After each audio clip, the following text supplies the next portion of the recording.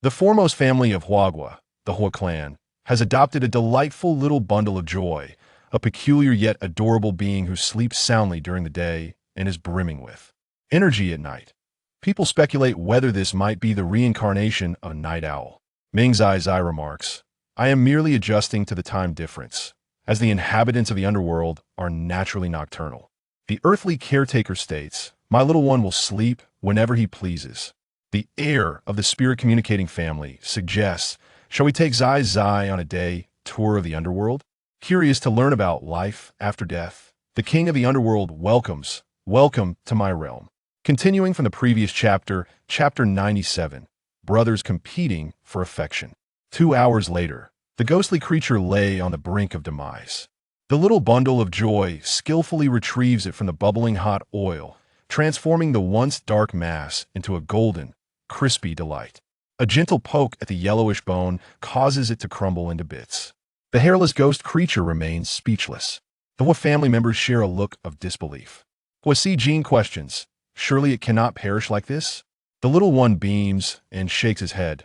Fear not, the fire is contained by the pot's base. It shall not be scorched. Just a count of a few, and it will revert to its former state. The hairless ghost creature remains silent. 1, 2, 3.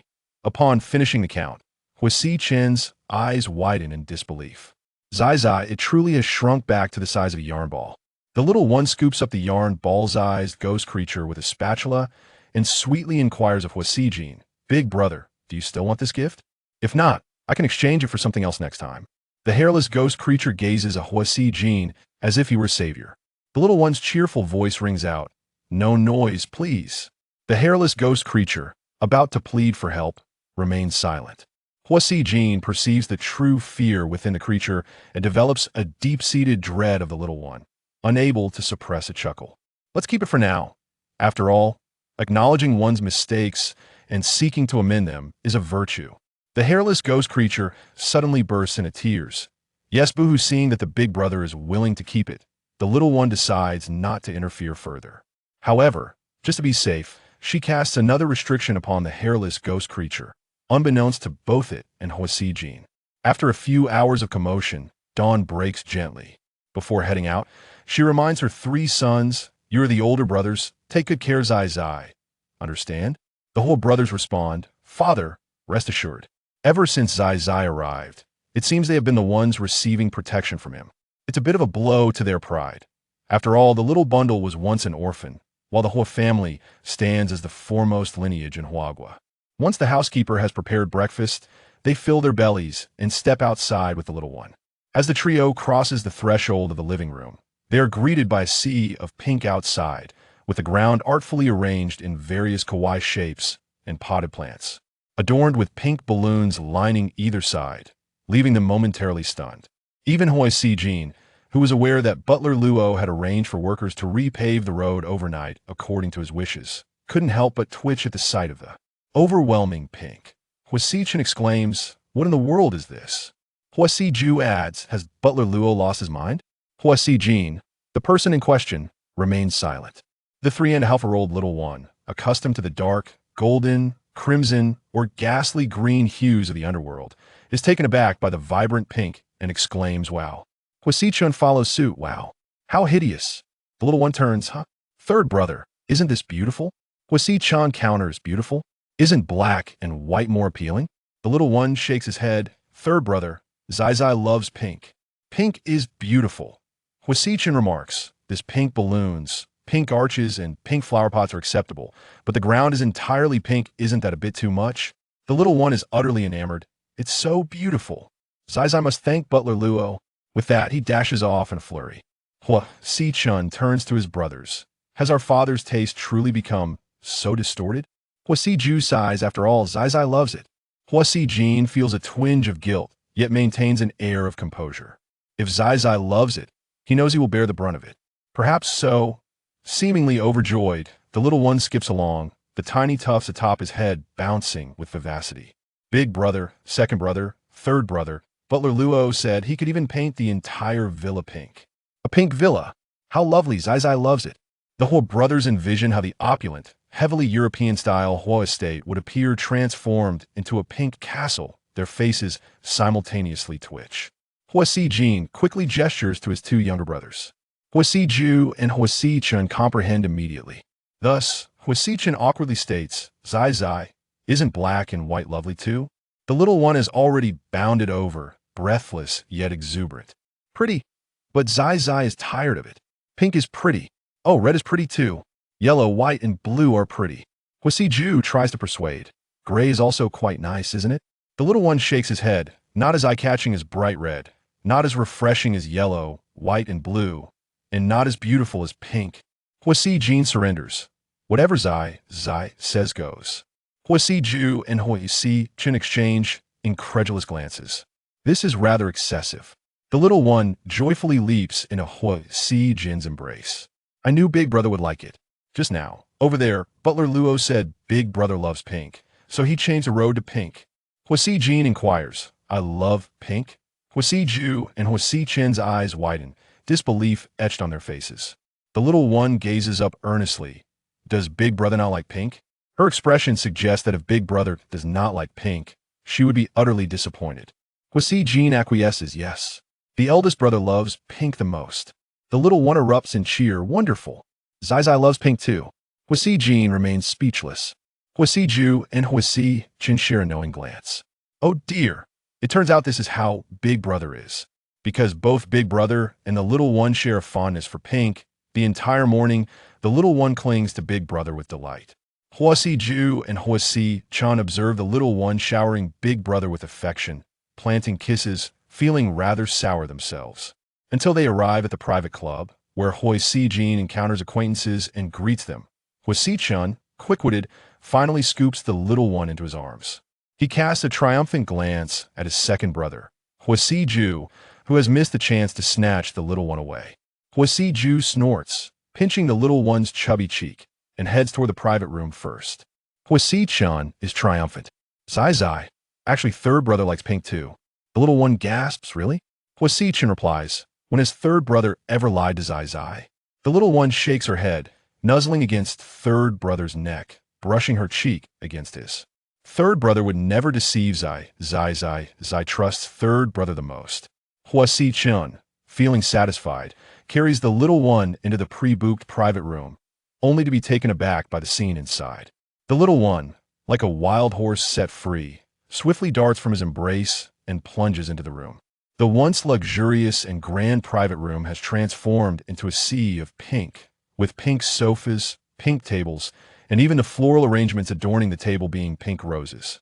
Of course, what captivates the little one the most is the second brother, clad in a white shirt and a pink suit, exuding an exquisite beauty that could incite envy. Second brother, you look so beautiful. Zai loves you.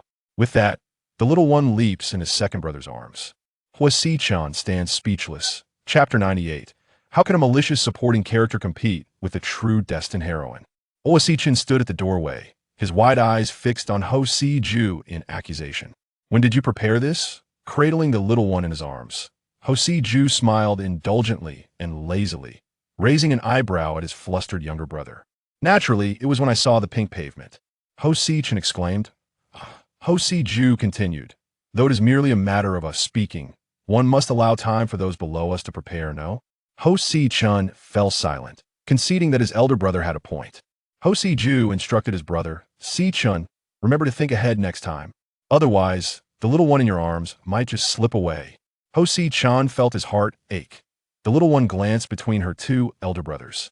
Noticing that the third brother seemed on the verge of tears, she quickly wriggled out of the second brother's embrace and ran to his side, taking his hand and leading him inside. Third brother, I'm sorry. I didn't mean to leave you behind. I was just too happy. Please don't cry, okay? Hua Chun wondered. What did I say I was going to cry? No, wait. He absolutely must cry. Look, the little one is coming over, isn't she?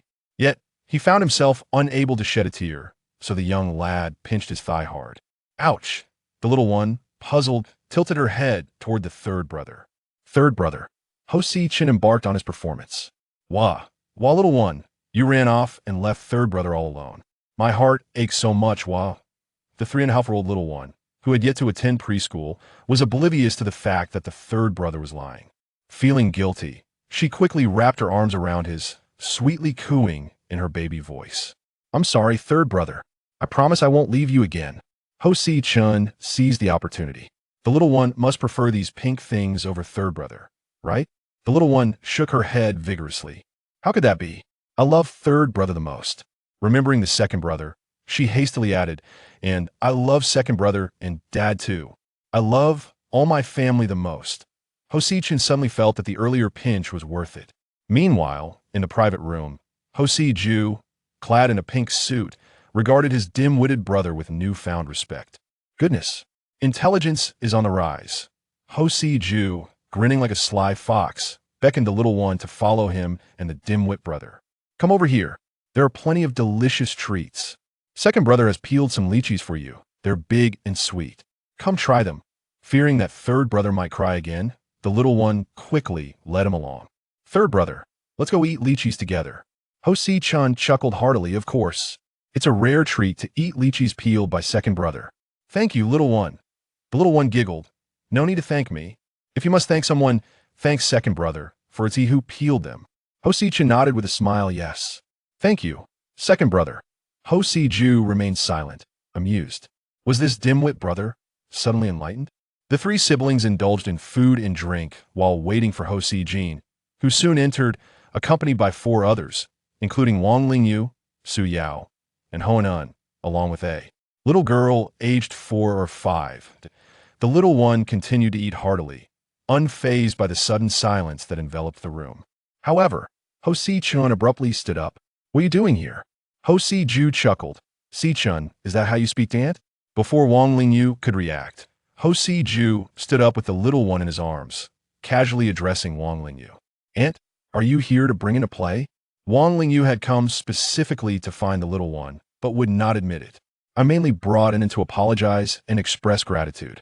She added pointedly, at least Si-jin and Si-ju are considerate enough to greet me properly, unlike Si-chun, who seems to have forgotten my existence. Though she smiled, her eyes were icy. And is jesting. If Si-chun truly forgot you, then you wouldn't have been able to live so comfortably in the old residence all these years. The implication was clear. It was best to leave things as they were, or else Si-chun might truly cause a ruckus, and Wang Lingyu would have a hard time. Wang Lingyu fell silent. These little brats. When Zhang Ning had the car accident, why didn't they all perish together in that crash? Hoan quickly chimed in. Si-ju gidge, Si-chun gidge, little one. Ho Si-ju nodded with a faint smile, acknowledging her. Hoan seemed somewhat timid, glancing cautiously at the little one before speaking hesitantly. Little one, may I play with you? Seemingly afraid of rejection, she quickly added, I apologize for what happened last time. Thank you for saving me without you. I might have been sold off. Little one, thank you so much. The little one, her cheeks stuffed with food, looked up, her large, bright eyes sparkling. Meeting those innocent eyes, Hoan struggled to maintain her composure. She was merely a 3.5-year-old child. She had to stay steady. How could a cruel female antagonist contend with a true heroine? So, what was there to fear? With that thought, Hoan straightened her back, her expression growing increasingly sincere. The little one swallowed her food and spoke in her soft, baby voice. Sisternin, are you sincerely apologizing to me? Hoan scoffed internally, yet her smile remained genuine. Of course, not only am I apologizing, but I also want to thank you for saving me last time. The little one fixed her gaze on Hoan with utmost seriousness. Sister lying to little one will have serious consequences. The little princess of the underworld rejects lies. To like is to like, to dislike is to dislike. Lying once or twice is forgivable, but to lie so earnestly this time, the little one was quite displeased. Thus, if Sister Inen refused to acknowledge her deceit, the little one resolved to show her the consequences of lying. For some reason, a sense of dread gripped Hoan. She felt that lying to the little one was ill-advised. Yet without the arrival of the little one, her special abilities would not have waned would she be shunned in the old residence for offending her. The 4 or 5-year-old girl standing beside Hoan piped up. Her voice was sharp, and even though she was also a little one, her tone lacked the sweetness of the little princess. Are you the little one? You look so chubby and ugly. If you look like Su Jiahui, you'd be pretty. You're as thin as a twig. A gust of wind could blow you away. If one didn't know better, they'd think your parents were starving you. Almost 5 years old and still the same height as my little one. Just eating without growing is a disgrace.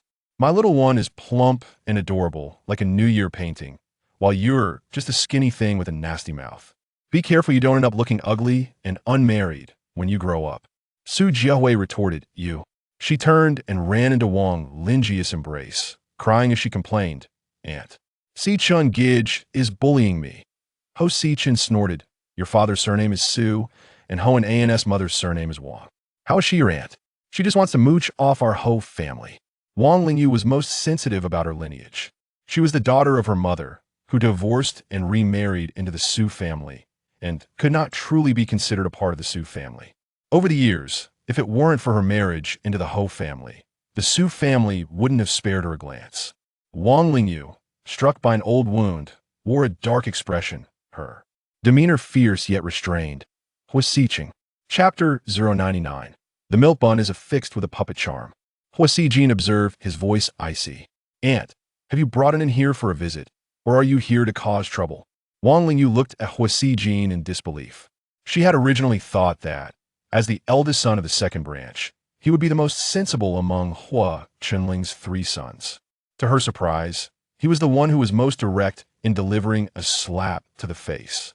Su Yao quickly apologized, I'm sorry, Sijin Ge, and then hurry over and sit down. Hua Un nodded eagerly, and Su Yao turned her gaze toward the frowning Wang Lingyu. Aunt, didn't you say you saw a good friend downstairs? Why don't I keep an eye on it and Jiahui while you go check? Wang Lingyu felt distressed at just a glance and was eager to leave. Since her purpose had been achieved, she could leave the rest to Su Yao. Indeed, how forgetful of me. I'll go down and take a look. Yao Yao, you take good care of the 2 little sisters. Although they are all family, and it doesn't have the same appeal as Zai. Huan frowned. Mom, please go check quickly, so Aunt doesn't have to wait too long. Wang Lingyu shot a fierce glare at Hua Siqing before departing. Hua Sijin had learned from his 2 younger brothers that Hua Nen had nearly been abducted before seeing her in good spirits. Now was a relief.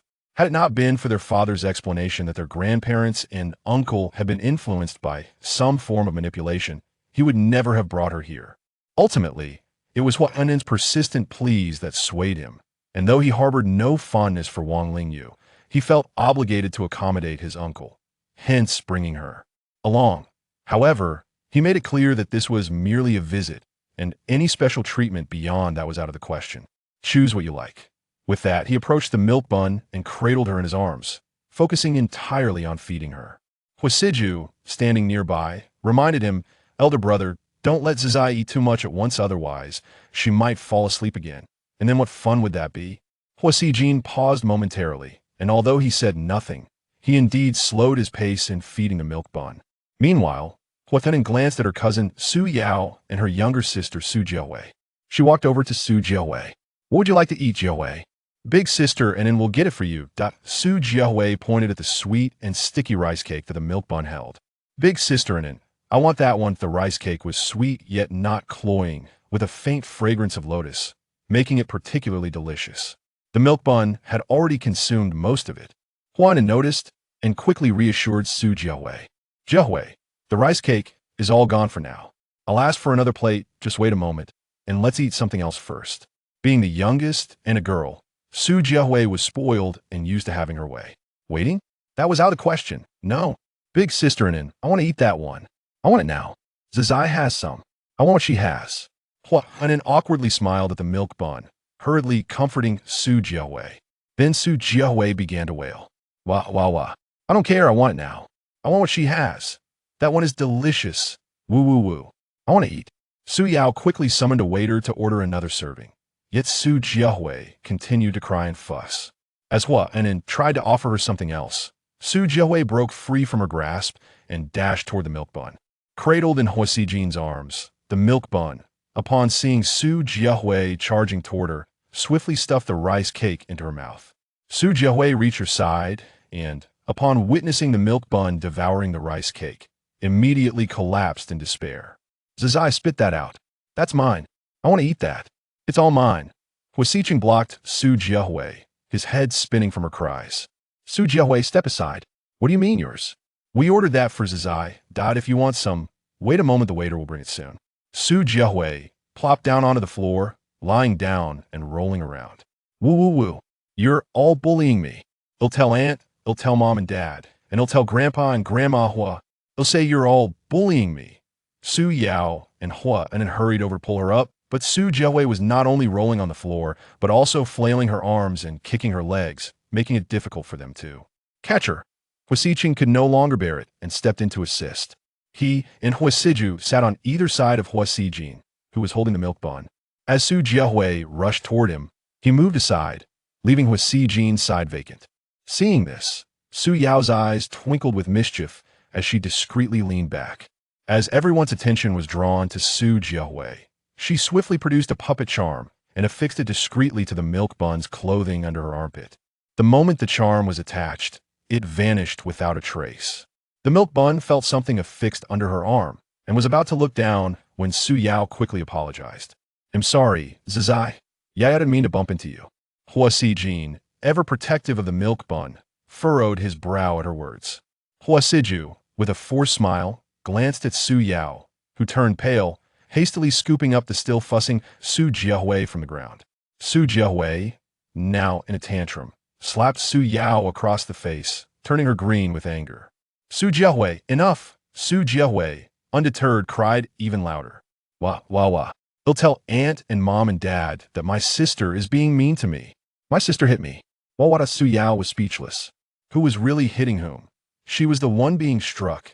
If it weren't for the fact that she had successfully affixed the puppet charm to the milk bun amidst Su Jiahui's commotion, she would have ensured Su Jiahui faced consequences for her actions. Holding the still crying Su Jiahui, she felt utterly embarrassed as she apologized to Hua Xijin and the others. I sincerely apologize. I didn't expect little Jiahui to be so unruly. We will take her away. Immediately, we're sorry for disturbing you. Xijin Ge. Upon hearing Su Yao's words, Hua Anan understood that the plan had succeeded and quickly echoed the apology. Xijin Ge, Sijige, Xijin Ge Zizai, I'm sorry. I didn't know little Jiahui would cause such a fuss. Had I known, I wouldn't have brought her. We'll take her away right now. Before leaving, Hua Anan waved goodbye to the milk bun. Zizai, he'll come to the manor to play with you again soon. The milk bun smiled brightly. Okay, Anan would surely come back to find her, even if she had to deceive her to do so. Just as Hua Anan and the others departed, the door to the private room swung open, and Zhang Xiaoji rushed in, looking disheveled. Having been absent for a day, she appeared much more haggard. The milk bun could clearly sense a faint aura of despair surrounding her. She quickly turned to Hua Xijin and the milk bun, then knelt down with a thud, bowing her head repeatedly. Young Master Hua, Miss Hua, I implore you, please show mercy and save my sister. Chapter 100. Manipulation. The tender voice of Neichuanzi echoed softly within the private room as she devoured a piece of steamed pork rib. But sister, you are going to die. Zhang Xiaoji was momentarily stunned. Am I going to die? Neichuanzi nodded. Observing this, Hua Xijin handed her a napkin to wipe away the grease from her small mouth. Once her mouth was clean, Neichuanzi spoke again. Thank you, big brother. Hua Xijin affectionately patted her head, a smile of indulgence gracing his face, yet he remained silent. Having acquired the ability to see the supernatural, the three Hua brothers could perceive the dark mist surrounding Zhang Xiaoji. Unlike the chilling presence of ghosts, this black mist was less dense and lacked the bone-chilling coldness. They speculated that this might be the aura of death that manifests as one approaches their end. Neichuanzi pointed at the entranced beautiful sister, declaring, You will not survive until noon tomorrow. Zhang Xiaoji gasped. The Hua brothers were astonished. Their little one not only possessed the ability to see the spiritual realm, but could also grant them this vision and discern life and death. What remarkable capabilities this child had. Zhang Xiaoji gritted her teeth, seemingly resolved. Prior to her arrival, she had inquired about this little friend and learned that she was a ward of the Hua family, though her surname was Ming. Zhang Xiaoji straightened her back and bowed deeply to Neichuanzi, her voice firm and resonant. Miss Ming, I beseech you to save my sister. Hua Xiqing couldn't help but interject. Where is your sister? My little one knows nothing. How can she determine if someone can be saved? Upon hearing a glimmer of hope, Zhang Xiaoji immediately raised her right hand, revealing a silver bracelet. Her voice quivered as she continued, but I am aware of what transpired at the abandoned building yesterday. I suspect I may have been deceived. She attempted to bow again, but Neichuanzi stopped her. She continued to implore, So, Miss Ming, I beg you to save my sister. Neichuanzi thought she had misjudged, so she approached Zhang Xiaoji to examine the bracelet on her wrist closely. After gently touching it, she shook her head. Sister, this is just an ordinary bracelet. There is nothing within it. Zhang Xiaoji looked at the bracelet in disbelief. Impossible. Just before her arrival, she could sense the dark energy within the bracelet. Yet now, no matter how hard she tried to perceive it, she found nothing, just as Neichuanzi had said. Panic enveloped Zhang Xiaoji. How could this be? I could sense it before. Neichuanzi lightly tapped her forehead and released a small amount of dark energy that slowly encircled Zhang Xiaoji. Try sensing again. With tears streaming down her face, Zhang Xiaoji nodded vigorously. Yet, regardless of her efforts, she remained empty-handed. Neichuanzi turned to her 3 brothers and asked, Big brother, second brother, third brother, did you see anything? The Huo brothers replied, there's indeed a significant amount of dark energy surrounding her. Neichuanzi straightforwardly explained, Sister, the reason you could sense the dark energy before is that someone tampered with your sister's soul. The inability to sense it now means that your sister has completely vanished.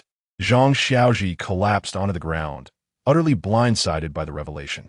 My sister, Xiaoqi, is gone? Neichuanzi, noticing her dazed expression, hurriedly embraced her. Sister, that wicked individual failed to complete the formation yesterday.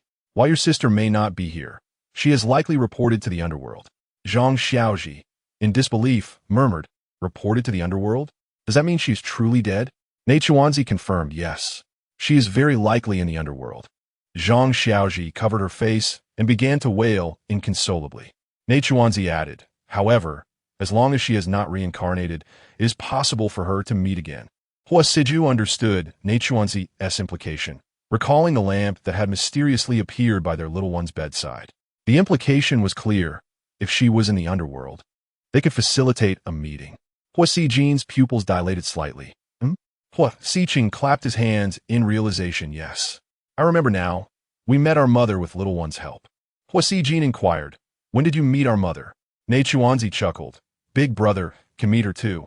But only the remnants of her spirit can be seen now, since she is already reincarnated. Hua Sijin swallowed hard, striving to maintain his composure. Little one, does that mean Big Brother can see her? Neichuanzi nodded brightly. Big Brother can indeed see her. That lamp is currently in Father's study. Hua Sijin slowly clenched his fists. And Hua Siju, perceiving his elder brother's intentions, quickly interjected with a smile. Hua Siqing also nodded yes. Big Brother, we could take good care of the little one. There are many entertaining and delicious things at the club.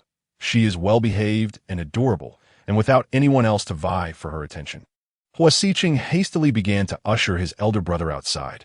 Neichuanzi cautioned, just a brief touch is sufficient. Prolonged contact may attract unwanted spirits. Hua Sijin lifted Neichuanzi and planted a heavy kiss on her forehead. Thank you, little one. Neichuanzi beamed, her eyes sparkling. Big brother, go quickly. Hua Sijin departed swiftly. Inside the private room, Zhang Xiaoji wept heart-wrenchingly, while Hua Siju and Hua Siqing were at a loss. They were unafraid of confrontations, even against 10 adversaries. But faced with a woman in despair, they felt utterly helpless. The first issue was their unfamiliarity, and the second was their inability to console a grieving woman. Thus, Hua Siju and Hua Siqing simultaneously turned to Neichuanzi and pointed at Zhang Xiaoji, who was collapsed on the ground, sobbing uncontrollably. Neichuanzi gently patted the floor with her chubby little hand, preparing to consult the black and white uncles about the whereabouts of his sister when she suddenly felt a warmth under her armpit. Huh? Hua Siju and Hua Siqing hurriedly approached. Little one, what happened? Neichuanzi pointed to a spot just below her right armpit. Second brother, third brother, I just felt something warm here. Hua Siqing quickly attempted to lift Neichuanzi's shirt, but Hua Siju intervened, gently lifting her shirt himself. His movements were swift yet tender. Meanwhile, he instructed Hua Siqing, stand guard at the door. Do not let anyone in, as little one is a girl. Hua Siqing grumbled as he went to stand guard. However, as Hua Siju lifted Neichuanzi's shirt to examine the area she indicated, she could not help but exclaim in her sweet voice, second brother, I feel like someone is controlling me, trying to make me go outside. Hua Siqing, incredulous, replied, little one, How could anyone possibly control you? Neichuanzi quickly clarified. They cannot control me, which is why I'm not going outside, but they want me to. At this point, Neichuanzi looked at Huasiju, who narrowed his eyes, a shadow crossing his gaze. Little one, go outside. Siqing called Dad. Neichuanzi blinked obediently, nodding her head. I will listen to second brother. However, she did not forget the weeping sister and embraced Zhang Xiaoji once more before heading out. Zhang Xiaoji, lost in her sorrow, had not heard the conversation between the Hua siblings. We can still meet? Neichuanzi grinned, revealing her pearly whites. As long as she has T reincarnated, we can. Zhang Xiaoji wiped her tears and suddenly felt a glimmer of hope.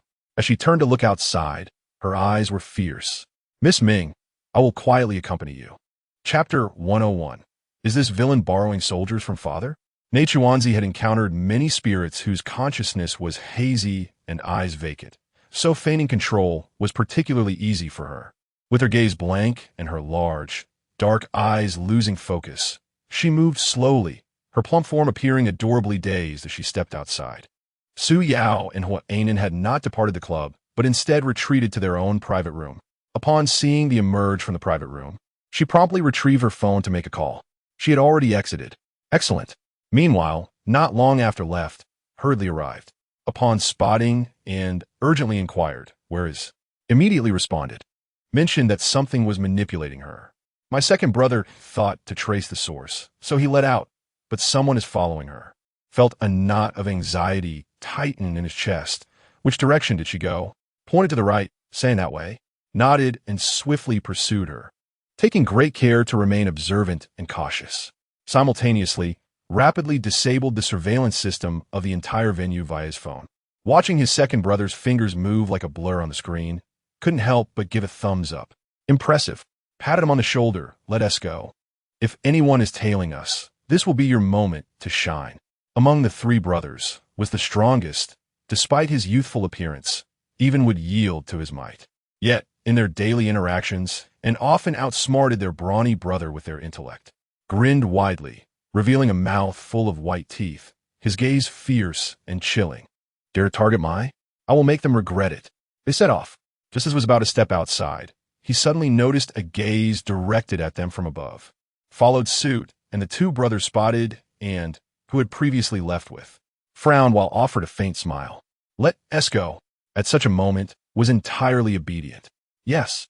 Meanwhile, by the railing above, cast a dissatisfied glance at. What if we were suspected of something? She grumbled, blaming for insisting on peering down. The family brothers, apart from the somewhat foolish, comprised of the astute and, if they were to be suspected, how could expect to lead a peaceful life in the family thereafter? Contemplating this, she lowered her gaze slightly, her peripheral vision sweeping over with a hint of coldness. In times of necessity, nothing is too great to forsake for self-preservation. Just a dim-witted cousin. Remained unperturbed. Fear not. We were just out in the open, our demeanor quite gracious. If we were guilty, would we dare to confront them with our eyes? Nodded, feigning understanding. Is indeed wise. Beam, of course. Just wait. This time we will certainly make pay. Suddenly, S system alerted her. Ask what is controlling. I cannot detect it. Was taken aback. Given the system's peculiar nature, it usually detected any substances, be they drugs or toxins. She promptly turned to, why did obediently go out? She looked as if in a trance. Could it be some kind of mystical technique? Chuckled with pride. It's a puppet talisman given to me by Vice Captain Song. As eyes widened, puppet talisman? Explained with a smile, yes. I managed to affix it on her while we were holding earlier. It has now been activated, turning her into a puppet under control. The system within began to curse. Isn't this the world of wealthy tycoons? Even knowing your cousin is some sort of mystical practitioner, I thought such charlatans were merely pretending to be spiritualists. Yet this thing truly exists. Then recalled, what about? Will she? The system promptly provided an answer. It is highly likely that it is a ghostly entity. It first appeared beneath the big locust tree in the back mountain, as such entities are particularly fond of locust trees. Asked, so the malicious female antagonist is a ghost. The system, slightly unsettled, maintained its composure. Even if it is a ghost, it matters not. You are bound to the true fate system, and I detected that the mystical realm here is concealed referred to as a special department. This indicates that the narrative still prioritizes the wealthy tycoon script. Grasp the situation. So this world may harbor ghosts, but humanity remains predominant. The system nodded, affirming indeed, fell into silence, noticed her fixated gaze on the ground, and gently tugged at her. Shall we go bowling? Just then, emerged from the private room, cheerfully exclaiming, Sister, want to go bowling too? Had an aversion to children, particularly those spoiled and incessantly crying, finding them far less appealing than. However, given the suspicion surrounding possibly being a ghost and its connection to the mystical realm, she naturally chose to stay with. After all, in times of need, could provide some protection. All right, let's go bowling. Unbeknownst to her, was just a short distance from the bowling alley, hidden within a grove. Beyond the grove lay an artificial lake, surrounded by lush greenery and fragrant flowers. Having failed to eliminate in one fell swoop, was now being pursued by the special department, resembling a stray dog. He had come in using an invisibility talisman and was waiting in the grove for his call. Upon spotting, his eyes brimmed with a sinister and frenzied glint. Over the past week, he had discerned that although had only recently arrived at the household, she had already become cherished one. If he could persuade to willingly follow him, what was there to fear from Amir? This was capable of foreseeing the future. Of course, if proved uncooperative, he had myriad ways to ensure she remained with him. Within his grasp, he feared not and his associates. Produced a soul-summoning banner, biting his finger to let a drop of blood fall onto it. The black banner, adorned with an exquisite skull, visibly animated as it absorbed the fresh blood. To deal with such a capable, resolved to go all out. Thus, he summoned the ghostly beings of the underworld using the soul-summoning banner. The spirits of the underworld were distinct from those of the living. They were organized, akin to shadow soldiers. As stepped into the area he had laid out, hurled the soul-summoning banner. In the distance, felt a peculiar tremor in the small token belonging to deep within her mind. Confused, she blinked her big eyes, pondering, is this bad guy trying to borrow soldiers from Daddy? She was utterly baffled. Who was he borrowing soldiers to fight? Chapter 102. No borrowing. Following closely behind, felt a chill run down her spine upon seeing in the nearby grove. She recognized him and was well aware of his identity. He had become a high-priority, wanted criminal by the special department. His presence here, coupled with being manipulated, made the situation alarmingly clear. The formation had already been activated. Any attempt to intervene now would be futile. Panicked. What should I do? Must not come to harm. I still wish to see my sister through her. Represented her sole hope. In her distress, handed her 2 talismans. Focus on yourself first. You are surrounded by deathly energy. Is seeking shadow soldiers. Keep your distance with the talismans to avoid being mistakenly killed by them. If you get tainted by that energy, the shadow soldiers won't recognize you. They only acknowledge. Standing there was nothing more than a living target. Zhang Xiaoji. However, Miss Ming, Hua Ju, and Hua Chun have already arrived. Hua Chun possesses an inexplicable confidence in his little darling, believing that nothing will happen to her. Yet, when Hua Chun lifts his head and sees the increasingly large flag adorned with a skull, he cannot help but exclaim in exasperation about the state of the nation. What is going on? What is that thing? Bai Ming Su hurriedly leads the 3 of them backward, while he himself leaps back into the encircled area of the summoned spirit banner in an instant. You all stay here and block anyone who tries to approach. This is a private club, and once the summoned spirit banner is unfurled, it will expand further due to Song Qiao's maneuvers. The blazing sun in the sky has begun to darken, and soon the light will be entirely obscured by the banner. Hua Ju and Hua Chen's hearts race with anxiety, yet they are acutely aware of their own limitations. Charging in now would only hinder by Ming Su and the little darling, so it is wiser to remain on the periphery and prevent the curious crowd from getting involved, lest innocent bystanders be harmed. Suddenly, thunder rumbles ominously from above, echoing like a drumbeat.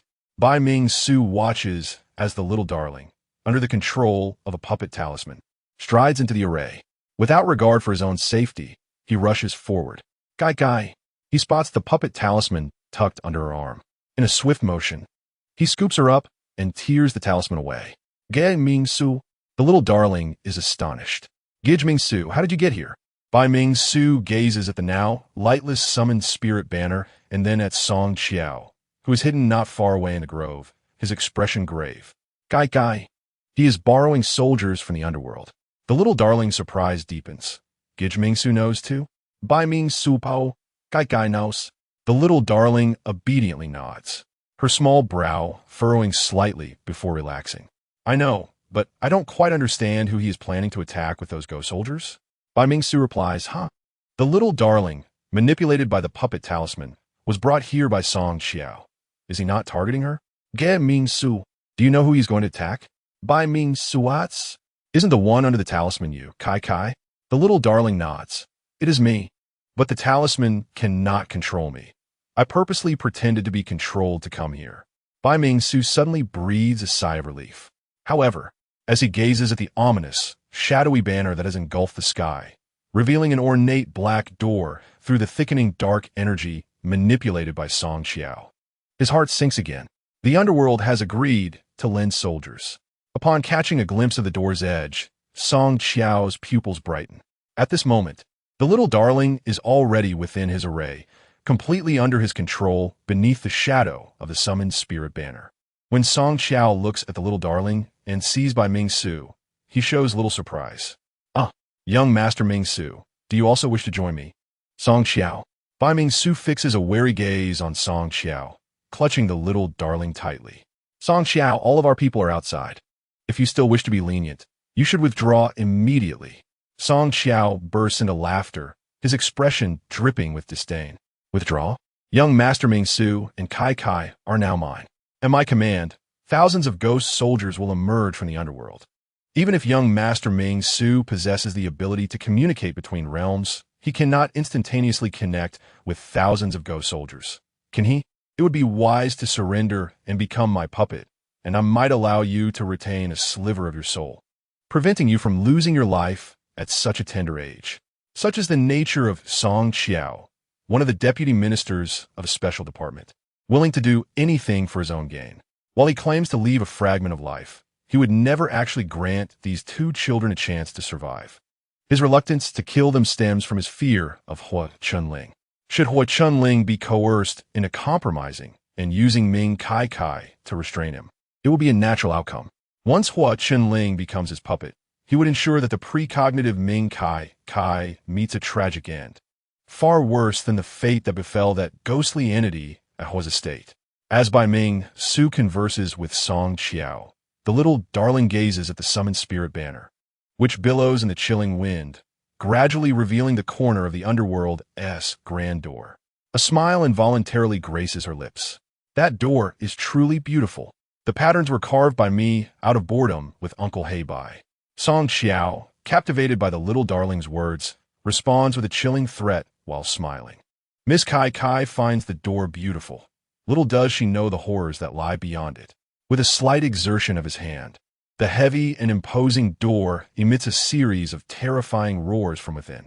The entities behind that door seem poised to burst forth like ferocious beasts, bloodthirsty and terrifying, their cries chilling to the bone.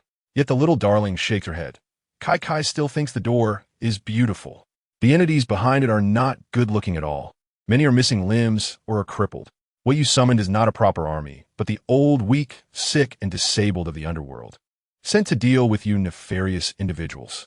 Song Qiao outright dismisses her claim, though it is his first time utilizing the summoned spirit banner. He knows that once it is activated, he must exchange his blood and soul with the underworld, which would certainly send soldiers and not a ragtag collection of the infirm to mock him. If they truly were the weak and ailing, it would only mean one thing. The opposing side is too weak to require a formal army from the underworld. Well then, Song Qiao sneers. It seems negotiations have failed.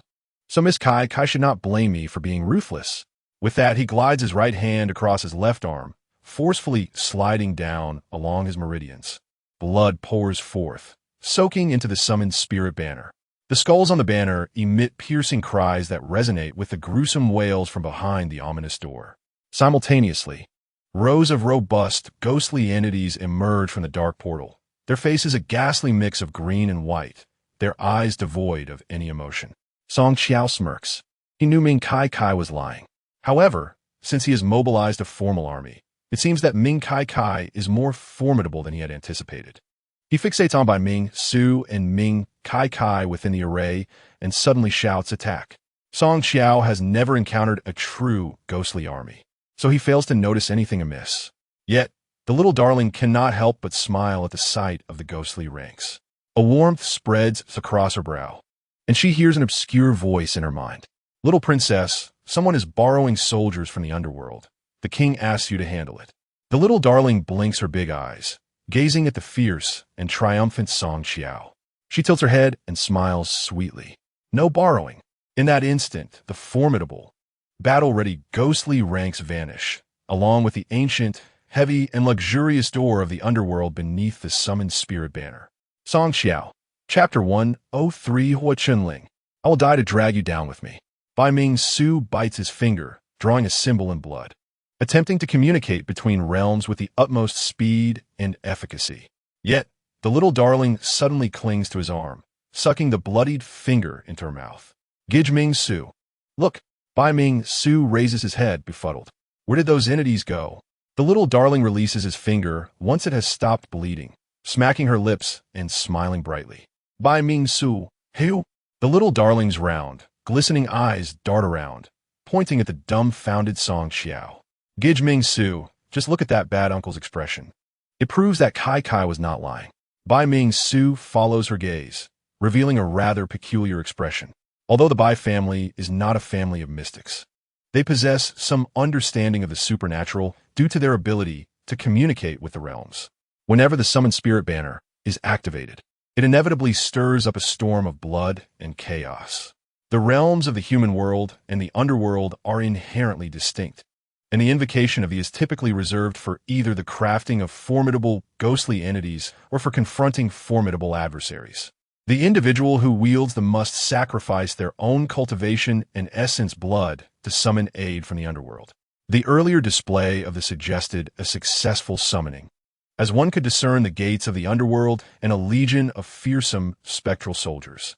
It appeared that Song Xiao had indeed succeeded in his petition to the underworld, steeling himself for the inevitability of death. To his surprise, however, Song Xiao found himself less able to accept the situation than Bai Mingxiu. His eyes widened as he fixated on the tumultuous black clouds above, while they continued to block out the sun. The previously menacing skull that had danced wildly now lay still, affixed to the like a mere decoration.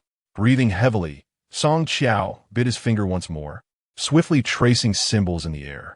His essence blood flowed anew into causing the skull depicted upon it to stir again. A glimmer of hope sparked in Song Xiao's eyes as he hastened his efforts. They fluttered ominously in the rising tide of dark energy around him. To his astonishment, the enormous skull within it did not open its dreadful maw, revealing its chilling fangs. Instead, it began to rotate slowly, its grotesque features morphing into a smooth, bald head. Bai Mingxiu, taken aback, exclaimed, Kai Kai, that ghostly entity has turned away. The small figure known as Nai Tuanzi remarked curiously, it has turned its back. Bai Mingxiu pondered that the skull, given its immense size, seemed to shiver in unison with if it had hands, I believe it would cover its face, he mused. Nai Tuanzi, contemplating this, glanced at Song Xiao, whose eyes were bulging with disbelief. Brother Mingxiu, I suspect that ghostly entity has turned away because it deems its master utterly useless. Before Bai Mingxiu could respond, Nai Tuanzi interjected. Look at that villain making such a grand display. Yet he cannot summon any soldiers. Even the ghostly entity has abandoned him. Frustrated, Song Xiao protested this cannot be. The gates of the underworld were just within reach, and the troops had begun to emerge. How could everything suddenly vanish? Unyielding, Song Xiao attempted once more to summon aid, yet met with silence. The enormous skull atop it trembled even more violently, as if teetering on the edge of a precipice, shuddering in fear of an unseen peril. Fissures beginning to appear on its surface. The itself began to diminish in size. Upon hearing Nai Tuanzi's words about failing to summon aid and the ghostly entity's disdain, Song Xiao, exhausted and drained, stumbled and fell to his knees. A wave of pain gripped his chest, and he lifted his gaze towards Nai Tuanzi, spitting a mouthful of blood. Nai Tuanzi observed Song Xiao's plight and shook her head, her voice sweet yet firm. Bad uncle, refusing to lend aid means just that. Even if you were to bleed yourself dry, you would still be unable to summon any soldiers. Song Qiao felt darkness encroaching upon his vision, his strength utterly depleted, rendering him incapable of controlling them. His gaze turned cold and menacing as it fell upon Naituanzi, a mere 3.5-year-old child who stood unfazed before the ominous gates of the underworld, brazenly asserting that he could not summon aid. The last time Naituanzi had predicted disaster for Zhou Yu, it had indeed come to pass. Now, with her declaration that he could not summon aid resonating in his mind, he realized he could no longer exert control over his intent to summon aid was solely to subdue Naituanzi, but it was evident that she was far too unpredictable, a being entirely different from himself. If that were the case, there was no longer a need to spare her. A murderous glint flashed in Song Qiao's eyes as he seized a corner of shaking it violently. The responded in kind, and the massive skull that had been cracking suddenly fractured into countless smaller skulls, all turning with grotesque expressions to face Naituanzi. Bai Mingxiu, positioning himself defensively behind Naituanzi, recognized the threat and urgently called out, "Song Qiao, you still have time to relent. If you dare harm Kai Kai in any way." The soft, melodic voice of Naituanzi interrupted him. "Are you attempting to defy authority?" Despite the simplicity of her words, the ancient and obscure language she employed rendered Bai Mingxiu unable to comprehend a single syllable. He quickly turned to look at her. Standing beside him was the diminutive figure of Naituanzi, barely reaching the height of his thigh, round and soft, exuding an air of innocent cuteness. Yet her gaze was icy, directed towards the multitude of grotesque skulls upon the. Bai Mingxiu attempted to step forward to shield Naituanzi, but a tiny, pudgy hand grasped his own, preventing him from advancing. In that instant, the erupted, disintegrating into ghastly, tattered remnants. The countless spectral skulls contained within the exploded forth, and in that moment, thunder roared and lightning flashed as dark clouds swirled ominously overhead. Yet, just before the skulls dissipated, they surged forth towards Song Qiao with a vengeance. Terrified, Song Qiao witnessed this scene, his heart racing with dread. No, he stumbled backward, fleeing in panic.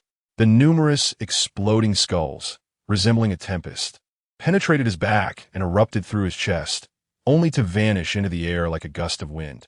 Song Qiao collapsed to the ground, convulsing. With the destruction of the vanishing of the spectral skulls, the once hellish grove returned to its previous radiance. At an unknown moment, Hua Chunling, arriving just as the formation dissipated, rushed towards Naituanzi. Gai. He barely took a few steps when he was seized by Song Qiao, who lay prostrate on the ground, blood gushing from his mouth. Hatred burned in Song Qiao's eyes as he managed a faint smile. "Hua Chunling, even in death, I will drag you down with me." In another part, Chun Jiantao had already zeroed in on Song Qiao's position at the instant it shattered. However, he had not anticipated Hua Chunling's speed. Before he could strike, Hua Chunling had already dashed forward. Simultaneously, Bai Laoyes and the Hua brothers joined the fray. Chun Jiantao felt a surge of tension, ignoring the lingering effects of his injuries as he prepared to act quickly. Just as he began to form seals, a piercing, agonized scream erupted from Song Qiao. All present froze, turning their gazes towards him. On the ground, Song Qiao had launched a desperate strike at Hua Chunling. Yet Hua Chunling remained unscathed while Song Qiao himself was propelled away by an invisible force, hurtling directly towards Chun Jiantao. As Chun Jiantao completed his incantation, he managed to immobilize Song Qiao at the precise moment he flew into his vicinity. Not only was Song Qiao unable to escape, but he could not even inflict harm upon himself. However, to Chun Jiantao's astonishment, Song Qiao simply vanished. The very fact that Song Qiao could conjure the indicated his affiliation with the dark arts, having caused the demise of many. This ruthless character, who summoned ghostly entities to control other specters, surely had contingency plans in place. Yet, as Chun Jiantao crouched to examine him, he found Song Qiao devoid of life.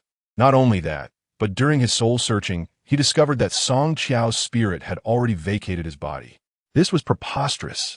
Here lay a recently deceased individual, his body still warm, and the notion that a spirit had departed suggested that the underworld's emissaries had arrived prematurely, directly extracting his soul. However, with his abilities, he surprisingly failed to perceive any trace of malevolence, nor was there any barrier in the vicinity. What does this signify? It implies that there are no representatives from the underworld present to guide him. Chun Jiantao pondered. Has the underworld undergone a reform? Are the staff responsible for guiding souls no longer needed? Upon death, do souls immediately arrive in the underworld? Otherwise, why hasn't he seen Song Qiao's spirit within a 10-meter radius? Or could it be that Song Qiao's spirit has concealed itself? With this thought, Chun Jiantao became wary. Given Song Qiao's vicious and ruthless nature, he undoubtedly left himself an escape route. The spirit that has now vanished would be that very contingency. He could resort to nefarious means, and it is possible that after death, he would turn himself into a ghostly entity to continue his cultivation. Unbeknownst to Chun Jiantao, the spirit he sought had been automatically absorbed into the heart of Nai Tuanzi at the moment of Song Qiao's death, swiftly transported to the underworld before Nai Tuanzi even realized it. The overworked king of hell, engulfed in a thick haze, emanated an oppressive aura that caused Song Qiao to collapse in fear. A deep, hoarse voice laced with a palpable killing intent drifted from the shadows. You intend to harm my daughter? Song Qiao gasped in disbelief. Glancing around, he realized he seemed to have arrived at the king of Hell's palace. Had he died? How did he perish? The surrounding dark mist coalesced into an intangible hand that waved gently. The last moments of his life, which he had momentarily forgotten, were projected before him as if from a modern world screen. Song Qiao recalled that he had indeed met his end at the hands of Hua Chunling. Yes, he remembered.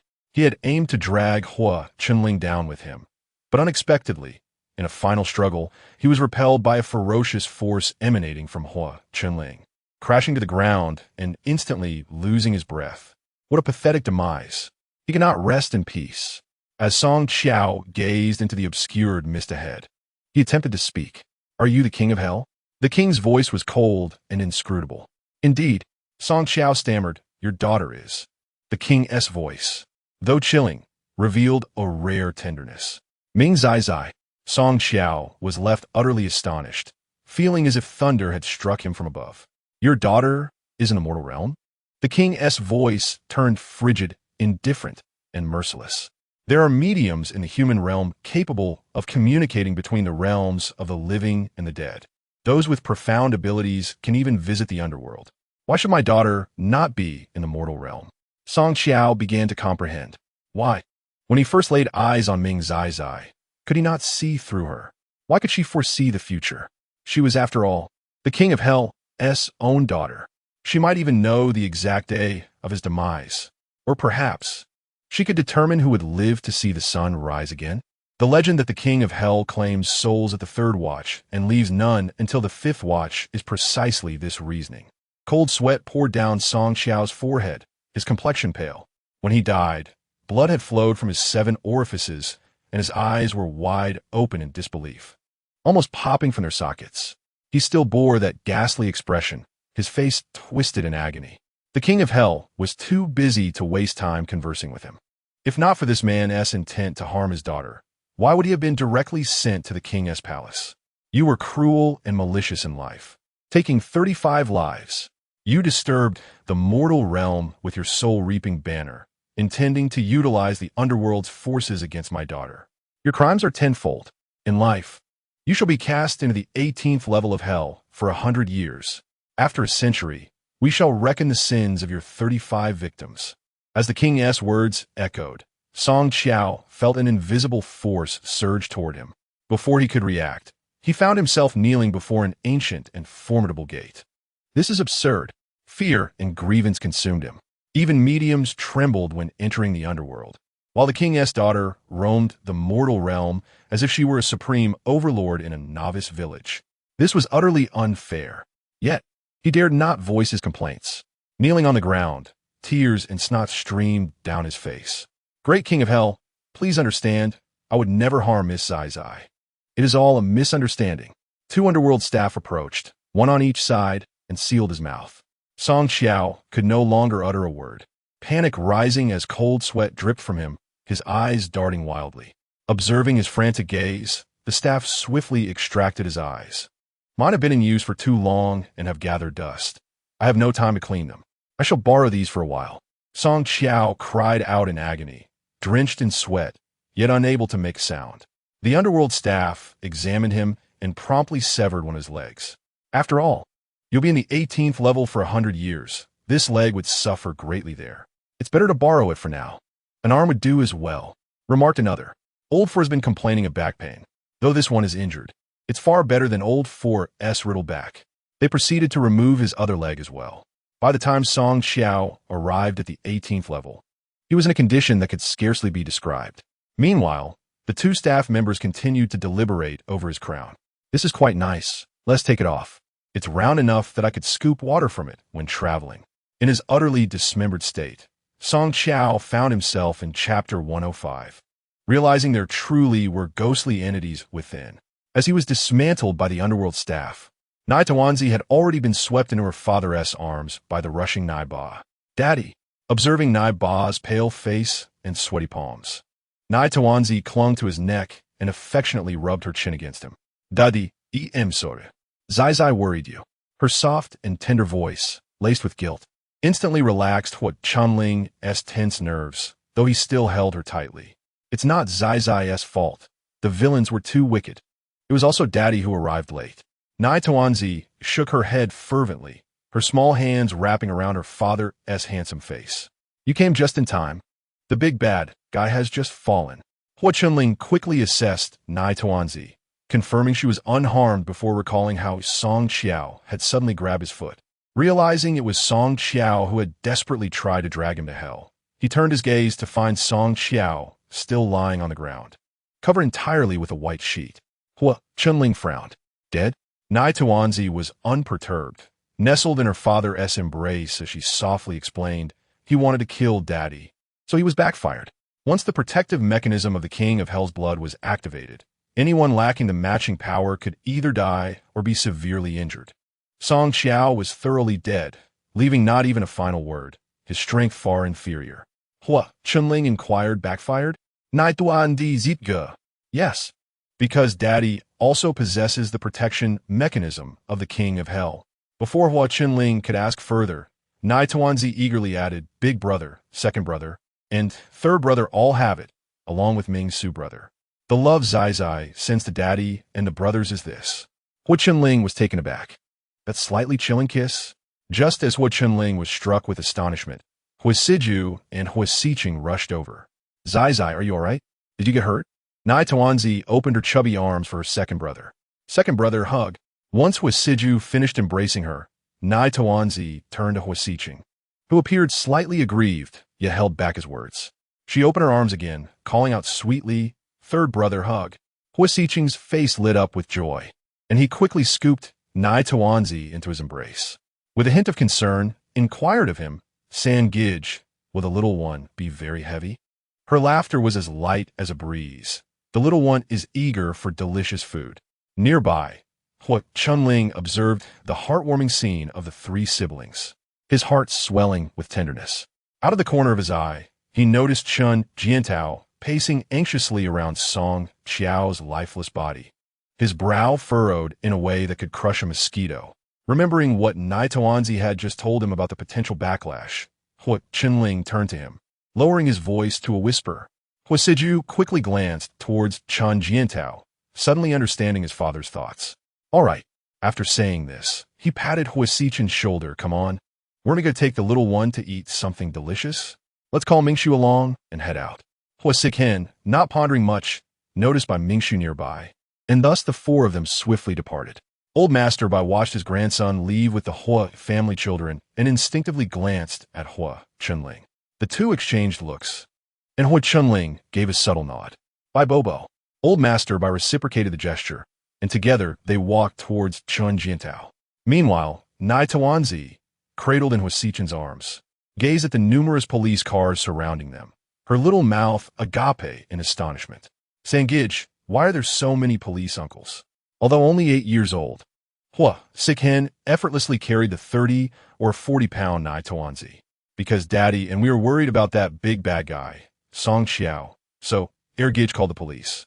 Nai Tuanzi responded with a soft "oh," and as she noticed the awkwardness of Hua Sichen's footing while carrying her, she chimed in, "San Gage, let me walk by myself." Hua Sichen lifted her slightly higher. "No need, San Gage can manage." Bai Mingxiu observed Hua Sichen holding Nai Tuanzi as if she were a large doll, her chubby form obstructing his view, making him tread carefully, which appeared both clumsy and endearing. He stifled a laugh. "Sichen, why not let me take over?"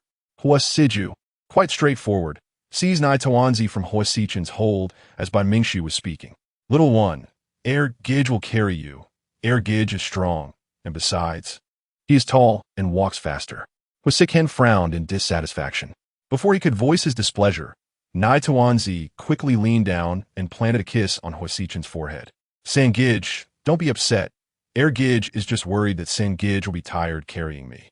Hua Sichen's annoyance vanished in an instant. As long as it was what Nai Tuanzi said, it was fine. Whatever she said was the law. Hua Siju continued to carry Nai Tuanzi as they moved forward, with Hua Sichen closely trailing behind. Bai Mingxiu, feeling a sudden urge to hold Nai Tuanzi, glanced at her as she lay on Hua Siju's shoulder. She looked exceptionally soft and adorable with her big blinking eyes. Yet, he was not an officially recognized Hua family brother and had no legitimate reason to snatch her away from Hua Siju. As his thoughts drifted away, he was jolted back to reality by a terrified scream nearby. There's a ghost." Hua Sichen scratched his head. That voice sounds somewhat familiar.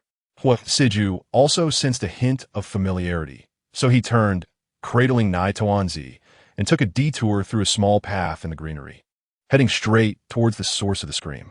Before stepping in, Bai Mingxiu cast a glance. The sound was emanating from the bowling alley, where a group of young men and women had gathered, all seemingly bewildered. "Nai Tuanzi the excelema, argige, I remember." That voice belongs to an Njia. Upon hearing this, Hua Sichen promptly turned around. "If it's her, then let us forget it and go eat something delicious to calm our nerves." Hua Siju's eyes glimmered with amusement, but it vanished upon seeing Hua and then burst forth from the crowd, her face pale, hair disheveled, and a shoe missing, looking quite disheveled. As she rushed out, she covered her eyes and cried out, "Help! There's a ghost! Help!" The surrounding onlookers were left speechless. Whose child is this? Is she out of her mind? Right? It's broad daylight. Where could a ghost come from? If there were ghosts, wouldn't it be at night? Exactly. If there were truly ghosts here, why haven't we seen them? My child, who is of a similar age, is completely unaffected. Who cares? I heard something happen outside, and the police are right here. Let us just find an officer to take her away. We don't want her scaring our children." Just then, Hua Clan caught sight of Nai Tuanzi, who was being held by Hua Siju at the entrance, and thought of how Nai Tuanzi was just a ghostly little thing. "Help! There's a ghost." Hua Siju, Hua Sichen, and Bai Mingxiu exchanged glances. "Oh, there really is a ghost. And not just one." Chapter 106, Little Princess. Long time no see the entities that had been playfully terrifying Hua and then seemed to freeze in place the moment Nai Tuanzi and the others entered. Nai Tuanzi was about to greet them, but, upon noticing the crowd, shifted her pudgy little hand from waving to clutching Air Gage's shoulder, as if she had not seen the four ghostly figures at all. "Ghost," a wailed, tears streaming down its bloodied face. "Woo-woo, the little princess has ignored me." Ghost B, doubting the situation, waved its bony hands. "Little princess, long time no see." Nai Tuanzi appeared oblivious. Ghost C began to worry. Is it because we are in the human realm during the daytime that the little princess's vision is affected, preventing her from seeing us? Ghost D outright rejected this notion. How could that be? We can frighten people here in broad daylight. The little princess's strength is far superior to ours. She can't possibly miss us. Ghost A concluded. So the little princess must be kidnapped? Ghost even detached its own head and pried out its eyeballs, placing them above its head to see what was happening inside. "Oh, it turns out I really am empty-headed. I actually forgot to bring my brain out with me." Woo-woo. Ghost B, C, and D simultaneously covered Ghost A's mouth. "I wondered why you started wailing again." "It's because you went out without a brain," Ghost C remarked, a male ghost standing at 1.98 meters, yet whining like a woman. Ghost D added, "See, in modern terms, that is what they call a falsetto." Ghostby disdainfully removed its ears, simultaneously slicing open its wrist to wash its ears with blood while grumbling. Damn this falsetto. I can't stand it. I have to wash my ears again. As the ghosts bickered, Huo Clan, and Bai Mingshu stood dumbfounded, particularly Huo Clan, whose eyes were nearly popping out of his head. In broad daylight, they dared to frighten people so openly? Bai Mingshu, however, seemed to understand a bit more. They must have significant power, unafraid of sunlight. Huo exclaimed, "This is utterly unscientific. If there are too many ghostly entities like this, the human realm will be in utter chaos." Nai Tawanzi, with her adorable innocence, explained, Gidge. There are usually just a few more in July, since it's the annual opening of the ghost gates. Huo asked, "You know a lot, little one. Do you know what they were chattering about earlier?" Huo nodded in agreement. Yes. Little one, do you understand what they were saying?" I couldn't comprehend a single word. The pronunciation is so peculiar. Could they be foreign ghosts? Bai Mingshu felt a hint of familiarity in their pronunciation. He instinctively cast a glance at the little bundle in Huo arms. If memory served him correctly, during the formation set up by Song Qiao, the little bundle had spoken to those spectral beings in a similarly peculiar and obscure manner. However, the little bundle's voice was sweet and endearing, while the ghostly entities, with their robust frames, boomed loudly, causing a ringing in his ears. Suddenly, Bai Mingshu recalled what his grandfather had mentioned before entering seclusion. The underworld had its own system, and its core members possessed their own language, which was the ancient dialect known as Mingyu. He murmured, "It must be the rumored Mingyu. They must have an organization in the underworld." Huo and Huo were once again rendered speechless. An organization in the underworld? Their understanding of the underworld came from various legends or ghostly novels.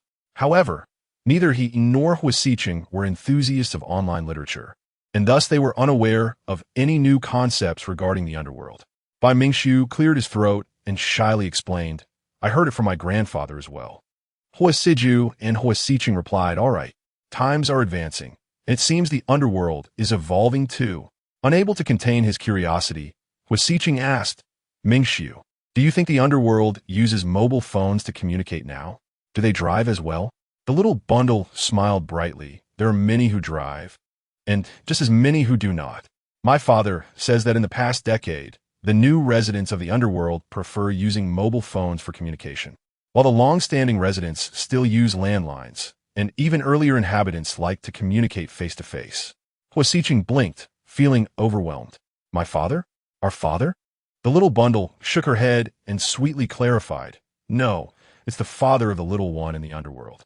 He has been in the underworld for many years, so busy that he hasn't had time to reincarnate because the number of residents is increasing, making the wait for reincarnation seem endless." Huo swallowed hard, feeling a mix of shock and horror. So, the little bundle could not only grant them the sight of the yin and yang realms, but could also communicate with her biological father, who had already passed and settled in the underworld. A fleeting thought crossed Huo mind, too swift to grasp. Bai Mingshu had a potential answer hovering at the edge of his consciousness. Yet he found it hard to believe, as it felt too absurd. Moreover, his grandfather had mentioned that no new life could be born in the underworld, as it was a place everyone must pass through after death, where a fair and just judgment of their earthly deeds would occur, determining their fate in the next life, whether they would be human, animal, plant, or inanimate object. While they were lost in thought, Su Yao, trapped in the crowd, finally broke free. Hua Anan had fainted from sheer fright.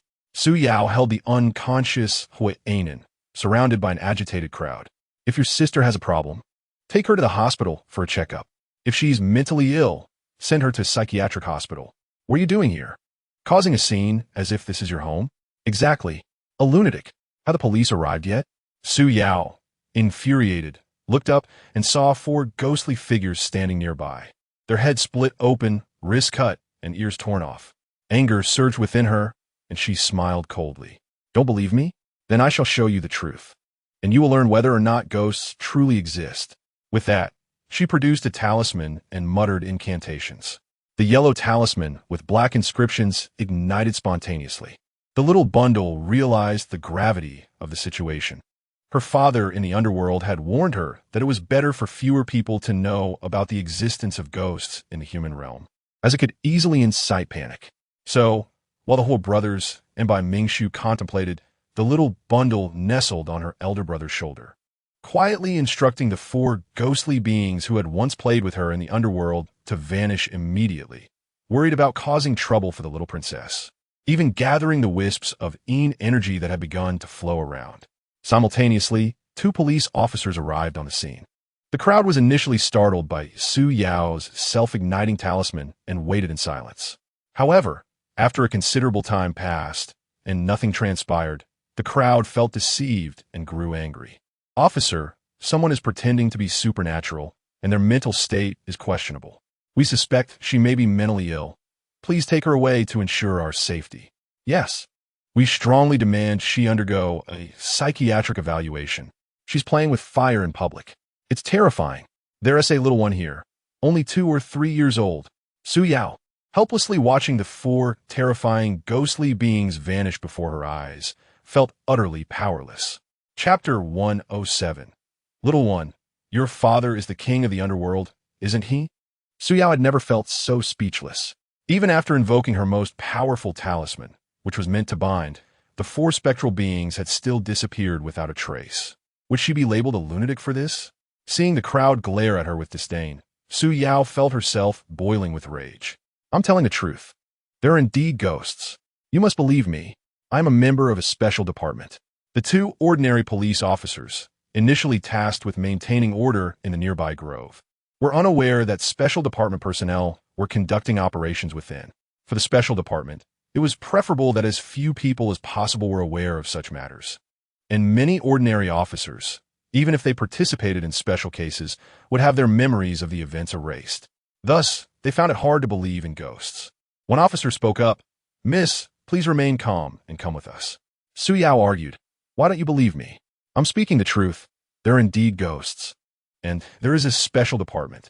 Do you know team leader Chun Jiantao?"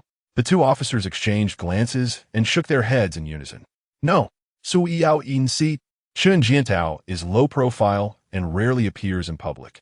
He usually leads the charge against spectral beings. Most external matters are handled by Song Qiao, who appears amiable but is actually quite ruthless. However, Song Qiao has now been expelled from the special department and is even wanted for murder. I can't say. Su Yao was frantic, her mouth blistering from anxiety as she stomped her feet in place. She glanced at the unconscious Hua Nation in her arms, and her eyes suddenly lit up. This is Miss Hua, from the prestigious Hua family. You dare to lay a finger on her? The officers retorted. Whether from the first family or the second family, you must come with us first. Promoting superstitions is unacceptable. The crowd echoed, exactly. When Su Yao found herself at a loss for words, she spotted Hua Siju and the others not far from the entrance. She shouted at the top of her lungs, "Officer, the little bundle they are holding is a ghost. If you don't believe me, go to Mingjue Temple outside the city and ask the master to confirm. He will verify that I am telling the truth." The crowd fell silent. Even now, she remained obstinate and continued to slander such a beautiful little bundle. Indeed, she must be seriously ill. Officer, please take her away quickly. What if she harms us? We are so scared.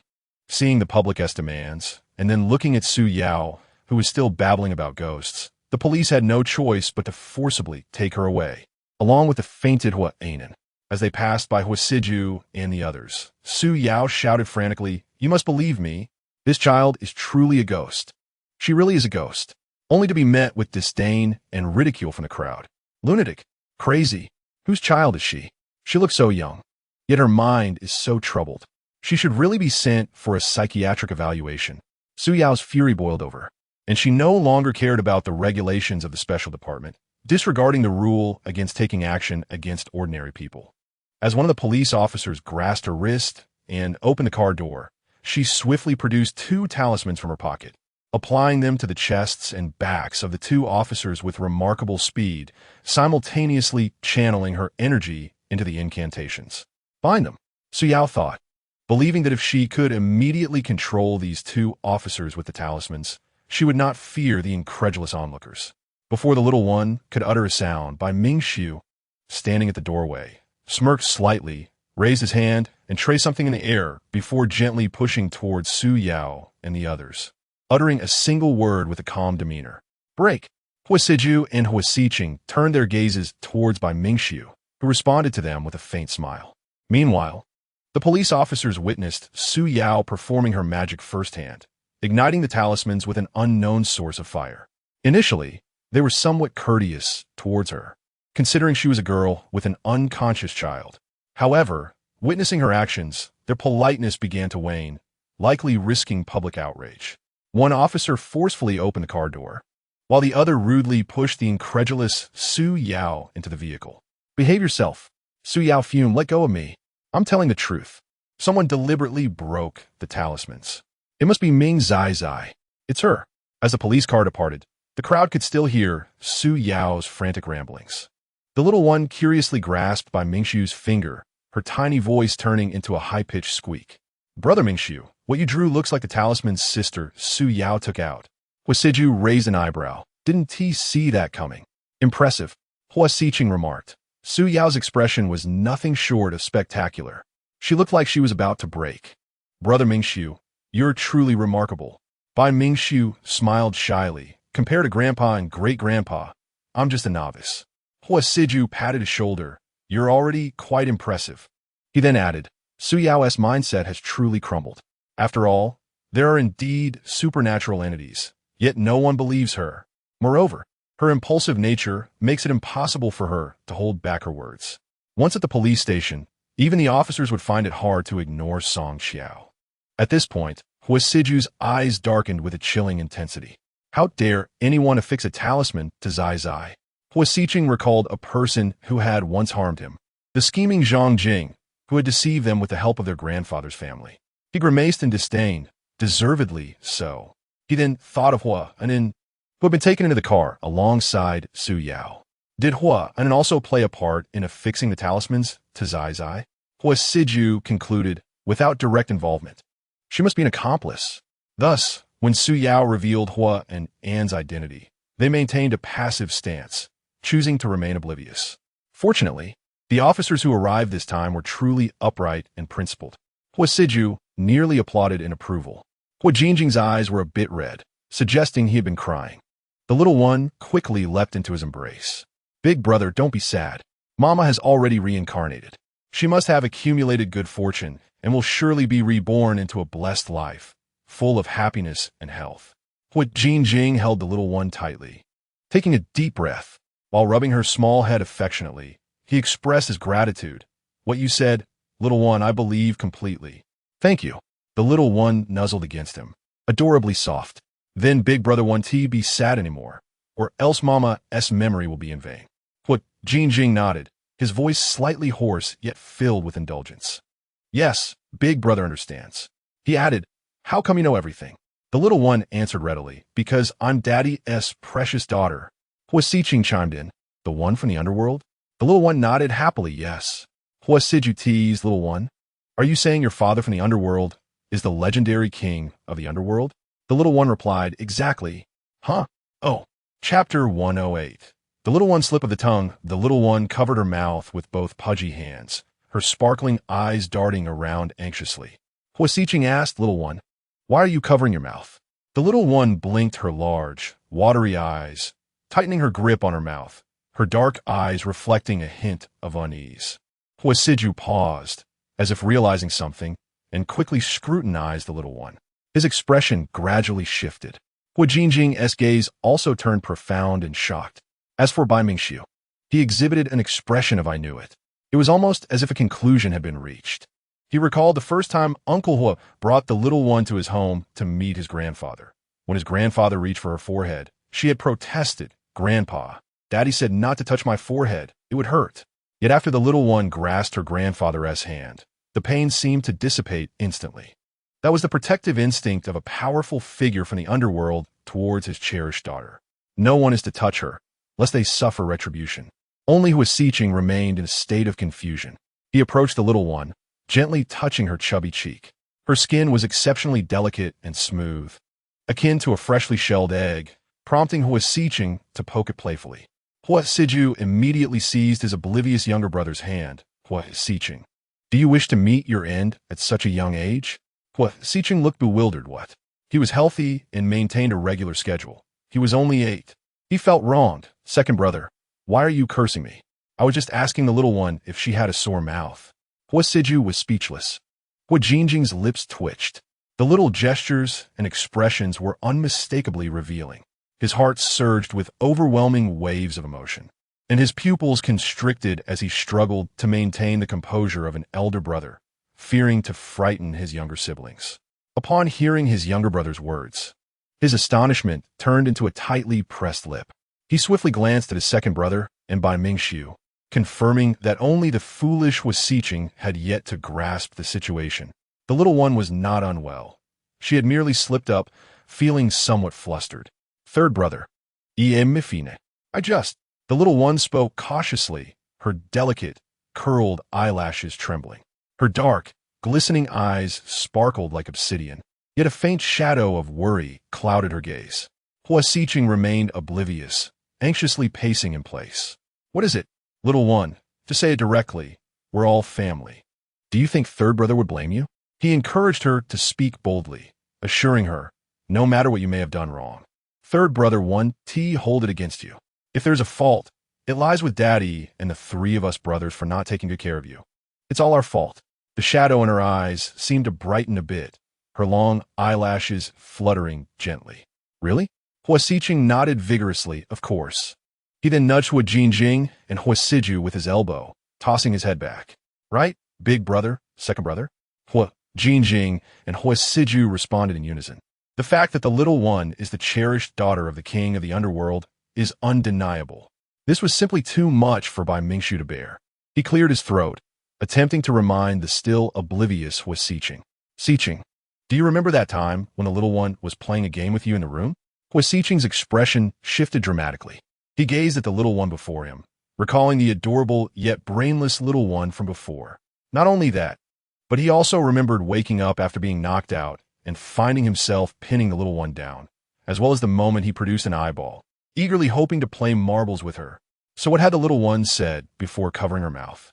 Hua Xiqing's expression twisted in realization. The little one clutched her third brother's hand. Third brother, you. Hua Xiqing swallowed hard, his voice trembling involuntarily. So you really are the cherished daughter of the king of the underworld? The little one nodded, swallowing nervously and gazing up at her increasingly pale third brother. She felt as though she was about to lose Sangij, for he appeared utterly terrified. Nai Tuanzi hurriedly spoke up, her soft voice becoming stammering. Sangij, don't be afraid of Zai Zai. Zai Zai is a person now. I won't harm you. I will protect you. Yu Xisheng exclaimed. Ah, Zai Zai has admitted it. She actually admitted it. His Zai Zai is indeed the daughter of the king of hell. His sister is the daughter of the king of hell. Does that mean he can stride through the underworld unchallenged? A surge of excitement rushed through him, and his previously pale complexion began to flush red. Then, with a roll of his eyes, he fainted. Nai Tuanzi, alarmed, leapt from her older brother's arms towards Hua Xiqing. Hua Siju and Bai Mingxiu swiftly caught the collapsing Hua Xiqing, with Bai Mingxiu promptly checking his pulse. Zai Zai, don't worry. Your Sangij just fainted. Tears streamed down Nai Tuanzi's cheeks. Ooh, it's all Zai Zai's fault. I scared Sangij into fainting. Hua Jinqing, having processed the news that Nai Tuanzi was the daughter of the Underworld's ruler, mistakenly believed Hua Xiqing had fainted from fright, and to comfort Nai Tuanzi, he felt compelled to lie. It's not your fault. Sangij wasn't scared by you. He was just too happy. Hua Siju shared the same misconception, also thinking his foolish younger brother had fainted from fear. Yes, Zai Zai, being the daughter of the king of hell, is wonderful. Your Sangij was just so overwhelmed with emotion that he fainted. Bai Mingxiu, without much thought, saw Nai Tuanzi crying and hurriedly attempted to console her. It's all right. Zai Zai, your Sangij will wake up soon. However, Nai Tuanzi's crying only intensified, reflecting on Hua Xiqing's earlier reaction to the adorable, headless Zai Zai, and then glancing at the now unconscious Hua Xiqing. Bai Mingxiu rubbed his forehead, pondering the absurdity of the situation. Hua Siju, undeterred, seized a cup of ice water nearby and poured it over Hua Xiqing's head. The unconscious Hua Xiqing jolted awake from the icy shock. As Bai Mingxiu prepared to revive him and Hua Jinqin was about to slap his younger brother's face, Nai Tuanzi wailed, "Woo!" Soaked and confused. Hua Xiqing glared at Hua Siju and then turned to Hua Jinqin to complain, "Big brother, second brother, is bullying me." But upon noticing the Nai Tuanzi in Hua Jinqin's arms, his anger dissipated instantly. His excitement returned, his cheeks flushed, and breathing heavy, he lunged towards Nai Tuanzi. Misinterpreting Hua Xiqing's intentions as a threat towards Nai Tuanzi, Hua Jinqin swiftly scooped her up, his tone urgent. "Hua Xiqing, no matter what, she is Zai Zai. She is our sister." Hua Xiqing half-heartedly replied, I know. It's just because Zai Zai is our sister that I—" Before he could finish, Hua Xiqing exclaimed, do you all have some sort of serious illness?" As Chapter 109 unfolds, Hua Siju hoisted Hua Xiqing over his shoulder and began to walk away when Bai Mingxiu interjected. "Wait, I think you may have misunderstood Xiqing. After all, he is the only one among the Hua brothers who has seen Zai detach her own head. It's unlikely he would harm her upon realizing she is the daughter of the King of Hell. Surely, he isn't wishing for an early departure to the Underworld." His judgment of Hua Siju's sudden lunge towards Zai suggested excitement. Turning his back to them, Hua Siju waved goodbye and left. Hua Jinqin held Nai Tuanzi close. Kissing her forehead, she looked worried. Still reeling from the revelation of Zai's true identity, Hua Jinqin quickly set that thought aside. What mattered most was Zai's happiness. He glanced at Bai Mingxiu and decided to take Zai out for some fun. Even if she was the daughter of the King of Hell, she was still just a chubby 3.5-year-old. With a shift in focus, she would surely be delighted.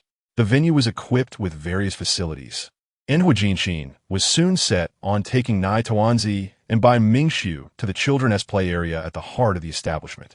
Given the summer season, a large water park awaited them. The clientele of this venue was affluent, and while the space was vast, there were not many children present, which pleased Hua Jinqin, who, like his father, preferred tranquility. Nai Tuanzi, round and plump with fair, delicate skin, contrasted with Hua Jinqin and Bai Mingxiu, one aloof and cold, the other refined and dignified. A few sharp-eyed girls recognized Hua Jinqin immediately. "Isn't that Hua Jinqin, the second young master of the Hua family?" "Yes, it is. Among the Hua brothers. Only he resembles the family patriarch, looking particularly cold and unapproachable. He is indeed handsome. Look at those long legs.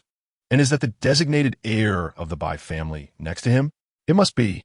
The Bai family doesn't compare to the Hua family. But their relationship is particularly close.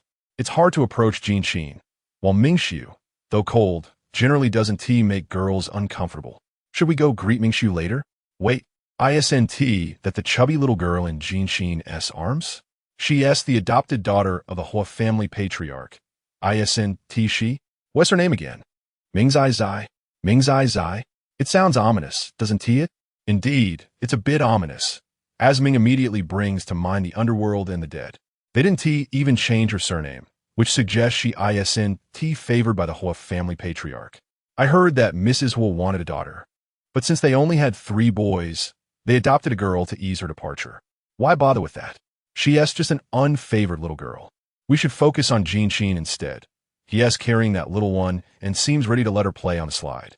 The 18 or 19-year-old girls, at the tender age of blossoming affection, nearly glued their eyes to Hua Jinqin when he approached. Hua Jinqin's expression turned to one of disdain as he coldly ignored them while carrying Zai to the slide. Nai Tuanzi, feeling unwell and lethargic, appeared dispirited. Hua Jinqin gently patted Zai's head, his voice particularly tender. Zai, would you like to play on the water slide? Though Nai Tuanzi's spirits were low, she realized her older brother was concerned for her, so she made an effort to appear cheerful. Unfortunately, her attempt at acting was unconvincing, her smile like a mask.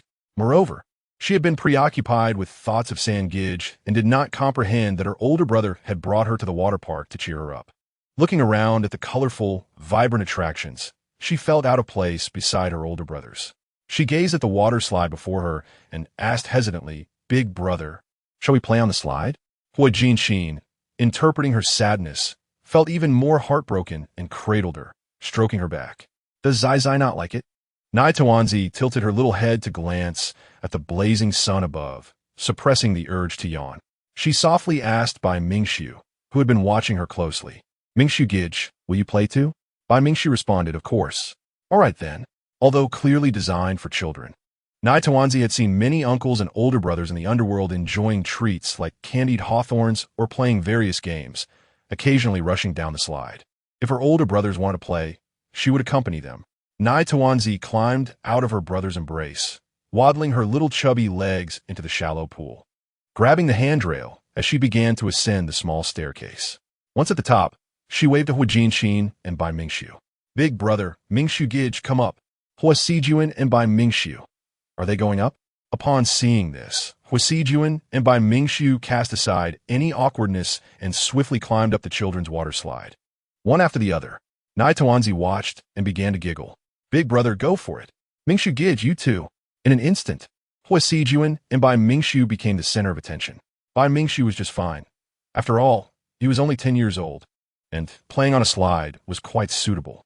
However, Hua Sijuan, now in university, stood at a height of 188 centimeters. As he stepped onto the slide, the water barely reached his knees. Hua Sijuan noticed Nai Tawanzi perched at the top of the slide, gripping the handrail and gazing intently at him, calling out in a sweet voice, Big brother, hurry up. We need a cue to slide down. Not far away, a group of young girls approached, intending to greet Hua Sijuan. He took a deep breath, reminding himself that aside from Nai Tawanzi and Bai Mingxiu, everyone else was inconsequential. Then exhaled and strode up the small staircase with his long legs. In just a few steps, he reached Nai Tawanzi's side. She couldn't help but laugh. Big brother, Mingxiu Gij, we're off. After saying this, Nai Tawanzi swiftly slid down. Bai Mingxiu followed closely behind. As Hua Sijuan sat down, he realized that his feet were less than half a meter from the water surface beneath the slide. He pinched his nose, cleared his mind, and hurled himself into the narrow entrance of the slide, then let go and slid down with a blank expression. The girls exclaimed, what are we witnessing? Goodness! Young Master Sijuan is actually playing on a children's slide. Did no one else notice how he nearly got wedged into the entrance of the slide? His long legs almost touched the water below. Hua Sijuan stood up, dressed in black trousers and a white shirt. Except for his pants, which were damp from the knees down, his shirt remained pristine. However, his face had grown even more expressionless, with an air of cool detachment in his eyes. With that indifferent gaze, the chattering girls fell silent. Although witnessing young Master Sijuan's comically awkward moment was exhilarating and endearing, his single glance sent a chill down their spines. Nearby, several children continued to play on the water slide. After Nai Tawanzi slid down, another child who had already descended quickly grabbed her hand. Observing from the side, Bai Mingxiu noticed they were all little girls and stepped back, allowing Nai Tawanzi and her new friends to enjoy themselves. Little sister, I'm Zhu Kiki, 5 years old. In kindergarten. What's your name? Are you in preschool yet? Nai Tawanzi Ziplit. Hello. Kik Zai. I'm Ming Zai Zai, 3.5 years old. And I'm not in preschool yet. Zhu Kiki was a very enthusiastic little girl, tall and slender. She took Nai Tawanzi's hand and led her towards the slide. At only 3.5, I'll help you play. Just be careful not to fall. Nai Tawanzi shook her head vigorously. I won T. Zai Zai is very strong. A chubby little boy emerged from under the slide, splashing water everywhere, his voice booming. You're so chubby. At 3.5, how strong can you be? You're definitely not as strong as Kiki. Kiki is the strongest. Zhu Kiki was not pleased. Xiong Xiaojun, Zai Zai is my new friend. Don't bully her. The sturdy Xiong Xiaojun chuckled, but looked a bit aggrieved. But Kiki, she's lying. The teacher says lying is not good. Nai Tawanzi defended herself. Zai Zai isn't lying. Zai Zai is very strong, especially strong. Xiong Xiaojun challenged. You must be lying. How about we compete to see who is stronger? If you lose, that means you're lying. Nai Tawanzi, undaunted, replied, all right. Zhu Kiki stepped in protectively. Xiong Xiaojun, that's unfair. Zai Zai is only 3.5 and hasn't even started preschool yet. You're in kindergarten. Nai Tawanzi emerged from behind Kiki and defiantly lifted her chin, displaying an air of pride. Don't cry if you lose. Xiong Xiaojun retorted. Whoever loses and cries is a big bear. Okay. Eagerly, Xiong Xiaojun explained the rules to Nai Tawanzi. We'll lift Kiki. Whoever can lift her wins. Zhu Kiki grew anxious. No, Zai Zai is too small. Xiaojun laughed. Well, you can't lift me. I'm 3 times her size. Nai Tuanzi, without any preschool education, confidently declared, I can lift anyone. Zai Zai can lift anyone. Zhu Kiki urged. Zai Zai. Suddenly, Nai Tuanzi reached out and grabbed Xiaojun by the collar, effortlessly lifting him as if he were a small mountain of flesh. Ah! Zhu Kiki exclaimed in surprise. Nai Tuanzi, after releasing a startled Xiaojun, pointed to another boy nearby who was of a similar build. You can't lift yourself. So lift that boy instead. Xiaojun, having been unexpectedly lifted and then released, stood there stunned. The boy named Li Xingyang, hearing Xiaojun's cries, dashed over from the sandbox, witnessing the sight of a particularly pretty little girl tossing his friend into the air. Li Xingyang clapped enthusiastically. Wow, little sister, you're amazing. You can even toss Xiaojun around. You're fantastic. I really like you. Nai Tuanzi giggled. Then, big brother, can you let Xiongij toss you? Li Xingyang laughed even harder. Of course. He can't even lift me. Xiaojun, now quiet, stood there trying to pull Li Xingyang, but only managed to move him a step. Zhu Kiki gazed at Nai Tuanzi in awe. Zai Zai, you're incredible. A girl in a princess dress, looking around 8 or 9 years old, stood at the edge of the pool with a disdainful expression as she watched Nai Tuanzi. What does a girl need such strength for? To become a muscular Barbie? My mother says girls should learn music, chess, calligraphy, and painting, and cultivate grace. Not far away, Bai Mingxiu and Hua Sijuan frowned simultaneously. The girl, Xiong Huiyan, was Xiaojun's sister. She glared at Nai Tuanzi.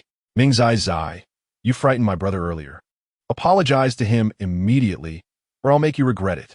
Before Nai Tuanzi could respond, the slender Zhu Kiki spoke assertively. Huiyan Jiejia, Xiaojun challenged Zai Zai. He was being unfair. Xiaojun scratched his head, supporting Zhu Kiki. Sister, we're just playing.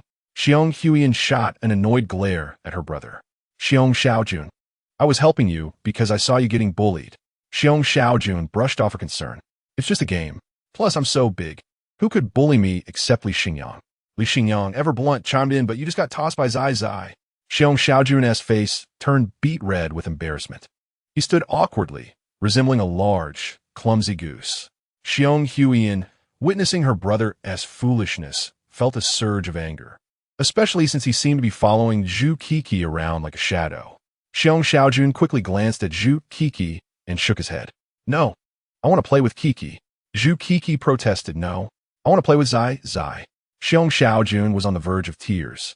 Kiki, you can't forget me just because you have a new friend. The teacher says you can't forget old friends.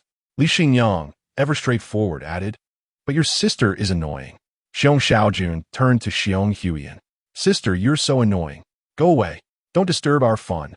Huiyan was furious, ready to explode. She pulled out her trump card. Xiaojun, if you don't behave, I'll tell brother that you're bullying me. Xiaojun's face paled. Nai Tuanzi had a good impression of him. At least he was on their side. Zhu Kiki, Xiaojun, and Li Xingyang all wore glum expressions. Zhu Kiki felt a twinge of fear and cautioned Nai Tuanzi. However, the little one, Zai Zai, noted that Xiaojun's older brother had already entered junior high. Towering and robust, he could truly harm a child, and they would be no match for him. Nai Tuanzi pointed to Hua Sijin and Bai Mingxiu by the pond's edge. Fear not. She has an older brother, and Zai Zai has one too. Little Li Xingyang was increasingly concerned. But Zai Zai, although your two brothers appear quite handsome, they are rather slender, and they play on such childish toys as slides. Are they not like my brother? He gestured to his own head, troubled and disheartened. Is there an issue here? Hua Sijin and Bai Mingxiu, who had been eavesdropping, pondered the implications of being deemed mentally deficient. Chapter 111. Can we exchange heads? Nai Tuanzi shook her little head vigorously. No. Zai Zai's older brother and Mingxiu Gij are quite clever.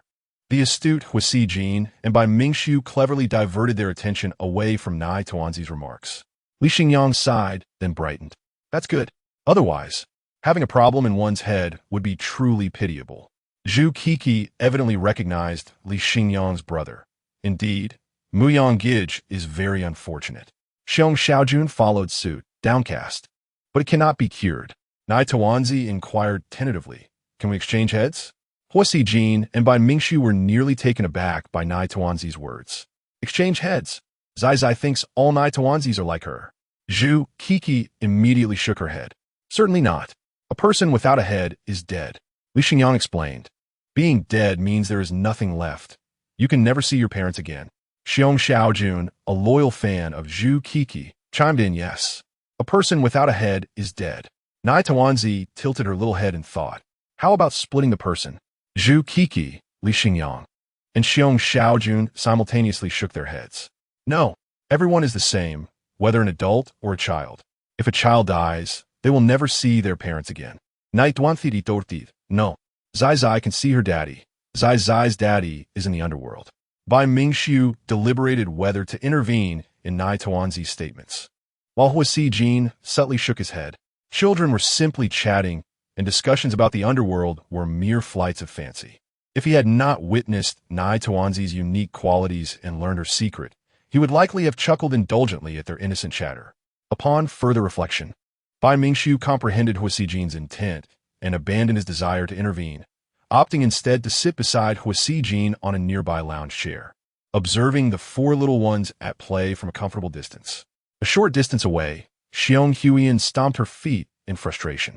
Ultimately, she raised her wrist to utilize the children's watch to call her brother, Xiong Xiaocheng, to report the incident and await his arrival for revenge. While Xiong Huiyan was on the phone, the four little ones in the pond engaged in a heated debate over whether one could live without a head. In their roundabout discussions, the children's fickle nature led them to conclude with Li Xingyang's suggestion to visit his house and see his brother. The four little ones quickly crawled out of the pond and left. When Xiong Huiyan finished her call and prepared to confront her brother and the other little ones, she discovered that her brother, along with the other two children, had vanished. Xiong Xiaojun, the nanny taking care of them, overheard her calling for the young master and quickly explained, Miss, the young master and Miss Kiki have gone to the Li residence to see the eldest young master. Xiong Huiyan furrowed her brows. Why did they suddenly go to the Li residence? The nanny, equally puzzled, had not taken Nai Tuanzi's words to heart, gently elucidating. They must have taken the new friends to see the Li family's eldest young master. Xiong Huiyan huffed. That's better. I shall play alone. Meanwhile, Hua Jin was driving, with Bai Mingxiu in the passenger seat, while Zhu Kiki, Li Xingyang, Xiong Xiaojun, and Nai Tuanzi occupied the back seat, followed by two cars, one belonging to the Zhu family and the other to the Li family, as they departed from the clubhouse en route to the Li residence.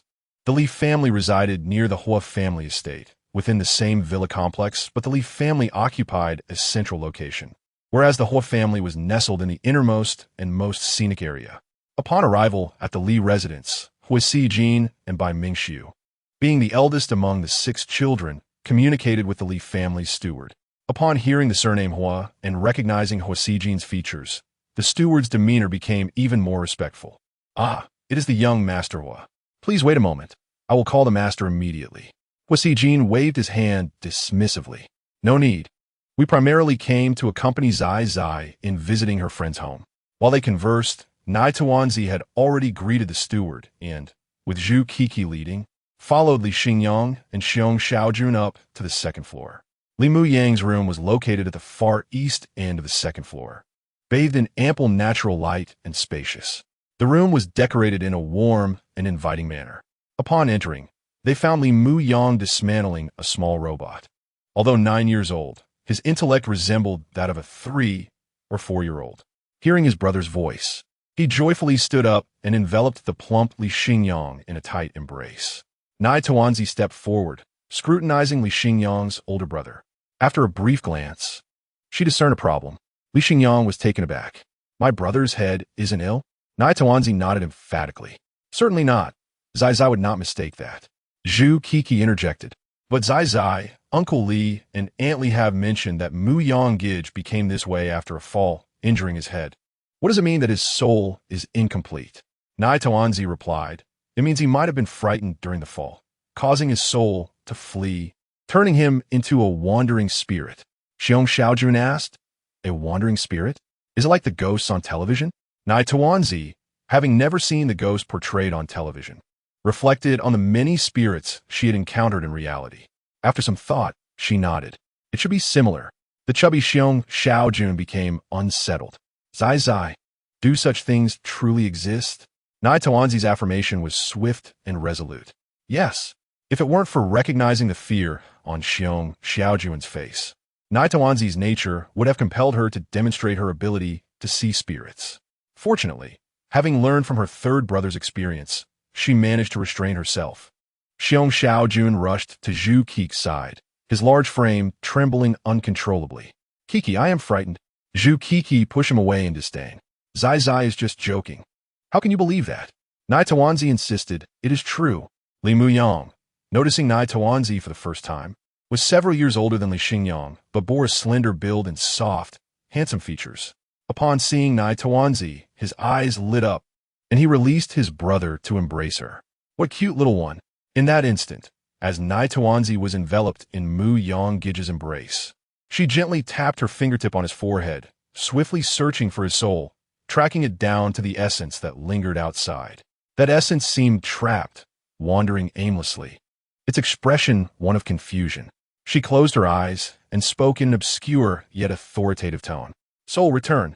A chilling wind swept through the room, and a half-hearted Taoist priest witnessed a long bridge of Yin energy coalescing, passing through the window and leading to an unknown distance.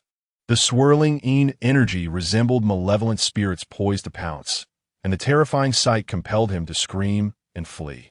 They're ghosts. Li Baba and Li Mama, Chapter 112, Cultivating the Perfect 24 Filial Piety Husband. Downstairs, Hua Xijin prepared to ascend and caught sight of the swirling bridge of Yin energy. Bai Mingxiu restrained his hand. It's all right. That is the bridge of soul return. Zai Zai is likely assisting the eldest young master of the Li family in reclaiming his soul. The hospital offered no hope, prompting a search for a Taoist temple. After all, the child was upstairs, and as long as the Taoist did not stir up trouble, there should be no issues. However, within a minute of ascending, the Taoist appeared pale, screaming about ghosts and fleeing in terror. Bai Mingxiu was at a loss for words. Hua Xijin remarked, so the young master of the Li family truly has issues in that regard? Bai Mingxiu nodded, I have not seen him. But since the child has already constructed the Guihan Bridge, it must indeed be a matter of that nature. Hua Xijin nodded in agreement, falling silent. Given that the young master of the Li family had such issues, the child's intervention would undoubtedly be effective. After all, she was the cherished daughter of a powerful figure in the underworld, capable of summoning souls far more swiftly and conveniently than any earthly special department. 3 minutes later, the voice of Mrs. Li rang out from upstairs, incredulous. Is he really better? Our Mu Yang is truly better. Thank you so much, Zai Zai. Hua Xijin sat on the sofa, chuckling softly. Bai Mingxiu also smiled, glancing slightly upwards toward the second floor. In Li Mu Yang's room, the moment his soul returned, the temperature in the room distinctly shifted. The little one opened his sparkling eyes, and the Guihan Bridge outside the window had completely vanished. Mister, Li instinctively glanced out the window before quickly turning to the young lady, Hua Zai Zai, held in his elder son's arms. Before he could speak, his elder son suddenly called out to him, Dad. Mr. Li instinctively responded, and due to Zai Zai's identity, he did not even think to pursue the Taoist who had fled in fright, hurrying to his elder son's side. Mu Yang, let go of Miss Ming, be gentle. This little one was the daughter of the Hua family's leader. Even if adopted, she was still more precious than the daughters of the Hua family's main line. Li Mu Yang smiled, tears of joy welling in his eyes. Dad, Mom, I understand, I won't hurt Zai Zai. Mr. and Mrs. Li nodded vigorously, with Mrs. Li instinctively wanting to urge her elder son to release Zai Zai, fearing any mishap would bring dire consequences from the Hua family. Li Mu Yang gently patted the little one's head, his voice tender. Zai Zai, thank you. Though only 9 years old, he had matured beyond his years, having encountered various fierce entities during his time separated from his body. He understood the world despite being bullied by cousins who ridiculed his perceived shortcomings. Now, with everything restored, the 9-year-old boy, filled with emotion, shed silent tears instead of wailing like most children his age. Li Xingyang, his younger brother, stared in disbelief. Brother? Li Muyang looked at his younger sibling, who was of equal height but 2 years his junior, gently patting his shoulder. Xingyang, you have worked hard taking care of me. Li Xingyang blinked rapidly and then quickly glanced at their parents. After a series of confirmations, Mrs. Li, still overwhelmed with emotion, finally calmed down after more than 10 minutes of weeping while holding her younger son. Mr. Li cleared his throat awkwardly, and Mrs. Li noticed the little ones staring up at her in surprise. Without a second thought, Mrs. Li knelt before the youngest child, the one her elder son had been holding. Zai Zai, thank you.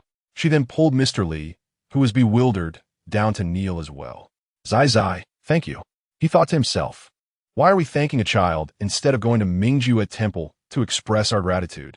Kneeling before a little one seemed absurd. The child, startled by their gesture, instinctively stepped back and called out to the older boys downstairs. Big brother, Mingshu Gich, they are kneeling to Zai Zai. Upon hearing the little one's call, Hua Jin and Bai Mingshu rushed upstairs, not fully grasping the situation. Hua Jin quickly scooped the child up, while Bai Mingshu was about to inquire about the matter.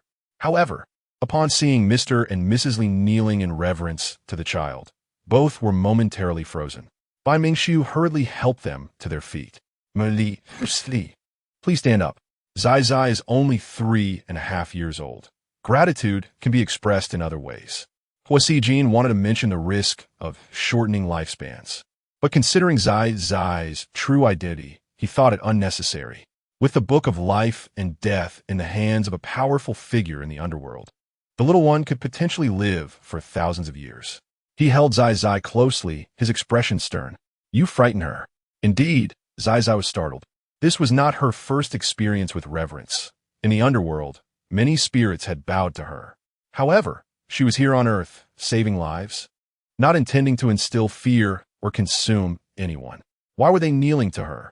Mr. and Mrs. Li awkwardly stood, but their embarrassment quickly faded. The couple had 2 sons. The elder son's misfortune had been a lifelong pain. Had they not entrusted their son to self-serving and biased in-laws due to their busy work schedules, he might not have suffered. They understood that many masters were likely charlatans, yet still sought help. Today, they unexpectedly encountered a child who seemed to have healed their elder son. Mrs. Li, unable to express her gratitude through kneeling, hastily pulled out a bank card. Just as she retrieved it, she hesitated, recalling the child's status. While the Li family was affluent, could their wealth compare to the prestigious Hua family? Zai Zai was the daughter of Hua family's leader. Offering money seemed insincere. Mrs. Li was at a loss, and Mr. Li suddenly glanced at their sons. Mrs. Li quickly understood and exclaimed, Zai Zai, how can we express our gratitude? How about we gift you Muyang? Li Muyang was taken aback. Mr. Li added hastily, rest assured, our Muyang has been a renowned child prodigy since he was 5, with an IQ of 180. Although he has lost a few years, he will surely recover the knowledge swiftly. Moreover, he is quite handsome and will undoubtedly grow up to be a dashing young man. We will ensure he becomes the perfect husband for you. The room fell into an unusual silence after Mr. Li's enthusiastic proposal. He realized that, despite his efforts to mold his son into a perfect match, Zai Zai, as a member of the Hua family, might not choose his son. Mr. Li sighed, casting a glance at his younger son, who looked despondent. Suddenly, he clapped his thigh. To it is then, let us include Xingyang.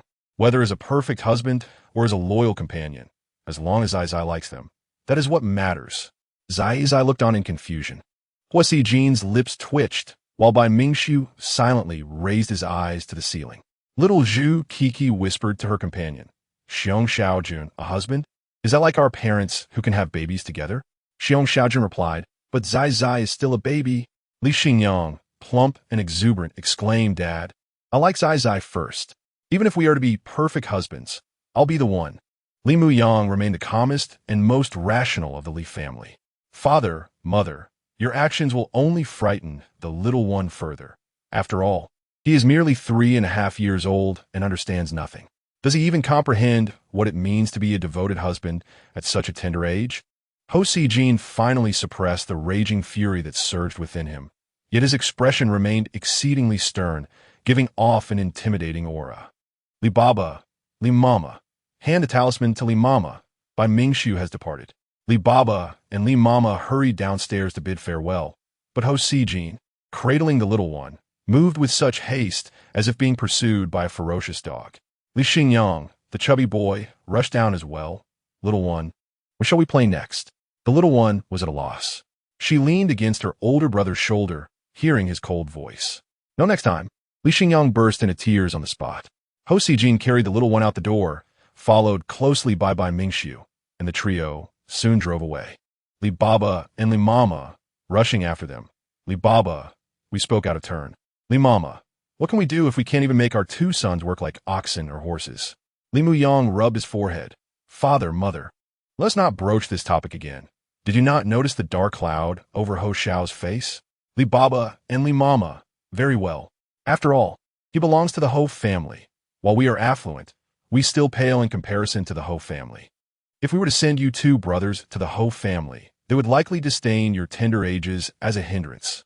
Li Muyang gazed at his sobbing brother, gently patting his shoulder. It seems the little one will soon enter kindergarten. I shall have father inquire about which kindergarten she attends, and we can have her transferred there, allowing you both to play together. Li Xingyang ceased his tears instantly. Really? Li Muyang smiled and nodded. Indeed. Li Xingyang beamed with joy. Zhu Kiki chimed in. Then I shall transfer as well. Xiong Xiaojun, upon hearing Zhu Kiki's intention to change kindergartens, immediately echoed her sentiment. I wish to change as well. Ho Sijin frowned and used the car phone to call his younger brother, Ho Siju. His urgency suggested that Siju had yet to offer proper guidance. Ho Siju's voice carried a tone of amusement mixed with exasperation. Brother, Mingxiu is right. We misunderstood Sichin's intent. He was not fainted by the little one, but rather overwhelmed with excitement. Ho Sijin understood. After hanging up, the car halted at the entrance of the Ho family manor, where Ho Sikin angrily opened the door and entered. The words that followed were abruptly halted upon seeing the little one peacefully asleep in the back seat. Ho Sikin inquired softly, Is the little one asleep? Ho Sijin nodded. She just fell asleep not long ago. Ho Sikin quickly entered the vehicle and gently cradled the sleeping little one in his arms. Ho Sijin furrowed his brow slightly. Sikin, be careful not to wake her. Ho Sikin instinctively slowed his movements, cradling the little one with utmost care, his voice dropping even lower. Fear not. I shall ensure she remains undisturbed. He simply longs for her presence. Moreover, he wishes to inquire about what the underworld is truly like. The car came to a stop in front of the villa, and Ho Sijin, concerned that his younger brother might not handle the little one properly, prepared to take her from him. However, Ho Sikin swiftly exited the vehicle, darting into the villa with the little one in his arms, his expression and movements betraying a fear of losing her to his brother.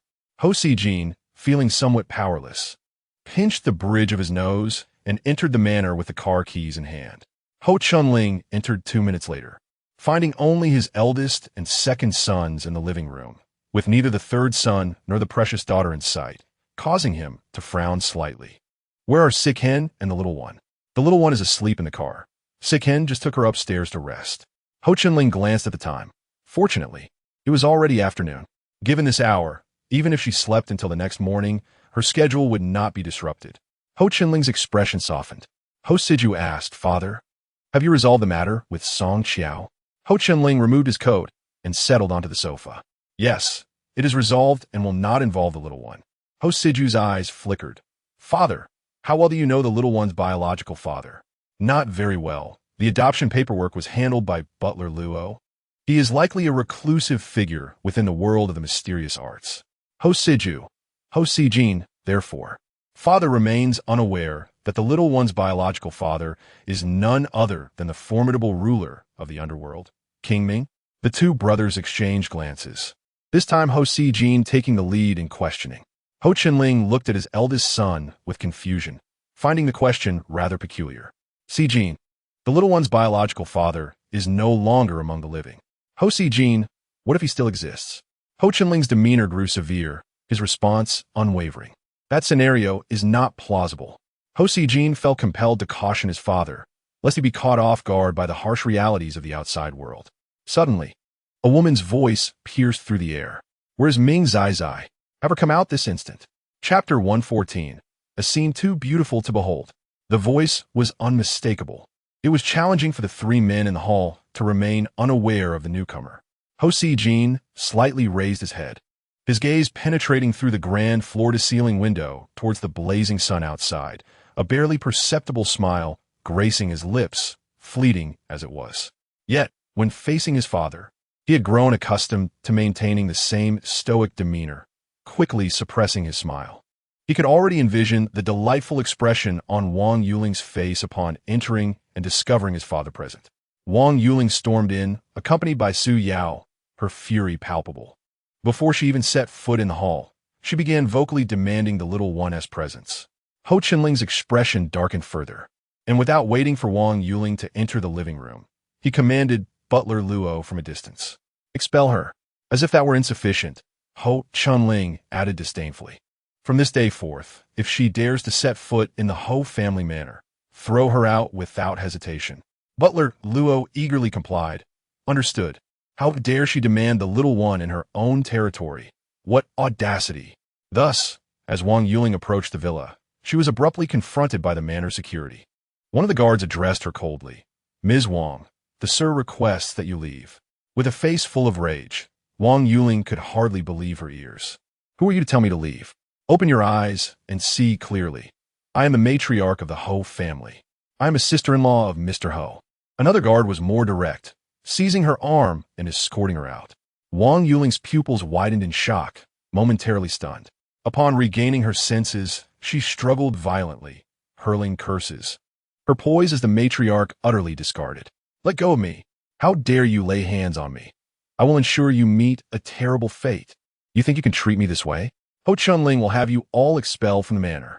The first guard replied monotonously, Ms. Wang, we regret to inform you that it is indeed the sir's orders to have you removed. Hearing the guard's words, Su Yao, who had instinctively moved toward the manor's entrance, displayed a look of realization. She suspected that Ho Chenling was present within the manor. After all, when the earlier incident occurred at the club, the little one had also been there. Given Ho Chenling's evident concern for the little one, it was improbable that he would be absent from the Ho family manor. Yet, her aunt was unwilling to believe her, insisting on seeking justice for her. No, to be precise, it was her aunt seeking justice for Ho Anan, who had been terrified by the ghosts at the club and was now incoherently undergoing treatment in the hospital. Ultimately, she found herself caught in the crossfire. Upon hearing that it was the sir's orders to remove them, Wang Yuling fell silent for a brief moment. However, that silence lasted only an instant. Soon, she erupted into tears. Any semblance of composure vanished entirely, and she began wailing as she pulled out her phone to send a video to Ho Chenhui. As the video connected, before Ho Chenhui could utter a word, she began to cry and complain. Ho Chenhui, take a look. Is this truly the good younger brother you so often speak of? How could a brother-in-law treat his own sister-in-law like this? On the other end of the phone, Ho Chenhui's expression turned visibly grim as he coldly stated, Wait for me. I will be there shortly. Wang Yuling, amidst her tears, found a flicker of joy. All right. After the video call ended, Wang Yuling was unceremoniously dropped off at the gates of the estate by the bodyguards. Yet, she shook her head, filled with both anger and resentment. No, your uncle will arrive soon. Su Yao paused, then felt a glimmer of hope. Really? Wang Yuling nodded. You just witnessed the video I sent, where the estate's bodyguards dragged me out. If he is a true man, he will never tolerate his wife being bullied by his brother. Su Yao sincerely admired. Auntie, you are truly remarkable. Hua Chenhui arrived swiftly, in less than 15 minutes. He drove a dazzling red sports car, which accentuated his fair complexion even more. Su Yao's eyes widened at the sight of the vibrant vehicle. Wang Yuling, seeing her husband bring the most luxurious car from the garage to defend her honor, felt elated and momentarily overlooked Hua Chenhui's unusually pale visage. Chenhui, you finally came. Hua Chenhui shot her a cold glance and replied, I will go inside for a moment. You all stay here. Wang Yuling protested, We should go in together. Hua Chenling's expression darkened, his demeanor radiating a chilling authority as he fixed his gaze upon her. I said, you all stay here, Wang Yuling retorted, while Su Yao quickly nodded, Understood, uncle. I will stay with Auntie. Hua Chenhui ignored her, nodding to the two bodyguards stationed at the entrance, tossing the car keys to one of them. Yes. Wang Yuling's expression changed drastically. Chenhui?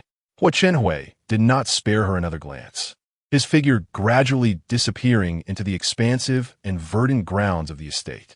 Wang Yuling's face darkened as she hurried to follow, only to be intercepted by the two bodyguards. Unable to enter, and she stomped her feet in frustration. Hua Chenhui, Su Yao watched the scene unfold, her heart sinking. Uncle Hua had clearly changed.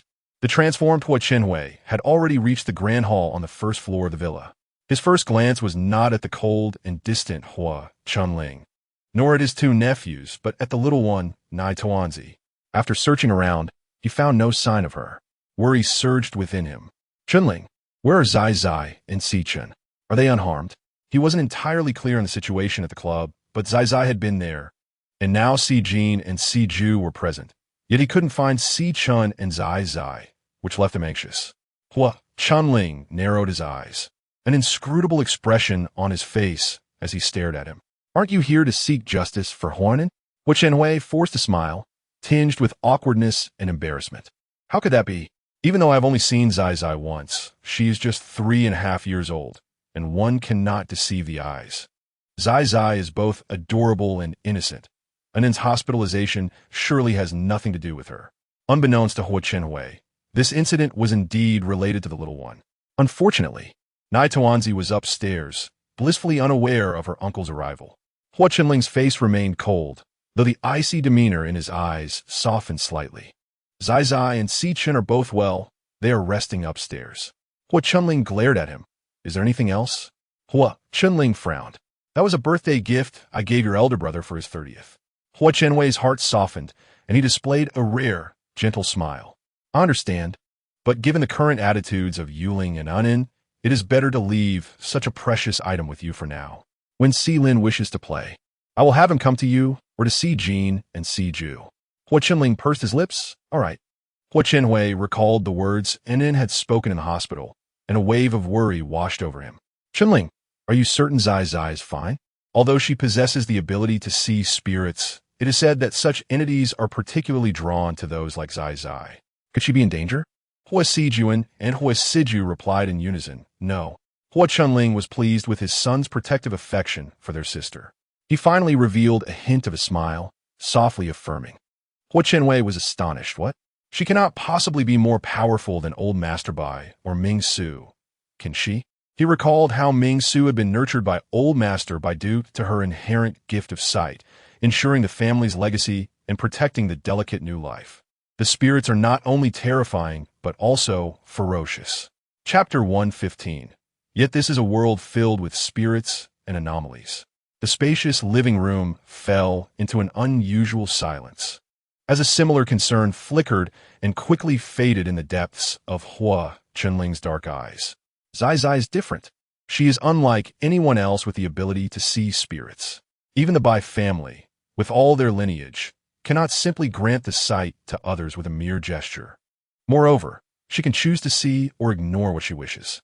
He understood that Zai Zai was special, but as her father, he would respect her silence, protecting her without prying. Eventually, when she inadvertently revealed her secret, he would know. For now, Hua Chunling's lips curled into a smile, seemingly in high spirits. The fleeting concern had been but an illusion. Zai Zai is incredibly capable. I believe those spirits are no match for her. What can we count with? No, brother. Are you perhaps wearing rose-tinted glasses? If we speak solely of family background, one might believe Zai could ascend to the heavens. After all, as the cherished jewel of the foremost family in Huagua, the sole princess, with your current adoring demeanor, she could even reach the moon. But this is a world filled with spirits. Although he struggled to accept this, it was nonetheless the truth. Hua Chenhui endeavored to organize his thoughts before slowly voicing his concerns. Chunling, we all hold great affection for Zai Zai and recognize her extraordinary abilities. Yet there are always greater forces at play. Hua Chunling maintained an indifferent expression, his attitude audacious. In terms of worldly affairs, as long as Zai Zai desires, she can navigate her path effortlessly. Regarding the spirits, even the chief of the special department, Chen Jiantao, cannot see through Zai Zai. Her strength far surpasses his. What do I have to fear? Hua Chenhui responded. Chen Jiantao is not as formidable as Zai Zai. Hua Chunling gently lifted his chin, pride evident. Indeed, Hua Chenhui fell silent, yet he did not leave immediately. During dinner, Nai Tuanzi remained deeply asleep, and the Hua family took turns attempting to rouse her, but to no avail.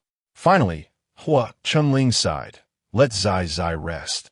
We shall prepare more delicious food for her in the morning. Hua Chenwei, who had been waiting to speak with Nai Tuanzi upon her awakening, resolved to remain until she stirred. Chunling, I will stay here tonight. Hua Chunling replied without much expression. A terse acknowledgement. The three brothers, Hua Sijuan, Hua Siju, and Hua Siqing, looked as though they had witnessed the sun rising from the west. Hua Chenwei's lips twitched. What nonsense are you saying? Your uncle and your father, along with your little uncle, are all brothers. How could they possibly harm one another? Hua Siju reminded him slyly. What about those years prior? Hua Chenhui firmly asserted that was due to machinations, but now that manipulation has vanished. Your uncle assures you he will never act against your father or you. Hua Siqing mischievously probed. Uncle, are you not considering taking over the position of the patriarch? Hua Chenwei chuckled, shaking his head lightly. Your father is far more suited to lead the Hua family. It flourishes under his guidance. As for your uncle, being a law professor suits him much better. Hua Sijuan pinpointed the crux of the issue, but your aunt will not agree. Hua Chenwei naturally had considered this, smiling even more warmly. Let her strive for it herself. S voice softened. Is it too noisy now? S gaze fell upon. If she does anything to harm any member of the family, you need not consider my feelings. Simply deal with it according to the family rules. Smiled at his uncle and lowered his head to eat. Wished to say more, but interrupted calmly. Let's eat. The little one awakened from hunger.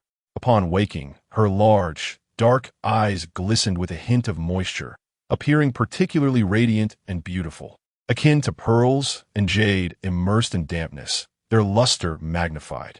Slightly bewildered by the figure beside her bed, called out in her sweet, childlike voice, Uncle, I've been waiting for 3 hours, arriving at S side at 6 in the morning. Luckily, was already awake and had gone to wash up before heading to the company. Otherwise, he might have been unable to enter the room. Yes, it's your uncle. Did you sleep well, my dear? Beamed a broad smile and hugged her uncle's arm. Her soft, sweet voice chimed, I slept well. When did you come, uncle? Is sister not feeling well? Was taken aback. Your uncle just arrived a little while ago. How did you know that sister is not well? Readily confessed, because sister was frightened by those ghostly things yesterday, so she must be unwell. Replied, so those ghostly things? Climbed out of her soft bed and nestled into her uncle's embrace. Sister told a lie. Lying is not the behavior of a good child, and there will be consequences. S heart trembled, instinctively prompting him to ask, what did she say? Recounted her encounters with and in detail. Though small, the child spoke fluently and logically, causing his expression to gradually darken as he listened. Noticing this, shook her uncle's arm. Uncle, are you listening? Quickly adjusted his facial expression, lifted to wash up, and then took her downstairs for breakfast. Yes, I am listening. Your sister was in the wrong. Children must not lie, or they will indeed face consequences. Seeing her uncle's acknowledgement, giggled. Don't worry, uncle, those ghostly things were just trying to scare sister. As long as she truly realizes her mistake, she will no longer have nightmares. S heart suddenly understood. Ah, that explains it. No wonder was restless at the hospital, even after being sedated. Those ghostly things were ever present, not something she could simply avoid. Was he pained? Naturally. After all, she was his daughter. However, recalling his daughter's actions and the aggressive attitude of his wife, who had brought his niece to the estate to trouble his child, suppressed that feeling of pain. He could not indulge her. Moreover, clearly harbored secrets unknown to others, leading to his estrangement from his parents and the suppression of. Even if she was daughter, she must be accountable for her inappropriate words and actions. Had it not been for S good fortune, would have already become puppet. Believed was merely frightened by those ghostly entities, and that had been exceedingly forgiving. He kissed her chubby cheek, saying, Thank you, my dear, affectionately nuzzled against her uncle, her little brows furrowing slightly. Uncle, you are not being polite. However, I feel that sister may not change so easily. She seems rather strange. Chapter 116 will be upset upon hearing this. Was aware of peculiarity, yet he had no leads after all this time. The fact that did not admit it was akin to an insurmountable deadlock. Suddenly, he remembered S' ability to perceive spirits and asked her, Kai, is sister one of those ghostly beings? If did not clear the influence of that curse-like entity, their consciousness would remain affected, and the future of the family would undoubtedly be tumultuous. This was not what the family desired. S little brows remained furrowed. I haven't touched sister's forehead, so I cannot be sure. His eyes lit up. Touching her forehead is easy. Third brother can hold her down for you. Coughed and looked at him, glanced at his uncle, who was holding, and awkwardly smiled. Uncle, if we want to determine whether it is really herself, wouldn't this be the quickest method? Chuckled indeed. Yet, as the truth loomed so close, he felt an inexplicable fear. However, he knew that such matters were best addressed sooner rather than later. Had already gone to work, leaving him to wait for it to awaken.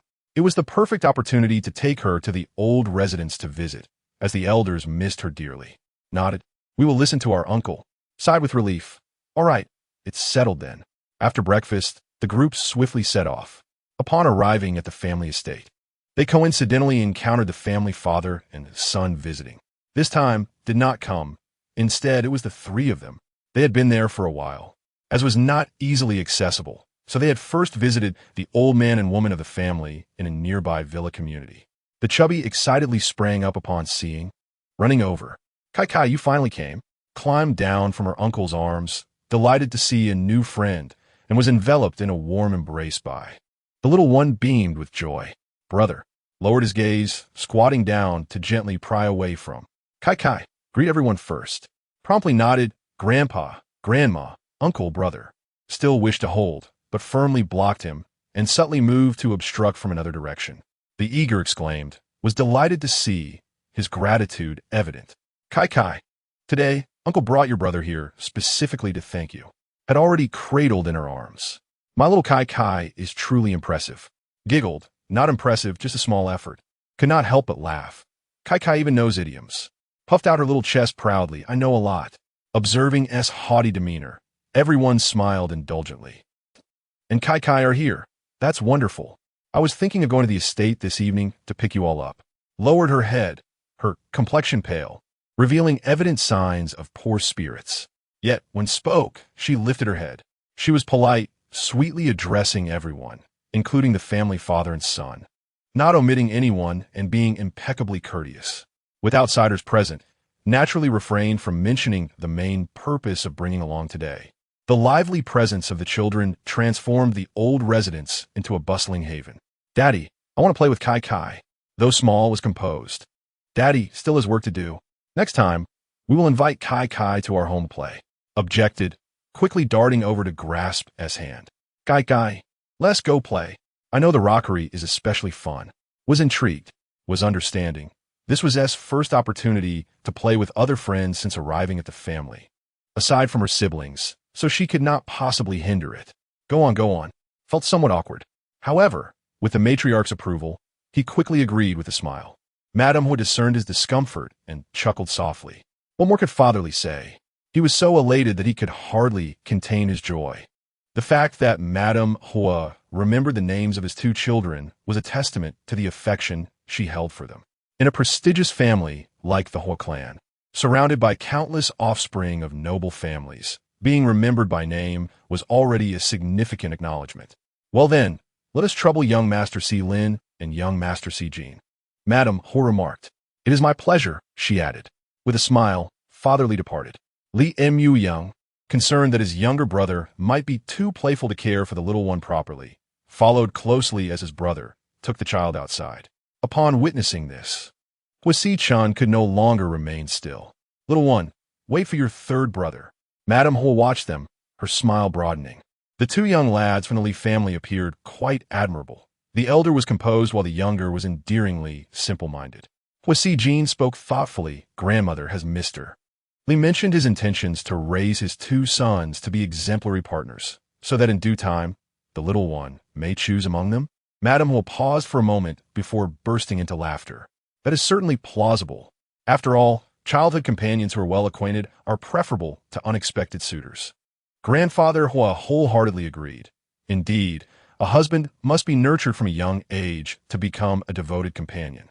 Hua Si-jin's expression turned serious, while both grandfather and grandmother Hua donned solemn faces. Hua Si-lin jested. That is simply because the little one is delightful. Everyone adores her. Grandfather and grandmother speak wisely, but it is still quite premature. The little one is merely 3.5 years old. She is still a cherubic bundle. Madame Hua immediately nodded. Indeed. However, do you two have girlfriends? Hua Lin replied. I must first escort in and upstairs to rest. Hua Jin added. I shall check on the little one and ensure she does not trip or fall. Hua Ju chimed in. I will bring them some fruits and snacks. The little one is sure to enjoy them. In an instant, the grandchildren had departed, leaving only Grandfather Hua, Grandmother Hua, and Hua Chun Hui in the living room. Grandfather Hua lowered his voice and cast a sidelong glance at Si Lin and then on the staircase. Hua Chun Hui did not conceal his thoughts. I want the little one to ascertain Anne's true nature. Grandmother Hua's expression turned grave. Do you also harbor doubts about Anne's identity? Hua Chun Hui had reached a resolute understanding, his gaze unwavering. Grandfather Hua inquired, You have such faith in the little one? Hua Chun Hui's eyes darkened, his fists gradually clenching unconsciously. It is the little one who has dispelled the influence akin to a curse, enabling us to master our own emotions. I believe she can discern any issues within it as well. As he spoke, his gaze was fixed on Hua and then ascending the stairs. Unbeknownst to them, Hua Hanan, supported by Hua Lin, was overhearing their conversation clearly through the system. Her nails nearly dug into her palms, revealing a flicker of unease. System. What will happen if I am discovered not to be the real Huanin? Chapter 117. The escape the system fell silent for a moment. If this world lacks supernatural beings, then discovery is inconsequential. As long as you deny it, no one can harm you. Hua was acutely aware that the pressing issue was the malevolent character, Ming Zai Zai, who might very well be a sinister entity, complicating matters further. System. Are you certain I am the chosen one? Of course. The system has never erred. Hua took a deep breath, massaging her throbbing temples. You heard what my father said. Ming Zai Zai's arrival is to confirm whether I am the true Hua Nin. If they discover I am not, will Ming Zai eliminate me? The system hesitated. Perhaps. Hua Nin could no longer remain idle and swiftly sprang from her bed, hastily packing valuable jewelry into her most cherished and expensive bag. Before I devise a plan to deal with Ming Zai Zai, I absolutely cannot allow her to touch my forehead and uncover my anomaly. The system was taken aback. Do you intend to flee? What other choice do I have? Shall I wait to be killed by that sinister being?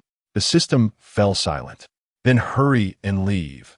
I currently cannot ascertain Ming Zai's true situation. Depart first, and I shall report back to inquire about her circumstances. We cannot allow them to bully our chosen one. If there are indeed supernatural elements at play, this system must possess a trump card. Otherwise, this game cannot proceed. Hua wholeheartedly agreed. Indeed, once she had gathered her belongings, Hua seized the opportunity while Grandfather Hua and Grandmother Hua were absent from the living room to call her cousin Su Yao and request the driver to take her away. Grandfather Hua and Grandmother Hua exchanged glances with Hua Chen Hui, then turned their attention to the upstairs. Si Lin, please call in and down for dinner. Sigh. Hua Si Lin ascended the stairs, with the cherubic bundle being cradled by Grandfather Hua. Did the little one have fun playing with her new friends this afternoon? The cherubic bundle beamed, yes. Brother Mu Yang and Brother Xing Yang are both wonderful. I even made a promise with Brother Xing Yang to attend his kindergarten when school starts. Hua Jin and Hua Ju quickly interjected. When did this happen? How come we were unaware? Hua Chen replied, You were busy talking on the phone with your classmates. Hua Jin and Hua Ju simultaneously glared at Hua Chun. Could you not have intervened? Hua Chen looked bewildered. Why should I intervene? The little one has friends in kindergarten. Is that not a good thing? Hua Jin and Hua Ju were momentarily speechless. While it was indeed a fact, the Li family might have ulterior motives. Madame Hua chuckled, clearly pleased with the developments. Grandfather Hua was in good spirits as he pinched the cherubic bundle's plump cheeks. Does the little one like her two brothers from the Li family? The cherubic bundle nodded. Yes, Brother Mu Yang and Brother Xing Yang are both wonderful. Just like Big Brother, Second Brother, and Third Brother. I like them all. Grandfather Hua raised an eyebrow, glancing at the tense Hua Jin and Hua Ju. The little one is merely making friends. Do you really intend to obstruct her? The cherubic bundle looked innocently at Hua Jin and Hua Ju. Do the older brothers not like Brother Mu Yang and Brother Xing Yang? Even if Hua Jin and Hua Ju internally disagreed, they wore gentle and doting smiles. Of course not. The little one's friends are our friends. If she likes them, so do we. The brothers exchanged glances, reaching a silent agreement. Let it be. The little one's happiness is paramount. Besides, she is merely 3.5 years old and knows nothing. If the Lee family's 2 boys harbor any ill intentions, I am certain a mere display of her abilities would send them crying for their mothers. They were simply overly anxious, as she was their only sister. Who wouldn't cherish her like a precious gem? Just as the brothers reached their consensus, Huo Lin descended from upstairs.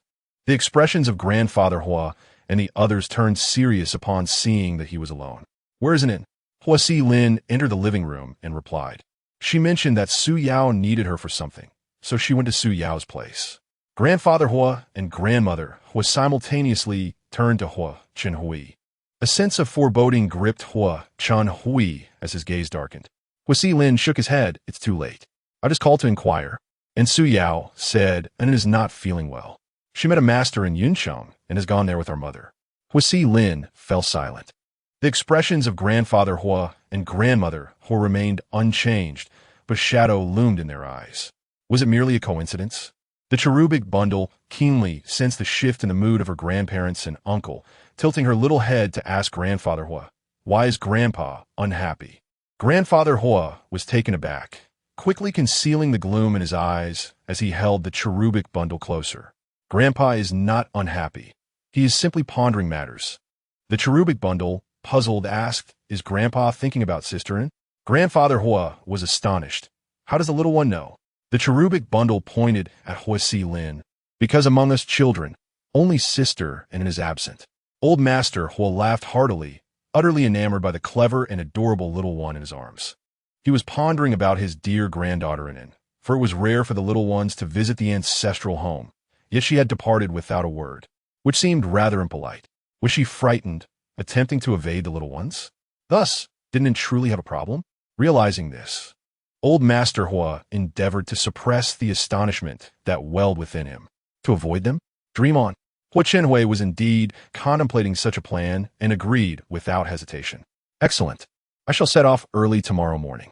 As he spoke, the little one nestled in old Master Hua's embrace suddenly sensed a shift in the aura surrounding her uncle. With a soft voice, she warned, Uncle, you best not go out tomorrow. There will be a calamity. As her gentle words resonated, all members of the Hua family turned their gazes toward her. The little one blinked her big, glistening eyes, earnestly explaining, what the little one says is true. Uncle must not leave the house tomorrow. Do not go anywhere. Hua Jin, Hua Siju, and Hua Siqing simultaneously looked at Hua Chenhui. Uncle, why not wait for another day to pick up Inin? After all, the little one was the daughter of the king of the underworld. If she proclaimed that Uncle would encounter a calamity tomorrow, it was undoubtedly bound to occur. Huo Lin's eyes flickered, instantly comprehending why his grandparents and father wished to fetch Inin the following day. Inin must indeed have a problem. He rose and declared, Father, I shall go to retrieve Inin tomorrow. As soon as he finished speaking, the little one noticed a change in the aura enveloping her older brother. A shadow swiftly crossed his brow, darkening increasingly, mirroring her uncle's ominous energy. The little one shook her head. Older brother must also remain indoors tomorrow. Otherwise, he too will face calamity. Huo Lin queried, What if I go, little one? The little one simply shook her head. That won't do. It's too far. You would be out of reach, and calamity would surely befall you. You cannot die, but if injured, the little one would be heartbroken. Old Master Hua narrowed his eyes, observing the little one in his arms. Little one, may I go out tomorrow? The little one tilted her head and assessed. For now, it seems permissible. Old Master Hua pressed his lips together. What if I go to retrieve your sister and in tomorrow? Suddenly, Old Master Hua's aura began to darken, and the little one resolutely shook her head. No, there will be calamity. At this point, it was clear to Old Master Hua and the others that Inin not only had a problem, but that it was indeed grave. The more perilous the situation, the more they felt compelled to seek her out. The little one softly summarized, It seems someone has employed sorcery against Inin. As long as we go to find her, calamity will ensue, leading to either death or injury. However, the little one is not afraid. The little one can go to retrieve her. Old Master Hua, Old Madam Hua, and Huo Chenhui instinctively shook their heads in disapproval. No, that is far too dangerous. The little one comforted them. Grandfather, grandmother, uncle need not worry. The little one will show mercy. Old Master Hua, old Madam Hua, and Hua Chenwei insisted, that is not the point. We are concerned for you. Chapter 118. The little one encounters a strange uncle Hua Sijin, Hua Siju, and Hua Siqing quickly grasped the little one's intentions. Realizing that their grandparents and uncle had misunderstood her, the three brothers could not help but chuckle. Hua Siqing, puffing out his chest, exclaimed, grandfather, grandmother, uncle, fret not. With the little one on our side, we can conquer any challenge. Old Master Hua, old Madam Hua, and Hua Chenwei were taken aback. The three siblings wished to say more, but seeing the little one, small yet remarkably composed like a little adult, they found her innocent charm unexpectedly convincing. Perhaps they should place their trust in her. After all, it was the little one's arrival that had allowed them to regain control over their own consciousness. She was special and undoubtedly powerful. Old Master Hua nodded. Very well. Then tomorrow, let Hua Sijin, Siju, and Hua Siqing accompany the little one. Hua Silin chimed in. I shall join as well. Hua Chenwei added. Include me, for you are all still children, and certain matters require parental involvement, especially since the little one is only 3.5 years old. Old Madam Hua expressed her concerns. Did the little one not just say that if you go out tomorrow, calamity will befall you? Injuries at best, and at worst, a loss of life. This is no trifling matter. Life is singular, and these are my beloved kin. I cannot afford to be careless. The little one giggled reassuringly. It's all right. As long as the little one is present, she can protect Uncle, Brother Silin, and both older brothers. Even if grandfather and grandmother join, the little one can safeguard them as well. Old Master Hua and Old Madam Hua were simultaneously taken aback. Hua Chenwei firmly declared, Father, Mother, you stay home and await news. Tomorrow I will take the little ones to Yunqing to retrieve an inn. With the plan set, dinner was served just in time.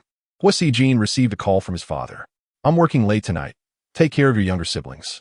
Hua Sijin had grown accustomed to his father's relentless busyness, which left him hardly ever at home. Understood. Father, please take care of yourself. Hua Chenling's typically indifferent voice softened. I appreciate it. You've worked hard. Hua Sijin, gripping the phone, felt his heart race. In the past, his father would not have uttered even a single extra word. The relationship between his parents had always been lukewarm, and he was acutely aware of this, being the eldest. Now that his mother was gone, his father had learned to provide updates. Hua Sijin felt a surge of mixed emotions, yet was instantly comforted by the memory of his mother. A smile crept onto his lips, and his tone softened. It's not hard.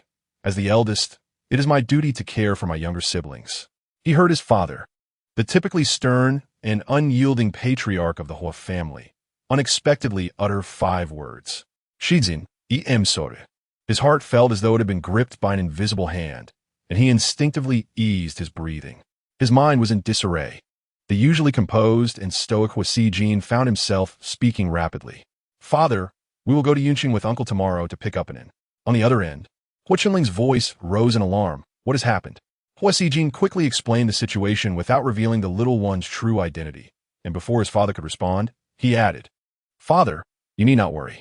Hua Chenling could discern his eldest son's desire to prevent him from intervening. It was the first time in his life he hesitated. Sijin, your father.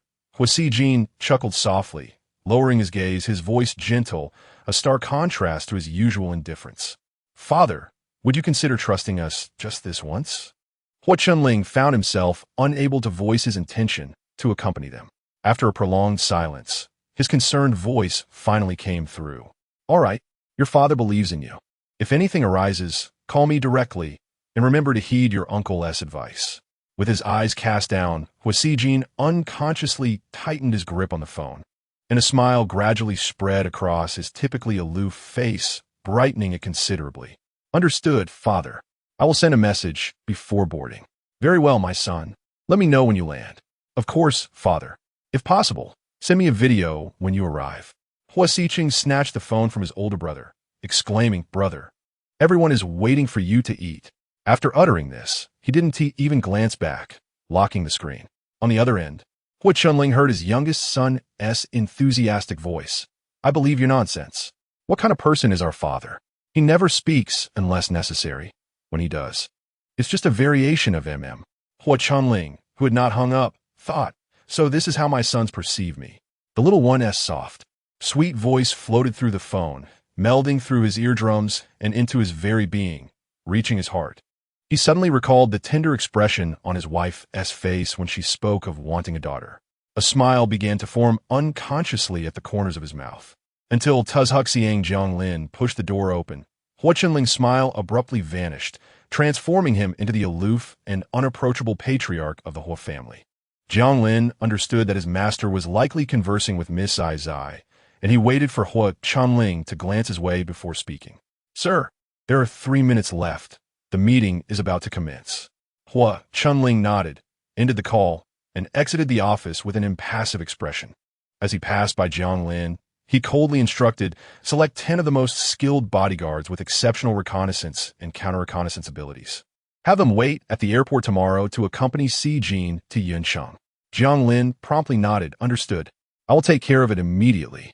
The following morning, after breakfast, Huo Chenhui, accompanied by 5 children, headed straight to the airport. Their striking appearances, particularly with one cherubic child among them, drew considerable attention. Originally intending to wait in the main hall, Huo Chenhui opted for the VIP lounge given the circumstances. Upon entering the lounge, the chubby child quickly climbed off the sofa and waddled toward the door. Huo Silin hurriedly inquired, "What's wrong, Zai Zai?" The child pointed outside, saying, "There are several strange uncles over there. Zai wants to take a look." Instantly, Huo Chenhui and the others became vigilant. Strange uncles? Where? The child opened the door, and Huo Chenhui lifted her up, positioning her at the entrance to peer outside. Zai, in which direction? The child shrugged her little hands. They're all gone. Huo Xiqing spoke softly. Zai, did you see something ghostly?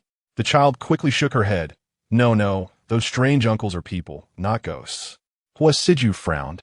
Does Zai have an estimate of how many there were? Huo Xiqing bluntly replied, "Second brother, have you forgotten that Zai cannot count?" The child argued. Zai can count. I saw 7, and there were 5 more far away, facing away from me, so I didn't see their faces clearly. Huo Chenhui concluded. So there are 12 in total. The child nodded vigorously, yes. Suddenly, Huo Siju recalled something and ruffled the child's head. Big brother will go take a look. In the waiting hall, the bodyguards, upon seeing Si Jin emerge, maintained their composure, either sitting, standing, or on the phone, betraying no sign of unusual behavior. However, one bodyguard noticed a young man nearby, with darting eyes, occasionally glancing toward the master. 2 bodyguards exchanged glances, and one nodded, approaching the young man.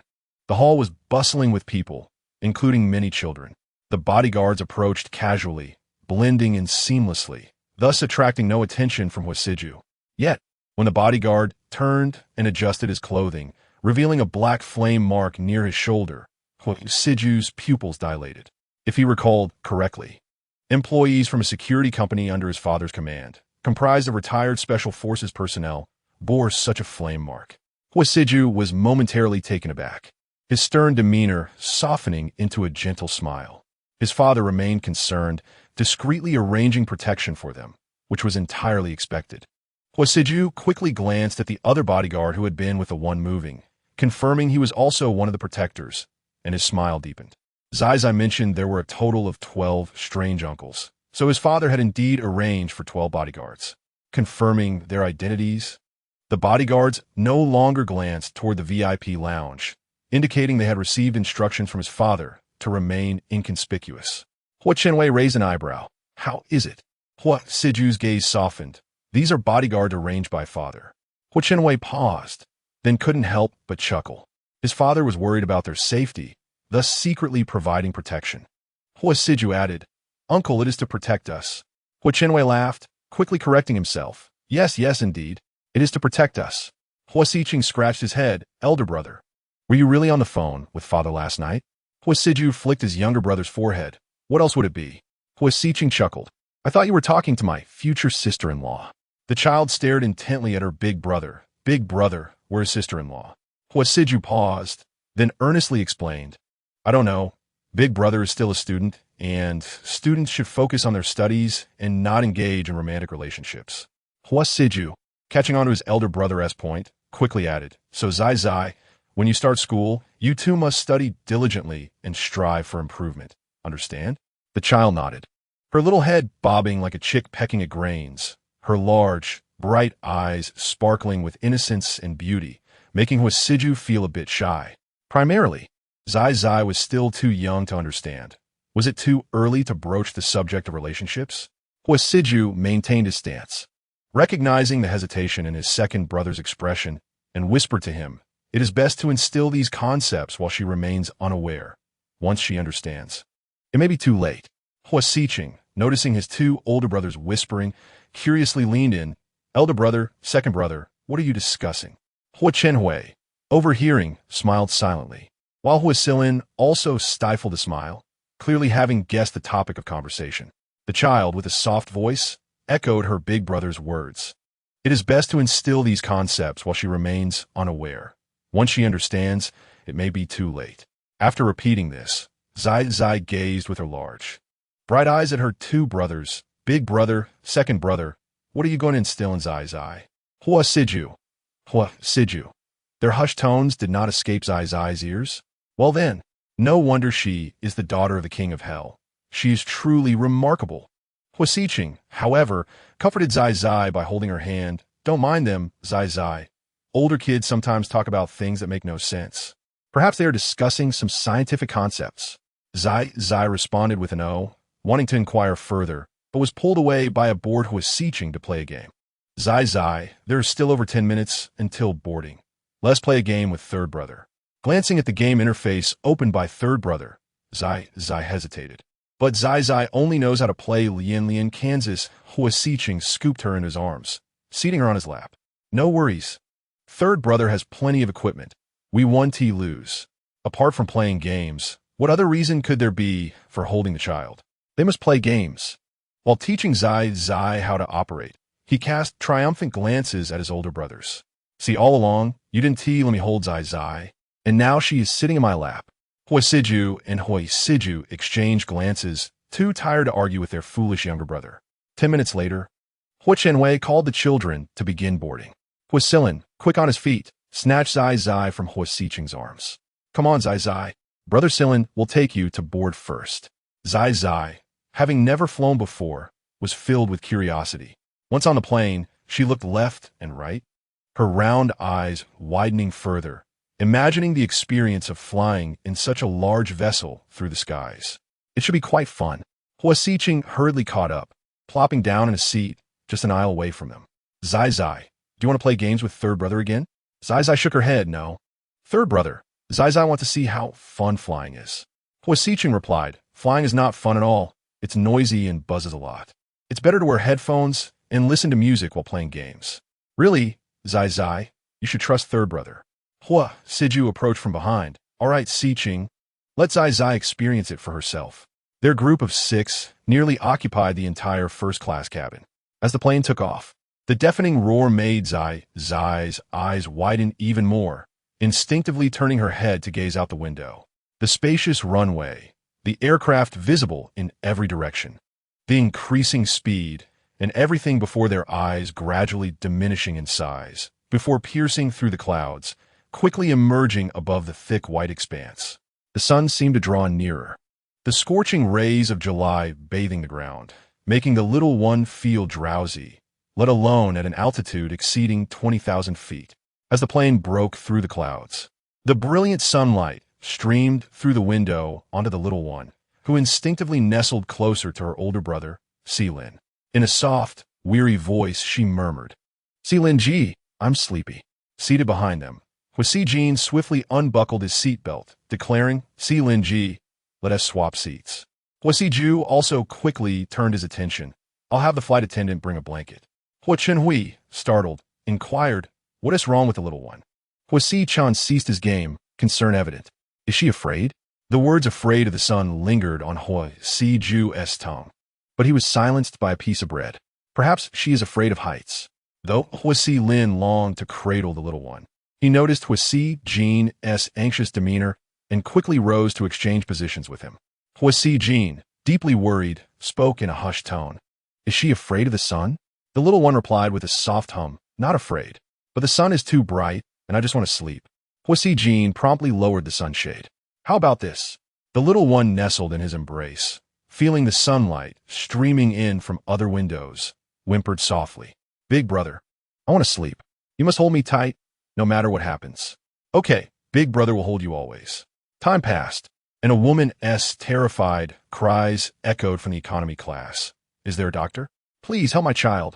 The flight attendants followed suit on the intercom. But it appeared that there were no medical professionals in the economy section. Hua Jin, majoring in economics at university and having excelled in a clinical medicine elective, noticed the urgency of the woman's cries and unbuckled his seatbelt, rising swiftly. Chapter 120. The threat of the unseen, the little one, cradled in his arms, stirred slightly. Her soft, pudgy hands moving as she unconsciously clutched his neck. Hua Jin hesitated for a moment before preparing to pass her to his cousin Lin. He recalled the little one's words before falling asleep. Big brother, you must hold me tight, no matter what happens. Lin, aware of Jin's elective, hesitated momentarily. Jin, the woman's cries are getting more frantic. Without further hesitation, Hua Jin rose, cradling the little one, and moved toward the economy class. Lin, Hua Ju, and others followed suit. Seeing Jin's determined expression, Lin quickly spoke up, Jin, let me take her. As Jin walked forward, he lowered his voice to speak to Lin, who was closest before she fell asleep. She asked me to hold her tight. No matter what. Lin paused, and they soon reached the economy section, where his gaze fell upon a woman near the rear of the plane, being consoled by flight attendants, her emotions spiraling out of control. The woman was cradling a little girl who appeared to be of similar age to the little one. Hua Chenhui, as the group's leader, noticed Hua Jin heading towards the back and quickly communicated with the head attendant. My nephew is studying clinical medicine. Let him take a look. The head attendant breathed a sigh of relief. Although it was just an elective, it offered a glimmer of hope in a situation devoid of medical personnel on board. Moreover, the first-class passengers were all from the Hua family. With Hua family members present, the head attendant's previously anxious heart calmed significantly. Thank you, Mr. Hua. Hua Chun-hui smiled lightly. No need for thanks. Let us assess the situation and hope it is not too late. The head attendant expressed her gratitude once more and promptly relayed the situation to the captain, preparing for an emergency landing at a moment's notice. In the economy class, as Hua Jin approached, the flight attendants, informed by the head attendant, quickly greeted him. Sir, please take a look. The woman holding the child rushed to Hua Jin, pleading, Doctor, please save my child. Passengers nearby began to murmur, questioning why he would come to assist while holding another child. Indeed, she looks similar in age to this child, they whispered. Hua Lin wanted to take the little one, but recalling Hua Jin's words, he suppressed the urge. I can't bring her over. The little one mentioned a calamity before our journey, insisting she must be present. Just before falling asleep, the little one had spoken suddenly, raising suspicions in Hua Lin. He became alert, scanning the surroundings. Hua Jin shifted the little one onto his back, her tiny hand securely holding onto his neck, ensuring she wouldn't T-slip. Noting this, Hua Jin felt a wave of relief. This doesn't T-count as letting go, does it? Hua Ju and Hua Chun-hui also relaxed, their gazes sweeping through the crowd, aware that calamities are not to be trifled with. Hua Jin began to examine the nearly unconscious little girl, only to discover an alarming anomaly. The child's heartbeat was exceedingly irregular, or perhaps alarmingly slow. He cautiously probed the girl's neck, feeling her skin under his fingertips, which involuntarily trembled. The girl's skin was cool to the touch, a chill unlike that of a healthy person, reminiscent of the lifeless body he had encountered during his studies with Professor Su at the medical university. Has she already passed? The mother, holding her daughter, covered her mouth with her hand, tears streaming down her face. Noticing Hua Jin's peculiar expression, she implored urgently, Doctor, what is wrong with my daughter, Nyonyo? She was fine when we boarded, but suddenly complained of pain and then fainted. To everyone's shock, the seemingly lifeless girl suddenly opened her eyes, gazing at Hua Jin with an eerie, greedy stare. A strange smile etched upon her lips. Hua Jin instinctively withdrew his hand from the girl. The mother's emotions hovered on the brink of despair once more. Doctor, what is happening to Nyonyo? Others joined in, pressing for answers. Yes, after all this time. Why is there no response? Are you even a doctor? If not, don't waste time. Let us have the captain make an emergency landing. Huo Jin quickly surveyed the crowd, realizing they were oblivious to the girl's awakening, her unsettling smile directed solely at him. Huo Ju, however, observed everything clearly, noting that others remained unaware. He approached Huo Jin, crouching beside him. Go, what is wrong with this child? Huo Jin turned to the anxious mother, taking a deep breath. Annie, your child is preliminarily assessed to have passed away 30 minutes ago. Gasps echoed through the crowd. What do you mean? Passed away 30 minutes ago? How did she get through security? Indeed, how can a mother be so oblivious? Murmurs of disbelief rippled through the throng. The bodyguard began to speak up, their voices booming to calm the agitated passengers. Everyone, do not forget that we have been airborne for less than an hour. Others chimed in. You can check the flight time. Yes. Some began to check their watches, and the flight attendants nodded affirmatively. Our flight has been in the air for 1 hour and 4 minutes. This child passed away half an hour ago. How could the mother not have noticed? The woman tightly embraced the little girl, tears streaming down her face. No, Nuno was just fine. She was still breathing. My Nuno is not dead. You must have made a mistake. She cried out desperately. Doctor, is there any doctor left? Hurry, save my child. Suddenly, the woman stood up, racing down the aisle with the child in her arms. In that instant, the little girl, wearing a peculiar smile, opened her mouth wide, her grin becoming even more sinister. Both Huo Jin and Huo Ju heard her soft, chilling voice utter terrifying words. Big brother, all the people on this plane are here to accompany you in your burial. As the girl's words echoed, the flight route displayed on the screen began to flicker ominously, and a cold, foreboding atmosphere spread from her throughout the cabin. Before Huo Jin could respond, the little girl spoke again, cheerfully, but if you big brothers feed me willingly, I might consider sparing the people on this airplane. Huo Ju recalled the words of the child from the previous night, warning against going out lest there be bloodshed. However, none could have imagined that such a disaster would manifest in this way. Some passengers began to notice the unusual behavior of the plane and inquired with the flight attendants. When others could not see, the little girl extended her tongue, licking her lips greedily as she fixed her gaze on Huo Jin and Huo Ju. Have you made your decision? Huo Chun, who had been asleep, was abruptly awakened by the coldness that enveloped the cabin. Upon opening his eyes, he was met with the encroaching darkness and sensed the positions of his brothers, rushing toward them, only to hear a ghostly entity threaten them. Who dares to threaten my brothers? He thought, infuriated by the audacity of the little girl. In an instant, her expression turned grotesque as she lunged at Huo Chun with a gaping mouth. Seeking death, the little bundle resting on Huo Jin's back suddenly opened its eyes, dark and devoid of any cleverness, yet froze the little girl mid-attack. In that moment, everyone on the plane felt an abrupt sense of weightlessness. Passengers shrieked in panic. What is happening to the plane? Why is it so dark inside? The lights 1T turn on. The attendants hurriedly attempted to calm the frightened passengers. But the aircraft seemed to be plummeting, inducing sheer terror among all. Huo Ju was equally astonished. Brother, what is going on? Huo Jin shook his head, tension coursing through him as he contemplated how to handle the situation, being mere mortals.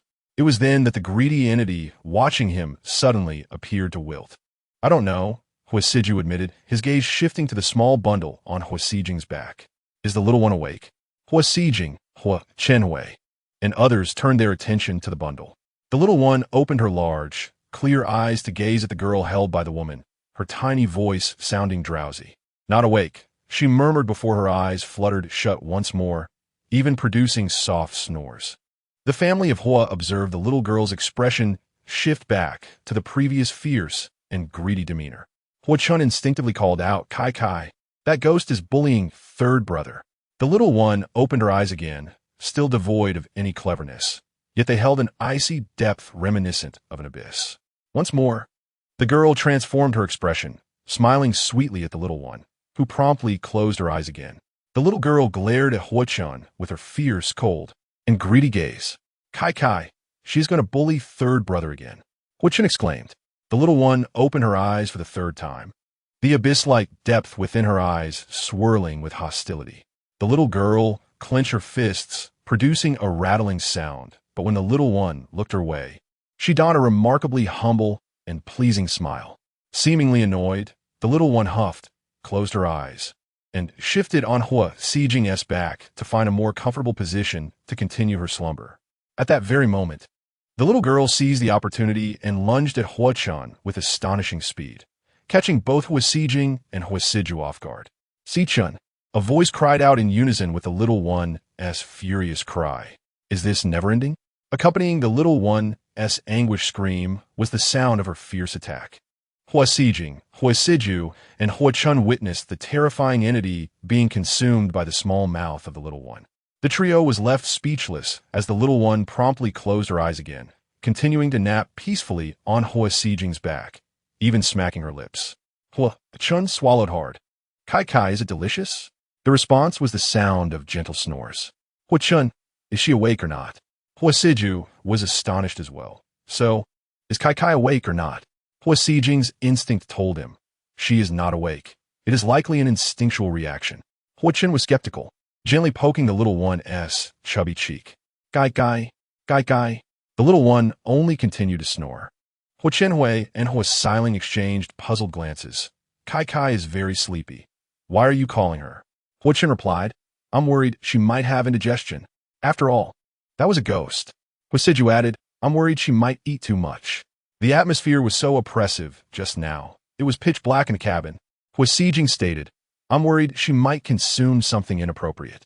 After all, the little one was asleep, and every time she opened her eyes, I believe she was merely reacting instinctively to the ominous aura, wanting to protect us.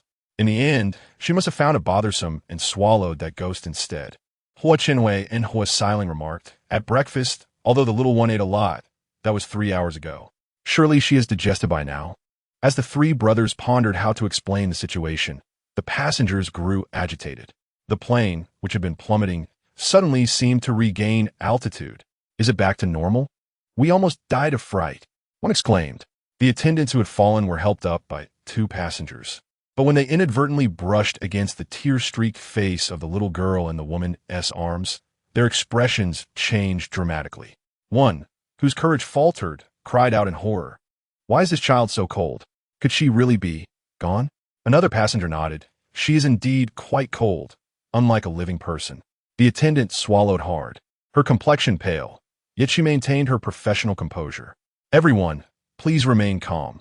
I will report to the chief attendant immediately. Despite the attendant's efforts to soothe the passengers, some remained dissatisfied. Didn't that young man say the child had been gone for half an hour? What bad luck. We are sharing a plane with a corpse. Enough. The child is gone. The mother bears the greatest responsibility.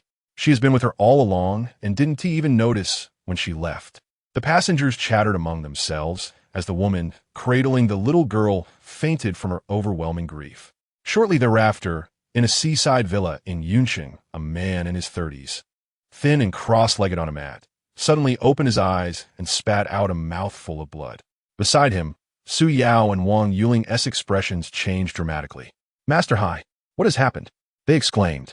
The man known as Master Hai clutched his chest in agony, his face contorted from the pain. He pushed himself up from the ground. The opponent is too powerful. You must seek a more capable master. Before Su Yao could respond, Master Hai staggered toward the exit. Su Yao hurriedly stopped him. Master Hai, if you cannot handle it, where else can we find a master? Rest assured, as long as we can eliminate that malevolent entity. The price is negotiable. Isn't that right, Aunt? Wang Yuling nodded in agreement. Indeed.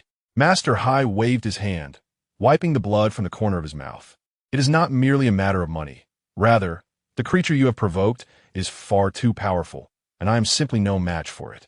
The most formidable puppet in my possession was annihilated in an instant, and I suffered a backlash. In all my years of experience, I have never encountered such a situation. While money is important, one must have a life to spend it. Wang Yuling felt a sense of despair. Master Hai, I beseech you to guide us. My daughter is only 8 years old and has been ensnared by such a ghastly being. Master Hai gazed at Hua Nation, who sat pale and dazed in the corner, and felt a pang of compassion. A new master has arrived at the Longhua Shinsi outside the city. You may wish to try your luck there. A nervous Hua Nation suddenly heard a prompt from the system in her mind. Follow his advice. Go to Longhua Shinsi.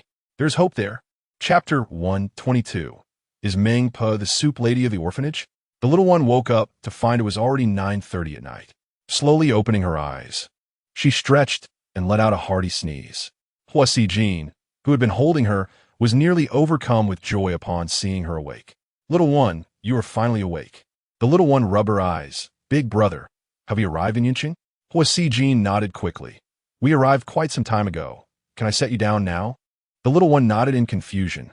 Yes. Hua Jin felt as if a great weight had been lifted as he placed her into the arms of Hua Silin. Though he struggled to maintain his composure as his expression cracked slightly, the little one innocently asked, Big brother, where are you going? Hua Jin swallowed hard, his tall figure hastening away. I am going to the restroom. Indeed, after encountering a malevolent entity on the plane, Hua Jin, despite the little one devouring it in the end, had not used the restroom for 14 hours while ensuring everyone has safety since the little one fell asleep. Hua Xiqing, watching the commotion, remarked, Little one, you have no idea. Big brother's about to burst. Look, he is running. The little one blinked her still sleepy eyes. Why doesn't Big brother go to the restroom? Hua Xiqing replied, Because you told him to keep holding you. The little one responded with a no, seemingly recalling what had happened before she fell asleep. Then Big brother can take little one to the restroom too. Hua Xiqing laughed heartily. Little one, although you are only 3.5, you are still a girl. The little one, confused, expressed her bewilderment. What is wrong with being a girl? Hua Siju immediately began to enlighten her on gender knowledge. Girls cannot go to the restroom with boys. It is embarrassing. The little one was even more puzzled. Why? Hua Xiqing chuckled. Because boys and girls have different bodies, and as big brothers, they must not look. The little one, eager to learn, asked, But I'm only 3.5. Can I see? Looking into the little one's glistening eyes, Hua Siju steeled himself. No. The little one felt a bit disappointed and puzzled. She scratched her head with her chubby hand and turned to her second brother. But second brother, how are boys and girls' bodies different? They seem the same to me. Only adults and children are different. Adults have 206 bones, while children have about 217 to 218 bones. Hua Siju. Hua Silin understood the little one's uniqueness, but was puzzled why she mentioned bones so clearly. Nonetheless, this did not diminish his affection for her. He lovingly cradled her in his arms, smoothing her tousled hair. Little one, your second brother means that boys and girls have different physiological structures, not bones. The little one replied with an "Oh, I know that, but my father from the Underworld said that boys and girls are actually the same, as eventually, the flesh on a girl's chest and the flesh on a boy's lower body will rot away. Only the bones remain. Thus, boys and girls are the same. Hua Chenwei, Hua Silin, Hua Siju, Hua Xiqing, and Hua Jin, who had just exited the restroom. Hua Jin, Hua Siju, and Hua Xiqing thought, Is this how the king of the Underworld teaches his daughter? This is utterly unreliable. Meanwhile, Hua Chenhui and Hua Silin, unaware of the little one's identity, pondered, The little one is so peculiar yet adorable. Her deceased father seems to have some issues with his reasoning. Who teaches gender knowledge to their daughter like this? What kind of person will she grow up to be with such beliefs? Hua Chenwei quickly explained, Little one, what your father from the Underworld meant pertains to the state after death. However, the living must still consider gender differences. The little one nodded earnestly. I understand, uncle. But I'm still young, and I do not have any flesh on my chest yet. After saying this, she looked at her 4 brothers in a flurry. For some reason, from the moment she was held by Hua Silin to Hua Siju and Hua Xiqing, and even to Hua Jin, who had just emerged from the restroom, they all suddenly grew tense, unconsciously wanting her to stop speaking. However, the little one spoke quickly, her question bursting forth. Brother Silin, big brother, second brother, third brother, have your bodies developed yet? Hua Silin, Hua Jin, Hua Siju, and Hua Xiqing. Not only were the 4 brothers of the Hua family embarrassed, but even Hua Chenwei felt awkward. He turned his face away and lifted the little one from his son's arms. Forget about that, little one. You must be hungry after waking up. Uncle will take you to eat something delicious. The little one, ever the provocateur, declared, but Meng said that if a boy's body hasn't developed, he will be looked down upon. Hua Silin, Hua Jin, Hua Siju, and Hua Xiqing know they would never be looked down upon. They are perfectly fine. But how to explain this to the little one? Hua Chenhui, seeking to change the topic, directly asked the little one, who is Meng Pe? Based on Hua Chenhui's assumption, she must have been someone who took care of her when she was in the orphanage. Speaking of the woman who made her soup, the little one smiled. Is the soup lady Meng Pa. She especially loves to make soup. Whenever I see Meng Pa, she is either making soup or serving it to the residents in line. What Chenwei understood. Meng Pa must be the cook from the orphanage's cafeteria where the little one previously stayed. The little one, being a little foodie, no wonder her eyes lit up when talking about Meng Pa. The soup she makes must be exceptionally delicious. Yes, once when I was hungry, I drank an entire pot of soup. Hua Chenwei was taken aback. Little one, you didn't overeat, did you? The little one laughed, her eyes twinkling. No, but my father from the underworld was startled. He thought I had forgotten everything while helping me with soul searching. Hua Chenwei nodded repeatedly. Of course. After all, the large pot of soup that could serve a queue is certainly no small matter. While the little one is a foodie with a hearty appetite, she cannot possibly drink an entire pot. Oh dear, the little one's biological father surely has some issues. How could he let a child drink so much soup? What if she burst her little belly? Hua Chenwei instinctively touched the little one's soft belly, which coincidentally let out a gurgle. He quickly scooped her up and strode towards the dining hall. Come, let's go enjoy some delicious food. Hua Sijin, Hua Siju, and Hua Siqing, who had been eavesdropping on all the conversations, thought, this dialogue is truly a charmingly chaotic, yet perfectly harmonious exchange. Hua Siqing murmured, Meng Pa must be Meng Pa, right? Hua Silin, not understanding, couldn't he help but chuckle. Which Meng Pa? The one who loves to make soup and serves it to those waiting in line? Is she not the cook from the orphanage where the little one used to stay? Hua Sijin, Hua Siju, and Hua Siqing. It seems so. Chapter 123. The unfortunate uncle, unbeknownst to him, Brother Silin intended to take him to the orphanage to visit Granny Meng, while the little one, affectionately known as Neichuanzi, was being cuddled and fed by Uncle. The little darling was joyfully indulging in her meal. As Hua Chenwei fed her, he voiced his concerns about the airplane. Has the little one fallen asleep on the plane? Occasionally, she would open her eyes and gaze at the little girl who had long departed, compelling Hua Chenwei to believe in the existence of many scientifically unexplainable phenomena in this world. Although the little one exhibited some peculiarities, seemingly possessing prophetic abilities, she was merely a 3.5-year-old Neichuanzi. If there truly existed supernatural entities aboard the aircraft, it was highly plausible that the little one would be affected by the ominous aura they brought. Upon disembarking, he did not take the 5 children directly to the previously booked hotel, but instead hurried with the Neichuanzi to the nearest hospital. After a thorough examination, he was somewhat reassured to find that she was genuinely just asleep. However, she had been asleep for over 10 hours and could not be roused, leaving him still anxious. At that moment, Hua Sijin, Hua Siju, and Hua Siqing repeatedly comforted him, assuring him that the little one would be fine. Could he truly relax? No. If she did not awaken soon, he would be unable to restrain himself from taking her back for further examinations. Sensing her uncle's unease and concern, the Neichuanzi affectionately nuzzled against him. Though asleep, she was irked by a malicious entity wanting to consume her third brother and had warned it several times. Hua Chenwei was taken aback. A warning? As the Neichuanzi gleefully devoured the large abalone Hua Chenwei had brought to her lips, her bright, sparkling eyes squinted in delight. Indeed, she had cast several glances at it, yet remained obstinate, leading her to finally consume it in frustration. Hua Chenwei consumed it? When did that happen? How did Uncle miss it? The Neichuanzi spotted the 8 treasure rice, her squinted eyes returning to their natural size as she pursed her little lips. Uncle could not see it due to lacking the ability to perceive such things, but her older brothers could. Hua Chenwei, ah? The Neichuanzi shook Uncle's arm. Uncle, I want to eat that particularly soft and glutinous rice. Oh, wait a moment, dear. Uncle will fetch it for you right away. The Neichuanzi would serve a bowl of the 8 treasure rice, its sweet and soft texture delightful. Hua Chenwei quickly emptied the small bowl. Little one, you mentioned you wanted your older brothers. Uncle, I still want that sweet rice. All right, Uncle will get more. The Neichuanzi glanced at the platter of 8 treasure rice and then down at her little belly. Uncle, I want 4 more plates of that rice. Hua Chenwei, ah? The Neichuanzi shook Uncle's arm, her sweet voice softer and more delightful than the rice itself. Uncle, I still want 4 more plates, please. Hua Chenwei instantly surrendered. Not just 4 plates of 8 treasure rice, even 40 would suffice. The Neichuanzi's eyes sparkled with excitement. Really? Faced with the Neichuanzi's adorable and innocent demeanor, Huo Chenwei nodded without hesitation.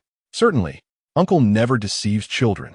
The Neichuanzi bounced in Uncle's embrace, turning to the waitress who had just entered with dishes. "Miss, please bring over 40 plates of that sweet and glutinous rice." The waitress, recognizing the 8 treasure rice that children adore, assumed she meant 4 plates. The Neichuanzi quickly shook her head, confirming in her tender voice, "Miss, not 4 plates, but 40 plates." 40. The waitress, huh? The Neichuanzi thought the waitress misunderstood and began counting with her chubby hands. She extended her tiny fingers, counting off one by one until she finished her own and began counting Uncle's. Still not enough. "Miss, let me borrow your hands to count, okay? That's 20. Still 20 missing." The waitress, Hua Chenwei, 40 plates of 8 treasure rice. One serving is certainly enough for 1.5 adults. And Hua Chenwei's lips twitched at the thought of 40 plates. Little one, the chubby little darling, was a ball of softness, her tiny feet resembling 2 adorable, fluffy buns, her skin rosy, and her toes revealing tiny rolls of flesh with little crescent moons on her nails. As the little one wiggled her pudgy toes, they transformed into oversized steamed buns, eliciting giggles from both the waitress and Huo Chenwei. Utterly adorable, the waitress felt herself melting at the sight of the precious child. Such a delightful little one. The waitress, knowing she might lose control, quickly excused herself and left. Huo Chenwei, 40 plates? The Neichuanzi turned to Uncle, noticing his troubled expression, and questioned, "Uncle, can't we order 40 plates? Did Uncle not bring enough money?" Before Hua Chenwei could respond, the Neichuanzi rummaged through her pocket, producing a stack of bank cards. "Uncle, I have money." She retrieved a black gold card from the pile, causing Hua Chenwei's jaw to drop in disbelief. "Is that your father's supplementary card? Even Sijin, Siju, and Siqing might not possess one." The Neichuanzi giggled. "It should be. It carries Daddy's scent." Hua Chenwei noticed that among the bank cards, there were also supplementary cards from the grandparents. He then glanced at the Neichuanzi's other bulging pocket. What was inside that pocket? The Neichuanzi rummaged again, pulling out a bunch of keys. All car keys and house keys, preliminarily valued at over 100 million. The Neichuanzi gleefully played with the keys, explaining in her sweet voice, "These are the gift from Uncle and Grandpa and Grandma, and I love them, so I carry them with me every day." Hua Chenwei. "So, this little one carries around assets worth over 100 million?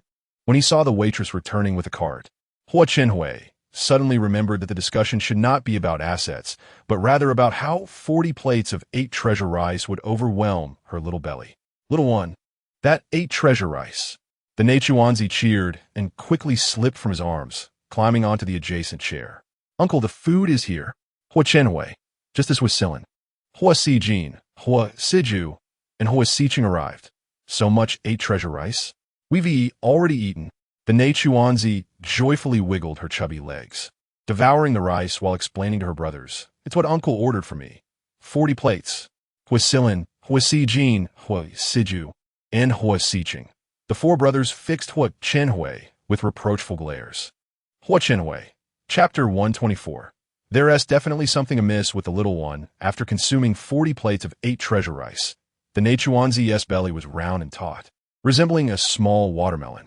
As the head of the family, Hua Chenwei intended to scoop up the Neichuanzi, but his son Wasilin pushed him aside. "Dad, let's take care of the little one. You might not be accustomed to caring for small children anymore, especially regarding their meals." Hua Chenwei observed that the little one, Neichuanzi, had devoured an astonishing 40 plates of 8 treasure rice, leaving the serving dishes spotless, merely requiring a rinse with clean water to restore them to their pristine condition. Sated and drowsy, Neichuanzi began to feel sleepy. However, upon glancing outside, the vibrant colors and flickering neon lights immediately invigorated her. "Big brother, is it nighttime?" she inquired. Hua Siqing glanced at the children's watch and replied, "Little one, it is nearly 11 o'clock at night." Neichuanzi's excitement surged. She adored the hour of 11, and midnight was even better. Hua Sijin, Hua Siju, and Hua Siqing exchanged knowing glances, acknowledging that as the cherished daughter of the Underworld King, her fondness for the witching hour was hardly surprising. Wasilin, perplexed, asked, "Why does she like midnight?" Nai Tawanzi beamed, revealing a mouthful of gleaming white teeth. Because at midnight, I might discover many unexpected snacks. Hua Silin raised an eyebrow. Hasn't Tishi eaten enough? Nai Tawanzi patted her round little belly and, in her adorable voice, sincerely declared, I'm full, but I wouldn't mind a little more. Just some snacks. The father-son duo quickly turned to Hua Sijin, Hua Siju, and Hua Siching, sensing a secretive agenda behind Nai Tawanzi's appetite. This was her little secret, one she and T shared with her uncle or cousins, and they would never bring it up. Consequently, Hua Sijin scooped up Nai Tawanzi and headed outside, while Hua Siju pulled out his phone, seemingly calling someone, and Hua Siching looked at the astonished expressions on their uncle and cousin's faces. Uncle, Hua Silin, let us go. We still need to find it in, right? Hua Chenhui and his son felt it was futile to pursue and under the circumstances. With Nai Tawanzi's voracious appetite, they worried she might burst at any moment. They had initially thought that her consumption at the old residence was excessive, as they had been astounded by her appetite when they first witnessed it. Yet, the staggering 40 plates of 8 treasure rice, alongside a table laden with dishes, paled in comparison to her current cravings for snacks. Hua Silin, quick-witted, realized that if Hua Sijin and his brothers were unconcerned, he too could relax. Dad, let us hurry. Nai Tawanzi should be fine. Hua Chenhui rubbed his face and asked, Siching, can you inform your uncle about the situation with Nai Tawanzi? Hua Siching chuckled, no way. Hua Chenhui shot a glare at his little nephew, following them outside, while dialing his younger brother Hua Chunling. Chunling, it's me. Hua Chunling was still at the office working overtime. Elder brother. Before Hua Chunling could inquire further, Hua Chenhui pressed on. Do you know what Nai Tawanzi really is? Hua Chunling replied, Nai Tawanzi is simply Nai Tawanzi. What else could she be? Hua Chenhui insisted, but she eats an extraordinary amount. Hua Chunling chuckled. Nai Tawanzi has always had a hearty appetite. Being able to eat is a blessing. Hua Chenhui's mouth twitched in disbelief. You call it a blessing when she can finish 40 plates of 8 treasure rice in one sitting? Hua Chunling's voice turned serious. How many? Hua Chenhui replied, 40 plates. Enough to satisfy an entire class of adults. Hua Chunling stood up abruptly. We need to take her to the hospital immediately. Hua Chenhui inhaled deeply. I wish we could. But Sijin, Siju, and Siching think it's nothing, and she even wants to hunt for snacks after midnight. Hua Chenling gasped in shock. She, isn't full? Hua Chenhui reiterated Nai Tawanzi's words. I'm full, but I would mind a little more, just some snacks. Hearing a thud on the other end of the line, he guessed that Hua Chunling had dropped something in disbelief, his gaze seemingly traversing vast distances to connect with Hua Chunling's astonished expression. In that fleeting moment, Hua Chenhui felt a strange sense of balance. After a long silence, Hua Chunling finally spoke. Elder brother, pass the phone to Nai Tawanzi. I'd like to ask her directly. All right. Hua Chenhui quickened his pace, soon catching up with Hua Sijin. Nai Tawanzi, your father's on the phone. Nai Tawanzi's eyes sparkled, and even before receiving the phone, she joyfully exclaimed, Daddy.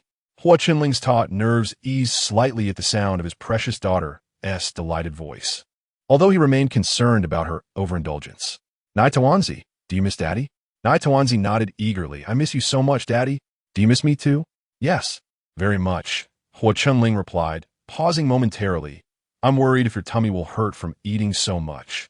Nai Tawanzi patted her little belly, wishing it were a video call so Daddy could see. It doesn't hurt, Daddy. Don't worry. I can handle it. Hua Chunling replied. You can handle finishing 40 plates of 8 treasure rice? Hua Chunling felt a mix of amusement and concern. The usually resolute head of the Hua family wore a gentle, indulgent expression. Is your little tummy really okay? Should your uncle take you to the hospital for a checkup? Sensing her father's concern and recalling the worried expressions of her uncle and Hua Silin, Nai Tawanzi readily agreed. Sure. The hospital has plenty of snacks, so it's a win-win. Hua Chunling sighed in relief. All right, hurry along, and after the checkup, send Daddy a video. I'll be waiting for you. Okay, Daddy. I love you, she said, planting a kiss on her uncle's phone. Hua Chenhui felt a pang of envy. He reminisced about his daughter's childhood. Though not as lively and charming as Nai Tawanzi, she was obedient and adorably sweet. Yet, now Hua Chenhui quickly scooped up Nai Tawanzi. Come on, Uncle will take you for a checkup. Hua Sijin, Hua Siju, and Hua Xiqing exchanged glances and shook their heads helplessly. If there were concerns, a checkup was warranted. After all, no father would inscribe on the death register. Nai Tuanzi, 3.5 years old, passed away from overeating. Observing her excitement and her ability to absorb negative energy, heading to the hospital at this hour was quite the spectacle. Snacks would surely be readily available. The hotel was conveniently close to the hospital, and they arrived within 10 minutes. Surprisingly, the area around the hospital was remarkably clean. Not a single ghostly presence was in sight. Worrying about Nai Tuanzi's health, Hua Chenhui and Hua Silin went directly to the emergency room. Nai Tuanzi allowed her uncle and Hua Silin to fuss over her, but her little head turned towards the right window, her big dark eyes fixated on the inpatient department. Uncle, Hua Silin, and it is over there. Chapter 125.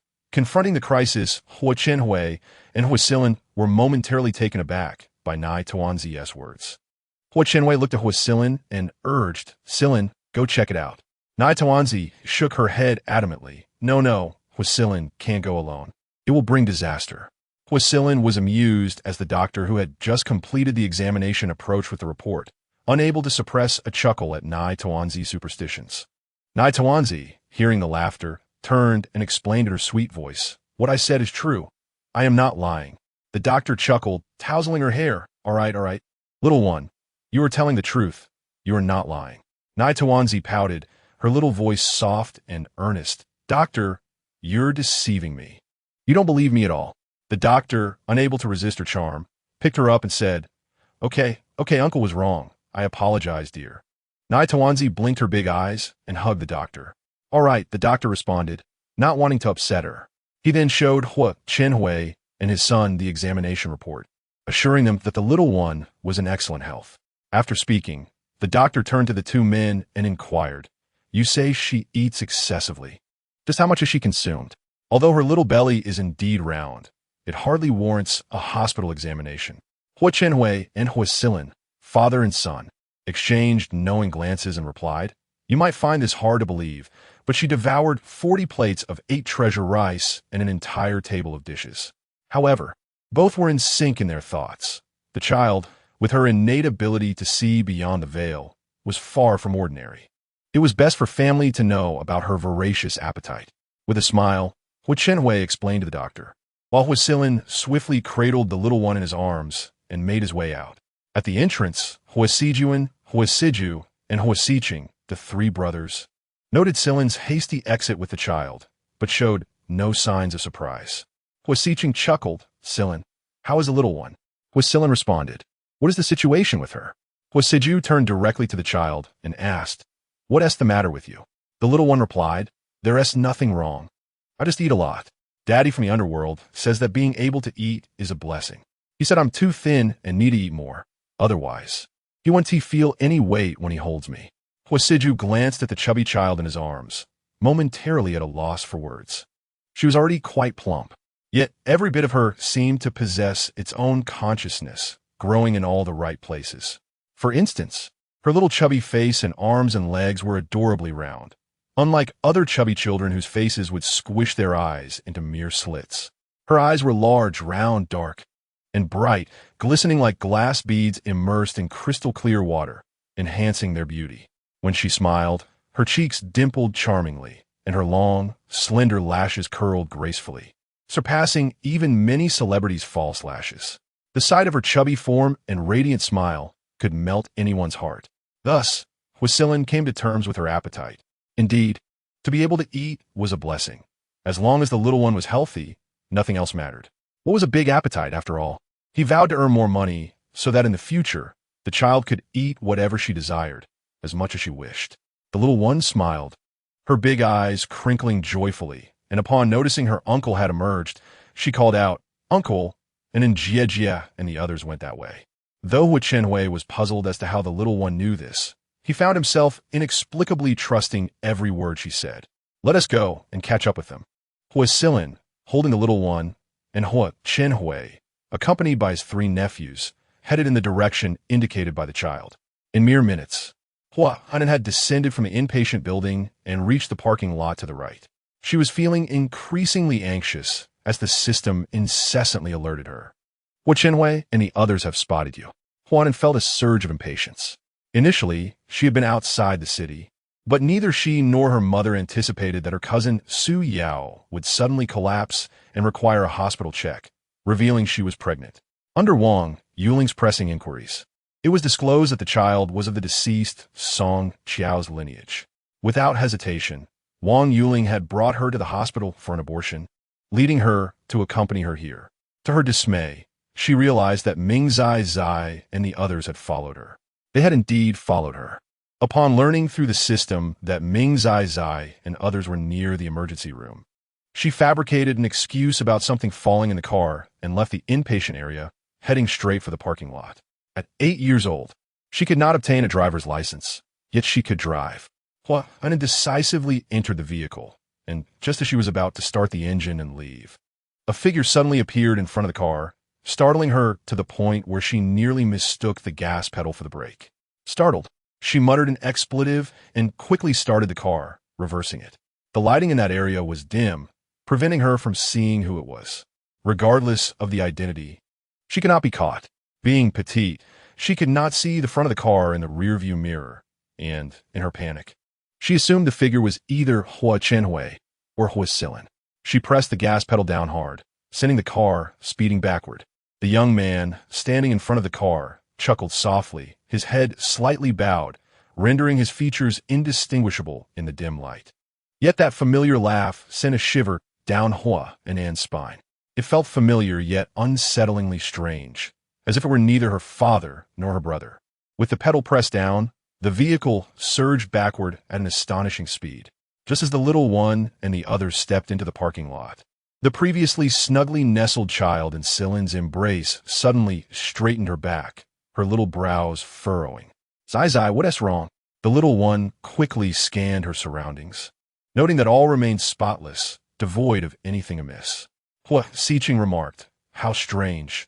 This hospital is remarkably clean, devoid of any supernatural entities. Hua Siju nodded in agreement. I see nothing either. Upon hearing the roar of an engine from the parking lot, Hua Siju frowned. Let's go check it out. Hua Silin nodded, carrying the little one as he led the way. As they walked, the little one suddenly spoke up. Hua Silin, what's wrong? Hua Chenhui and the others instinctively looked around at her words. The parking lot was eerily quiet, the dim streetlights illuminating a considerable number of vehicles, lined up orderly even in the dead of night. The stillness of the hospital parking lot sent an unsettling chill through them. Hua Chenhui instinctively placed a hand on his heart, observing the little one's furrowed brow, leading him to a decision. Silin, let us heed her words. Hua Silin turned to the little one. Are you certain we should leave? The little one nodded gravely, affirming their departure.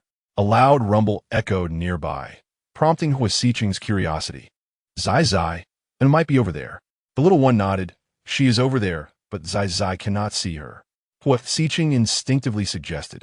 Isn't it just because we're too far away? We could simply walk a bit closer. The little one shook her head vigorously, her soft voice firm and resolute. Chapter 126. Uncle wants to harm Zai Zai? Faced with the little one's fierce demeanor, Hua Xiqing felt no displeasure. Rather, the boy became acutely alert. Let us hurry. Hua Silin had already turned around, holding the little one, and Hua Chenhui followed suit. Hua Sijuan and Hua Siju, possessing the same ability to see beyond the veil, were a moment slower to turn, wanting to understand why the little one appeared so serious. Despite their delay, it did not hinder their retreat. However, nothing was visible. Apart from the rows of vehicles, not a single figure was in sight. The sudden silence of the previously roaring engines was astonishing. Such a commotion should have left behind the sounds of tires grinding against the pavement, unless the vehicles had remained stationary.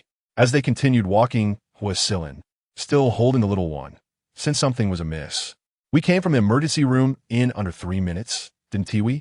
Hua Chenhui realized the peculiarity, indeed, but it took us at least 5 minutes to come from the parking lot. Hua Xiqing remarked, yet we are still in the parking lot. Hua Siju murmured, could it be that we encountered a ghostly wall? Hua Sijuan turned to look at the little one in Hua Silin's arms. The others followed suit, and it was then that they noticed the little one had seemingly fallen asleep. Yet, her chubby hand were wrapped around Hua Silin's neck, while the other hand grasped Hua Chenhui's wrist. Hua Chenhui gazed in surprise at the small hand gripping his wrist. What is happening? Hua Sijuan quickly interjected, Uncle, Silin, Zai Zai has opened her celestial vision for us, allowing us to see what you cannot. By holding on to you, she may be protecting you. After all, they could not see, but her presence alongside them made a significant difference. Hua Chenhui attempted to move his wrist. His thicker wrist could hardly accommodate her tiny hand. He feared that the little one might tire from holding on, wishing to switch and hold her hand instead. Yet, he found he could not move it at all. The small hands of Neichuanzi seemed to softly cling to his wrist, yet whenever he attempted to move, it felt as though he were bound by an immense weight. Hua Chenhui, Hua Silla inquired, Dad, what is the matter? Hua Chenhui replied, I cannot move my hand at all. It appears that the strength of the little one is astonishing. However, Hua Siqing was calling out for Neichuanzi. Kai Kai, Kai Kai. Hua Siqing scratched the back of his head, looking somewhat frustrated at Hua Sijin. Elder brother, how could Kai Kai suddenly fall asleep? It doesn't make sense. Just a while ago, she mentioned wanting snacks. Suddenly, Hua Siju interjected, listen closely. The sound of footsteps echoed, growing nearer. Hua Sijin and Hua Siju quickly positioned themselves in a line, shielding Hua Siqing and Hua Chenhui, who was holding Neichuanzi behind them. Hua Chenhui and Hua Silin attempted to step forward, but Hua Siqing hurriedly reminded them, Uncle Silly, you cannot see those things. Let elder brother and second brother handle it. Hua Chenhui furrowed his brow. You should also only be able to see them, yet you cannot confront them, right? Hua Siqing fell silent. Indeed, they could see them, but were powerless to act. Hua Sijin and Hua Siju spoke simultaneously. Although we cannot confront those beings, they cannot harm us. Especially Hua Siju, who recalled being attacked by those ghostly entities at home. They could not truly approach him. He speculated that this was related to the protection that Kai Kai provided them. With this thought, Hua Siju explained, as long as Uncle and Silly are within our protective circle, those entities cannot come near you. As he finished speaking, the sound of footsteps seemed to grow increasingly close. Everyone turned to look in that direction. The source of the sound revealed nothing but vehicles. Hua Chenhui wanted to check, as his sons and nephews were here, but his daughter remained elsewhere. Even without seeing, he trusted Kai Kai's words. Yet, no matter how he struggled, he could not free his wrist, and his eyes reflected his inner turmoil. He was worried about Huainan. Within the confines of their visible realm, Neichuanzi's consciousness rapidly expanded throughout the parking lot. In an instant, she pinpointed Huainan's location, including the young man standing in front of her car. Huainan's vehicle had collided with another car, leaving her unconscious, but seemingly without life-threatening injuries. The young man also noticed her, appearing somewhat astonished. A flicker of incredulity crossed the depths of his dark eyes before shifting into a subtle smile. Kai Kai, Neichuanzi exclaimed, surprised. Uncle, do you know Kai Kai? The young man's face remained shrouded in shadow, seemingly cloaked in a veil of gray, and despite Neichuanzi's efforts, she could not discern his features. Yet, she sensed a profound malice emanating from this uncle. Does this uncle wish to harm Kai Kai? The young man burst into laughter. Harm you? Not at all. As he chuckled, he continued to approach. He wore bespoke leather shoes, each step taken with grace. The sound of his shoes striking the ground echoing in the stillness of the night, sending an inexplicable chill towards Hua Chenhui and the others. As he walked, he engaged Neichuanzi in conversation. As the young man drew nearer to her uncles, Neichuanzi's consciousness began to clarify his features. His facial contours seemed vaguely familiar, as if she had seen him before, yet no matter how she pondered, she could not recall where. Uncle, who are you? The young man halted, merely 10 steps away from Hua Chenhui and the others. His gaze bore an unwavering determination as he stepped forward, but the expression on his face shifted.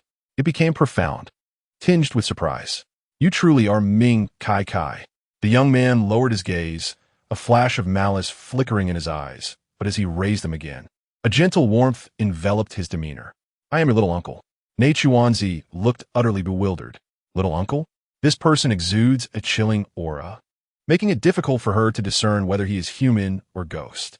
However, her father, the king of the underworld, had no siblings. Otherwise, he would not have entrusted her to the staff of the underworld, sending her directly to the mortal realm instead of to relatives. Father said all deceivers must face punishment. The young man regarded the indignant Neichuanzi, recalling the immense pressure he had felt moments ago, contemplating thoughtfully. After a while, the young man smiled and asked her, "So, how does Kai Kai intend to punish your little uncle?" Chapter 127. The identity of Hua Nation appeared to be a mere pretense, yet served as a test.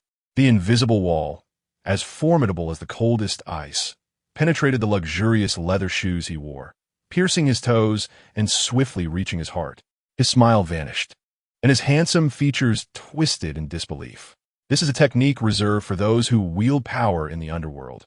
He imparted this technique to you? In disbelief, his voice wavered as he spoke. Neichuanzi tilted her head. What is the technique of supreme authority? The young man replied, You mean Ming Kai Kai is still unaware? So, the king of the underworld was secretly transferring power? If so, the output of such a top-tier technique would surely weaken him. Meaning the current king of the underworld is undoubtedly weaker than before, perhaps significantly so. The more the young man contemplated, the more excited he became. And the malice in his gaze when looking at Neichuanzi faded completely, replaced by laughter. I initially intended to take you to find your father, but now it seems unnecessary. A 3.5-year-old Neichuanzi is hardly a formidable force. Even with the technique of supreme authority, her age and intellect limit her. However, the king of the underworld must act swiftly. Otherwise, should he regain his power, he will miss his opportunity. The young man realized this and suddenly expressed gratitude to Neichuanzi. Thank you, Ming Kai Kai. You truly are a blessing to your uncle. In light of the grand gift you have bestowed upon me, I shall spare this man's life for now. Upon finishing, a gust of sinister wind swept through the parking lot, and the young man vanished without a trace.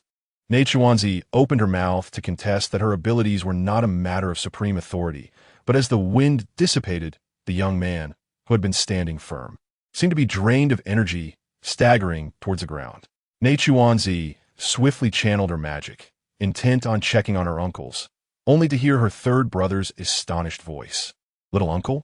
Her second brother echoed in surprise. Little uncle? Hua Sijin dashed towards the young man, collapsing to the ground, while Neichuanzi, somewhat dazed, promptly used her ability to move swiftly. Hua Silin attempted to follow, only to realize that Neichuanzi had vanished from his embrace. Kai.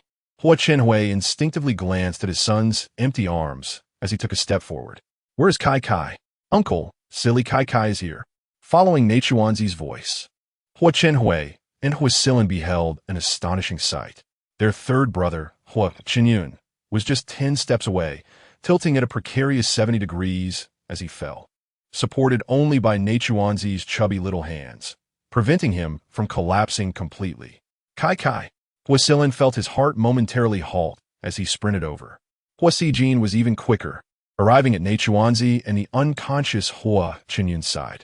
Kai. Hua Chenhui and Hua Silin hastened to assist the unconscious Hua Qinyun, while Hua Siju swiftly lifted Neichuanzi, who was holding up her little uncle as if she were a mighty warrior. Kai, are you tired? Neichuanzi shook her head. Not tired.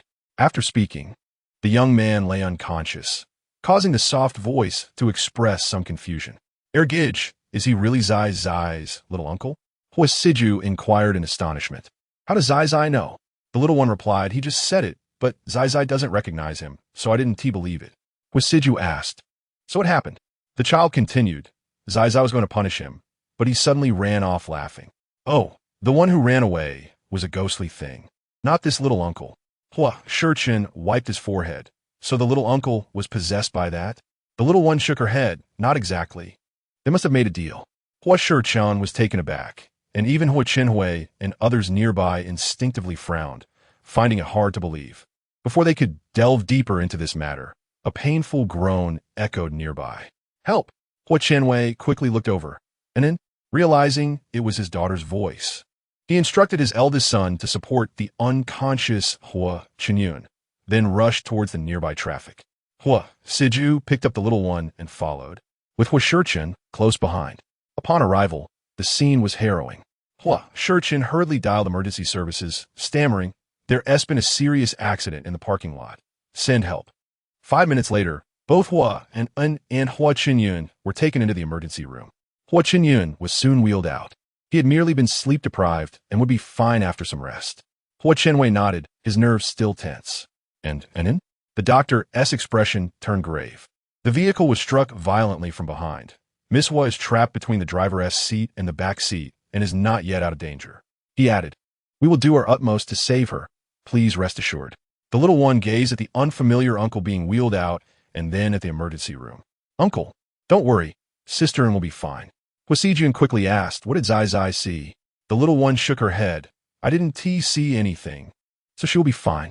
Hua Sijun was momentarily taken aback, while Hua Siju appeared thoughtful. Perhaps it was a staff member from the Underworld guiding her? The little one smiled, her eyes sparkling. "Exactly. So Sister will be fine."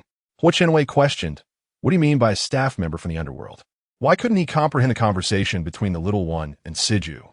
He instinctively glanced at his son, Hua Silin, who looked equally perplexed. The little one grasped one hand of each, softly comforting them. "Uncle and Brother Silin, believe in Zai. Sister will truly be fine." Seeing the little one's sincere expression and her concerned gaze, Hua Chenwei's heart softened. He quickly crouched down to embrace her. "Uncle believes in Zai. You need not worry." The little one nuzzled against him affectionately, softly stating, "Zai isn't worried, so Uncle and Brother Silin shouldn't worry either. Otherwise, Zai and the older brothers will continue to worry." Hua Chenwei's lips curled into a smile, despite his lingering concern for his daughter's safety. The little one's reassurance eased his heart considerably. "Thank you, Zai." Just then, the emergency room door swung open again. A nurse rushed out. "The patient urgently needs a blood transfusion. You." Hua Chenwei immediately stepped forward. "I'm her father. Take my blood." Hua Silin wanted to say something, but was silenced by a glance from Hua Chenwei. He followed the nurse to donate blood, only to find the blood type incompatible. "Mr. Hua, Miss Hua has type E blood. While you have type A, you cannot donate." Hua Chenwei was astonished. "I remember, and it has type E blood as well."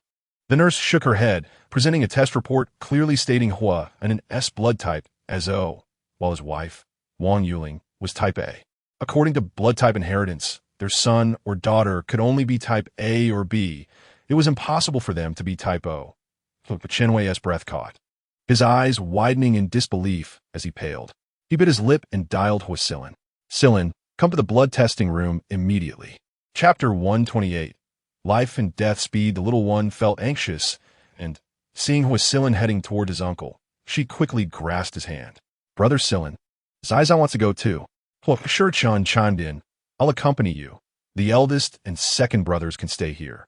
Hua Sijuan and Hua Siju had no objections, knowing that with an S life uncertain, someone had to wait at the emergency room door, as long as her true identity remained unconfirmed, and was a member of the Hua family. Naturally, the Hua family must protect their own. Since someone was also needed by the little uncle, Hua Sijuan and Hua Siju conferred, deciding that Hua Sijuan would remain at the emergency room to await Hua, and while Hua Siju went to care for the unconscious Hua Chinyan. Upon arriving at the blood testing room, the little one and her companions sensed that Hua Chenhui's emotions were amiss. "Uncle, what's wrong?" Hua Chenhui hadn't expected the little one and Shichan to come, so he quickly embraced her and kissed her cheek. "Uncle is fine, just perhaps too old to donate blood for your sister, so your brother Silin is coming instead." Hua Silin felt that his father was hiding something, but with the urgent need for blood, he refrained from asking further. Nodding, he followed the nurse to donate blood. The test results came back quickly, but the nurse frowned at the report. "Mr. Hua, young Master Silin has type A blood and cannot donate to Miss Hua." Hua Shichan immediately rolled up his sleeve. "Nurse, then take mine." Seeing his sturdy physique and the urgency of the situation, the nurse could only nod. When the test results were revealed again, the nurse shook her head. "Still no good. This young boy also has type A blood and cannot donate." Hua Chenwei took a deep breath, his grip on the little one tightening, strong enough that a normal child might have cried out in pain. However, the little one, sensing her uncle's emotional turmoil, remained unafraid of pain. She simply held onto his neck and softly called out, "Uncle, Auntie is here at the hospital too. Should we have her come to donate blood for Sisterin?" Before Hua Chenhui could respond, Hua Silin swiftly shook his head. "No need. He and an S mother have type A blood." I saw my sister's blood type report earlier. It's type O. Neither the father nor the brother could accept the revelation that Anin was not Huo Chenwei's daughter. Wasilin found it hard to meet his father's gaze and quickly turned to the nurse. Just as he was about to ask the nurse to inform the doctor to think of another solution, a nurse emerged from another door carrying a blood bag. Quick, take this to the emergency room. It's just been delivered. All right. The two nurses hurried away, leaving Huo Chenhui and the others behind. Hua Shichen scratched his head. Even if he was usually oblivious, he sensed something was off with his uncle and cousin. In times like these, silence is golden. He glanced between his uncle and brother Silin before tentatively suggesting, "Uncle, how about I take Zai Zai to the emergency room to wait?" Hua Chenwei took a while to respond, gently releasing his embrace as he bent down to place the little one in Shurchin's arms. Hua Shurchin hesitated but nodded. "Okay. Uncle, brother Silin, goodbye." Hua Chenwei struggled to control his emotions, his expression softening as he said, "Goodbye, go on." Hua Shurchin nodded, carrying the little one as they headed toward the emergency room. "You all." Hua Siju frowned. The little one rolled her eyes and added sweetly, "It's because Uncle and Brother Silin cannot donate blood for Sister Anin. The nurse said the blood types don't match." Hua Shurchin hurriedly nodded yes. They also said Annie's blood type doesn't T work either. Hua Siju asked, "So, when an ISNT the uncle's biological daughter? In this situation?" The soft voice of Nachuanzi emerged. "Ergo, Debobo is in a rather foul mood." Hua Siju gently patted her little head, his tone filled with tenderness and affection. "Do not worry, my dear. Debobo might simply be having a moment of melancholy. Perhaps by tomorrow, he will have recovered, especially with Si Lingu around." Nachuanzi obediently nodded, her small fingers dancing together. "All right." Hua Siju cast another glance at the surgery room, which was currently in operation, before leading his younger siblings out of the hospital towards the hotel. He observed Nachuanzi, who was not even up to his thigh in height. "If you feel tired, just tell Ergo, and I shall carry you," he offered. Nachuanzi, full of energy, hopped along, unable to remain still. "No need, no need. I feel quite spirited." As they strolled, Nachuanzi suddenly recalled something. "Ergo, Sengu, I forgot about Sister Xiaoji."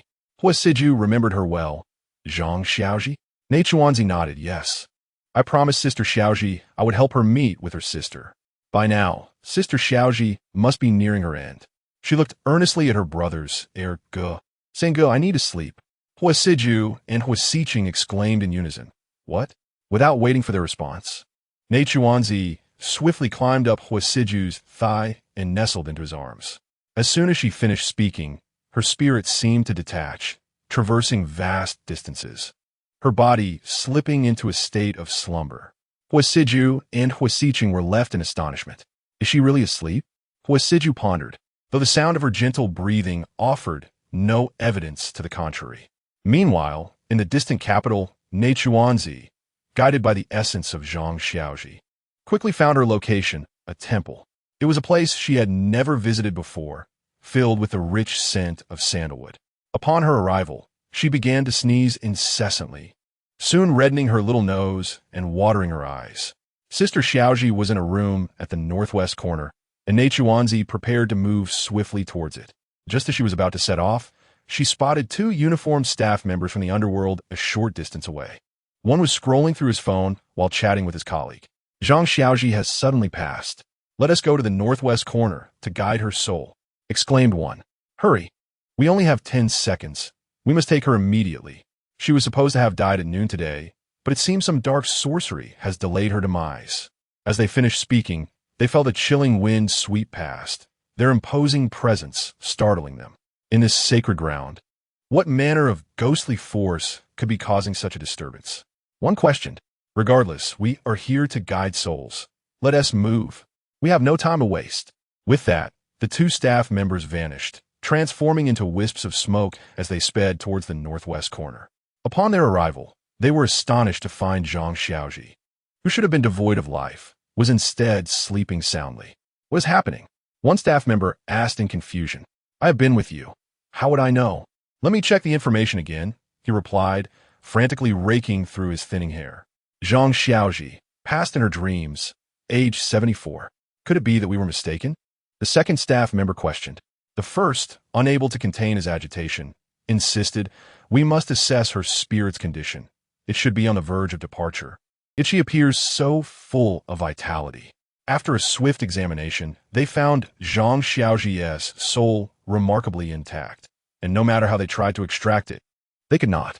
Given the circumstances, she should not be dead. Let's move on to the next location. Once they departed, Neichuanzi, having concealed her presence, emerged from the shadows, smiling at the peacefully sleeping Sister Xiaoji. Thankfully, she had arrived just in time. Otherwise, Sister Xiaoji would have truly been lost. Kneeling beside Sister Xiaoji, Neichuanzi decided to fulfill her promise despite the latter being in slumber. With a flick of her small hand, she set up a barrier in the meditation room and contacted He Shu. "Little princess, is there something you need?" he inquired succinctly. Neichuanzi explained her situation and sweetly asked, "Hey Shu, could you help me find Sister Xiaoji's sister in 10 seconds? She should not have reincarnated yet." "Please wait a moment, little princess. I shall check immediately," He Shu responded efficiently, soon relaying the information. "Little princess, Zhang Xiaoqin is still in line for registration. As for the meeting you mentioned, Uncle will arrange it right away. Ensure that her sister is indeed asleep." Neichuanzi giggled. "Thank you, He Shu. Sister Xiaoji is already sleeping." "Excellent." Half a second later, He Shu spoke again. "It has been arranged. In 10 seconds, she will meet her sister in her dreams. Little princess, Uncle has other matters to attend to. Go play now." Neichuanzi sweetly thanked him, only to hear an urgent voice from Bai Shu. Hurry. It is rumored that something has escaped from the river of forgetfulness." As he continued speaking, Neichuanzi realized that the Underworld seal had actively severed all connections. Confused, she rubbed her little face and sighed. "Why must I be isolated from the Underworld when I am also a resident?" While she pondered this, she received a message from her father, the king of the Underworld. Kai, this is your father. In the human realm, do not utilize the powers of the Underworld unless absolutely necessary. You must be a good child and adhere to earthly customs." Neichuanzi questioned, "But father, if those wicked spirits intend to harm others, must I simply stand by?" Her father's voice, though gentle, was swift and decisive. "Eliminate them directly to prevent them from causing chaos in the human realm." "Understood," she replied.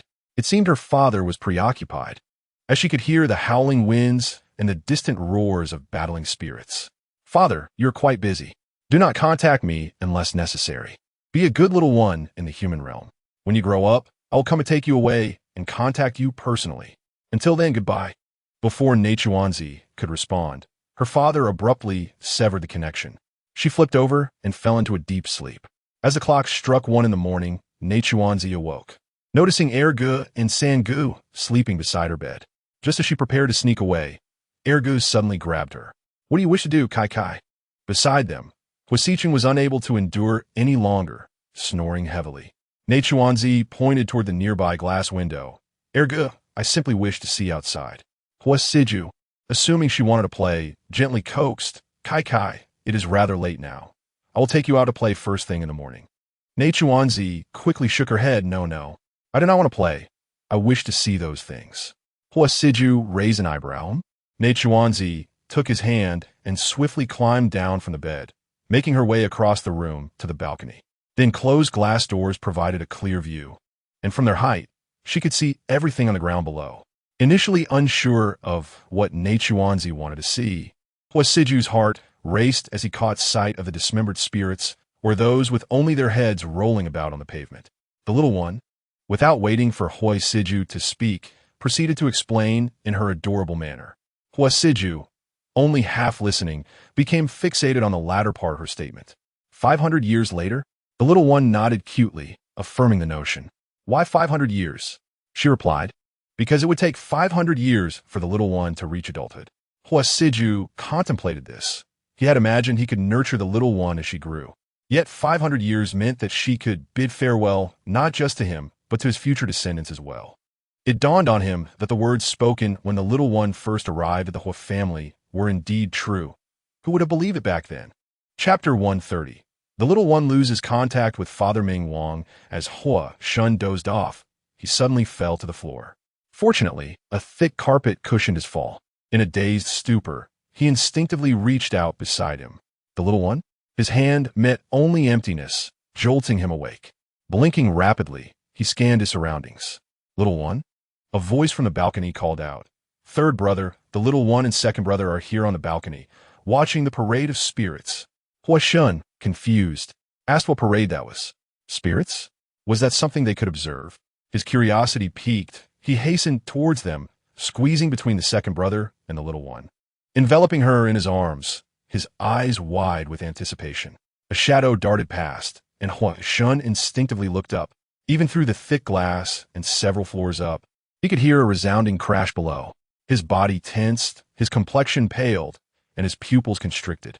This was bad. Someone had jumped. He clutched the little one and attempted to rush outside, only to find her as immovable as a boulder. Hua Siju, with a look of affectionate bemusement at his bewildered younger brother, patted his head. Calm down, Shun. That's merely a trick of the spirits.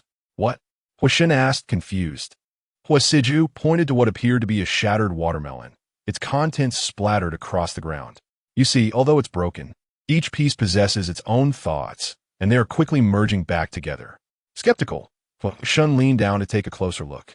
The sight nearly took his breath away. Damn, this wretched thing wasted my emotions and terrified me to near suffocation, and I was thinking of calling for emergency help. The little one nuzzled in her third brother's embrace, her soft, squishy form comforting. Don't be angry, third brother. Grandfather is just fine. Those spirits cannot frighten him. Hua Shun blinked in confusion, while Hua Siju paused, quickly comprehending the little one's words. The grandfather she referred to must be the founder of the Taoist school from the late spring and autumn period.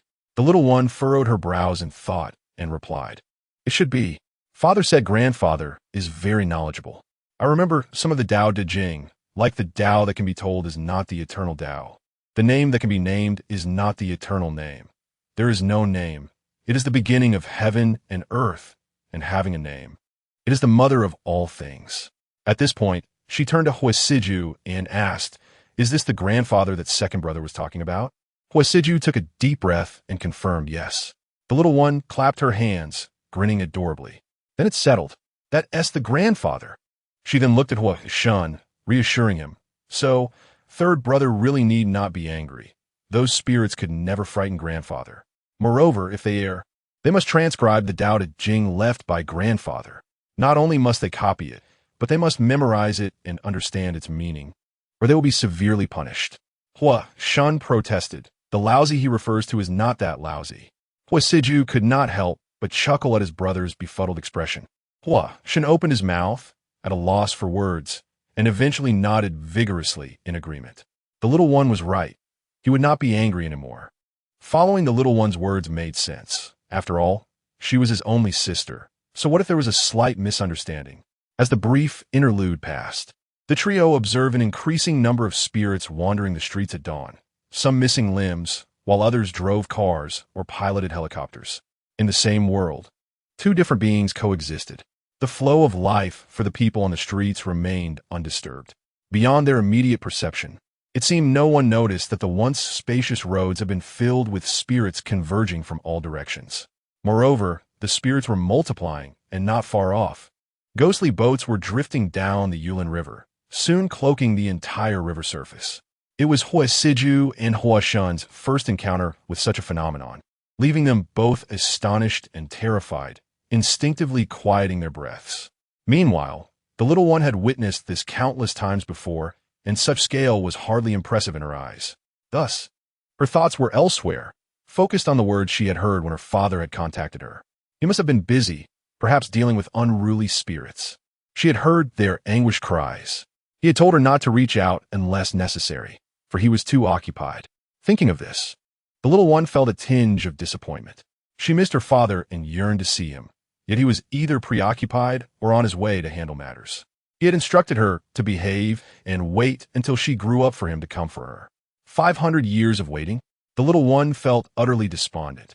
Letting out a heavy sigh, Hua Siju and Hua Shun were captivated by the spectacle of spirits parading outside until a massive black hole appeared on the horizon, as unfathomable as the depths of the universe. They instinctively turned to the little one. Kai Kai, that is, the brothers then noticed her drooping demeanor. like a flower wilting under the scorching sun. Kai, what is wrong? They inquired, concern etched on their faces. Hua Siju and Hua Shun quickly crouched beside her, one on each side. The little one felt a heaviness in her heart, her small voice tinged with sadness. Father is too busy. He said to wait until I grow up for him to come for me, and not to contact him unless necessary, but I really miss him. Hua Siju and Hua Shun instantly understood to whom she was referring and paused momentarily. Hua Shun quickly spoke up, Hey, your father may say that, but no father wishes to be apart from his precious child, especially one as obedient and lovable as you. He must be thinking of you too.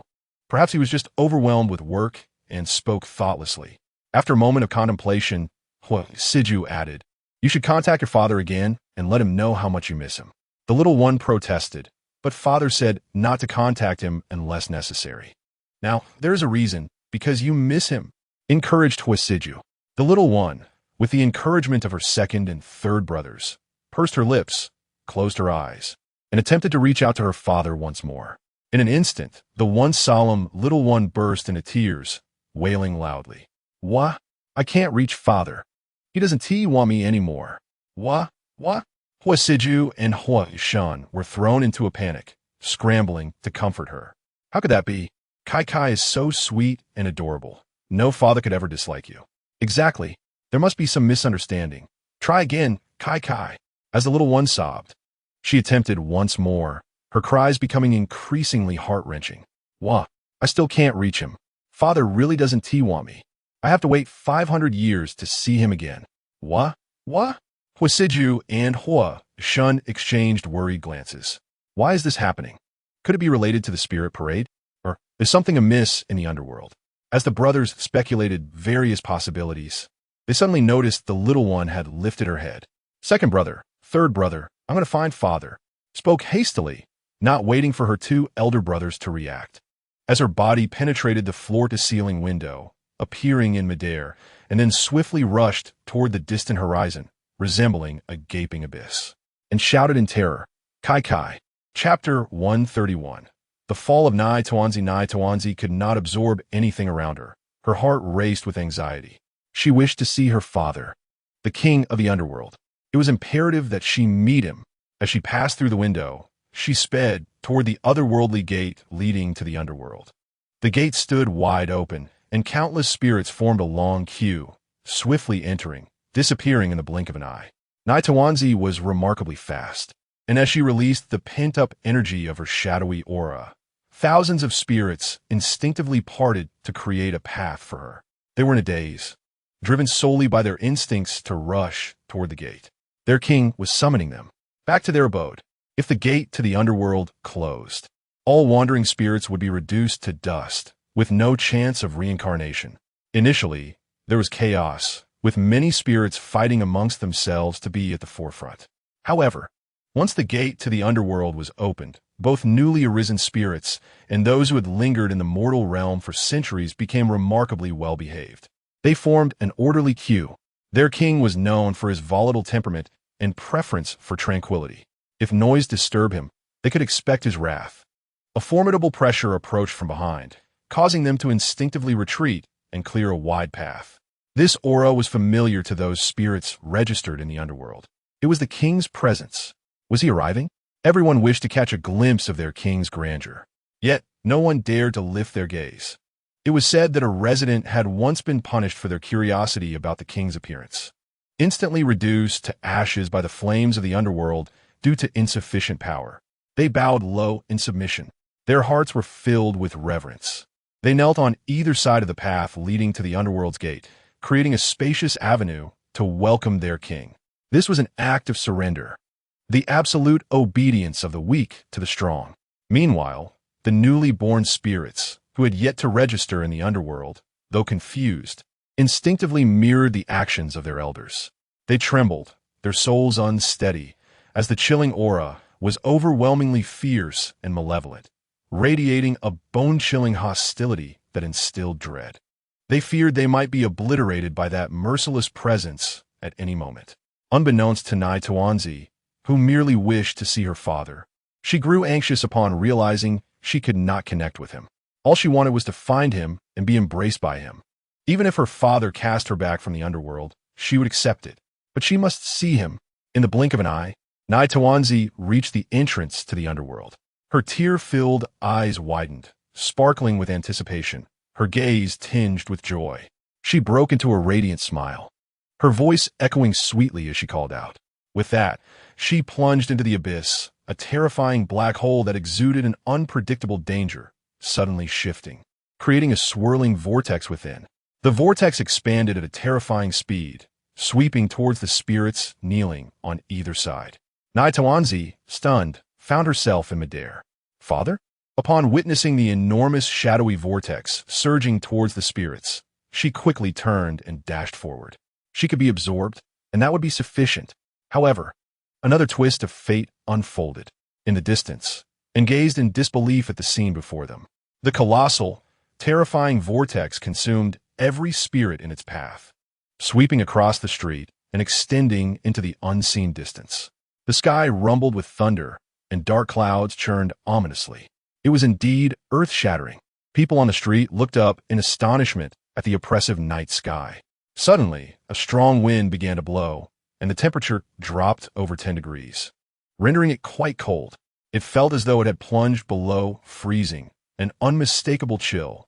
They hurriedly urged one another to move, fearing an imminent downpour. By a little past 1 in the morning, the flow of traffic noticeably quickened. Occasionally, pedestrians on the side roads hurried their steps, seemingly anxious to avoid being drenched by the torrential rain, and burst out of the hotel, running against the crowd toward the direction where Nai Tawanzi was located.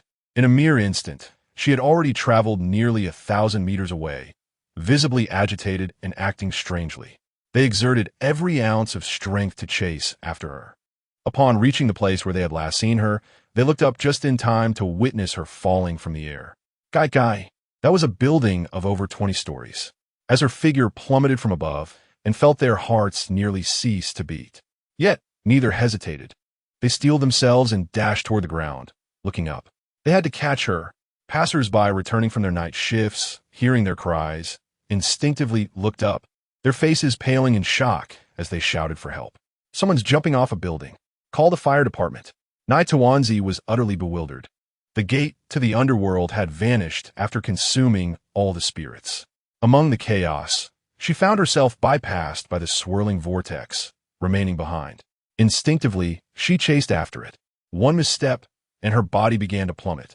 As she attempted to cast a spell, her father's gentle yet restrained voice resonated in her mind. Gai, stay put in the mortal realm. Wait for your father to come and fetch you. In the moment the gate to the underworld disappeared, she seemed to catch a fleeting glimpse of her father's imposing figure. Father! The chilling wind caressed her cheek like her father's gentle hand.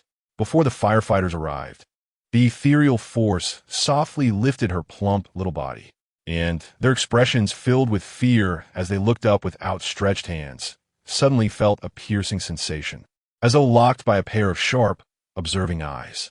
They even witnessed a large hand form from shadowy energy, grasping Nai Tawanzi, halting her rapid descent. A sharp pain struck between their brows, and they heard a voice, cold and commanding, echoing from the depths of their minds. Quickly, this way. The airbag is set here. Those 2 children, step aside. It's too dangerous. You cannot catch her. In a moment of panic, and were pulled away by the rushing firefighters. Witnessing the shadowy hand dissipate, leaving Nai Tawanzi to fall from the heights.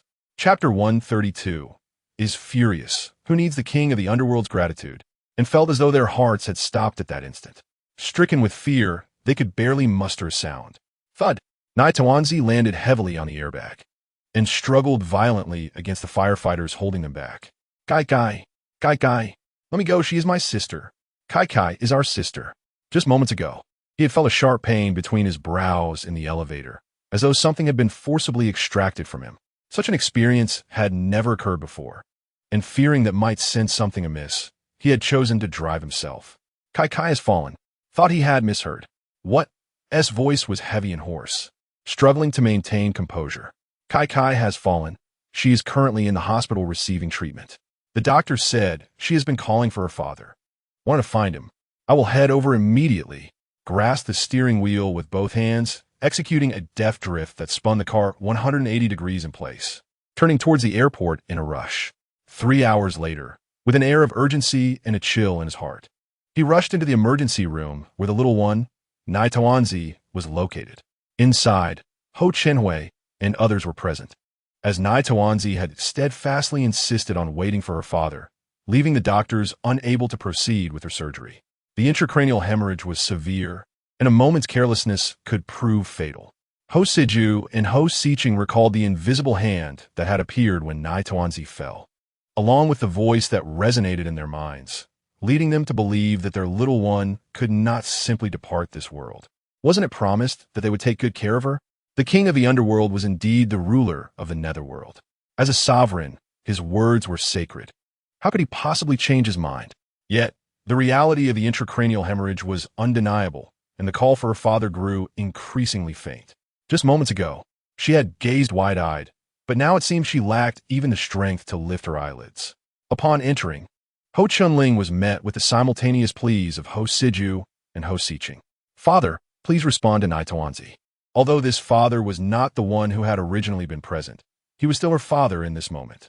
Seeing Nai Taoanzi, a small figure on the operating table, pale and with blood trickling from her nose, felt like a thunderous blow to Ho Chunling as head, rendering him momentarily blank. His knees buckled, and he collapsed beside the bed, yet he clutched Nai Taoanzi's hand tightly. "Nai Taoanzi, your father is here." "Nai Taoanzi, look at your father." "Nai Taoanzi." The little one, her eyelids drooping, managed to lift them slightly and, through a haze, perceived a tall, upright figure. It seemed to be holding her hand, calling her name, urging her to call for her father. The floodgates of her grievances opened, and tears streamed down her cheeks. "Father, father, woo-woo, father, please don't leave me. Nai Taoanzi will be good. I promise I won't seek you out." Not only did Ho Chunling, who was being called father by Nai Taoanzi, feel his heart break, but even Ho Chenhui and the others present could not hold back their tears. The attending physician, hearing the weak and soft voice of Nai Taoanzi, could no longer contain his frustration towards the commanding father. "How can you call yourself a father when you're about to abandon her? You truly have no conscience." A nearby nurse chimed in, equally indignant. "What a waste of a handsome face. She is only 3 years old, and you let her seek her father? Don't you feel guilty?" Ho Chenhui hurried to explain, but was at a loss for words. After all, Chunling was indeed very busy, often absent from home, with most of the care falling to his brothers. Ho Siju quickly interjected, "It's not as you think. Nai Taoanzi seeks her father." "Siju, stop. It's my fault." Ho Chunling assumed Nai Taoanzi was simply missing him terribly, and he acknowledged his shortcomings, reflecting on how he should have accompanied her on this trip to Yunqing. As her father, it was his unassailable duty to protect and care for her. Whether she referred to this father or the one who had already departed to the netherworld was inconsequential. He recognized his inadequacies as a father. Nai Taoanzi weakly clutched her father's hand, her soft cries gradually fading. The attending physician, observing this, let out a sigh of relief. "We will proceed with the surgery immediately." The assistants and nurses nodded in agreement. Ho Chunling and the others were ushered out of the operating room as the door closed promptly behind them. Ho Siju and Ho Siqing exchanged glances and approached their father, who bore an expression of regret and shame. "Father, we have something to discuss." Ho Chunling recalled that just before boarding the plane, his elder brother had mentioned that when Nai Taoanzi fell, his 2 sons were at the scene. Based on his understanding of them, it was inconceivable that their negligence could have caused Nai Taoanzi's fall. What exactly had transpired? His voice was hoarse, and his eyes reddened. "Let us go over there." He gestured towards the end of the hallway, with Ho Siju and Ho Siqing following closely behind.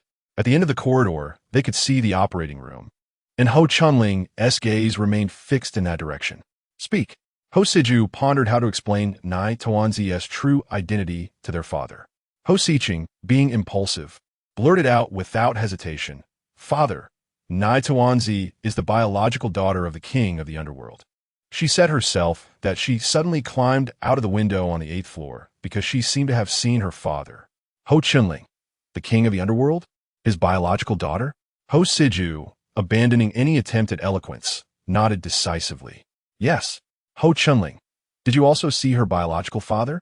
Both Ho Siju and Ho Siqing shook their heads, with Ho Siqing feeling frustrated and irritable. If we had seen him, would we have allowed Nai Tawanzi to be left here, leading to her unfortunate fall? The underworld was too foreign and distant. Ho Chenling was unaware of the changes that had occurred. For him, Nai Tawanzi's safety was paramount. A fall from such a height, even if she was peculiar, was terrifying. Now, with an intracranial hemorrhage, it seemed there was no immediate danger to her life, but could there be lasting repercussions? After all, she was only 3.5 years old. As for the revelation of her being the king of the underworld's daughter, he chose to disregard it. She remained as Nai Tawanzi. No matter the reason, causing her to cry and leading to her fall was simply unacceptable. He questioned them 3 times. O Chenling possess nothing, yet I crave not the gratitude of a deceased. Is the king of the underworld so formidable? A father who cannot care for his daughter is not a good father, and yet he dares to assist in caring for my daughter? Nai Tawanzi is my daughter. Ho Siju, Ho Siching. 2 hours later, Nai Tawanzi was out of immediate danger but was still placed under observation in the intensive care unit. This was primarily due to her young age. Having fallen from over 20 stories, she had landed headfirst, even with a life-saving air cushion to soften the impact. Her survival was nothing short of miraculous. Moreover, the intracranial hemorrhage appeared to be gradually dissipating, and her condition was astonishingly better than they had anticipated. Close observation was necessary. Although Ho Chenling and his sons worried about possible abnormalities in Nai Tawanzi's health being detected by the doctors, their greater concern remained her well-being, leading to her hospitalization. Fortunately, the biological father was deemed unreliable in various aspects of parenting, yet Nai Tawanzi's health metrics were remarkably normal. The hospital monitored her for 3 days without uncovering any peculiar issues. Unaware of the truth, Ho Chenhui and his sons were horrified to learn of Nai Tawanzi's fall from such a height. After receiving a blood transfusion, Nai Tawanzi's condition stabilized, and she was moved to a hospital room where her father and brother kept a near constant vigil. Ho Chenhui felt particularly guilty. If not for Nai Tawanzi wanting to protect us and accompany us to Yunqing, this would not have happened. Ho Chenling, confident that Nai Tawanzi was not in life-threatening danger, remained relatively calm. While her fall was indeed directly linked to her irresponsible biological father, he could not help but direct his frustration towards the absent Hua Nation. Listening to his brother's words, his expression darkened. This is not your fault, but if Hua Nation had not come to Yunqing, none of this chaos would have occurred. Before Ho Chenhui could respond, Ho Chenling's eyes turned icy. Has Hua Nation regained consciousness? Ho Chenhui nodded, his expression complex as he spoke of Hua Nation. Yes, she woke up, but due to the head injury, she doesn't recognize either me or Silly. Ho Chenling expressed his surprise. She doesn't recognize anyone? Ho Chenhui affirmed. Yes, including Wang Yuling and Su Yao, who is hospitalized. Ho Chenling, Ho Kinui, clearly incredulous. Coupled with the sudden revelation that Hua Nation was not his biological daughter, but the result of Wang Yuling's infidelity, made his expression even more grave. Once she recovers, I will thoroughly investigate this matter. Now, the child lies in the hospital, sleeping for extended periods. The doctor has advised against any stimulation. Even if her mood resembles boiling oil in a pan, everything must be suppressed. Hua Chenhui feels guilty and self-reproachful, with his child unresponsive. He dares not leave the ward even for a moment. No matter how Hua Chenling and the others try to comfort him, he remains steadfast. Hua Silin, much like him, stays close, holding onto the little one's hand without respite. Hua Chenling pinches the bridge of his nose and remarks, "Eldest brother, Silin, if the little one wakes and sees you so haggard, she will feel guilty." Hua Sijuan quickly adds, "Exactly, although she is only 3.5. She is exceptionally clever and considerate. Knowing that uncle and brother Silin have not left her side, she will undoubtedly feel remorse." Hua Siju pulls Hua Silin's arm and suggests, "Brother Silin, take a rest. I'll call you as soon as the little one wakes." Hua Chenshan nods in agreement. "Eldest brother, Silin, please rest for a while." Hua Chenhui contemplates refusing, but upon seeing the 2 brothers with unkempt appearances, pale faces, bloodshot eyes, and furrowed brows, he realizes the gravity of the situation. Anin is not your biological daughter. You and Silin should take this time to discuss matters with Wang Yuling. At the mention of Wang Yuling, Hua Chenhui's expression darkens, his bloodshot eyes reflecting a deep chill. Hua Silin's demeanor stiffens. After all, she is his biological mother. However, he never imagined that his sister, whom the family has cherished for 8 years, is not his father's biological child. Huo Chenhui remains resolute. I want to wait for the little one to wake. Just then, Hua Silen's phone rings, and without looking, he knows it is Wang Yuling from the same hospital. For the past 3 days, she has been desperate to see Huo Chenhui. But he has not left the ward. He has ignored her calls, even turning off his phone. With no other recourse, she repeatedly calls her son, Hua Silen. Hua Silen hangs up, firmly clutching the little one's small hand. He tilts his head slightly, gazing at his father, Huo Chenhui, with admiration and sincerity. The handsome, youthful Hua Silen suddenly smiles, a bittersweet and encompassing expression. Dad, whatever decision you make, I will support you. Huo Chenhui, whose nerves have been taut, feels a jolt at his son's smile and words. He opens his mouth, but cannot utter a single word. Hua Silen releases his grip on the little one's hand and helps his father to stand. Dad, I will go with you. Huo Chenhui wishes to assert that this is an adult matter, but Hua Silen, not waiting for him to speak, maintains a gentle smile. With Mom's temperament, I feel more at ease being present. Primarily, he fears that after 3 sleepless days, his mother might create chaos, which his father cannot endure. Huo Chenling pats Hua Chenhui's shoulder. Silen speaks wisely. He glances at his eldest brother, Hua Sijuan, go check on your uncle and see if he needs anything. Hua Chenyun's ward is adjacent to Hua Anen's, and Hua Chenhui and Hua Silen understand that this is their second brother's way of expressing concern for them, sending Sijuan as a precaution. Hua Sijuan readily agrees. All right. In Hua Anen's ward, Wang Yuling is like an ant on a hot pan. Once impeccably made up, she now appears restless and agitated after her daughter's identity was unexpectedly revealed to Hua Chenhui, having not slept well for 3 consecutive days. Moreover, with her daughter suffering from amnesia, her attempts to leverage this situation to plead with her husband have proven futile. Compounding her frustration is Hua Chenhui's continued silence. Every time she seeks him out, she is intercepted by bodyguard arranged by Hua Chunling. As she thinks of Hua Chunling, her mind inevitably drifts to Ming Zai Zai. She paces anxiously in the ward, seeing her daughter gaze at her in confusion, feeling a mix of heartache and anger. It's all your second uncle's fault. Having a niece instead of a daughter is not enough. Why did he have to adopt that Ming Zai Zai? If it weren't for Ming Zai Zai, you would be the only girl in our family, cherished by your grandparents and father. Ming Zai Zai is a calamity. How did she not die from falling over 20 floors? Wang Yuling curses vehemently, her eyes ablaze. On the hospital bed, Hua Anen remains silent, merely gazing at her with a mix of unfamiliarity, confusion, and fear. Hua Chenhui, having just arrived, hears her words and pushes open the ward door with fury. Wang Yuling, have you no shame? He storms in, his voice booming, startling the pale-faced Hua Anen, who cries out in shock, trembling. Following closely behind, Hua Silen strides in and gently pats the frightened Hua Anen on the bed. Hua Chenhui pauses, casting a complex look at Hua Anen before his sharp, bloodshot gaze lands on the astonished Wang Yuling. Get out. Chapter 134. You cannot see Zai Zai, and Zai Zai is not ashamed. Wang Yuling jolts awake, realizing her words have reached Hua Chenhui's ears, and feels immensely embarrassed. She hurriedly explains, Chenhui, you must understand. Hua Chenhui turns to leave, but Wang Yuling abruptly grabs his sleeve. Chenhui, Silen and Anen are here. We are family. Let us speak openly in front of them. Hua Chenhui's character suggests that she may not maintain her position as the matriarch of the Hua family for much longer. However, with the 2 children present, Hua Chenhui cannot bring himself to utter the word divorce. Thinking quickly, Wang Yuling glances at her son and daughter. Silen, and then you both. Hua Silen diverts his gaze, locking eyes with his sister Hua Anen, who appears alarmed. Mom, please speak with Dad outside. Anen doesn't remember anything right now. It's not suitable for her to hear this.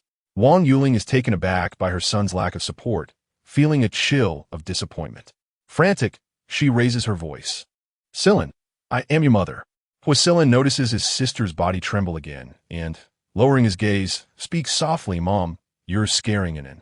Wang Yuling, initially concerned for her daughter, now realizes that without her son as support, her only ally is her daughter. Even if Hua Anen is not Huo Chenwei's biological child. She has been cherished for 8 years. Furthermore, Huo Chenhui is particularly fond of daughters. If an in is frightened, regardless of their lack of blood relation, having called him dad for 8 years, he would surely not ignore her distress. Wang Yuling suddenly turns and collapses beside the bed, grasping Hua and In's hand. Anin, Mommy did not mean to scare you. We are a family. Huasilin's phone rings. Seeing it is Hua Chun, he quickly answers. Chun, has Zai Zai woken up? All right, I understand. My dad and I will come right away. As Huasilin stands, he feels a tight grip on his hand. He looks down to see his sister and in clutching his fingers, gazing up at him with timid anticipation. Without further hesitation, he strides out of the ward. Upon his departure, Huo Chenhui follows closely, as if fearing a delay might hinder their chance to see Zai Zai. Wang Yuling, both frightened and furious, cannot hold back her indignation any longer. What is Ming Zai Zai even worth? Even if it isn't your blood, she has been raised in your hands for 8 years. Hunin suddenly clasps her head with both hands, weakly exclaiming, It hurts, my head hurts. Wang Yuling, momentarily forgetting her anger towards Ming Zai Zai, hurriedly presses the call button. The ward finally quiets down, while Hua Anin continues to feign a headache, her eyes revealing her profound discontent with Wang Yuling. Ever since waking, she has pretended to remember nothing, seeking sympathy from the Hua family. After all, this body is still that of a child. Who could possibly hold a child accountable for a grave mistake, especially one who has just endured an accident and lost their memory? The system also expresses its discontent. With her disposition, how could Hua Chenhui have ever married her? Was curious, but due to her smooth journey in this world, bolstered by the system, she had never given it much thought. She never doubted that she was not the biological daughter of Hua Chenhui. However, something had changed 3 days ago, rendering her information incomplete. The thought irritated her. Perhaps she had been struck by a moment of folly. The system deemed this matter significant. It suggested reporting to the higher-ups to see if the database could be restored. If Wang Yuling's emotional foundation remained intact, the host could still act as the young lady of the Hua family. Yet if a divorce occurred, and she was not Hua Chenhui's biological daughter, it was likely she would leave the Hua family with Wang Yuling, which would not bode well for her. Upon hearing this, Hua Anin's mind began to race. No, this is an opportunity. The system was taken aback. Hua Anin already devised a plan. Although Wang Yuling had a terrible temperament, the man who fathered her child must come from a distinguished background. I need a legitimate reason to leave the Hua family, and I must ensure that Ming Zai Zai cannot perform the soul-searching examination as you mentioned. I will have Wang Yuling handle my discharge paperwork, and then go missing. Quickly find out the identity of my biological father. I must seek him out. There was a high probability that Ming Zai Zai was a ghostly being, and since she was a soul traveler, if he were to expel her from this body, her mission would be deemed a failure. The punishment for failure was annihilation of the soul, a thought too dreadful to contemplate. The system did not hesitate. Very well. As Huanin conversed with the system, doctors and nurses arrived. Wang Yuling, observing her weak daughter clutching her head and wailing, felt even more discontent towards Hua Chenhui. Though infidelity was her wrongdoing, if Hua Chenhui had not been preoccupied with work, would she have sought solace in another? If her heart had not strayed from Hua Chenhui's, would she have concealed her daughter's identity for 8 years? Hua Chenhui, if he dared to mention divorce, she would surely flay him alive. In the intensive care unit, just as Hua Chenhui arrived at the door, he sneezed heavily. Without pausing, he entered after his son. Zai Zai. The little one felt as though she had merely taken a nap and dreamt of her father, the king of the underworld. However, the immense shadow of the king seemed considerably smaller now, and he did not speak to her, merely caressing her head with a hand formed from black mist, as if to comfort her, urging her to behave and not overthink. It felt as though he was lulling her to sleep. Missing her father, she obediently nestled into his embrace and closed her eyes, falling into a deep slumber. To her surprise, she slept for 3 days, alarming her earthly caretakers. Upon awakening and seeing the bearded men around her, she felt a bit dazed, but quickly recalled everything from before her slumber, leading to an awkward moment. She softly apologized to her earthly guardians. Father, big brother, second brother, third brother, I'm sorry for scaring you. Hua Chunling wished to lift her, but remembering her head injury, He hesitated, afraid of causing further harm. He raised his hand, then froze. The little one pushed aside the blanket and propped herself up. Hua Chunling and his 3 sons were startled, their hearts racing. Zai Zai, the little one, with her tiny bottom in the air, prepared to stand. But after such a long sleep, she was famished. Her chubby hands lacked strength, and she fell back into the soft bedding with a thud, her head diving in first. With her little bottom raised and tiny feet in the air, the sight was utterly comical. Zai Zai, Hua Chunling hurried to catch her, his large hand reaching under her arms to lift her. However, Zai Zai clung to the blanket, her sweet little voice filled with excitement. Father, please don't lift me yet. Let me take my time. Hua Sijin rushed to the door, shouting for a doctor. Zai Zai protested loudly, saying, No, big brother, I am perfectly fine. I am just. The Hua family members were anxious, and soon the doctor rushed in. Upon witnessing Zai Zai's position, they too lost their composure. This little one had a head injury. How could she be in such a state? Zai Zai's adorable voice emerged from the blanket, stating, My head is perfectly fine. You can't see me, so I am neither embarrassed nor ashamed. Everyone reacted with laughter, breaking the tension in the intensive care unit. The atmosphere shifted from somber to lighthearted. The doctors remained concerned and quickly conducted a checkup. Holding the brain scan results, the attending physician and several others marveled. The cranial hemorrhage had completely vanished. It was simply miraculous. Indeed, how could such a condition resolve so swiftly? Such a phenomenon had never been witnessed before. It was truly extraordinary. Zai Zai, Hua Chenhui called out as the earthly guardians, worried about their little one, gently lifted her from the bedding, still cautious not to touch her head. He felt relieved seeing her vibrant spirit and bright, sparkling eyes. Upon noticing the hurried approach of her uncle and brother, she eagerly extended her chubby hand. Uncle, hug me. Hua Chenhui was taken aback by her request for a hug, momentarily at a loss. Zai Zai summoned her strength, leaping from her earthly guardian's arms into Hua Chenhui's embrace. Uncle, I apologize for scaring you. I promise I will try my best not to oversleep again. Hua Chenhui's heart melted entirely. The more obedient and understanding Zai Zai was, the more wicked Wang Yuling appeared for wishing harm upon her. Initially intending to discuss matters with Wang Yuling, Hua Chenhui suddenly felt resolute. He embraced Zai Zai, his fingers trembling gently. He was particularly tender, radiating warmth and affection. Does your head still hurt, Zai Zai? The little one quickly shook her head, assuring him, Uncle, rest assured, my head does not hurt anymore. If there weren't so many people around, fearing to frighten them, she would love to show her uncle and brother that she was perfectly fine. The doctors observed with unease. Little one, although the bleeding has subsided, please refrain from any sudden movements. Yes, indeed. While it is wonderful news, let us not invite any further complications. Otherwise, a joyous occasion could turn tragic. And not only would Zai Zai's family be unable to bear it, but they themselves wouldn't either. Zai Zai was simply too adorable and understanding. Whether as doctors or spectators, they all wished for her health and safety. All right. She slowed her head movements, beaming with a sweet smile. Yes, I promise to keep my head still. The doctors gazed at her smile, their hearts nearly melting. Oh, I feel like I want to have a daughter too. Yes, I want one as well. Zai Zai looked at them and then focused on the attending physician and one of the nurses. Doctor, nurse, soon you will have a little baby. A little sister. The attending physician and the nurse exchanged bewildered glances. The whole family members were equally surprised. Zai Zai giggled at the two, saying, Nurse, you can go for a checkup now. One of the doctors playfully teased the little Neichuanzi, asking if she could foresee destiny in love.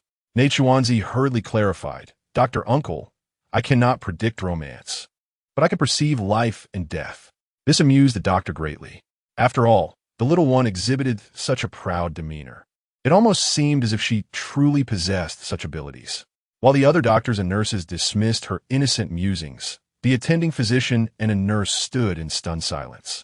Suddenly, the nurse spoke up, Little friend, do you really mean that?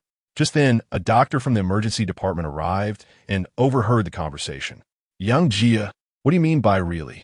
The nurse named Yang Jia quickly interjected. This little one claims that old Lin and I have child. In the span of 3 days, he had endured an unfortunate streak. At that moment, he stumbled through the door, not realizing where he had kicked, and crashed directly into Yang Jia. Everyone gasped and rushed to assist him, while Yang Jie was swiftly pulled into the arms of old Lin, who stood 3 steps away. Are you all right? The medical staff asked in surprise. What do you mean, you two? We are husband and wife, old Lin declared, glancing at Neichuanzi. I will take Yang Jie for a checkup immediately. Little friend, you must rest well. If Yang Jie is indeed pregnant, Uncle Lin will surely come and thank you. Neichuanzi chuckled. No need, Uncle Lin, just take Yang Jie for her checkup. Old Lin, anxious, hurriedly escorted Yang Jie away. The doctors and nurses watched the unfortunate doctor, unable to contain their laughter. You don't know that Dr. Lin and Yang Jie are a couple? They've been married for over a decade without children, and Dr. Lin's parents are quite reluctant about it. The doctors and nurses exclaimed in unison. How do you know? The unfortunate doctor replied. Because Dr. Lin's parents live right above my apartment. Excitement bubbled within him. Since it was the little one who claimed it, it must indeed be true. What wonderful news. Neichuanzi observed the beleaguered doctor and shrugged her shoulders. Uncle's misfortunes are about to end. Just endure a little longer, and fortune will turn. The unfortunate doctor exclaimed. But I haven't endured yet. Neichuanzi gently patted her chin, smiling as she reassured him. It's all right. As long as it's not as bad as needing to use the restroom 10 times without toilet paper, you'll be fine and won't end up in a pit. Once misfortune fades, luck will surely improve. The unfortunate doctor and the other medical staff chuckled. That's just shy of needing to eat something bad. Now that's truly unfortunate. You're making it so believable. As the doctors and nurses jested, Hua Chenhui decisively gathered Neichuanzi and Hua Chunling and prepared to leave, completing the discharge procedures. When the beleaguered doctor finally regained his composure and sought to inquire about Neichuanzi's remedy, he discovered that she and her companions had already departed. In a rush, he chased after them, only to collide with a glass door in the first-floor lobby of the inpatient department, losing consciousness on the spot. Just before fainting, he silently resolved that he would seek out the little Neichuanzi, no matter the distance, to learn her secret remedy. Simultaneously, within the obstetrics and gynecology ultrasound room, old Lin and Yang Jie stared incredulously at the examination report, their hands trembling with excitement. Am I truly pregnant? Yang Jie asked. Old Lin turned to the examining nurse. Are you sure the machine is functioning properly? Or perhaps you made a mistake? The nurse replied.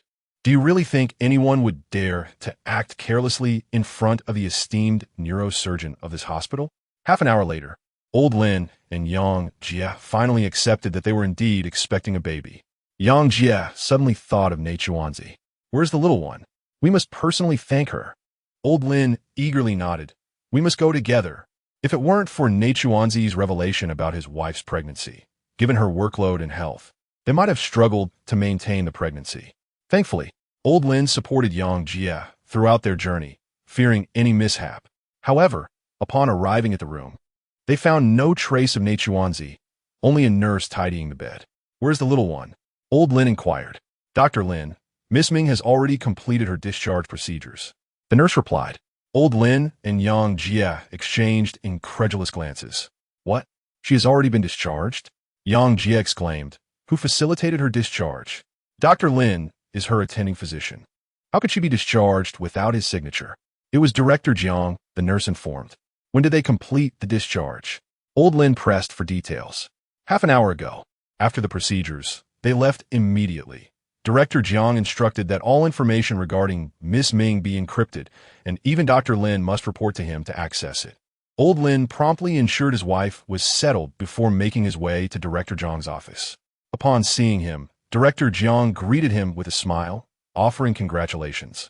Old Lin smiled back, then inquired about Neichuanzi's situation. Director Jiang, why must all of Neichuanzi's information be encrypted? Is there an issue? Despite Neichuanzi's swift recovery, they had thoroughly investigated, but found nothing amiss. Director Jiang chuckled. Old Lin, although her last name is Ming, you have met her family, haven't you? Old Lin replied.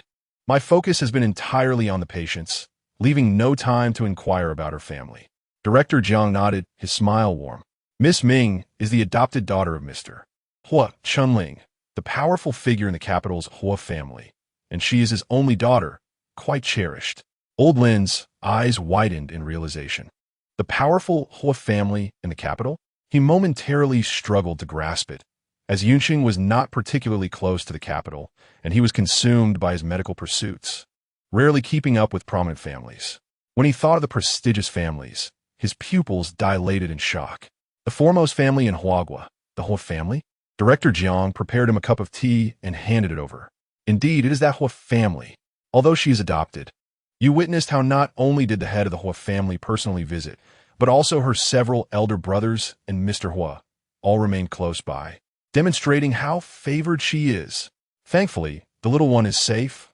Otherwise, given the Hua family's attitude towards Neichuanzi, who knows if they would direct their ire at our hospital? Old Lin immediately refuted. Neichuanzi is exceptionally well-behaved and sensible. Mr. Hua cannot be that kind of person. Director Jiang smiled faintly, secretly pondering that this was because Old Lin's wife had just become pregnant and the child had yet to be born. He was unaware of how unreasonable a daughter-controlling father could be. For instance, before departing, Huo Chan instructed his assistant to retrieve all documents related to Neichuanzi.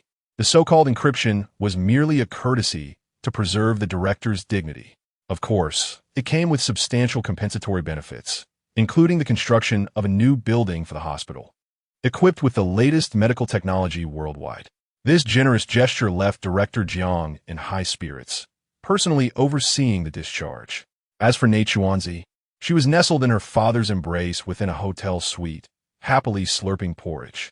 Hua Chenhui glanced at the stack of empty porridge bowls beside him, then at Neichuanzi's little flat belly. That's 10 bowls already. How could she not be full at all? Even if it's all water, her little belly should be round. Despite 11 bowls consumed, Neichuanzi's belly remained flat, as if she was still ravenous. Dada, I'm still hungry. She pouted.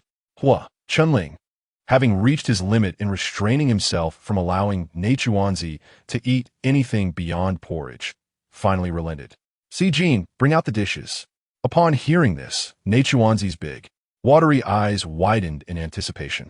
Big brother, I want soy sauce pork knuckle, braised lamb chops, roast suckling pig, fatty beef, sweet and sour ribs, iron pot braised goose, rice dumplings. Every time Neichuanzi mentions a dish, she nods her head emphatically, her chubby cheeks puffed up, as if insisting that it must be included. After a thorough list of dishes, she adds, and 30 large white buns, 10 bowls of rice. Let us eat first. If we run out, we can order more later. Hua Naiba, Hua Dabe, the 4 Hua brothers, just entering from outside. Hua Xiaosu Hua Qinyun. He thought he missed her, but that little voice, due to previous interactions with Neichuanzi, was immediately recognizable, even if it was their first formal meeting. Given his unfavorable impression of Neichuanzi, due to the current loss of contact with the trading entity, he half-jokingly teased, "Is this little one the reincarnation of a starving ghost?" Neichuanzi turned her gaze towards him, her big, shiny eyes fixated on the unfamiliar uncle at the door. "I'm not a starving ghost. I'm just me. I don't need to be reincarnated. If you keep dealing with bad people like that, it's you who might end up in the underworld for reincarnation." Before Hua Chingyun could respond, Neichuanzi huffed in dissatisfaction. Trading with bad people means you have an 80% chance of being reborn as an animal next time. Hua Chingyun's handsome face darkened instantly, his gaze turning icy. "You little demon." Hua Silin, Hua Sijin, Hua Siju, and Hua Siqing all stood up in unison. Hua Silin said, "Uncle, Neichuanzi just woke up. Keep your voice down so you don't scare her." Hua Sijin added, "She's timid and doesn't tea handle fright well." Hua Siju chimed in, "She's hungry. Don't delay her meal." Hua Siqing urged, "Uncle, step aside. Don't block the server from bringing the dishes." Hua Chunyun cursed inwardly, wondering if these little rascals were truly his nephews. Could they have all been cursed? He gritted his teeth. "Didn't Tiyu hear? She just cursed me to be reborn as an animal in my next life." Hua Sijin, Hua Siju, and Hua Siqing retorted, "That's a strong possibility. Uncle, it's not too late to correct your ways." Neichuanzi nodded in agreement. "Yes, it's not too late to change." Hua Silin, unaware of Neichuanzi's true identity, frowned. "Uncle, what does Neichuanzi mean by saying you deal with bad people?" Hua Chingyun's expression shifted, his face darkening as he remained silent. Hua Chenwei interjected, "Chingyun, Neichuanzi is Shunling's daughter, your only niece." Hua Chingyun was momentarily stunned. "Only niece? What about Hua Anan? Has her identity been exposed?" When did that happen, and why wasn't Ti informed? Hua Qinyun was astonished, pretending he hadn't heard Hua Chenwei. He continued to confront Nai Tuanzi, a mere orphan, lucky enough to be adopted by my second brother. And she thinks she can truly become a lady of the Hua family? Hua Shanling, holding Nai Tuanzi, shot a cold glare at him. So you, who live off the dividends from her father's company and rely on his name in the entertainment industry, dare to criticize my daughter? Do you even deserve his surname, Hua? Nai Tuanzi scrutinized Hua Qinyun, her little head filled with questions. She was very hungry, and the porridge had done little to satisfy her. Thus, her voice became soft and weak. However, the gravity of her words sent chills through the Hua family. Daddy, is uncle also adopted? Chapter 137. That uncle is not one of the Hua family, as Nai Tuanzi's words echoed. All eyes turned to Hua Qinyun. A chill ran through Hua Qinyun, his eyes narrowing dangerously as he fixed his gaze on Nai Tuanzi. Little demon, you may eat as you please, but don't speak carelessly. Hua Xiqing was still grappling with the reality that Hua Ainin was not the eldest brother's daughter, but rather the child of the eldest brother's wife's infidelity. Upon hearing Nai Tuanzi's words, he instinctively spoke up. Do you mean to say that Grandma also had an affair? As soon as the words left his mouth, Hua Xiqing received a swift reprimand from his older brother and second brother, followed by the disapproving glares of their uncle and father. Hua Xiqing protested. Isn't it reasonable to speculate? Why else would she ask such a question? Uncle's identity must be questionable. Hua Chenwei had already learned that the nurse mentioned by Nai Tuanzi was indeed pregnant, though the gender was not yet discernible. The fact that Nai Tuanzi correctly identified her pregnancy indicated that she was unlike anyone else. It was clear that the examination was actually an investigation. Hua Qinyun sneered. What? You're doubting my lineage based on a little demon's words? I understand, especially since your wife cheated and your daughter isn't your own. Naturally, you would wish the same fate upon others. Hua Chenwei stood up abruptly. Hua Qinyun. Hua Shenling picked up his phone to make a call. Jiang Lin, arrange for 10 bodyguards. 4 of them should take Hua Qinyun to the hospital where Nai Tuanzi was earlier for testing. Before the results are out, don't let the old man and old lady know. Understood. As soon as Hua Shenling hung up, 4 powerful bodyguards clad in black suits appeared at the door. Hua Qinyun's expression changed dramatically. You dare, Hua Shenling declared. I'm your brother. You actually. Before he could finish, 1 bodyguard covered Hua Qinyun's mouth, while 2 others restrained him on either side, and the last swiftly knocked him unconscious after leading him away. Let us go. As the bodyguards escorted the unconscious Hua Qinyun into the elevator, the hotel staff wheeled in a food car from another elevator. The aroma of food wafted through the air, and despite being 10 or 8 meters away, Nai Tuanzi could already smell it. Daddy, the food is here. It smells so good. Hua Naiba, Hua Chenhui, Hua Silin, Hua Xijin, and Hua Siju. None of them had any appetite. However, Hua Xiqing was very accommodating towards Nai Tuanzi. Wow, it smells amazing. I'm suddenly hungry. Nai Tuanzi giggled. Let us eat together. If we don't have enough, we can order more. After that, she turned her father and the others, daddy, uncle. Brother silly, big brother, the food is here. Let us eat. Hua Naiba, Hua Chenhui, Hua Silin, Hua Xijin, and Hua Siju.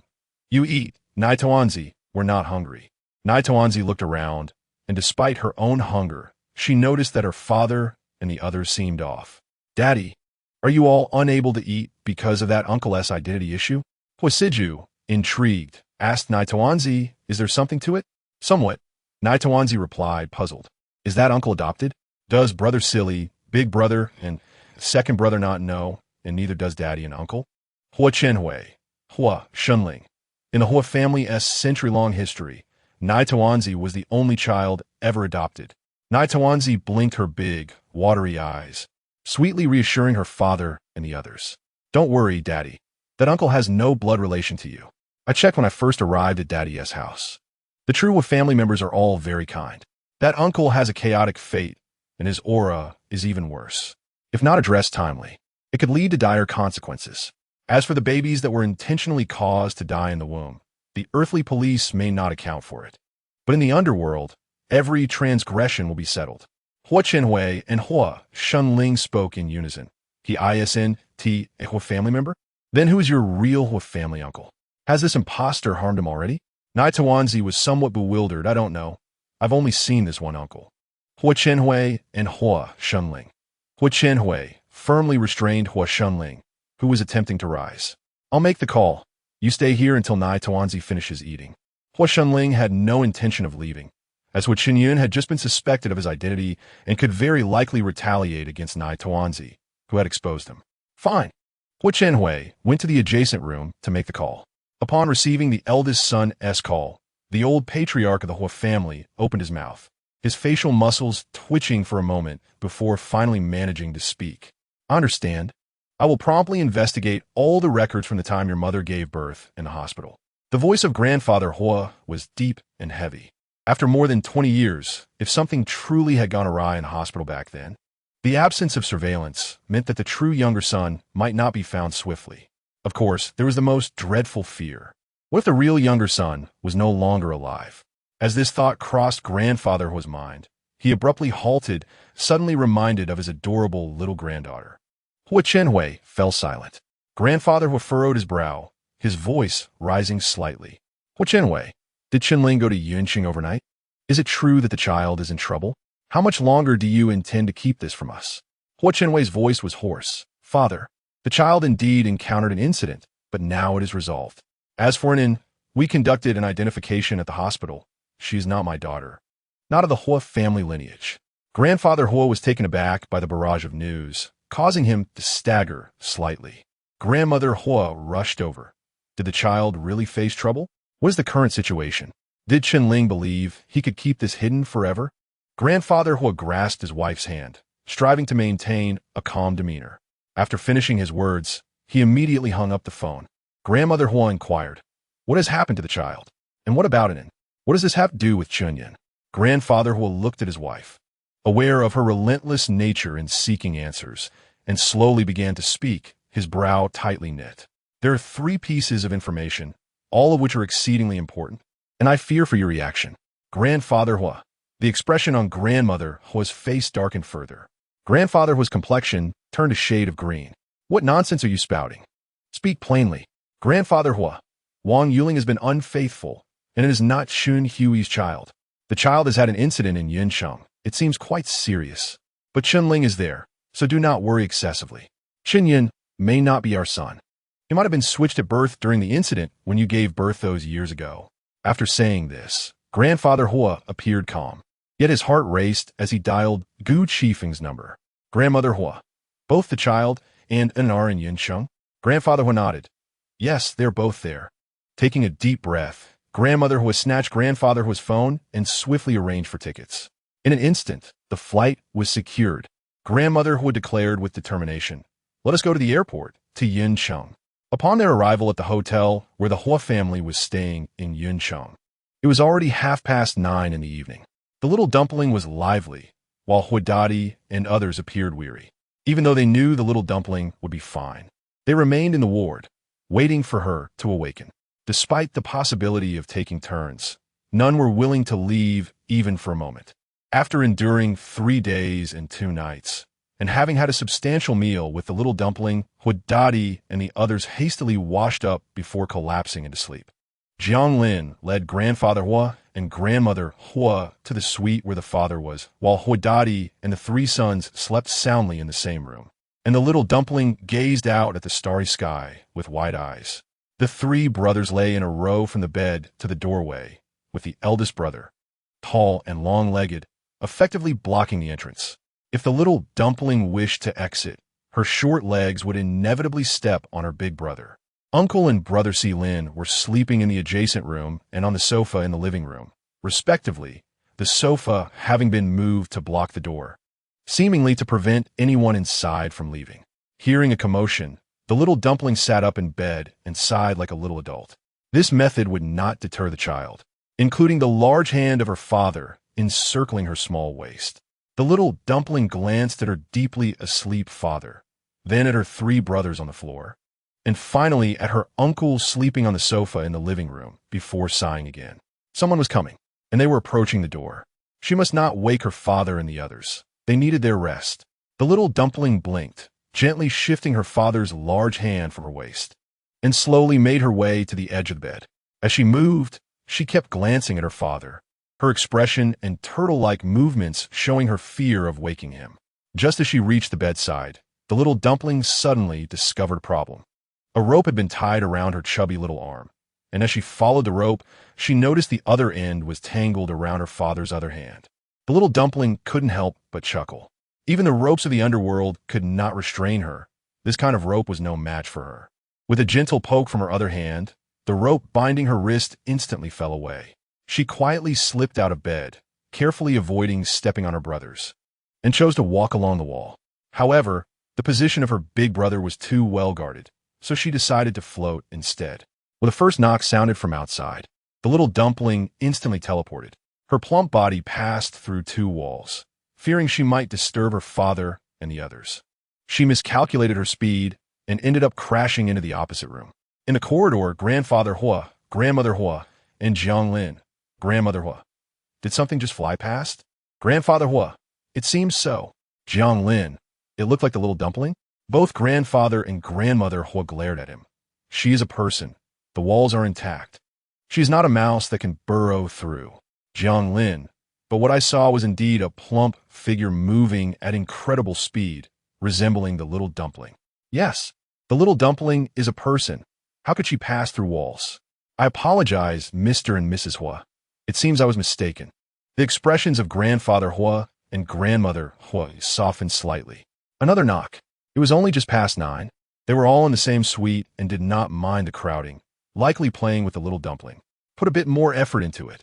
Meanwhile, the little dumpling realized she had overshot and found herself in the bathroom of the opposite room. The hot water cascaded over her from head to toe, startling her. She wiped the water from her face, only to hear a terrified scream. Oh! The little dumpling looked around, realizing something was amiss. Oh! The little dumpling has run too far. The young man in the shower, oh! A ghost! The little dumpling. There's no ghost, no ghost. I'm leaving right now. Uncle, you continue washing.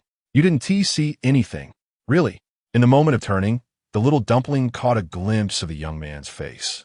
She blinked and tilted her head to scrutinize him closely.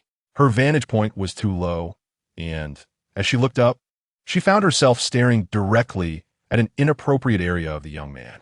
Young man, the little dumpling, small? The young man instinctively retorted, You are the small one. Your whole family is small. The little dumpling widened her eyes, utterly baffled. The young man, startled by her piercing gaze, suddenly awoke to the situation, forgetting his modesty, and screamed for help. Help! There's a ghost. As he yelled, he grabbed a towel to cover himself and dashed out of the bathroom.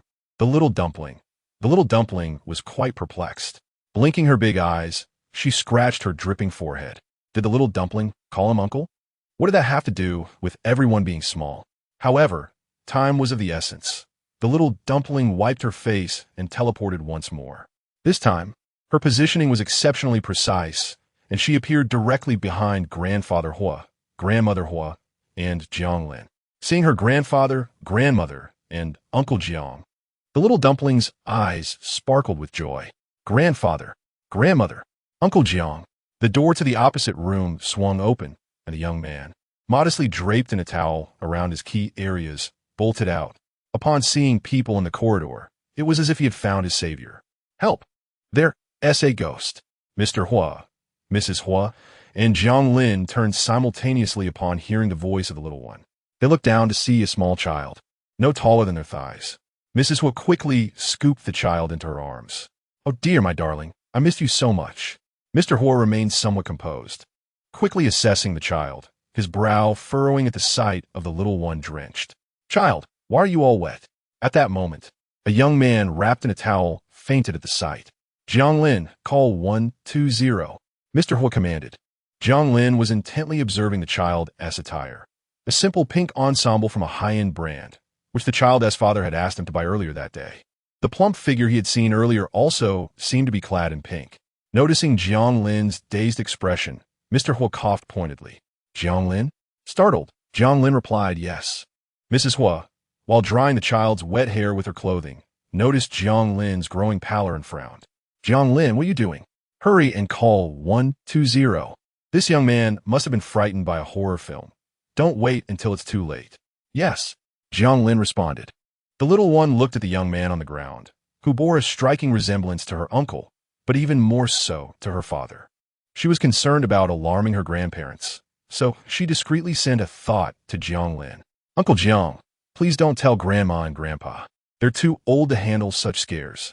In the midst of dialing, Jiang Lin's hand trembled, causing his phone to slip and accidentally strike the fainted young man's face.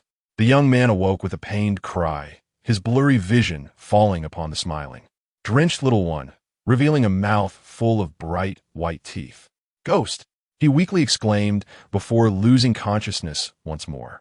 Jiang Lin, swallowing hard, hesitantly inquired of Mr. and Mrs. Hua, did you hear what the little one said? Yes, she called us Grandma and Grandpa, and Uncle Jiang. They replied in unison. With a loud thump, Jiang Lin collapsed as well. Mr. and Mrs. Hua exchanged bewildered glances, both exclaiming, "What on earth is happening?" The little one nervously rubbed her tiny hands together, her large, dark eyes sparkling. Perhaps she had unintentionally frightened them, but she truly hadn't meant to. Her poor sense of direction, coupled with her overindulgence at dinner, had led her to collide with a young man who resembled her uncle even more than her father did. As for Uncle Jiang, she decided she would apologize once he regained consciousness. Mr. and Mrs. Hua, upon hearing her thoughts, countered in unison. How could such an adorable child frighten anyone? Mrs. Hua, visibly irritated, insisted it must have been him getting scared watching horror films late at night, screaming about ghosts. Surely, nothing is more adorable than our little one. The little one perked up, puffing out her chest proudly. No, no, Grandma. Not even all the ghosts combined could compare to how adorable I am. Seeing her confidence, Mrs. Hua couldn't help but smile. Even though shadows of doubt lingered in her heart regarding her younger son's paternity, the sight of their precious granddaughter eased their tension. Mr. Hua was still on the phone with 120, instructing nearby bodyguards to carry the fainted young man and Jiang Lin to a room across the hall. A slender young man rushed out of the elevator, just in time to see the two strong bodyguards carrying the two young men, one of whom was his cousin, Lu Shieling. Anger surged through him as he recalled what Dong Song had told him. Stop, he shouted. The bodyguards, seemingly oblivious, continued on their way without so much as a pause. Lu Shibua, fuming, raised his voice again. I said stop, or I'll call the police.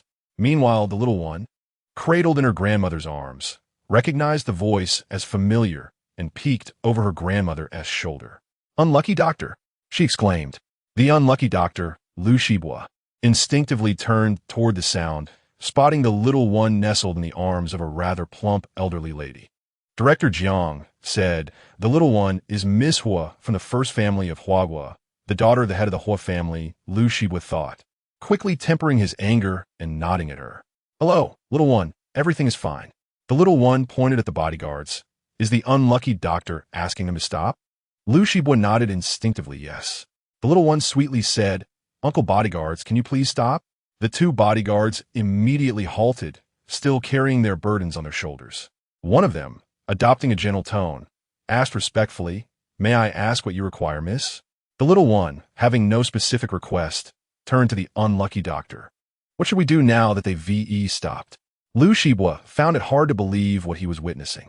The Hua family members he had encountered were not the lecherous type described by Dong Song. Surely, there was some misunderstanding.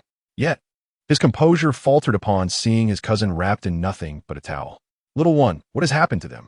He inquired, finally noticing the stern old gentleman standing beside Mrs. Hua. The man's imposing presence and piercing gaze compelled Lu Shibua to straighten his back and steel himself. Little one, I'm a doctor. Shall I check on them? The little one nodded eagerly. That would be wonderful. Thank you, unlucky doctor. Lu Shibua sighed. All right, indeed unfortunate. He had hastily eaten instant noodles without seasoning that evening and had barely touched his meal when he received the frantic call from Dong Song about his cousin. Lu Shieling, being schemed against by his manager and sent to the top suite of the Shiwa International Hotel to serve a patron. Without finishing his meal, he rushed over to save him. 3 minutes later, Lu Shibua could finally breathe a sigh of relief. Both men had fainted. They would recover in time. The little one puffed her cheeks, took a deep breath, and slowly exhaled. That's just splendid. Lu Shibua, unsure how to engage with Mr. Hua, who he did not know, turned to the little one. Little one, do you know the uncle who is only wearing towel? The little one shyly smiled, recalling her encounter with the uncle while he was bathing. Lu Shibua's heart raced as Mr. and Mrs. Hua suddenly became tense. You were there while he was bathing? You were present? The little one, embarrassed, fiddled with her tiny hands, her large, dark eyes shifting. She had rushed out when she heard footsteps outside, worried that Uncle Jiang would disturb her father and uncle's resting. Unfortunately, she had ended up in the wrong place. Mr. Hua glared at Lu Shibua with a mix of irritation and authority, his voice stern and filled with reproach. Who is he to you? Didn't he close the door while bathing? This is my cousin, Lu Shiling. He doesn't have the habit of leaving the door open while bathing. His parents passed away early, and he has always lived with us. Although we are cousins, we are as close as brothers. Lu Shibua possessed a profound understanding of his cousin's character. Upon witnessing their grandfather's fury, the little one quickly interjected with a soft and innocent tone. Grandfather. It was the little one who rushed in, unrelated to uncle's affairs. After speaking, he grasped the elder's hand, his voice tender and gentle. Grandfather, don't you and grandmother want to take a closer look at that uncle? He bears a striking resemblance to father and uncle. He looks even more like them than the previous uncle. Lu Shibua seemed to discern the identity of the uncle referred to by the little one and frowned at the mention. Are you speaking of the popular artist under Huashing Entertainment, known as the national husband? Hua Chinyan? Before the question could linger, Hua Leazizi interjected. Do you know Chinyan? Lu Shibua held a rather unfavorable impression of Hua Chinyan, unable to suppress the disdain and contempt that flickered in his eyes, even in the presence of Hua Leazizi. Even if he is a member of the Hua family, as a doctor, I must assert, he is nothing but scum. The little one, contemplating the aura surrounding the uncle, nodded vigorously in agreement. The unfortunate Dr. Uncle is absolutely right. Hua Leazizi and Hua Laotai did not absorb the words of Lu Shibua and the little one. They were completely entranced by Lu Shiling's appearance, standing frozen in place. Chapter 140. What a grand social death scene. This is noticing the silence from her grandparents. The little one continued to gaze at the unfortunate uncle's cousin, unable to resist stroking her chin. Grandfather, grandmother, doesn't this uncle resemble father and uncle even more than the previous uncle? Upon closer inspection, the little one couldn't help but exclaim, Grandfather. This uncle's eyebrows are quite like yours, especially thick and beautifully shaped. And his nose, it resembles grandmother's. Moreover, he radiates a purity similar to father and uncle. Hua Leazizi and Hua Laotai suddenly awakened from their stupor. Upon realizing what the little one had implied, Hua Laotai exclaimed, Little one, are you suggesting that this uncle's cousin resembles your grandparent's child? The little one nodded emphatically. The little one cannot be mistaken. This uncle must indeed be the little one's uncle. Hua Leazizi and Hua Laotai were struck by the revelation of the little one's words. And so too were Lu Shiling and Jiang Lin, who had fainted in shock, as they gradually came to the first person they saw, aside from Hua Leazizi and Hua Laotai, was Lu Shibua, who had rushed over in haste. Lu Shiling furrowed his brow, clearly perplexed. Brother, what brings you here? It was then that Lu Shibua recalled the urgency of his arrival. Dong Song Song informed me that you were entangled in a scheme. Before he could finish, a man's furious voice echoed from the corridor. Where is that rascal? Wasn't he supposed to take Yunjia to bed tonight? Lu Shiling turned pale, instantly leaping from the bed. In his haste, he had forgotten his current state, resulting in his bath towel, which had been precariously held by a bodyguard earlier, falling away. In full view of everyone, he was left utterly exposed. The scene unfolded with the stunned gaze of Lu Shibua, the bewildered Jianglin, and the alarmed expressions of Hua Leazizi and Hua Laotai, who had been holding the little one. Hua Laotai hurriedly dashed to the bedside, grasping the dazed Lu Shiling's arm, attempting to turn him around, but he remained immovable. Cousin, quickly assist grandmother. With bright eyes, the little one replied, Just a moment, grandmother. In that moment, the embarrassed Lu Shiling, wishing to find a hole to hide in, clutched the edge of the bed tightly, but was effortlessly turned over by the little one as if he were a pancake. Now face down, Laotai's gaze fell upon the birthmark on Lu Shiling's rear, and she suddenly burst into laughter. Old man, this must be our son, Chunyun. Look at that birthmark on his bottom. It is identical to the ones on our eldest and second son's bodies. The exposed Lu Shieling exclaimed in horror. What a grand social death scene this is. Yet, he was not the only one experiencing this embarrassment. His two elder brothers were equally mortified. Huo Clan was jolted awake by the commotion, only to realize that the little one was missing. Cousin, he called out, awakening his elder and younger brothers, and just as they rushed to the door, Huo Chenhui and Huo Silin also stirred from their slumber. The two brothers hastily got out of bed. Chenling, what happened to the little one? She has gone, Huo Chenling replied. Hurry, search for her. The room yielded no results, and the loud noise had awakened Huo Siqing, who had been sleeping soundly on the floor. Dad, what are you all looking for? Where's cousin? Huo Siju urged him. Let us find her together. Given the little one's spirited nature, it was likely she had ventured outside. They had little hope that the bodyguards outside could restrain her, considering her identity as the daughter of the Underworld's king. Thus, the group hurriedly exited, only to encounter two robust men being stopped by bodyguards just outside the door. The men instinctively recoiled at the sight of the well-dressed Hua family members, retreating into the doorway behind them. Recognizing that they could not afford to provoke this group of men, from within, Hua Laotai's anxious voice rang out, calling for assistance from the little one. Upon hearing this, Huo Chenhui and the others rushed toward her. As they approached, they witnessed a young man in his mid-20s being flipped over by the little one, as if he were being made into a pancake, with her small hands pressing against his lower back. The young man let out a startled yelp and found himself unable to rise. When he turned to face them, their eyes met in a moment of mutual shock. Lu Shieling, feeling utterly defeated, instinctively grasped for anything to cover his head, resigning himself to the situation. Let them see me. At least they won't know who I am. Just then, Huo Laotai's excited voice rang out, Old man, this is undoubtedly our son, Chunyun. Look at that birthmark on his bottom. It matches those of our eldest and second son. Young Huo Siqing, filled with curiosity, scrutinized the birthmark, then looked at his uncle and father. Uncle, do you have his birthmark too? Is it on your left side? Everyone instinctively turned to Huo Chenhui, their gazes subtly scanning his backside. Huo Chenhui, feeling the heat of scrutiny, thought bitterly about why his birthmark had to be on his rear, and why it was being questioned by his nephew in front of everyone. Although he was fully clothed, he couldn't shake the feeling that he resembled the motionless young man sprawled on the bed. In that moment, Huo Chenhui wished he could vanish into thin air. Huo Chenling's voice cut through the tension. Huo Siju. Young Huo Siqing trembled under his father's fierce gaze. As Huo Chenling prepared to deliver a swift reprimand to his son, the little one rushed to his rescue. Seeing her uncles and father arrive, she quickly released her hold and dashed into her father's embrace. Daddy! Huo Chenling caught her in his arms, while Lu Shieling, still in shock and embarrassment, suddenly felt an urge to escape. Now it was the time to flee. Seizing the bath towel from the floor, he wrapped it around his waist and made a dash for the door, but found it blocked by Huo Chenling and several other young men, sealing off any chance of escape.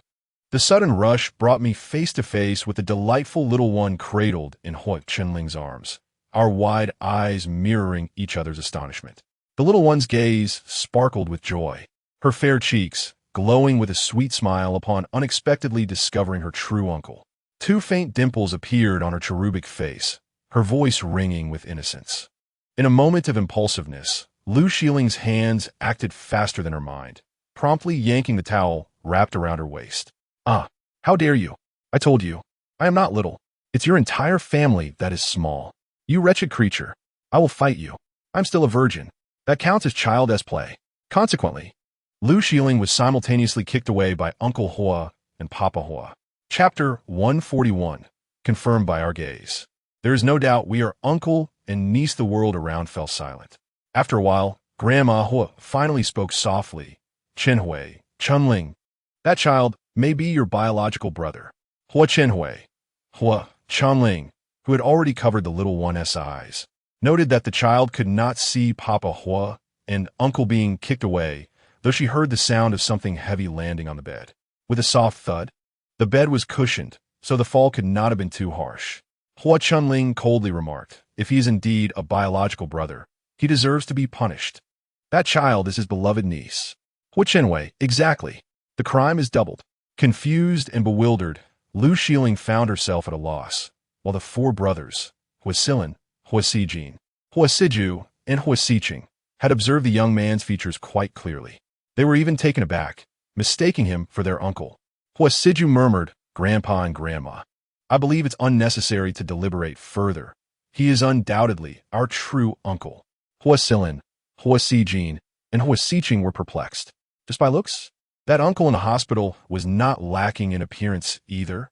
Hua Siju shook his head, suddenly focusing on his foolish younger brother. Clearing his throat, he quickly spoke. "Previously, when Siqing and I encountered that wretched creature, Siqing was quite frightened, and his explosive state resembled that of this man. Let me demonstrate." Hua Siju pursed his lips, coughed a couple of times, and then leaped up. "What on earth? Is this never-ending? Do you think I was frightened into growing up? What a wretched thing you are. You have neither body nor face, yet you act so grandly. You emanate an aura of gloom like a smoke screen, as if you want everyone to know you are utterly deceased. You wish to devour me, do you? Come on. I have been feasting on durian since the day before yesterday.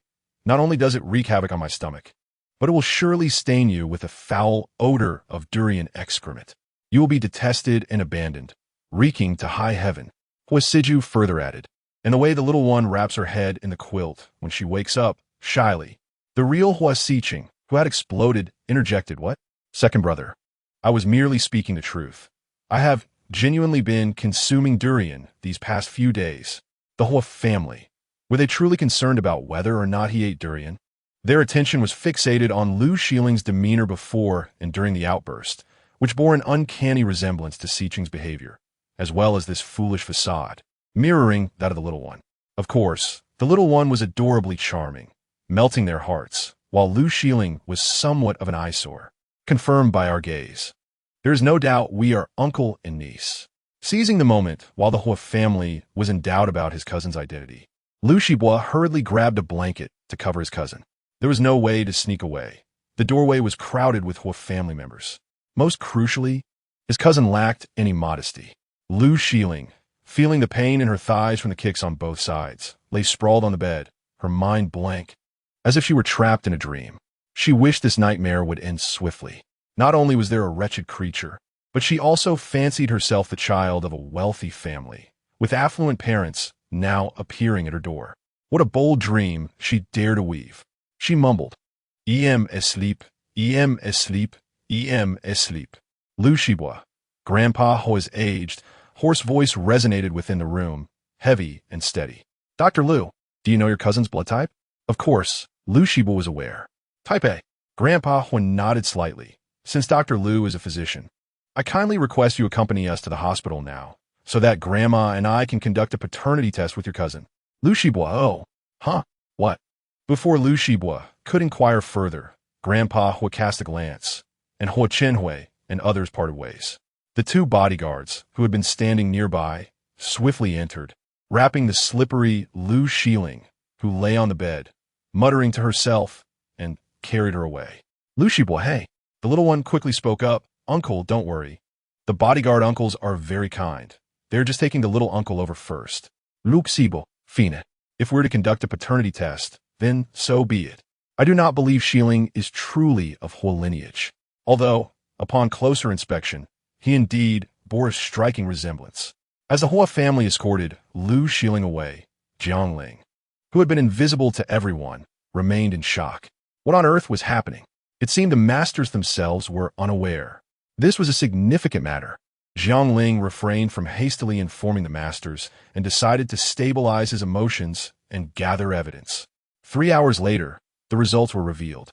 Lu Shibua stared at the display, unable to suppress the urge to rub his eyes. "Am I seeing things?" Lu Xiling sat beside him, glancing at the text, especially when the confirmation of their father-son relationship appeared, seriously doubting whether she was still dreaming. She repeatedly thumped her head, murmuring, "When will I awaken from this dream?" Grandpa and Grandma Hua thought, "This young son appears somewhat foolish, particularly naive. He is also exceedingly timid." Hua Chenhui and Hua Chunling believed. Although this brother seems a bit dim-witted, he was quick to identify his biological brother. The process was arduous, but the results were expected. Hua Silin, Hua Sijin, and Hua Siju pondered. Finally, they understood whom Siqing resembled. They could already envision his silly demeanor as he grew up. In a corner, Hua Siqing, cuddling the little one, sneezed heavily. Achoo! The little one promptly extended her hand to rub his nose. Hua Siqing was instantly comforted. Thank you, little one. The little one, with a charming smile, replied, There's no need to be polite, third brother. Hua Siqing whispered to the little one, do you think we might have two uncles now? The little one lifted her head, glancing at Grandpa, Grandma, Papa Hua, and the uncles. Third brother, I am unsure. As both uncles are alive, I understand the rules of the underworld, but not those of the mortal realm. Hua Siqing sighed, momentarily forgetting the room was filled with people. Speaking to himself, when Wang Kai was taken away, I cried so much.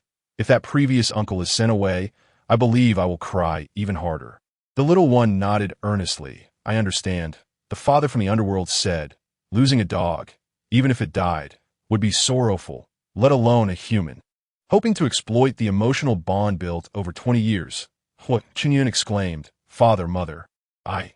Both Lu Shibua and the utterly bewildered Lu Xiling jumped up from the sofa at the sound of this voice. Hua Qinyun, you scoundrel! How dare you show your face before us? Hua Qinyun was momentarily stunned. He never anticipated that when Grandpa Hua and Grandma Hua summoned him, Lu Shibua and Lu Xiling would both be present. Upon seeing Lu Xiling, his heart sank. Given the situation, the Hua family not only recognized that he was not Hua Qinyun, but had also likely found the real Hua Qinyun, with both Lu Shibua and Lu Xiling present. The misdeeds he had committed in the entertainment industry could very well be unearthed. Hua Qinyun's heart sank to the depths of despair, harboring an intensified loathing for the who had exposed his identity. To confront Hua Siqing, who had the audacity to equate him with a dog, it was evidently more convenient to remain within the Hua family. The identity of the third young master of the Hua family was a formidable emblem of his success in the entertainment industry, backed by the Hua family's influence. Even if he were to create a scandal, old Lady Hua would undoubtedly protect him. Therefore, he had to stay. Chapter 142, Biological Mother. It's not just the who has seen you exposed. Though it seemed an eternity had passed, it was merely the blink of an eye. And Hua Qinyun had already devised a plan. Suddenly, he took 2 steps forward and knelt before Old Master Hua and Old Lady Hua. He had to leave immediately, to call his manager and, at all costs, silence Lu Shibua. The quickest method was, of course, for Lu Shibua and Lu Xiling to leave without delay. Hua Qinyun knelt on the ground, bowing 3 times heavily without waiting for Old Master Hua and Old Lady Hua to speak, then quickly rose and headed for the exit. Both Old Master Hua and Old Lady Hua frowned simultaneously, yet neither called out to stop him. How absurd! Although their biological son seemed a bit foolish, he was still their own flesh and blood. Meanwhile, Hua Qinyun lacked for nothing, even if he left now. The Hua family had provided him enough wealth over the years to last a lifetime. If he behaved himself and exhibited good character, the Hua family would not miss him. However, since the little one claimed he had character flaws, and he had noticed something unusual in Lu Shibua's demeanor upon seeing the Lu brothers, he decided to leave. After all, children grow up and do not remain by their parents' sides forever. They yearn to venture out and explore. This was also an opportunity for them to have a good discussion with their biological son. Hua Qinyun departed, appearing calm and composed, yet feeling immense dissatisfaction that neither Old Master Hua nor Old Lady Hua had attempted to retain him. Nonetheless, now was not the time to dwell on such matters. His departure was merely a strategic retreat, allowing them to perceive him as magnanimous and tolerant. He swiftly moved to a secluded area, retrieving an infrequently used phone to contact his manager. Meanwhile, in Lu Shibua's office, as he was about to relay Hua Qinyun's misdeeds to the Hua family, his phone rang. The voice of Dong Song Song, tinged with tears, came through. Shibua, Uncle Lu fell from the grape trellis. I'm right next to him. Upon hearing Dong Song Song's voice, Lu Xiling also stood up instantly. Brother, I'm going too. Lu Shibua hesitated, but Lu Xiling had already dashed towards the door. The Hua family members were left bewildered, yet they listened intently. Uncle Lu is a good doctor. He saves lives and helps the needy. He has good karma and will benefit his family. Uncle Lu will be fine. As soon as they spoke, Lu Xiling's body stiffened. In his mind, Lu was indeed a peculiar creature. Yet, During the 3 hours of waiting in the hospital, he had observed the Huo family's affection for the. He couldn't help but doubt himself. Had he forgotten to close the door while sleeping, allowing them to enter his room and then his bathroom? He was alone in the room, and he remembered that the bathroom door had not been locked. Otherwise, it wouldn't have been so easily pulled open. His heart racing, Liu Shibua suddenly calmed upon hearing the S words. Kai. He looked at the. My dad will really be okay? The blinked her big eyes. Nestled in the embrace of her third brother, gazing at Liu Shibua. Uncle Liu, you have benefactors. Your misfortunes have dissipated, and fortune will come your way. Uncle Liu will not only be fine, but he will also enjoy a streak of good luck. Liu Shibua exhaled deeply, striding confidently towards the, lifting her from Hua Sichen's arms and into his own. Thank you, Kai. Whatever you say is true. I dare not hope for fortune, but only wish for the health and longevity of my family. At that moment, Liu Shiling froze again, his eyes, strikingly similar to Huanai's, fixated on the, causing her to turn her little head and gaze back at him. This is the third time. Liu Shiling interrupted before they could finish. Don't say anything. Let me process this. The mere thought of being exposed in front of the sent him into a panic. Now, it was even worse. According to medical examinations, the who had seen him exposed was, in fact, his own cousin, his niece. This meant they would likely encounter each other frequently in the future. Covering his face with both hands, Liu Shiling bolted out. Brother, I'm going to fetch Uncle. As soon as he finished speaking, he vanished from sight. The office door was ajar, and everyone inside could hear the anguished cries of the young man echoing down the corridor. How can I face my niece after this? Interpreting the commotion as directed at her, turned to her father and asked, Daddy, why can't Uncle be a person in front of Kai? She followed up with another question. Daddy, if Uncle cannot be a person, then what will he be? The only answer that could conceive was grim.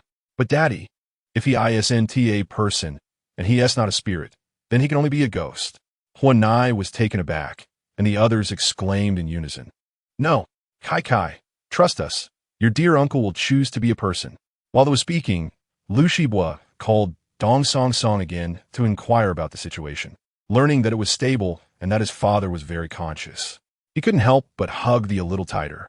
After hanging up, Liu Shibua, still holding the, walked outside while asking, Kai, you mentioned that uncle encountered benefactors, so misfortune has dissipated and fortune will come. Do you know who uncle's benefactor is? Is it you? After meeting the, he found himself believing in such things. They giggled and shook her head. No, it's not Kai. It's Kai's uncle. Liu Shibua was astonished. They sensed a shift in the energy surrounding her uncle, though she couldn't quite articulate it. You will find out soon, uncle. As the two conversed, the whole family members stood up in unison. Old lady who was suddenly spoke. Let him take Kai first. We all know where that scoundrel is. He can't possibly run away. At this point, old lady who couldn't help but complain. The other members of the Hua family felt immense sympathy for the newly minted uncle. Hua Chunling remarked coolly. When Xunyan looked at Dr. Liu and Shiling, his expression was off. I will arrange for someone to investigate immediately. Hua Siken dashed out the door. I'm going too. Hua Silin and Hua Sijin chimed in. We'll keep an eye on them. After all, they are young, and we can intervene if they cause trouble. Hua Chenwei declared, I'm going to find Wang Yuling and get a divorce. Upon hearing that the Hua family was in a hurry to find Hua Chenwei, Wang Yuling had just arrived outside and overheard. She bit her lip, the glimmer of hope in her eyes gradually extinguished. Clenching her handbag tightly, she swiftly turned to leave. A divorce? How preposterous! Chapter 143. The King of Hell. Speak human language in front of humans, and ghost language in front of ghosts. When Lu Mingzhong was taken to the hospital, it was discovered that his spine was fractured, his forehead was lacerated, and half of his face was covered in blood. Yet he remained fully conscious. Throughout the journey, he had not uttered a single word, even though his face was pale and his teeth were clenched tightly. Beside him, Lu's mother bit her lip, her expression taut with worry. On the other hand, Dong Song was crying and apologizing. And it's all my fault. I shouldn't have asked Uncle Liu to help fix the grape trellis. Lu Mingzhong, gritting his teeth against the pain, replied, Song, that has nothing to do with you. It was just an accident. The Liu family and the Dong family are neighbors, and the little girl, Song, has been raised by him. They are all honest and filial children. so how could they possibly allow him to fall from the grape trellis intentionally? However, there seemed to be a shadow flitting by beneath the trellis, but the layers of grape leaves obscured his view, leaving him uncertain. Mama Lu held Dong Song Song's hand to comfort her, saying, "Your Uncle Lu is right. It has nothing to do with you. It was merely an accident." Dong Song Song continued to shed tears, feeling particularly guilty. Fortunately, they arrived at the hospital. Because Lu Shibua had made prior arrangements, as soon as the ambulance arrived, Lu Zhongming was taken directly into the emergency room. Outside the emergency room, Mama Lu and Dong Song Song noticed that Lu Shibua was holding a little bundle in his arms. "Shibua, who is this?" The little one blinked her big, watery eyes and introduced herself in a sweet voice. "Hello, Auntie." "Hello, beautiful sister. My name is Zai Zai. I am 3.5 years old, and I am a niece of my little uncle. One of my daddies lives in the underworld, and the other is here in the hospital." Mama Lu and Dong Song Song were taken aback. Did her biological father pass away, and then she was adopted? They both gazed at the little one with compassion. Lu Shibua hurried to explain, "Mom, this is Zai Zai. Although she's the adopted daughter of Mr. Huo Chunling from the Huo family in Jing City, she's treated like a biological daughter and is also Shiling's niece." Dong Song Song was stunned. "Is it that Huo family, the first family of Huagua?" Lu Shibua nodded affirmatively. "Yes." Dong Song Song's gaze towards Lu Shiling shifted. Her originally clear and bright eyes soon clouded with a tinge of melancholy. Mama Lu was utterly perplexed. Was this first family of Huagua? Lu Shiling felt embarrassed and struggled to maintain his composure, avoiding Zai Zai's gaze. "Auntie, this matter is rather complex. Once Uncle comes out of the emergency room, I will explain everything to you." Mama Lu glanced at the little one with big, watery eyes blinking at her, and then at her nephew, who seemed hesitant to look at Zai Zai, feeling somewhat bewildered. "Oh, okay." She thought to herself how incredibly cute and adorable this little Zai Zai was. With such large, shimmering eyes, her heart melted as Zai Zai smiled sweetly at her. If it weren't for the inappropriate occasion and her concern for her husband, she would have been unable to resist embracing and kissing such a charming little one. After all, she and her husband only had 2 sons, Shibua and Shizhou. Her brother-in-law and his wife had perished in a car accident, leaving behind their adopted 3-year-old nephew, Shiling, whom they felt sorry for and decided to raise together. With 3 young men, they had no little girl. The couple longed for a daughter, but had not been blessed with one. Noticing Mama Lu's unwavering gaze, Zai Zai reached out her chubby little hand and said, "Annie, can I have a hug?" Mama Lu was still dressed in her factory work clothes, a bit soiled, with some blood on her hands. The instant Zai Zai asked, she eagerly extended her arms to embrace the little one. "Zai Zai." Lu Shibua was startled. After all, this was no ordinary child. She was the only daughter of the influential Hua family, and if anything happened to her, the head of the Hua family would surely seek vengeance. Zai Zai had already leaped into Mama Lu's arms, and instinctively, she reached out to support the little one's bottom, fearing she might fall. Zai Zai whispered sweetly in Mama Lu's ear, "Annie, don't worry. Uncle Lu's bad luck has passed, and Uncle will be fine." Mama Lu could hardly believe that Zai Zai was there to comfort her. They were accustomed to rough living, often encountering minor injuries while working, and did not think much of it. This time, however, as her husband had sustained a serious injury, she was concerned that Dong Song Song would feel even guiltier. So she maintained her composure, believing her husband would be all right. Yet Zai Zai's innocent words of comfort struck a chord within her. Her eyes warmed, and she nearly shed tears. She longed to stroke Zai Zai's head and thank her for the comfort, but gazing at the little one's tender, rosy skin, so clean and reminiscent of the beautiful, fluffy dresses they only saw on television, she hesitated. She suddenly understood why her son had been so anxious earlier. This was a child from a particularly privileged background, while their family was fortunate to have encountered her by chance. Having worked in a leather factory for many years, her hands were rough. She feared her calloused fingers might harm Zai Zai's delicate skin. In the next moment, Zai Zai's chubby little hand grasped Mama Lu's larger hand and pressed it against her face. Tilting her little head, Zai Zai smiled sweetly and asked, "Annie, is the flesh on Zai Zai's face particularly soft? Doesn't it resemble freshly steamed buns?" Mama Lu was about to reach for Zai Zai when Lu Shiling rushed over. Seizing Zai Zai's other hand intending to pull her away. Zai turned to her little uncle, asking, "Uncle, do you need something from Zai?" Lu Xiling glanced outside at the dim morning light and then at the plump little figure under the lights, giving himself a hard slap on the forehead. He must have been out of his mind. He had forgotten to lock his room, which was why Zai had wandered into his bathroom. Not a ghost. He reassured himself. But just to be safe, Lu Xiling straightened his neck and asked, "Are you human?" Zai looked at her little uncle, whose dark eyes were tense, as if he might break at any moment.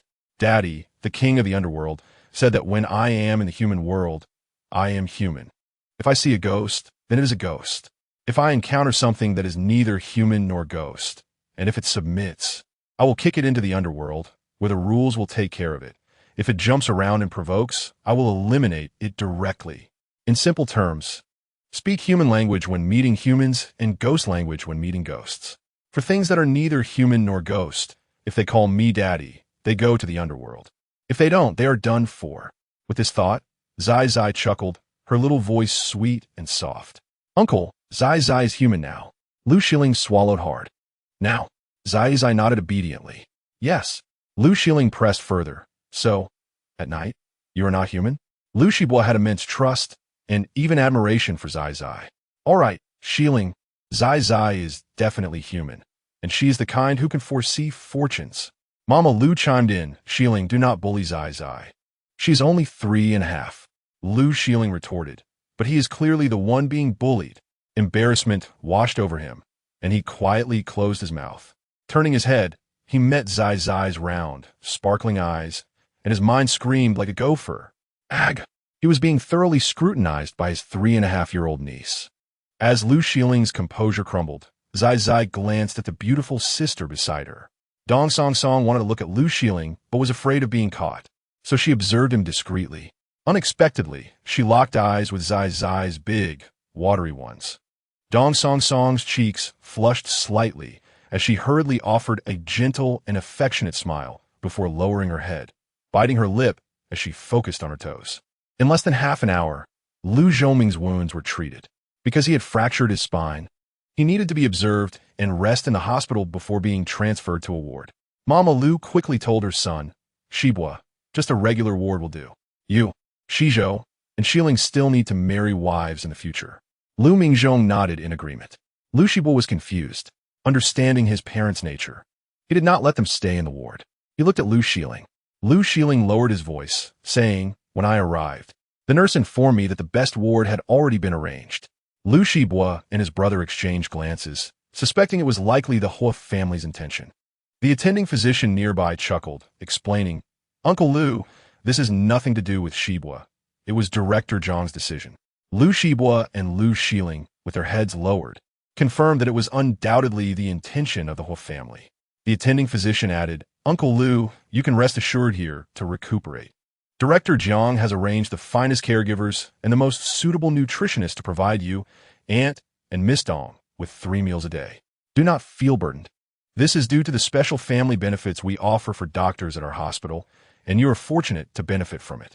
Lu Mingzhong remarked, "He may be poor, but he is not foolish. Little uncle, hug me, the little one is sleepy." With that, the small mouth opened wide, stifling a yawn. At this time, daylight had fully arrived, and the night shift doctors and nurses at the hospital were preparing to hand over their duties. Due to Uncle's sudden injury and hospitalization, Lu Shibua, who was originally off duty today, had to switch shifts to care for his father just in time for his upcoming shift. Meanwhile, the little one, who had undergone emergency treatment after a fall, had been asleep in the hospital for 3 days, waking up at night. After a long night and a full meal, the little one began to feel drowsy as dawn broke, perfectly reversing the day and night cycle. Dong Song, seeing the little one asleep, cautiously turned her attention to Lu Xiling. Observing Lu Xiling's stiff expression and the flush creeping up his cheeks, she quickly stepped forward.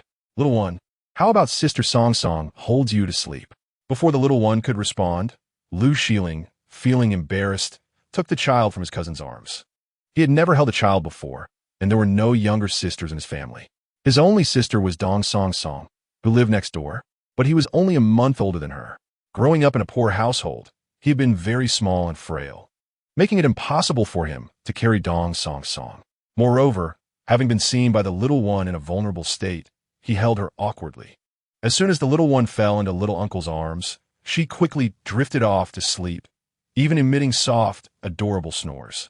Lying in Lu Xiling's embrace, her delicate dress pressed against her tiny belly, the little one's abdomen rose and fell with each breath, creating an endearing sight.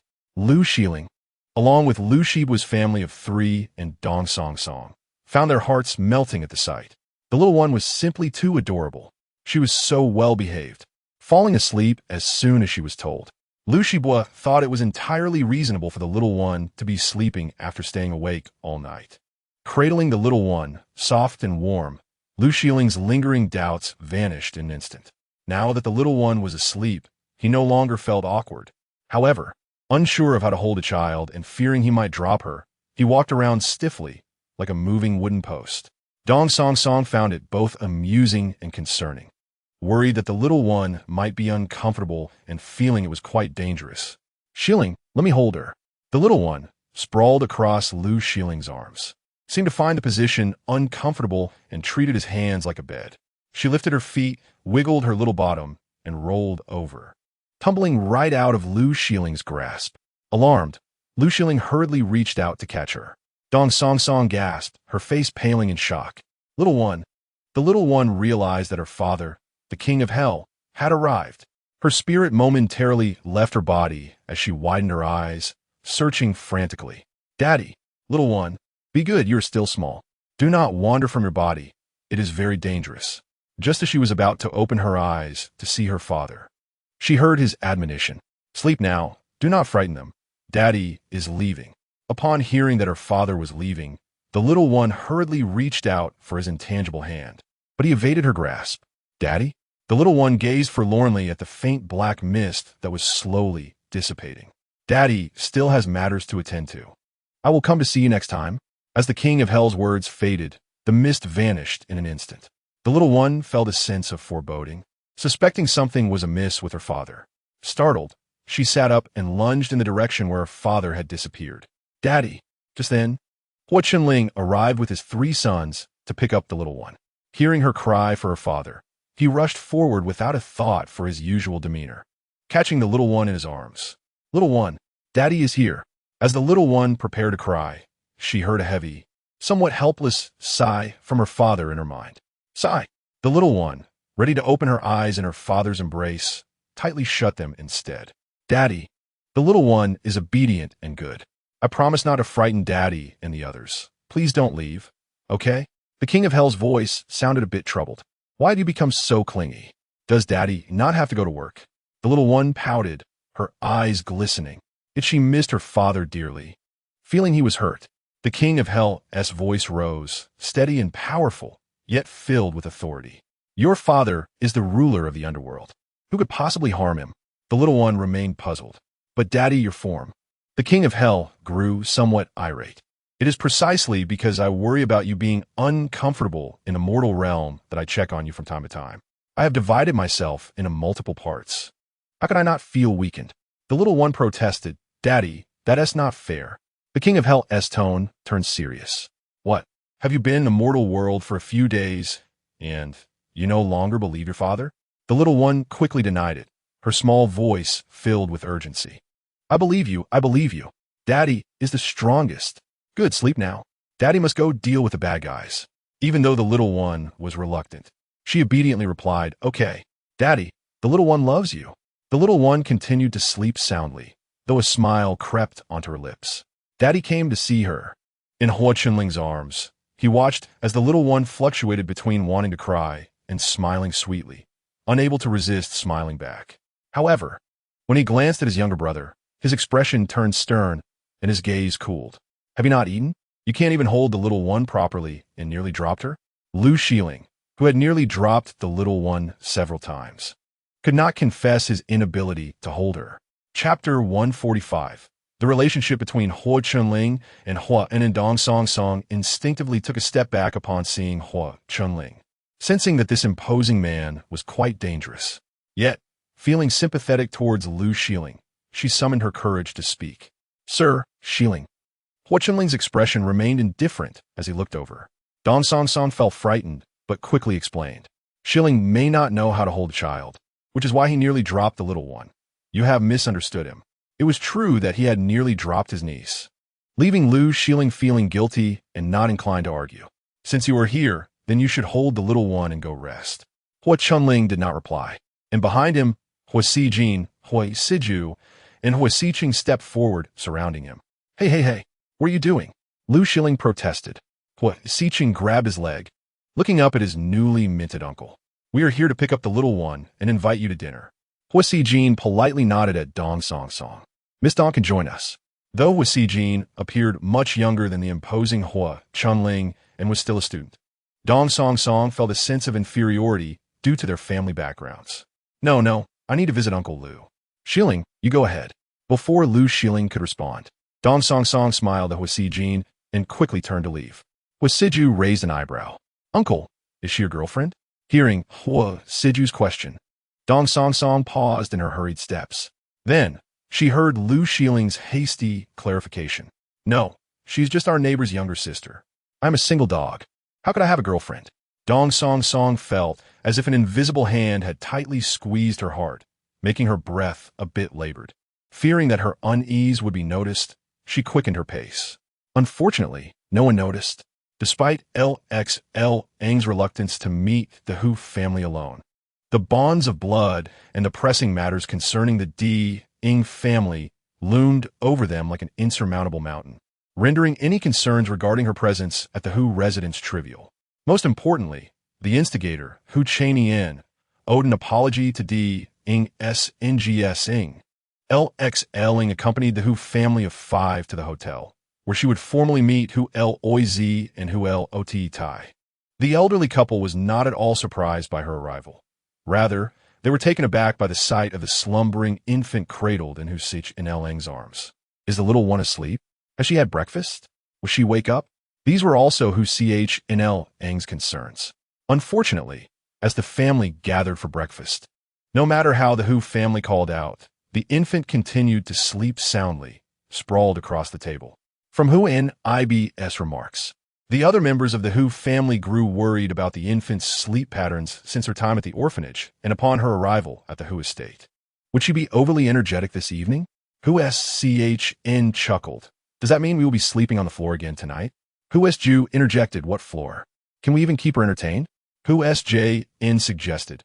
After breakfast, let's let her sleep until around 2 in the afternoon.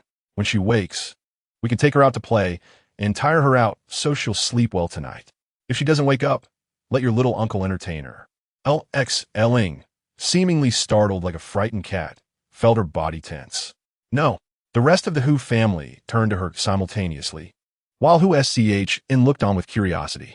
Little uncle, why not? Do you not like the little one? I do, LXLing replied. If it weren't for the incident where the infant accidentally barged into his bathroom, he would have remained oblivious to the truth of his origins. He was not the child of his biological parents, but the true son of the Hu family, the esteemed Hu Loiz and Hu Lot Tai. Yet, he felt embarrassed. More importantly, he was afraid of ghosts, though he found the infant warm and cuddly. She had declared herself human, leaving him to wonder what she might become come nightfall. Hu SLN, weary yet compelled by concern for the infant, spoke up. Little uncle, if you like her, why refuse? Hu Loiz decisively declared. You will take care of the little one tonight. It is settled. Now let us eat. Hu Loiz, LXLing began, but Hu Loiz's serious demeanor and commanding voice interrupted him. What do you mean by Hu Loiz? Call me father. LXLing responded. XLing. My parents wish for you to know that if you are willing, you and my elder brother, as well as your second brother, belong to the CHN generation. You should address me as such. Suddenly, LXLing interjected, her gaze piercing and provocative as she directed it toward Hu Loiz and Hu Lot Tai. Hu Lot Tai was at a loss for words. LXLing exclaimed, Really? Hu Lot Tai remained speechless. Is there anyone in the Hu family who does not keep their word? LXLing retorted. That false Hu Chanian does not.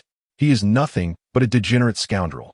Hu Loiz narrowed his eyes. So, your desire to address Hu Chanian stems from a wish for revenge? Why? How so? LXL Ing had not intended to reveal this at that moment. Yet Huel Oizi's inquiry compelled him to speak. He had relied on his handsome visage and his esteemed parents, accumulating 30 million fans over the years. It had engaged in numerous sordid acts. It was not Huel Oizi who prompted this discussion, but rather who CH knew and who CHNL Ing who simultaneously pressed, such as LXL Ing, filled with emotion, pulled out his phone to reveal 3 photos. The provocative nature of these images made Hu SJU and Hu SCH in attempt to steal glances, only to be swiftly blocked by their elder brother. Hu SJN, Hu SCHN protested. Why can you look?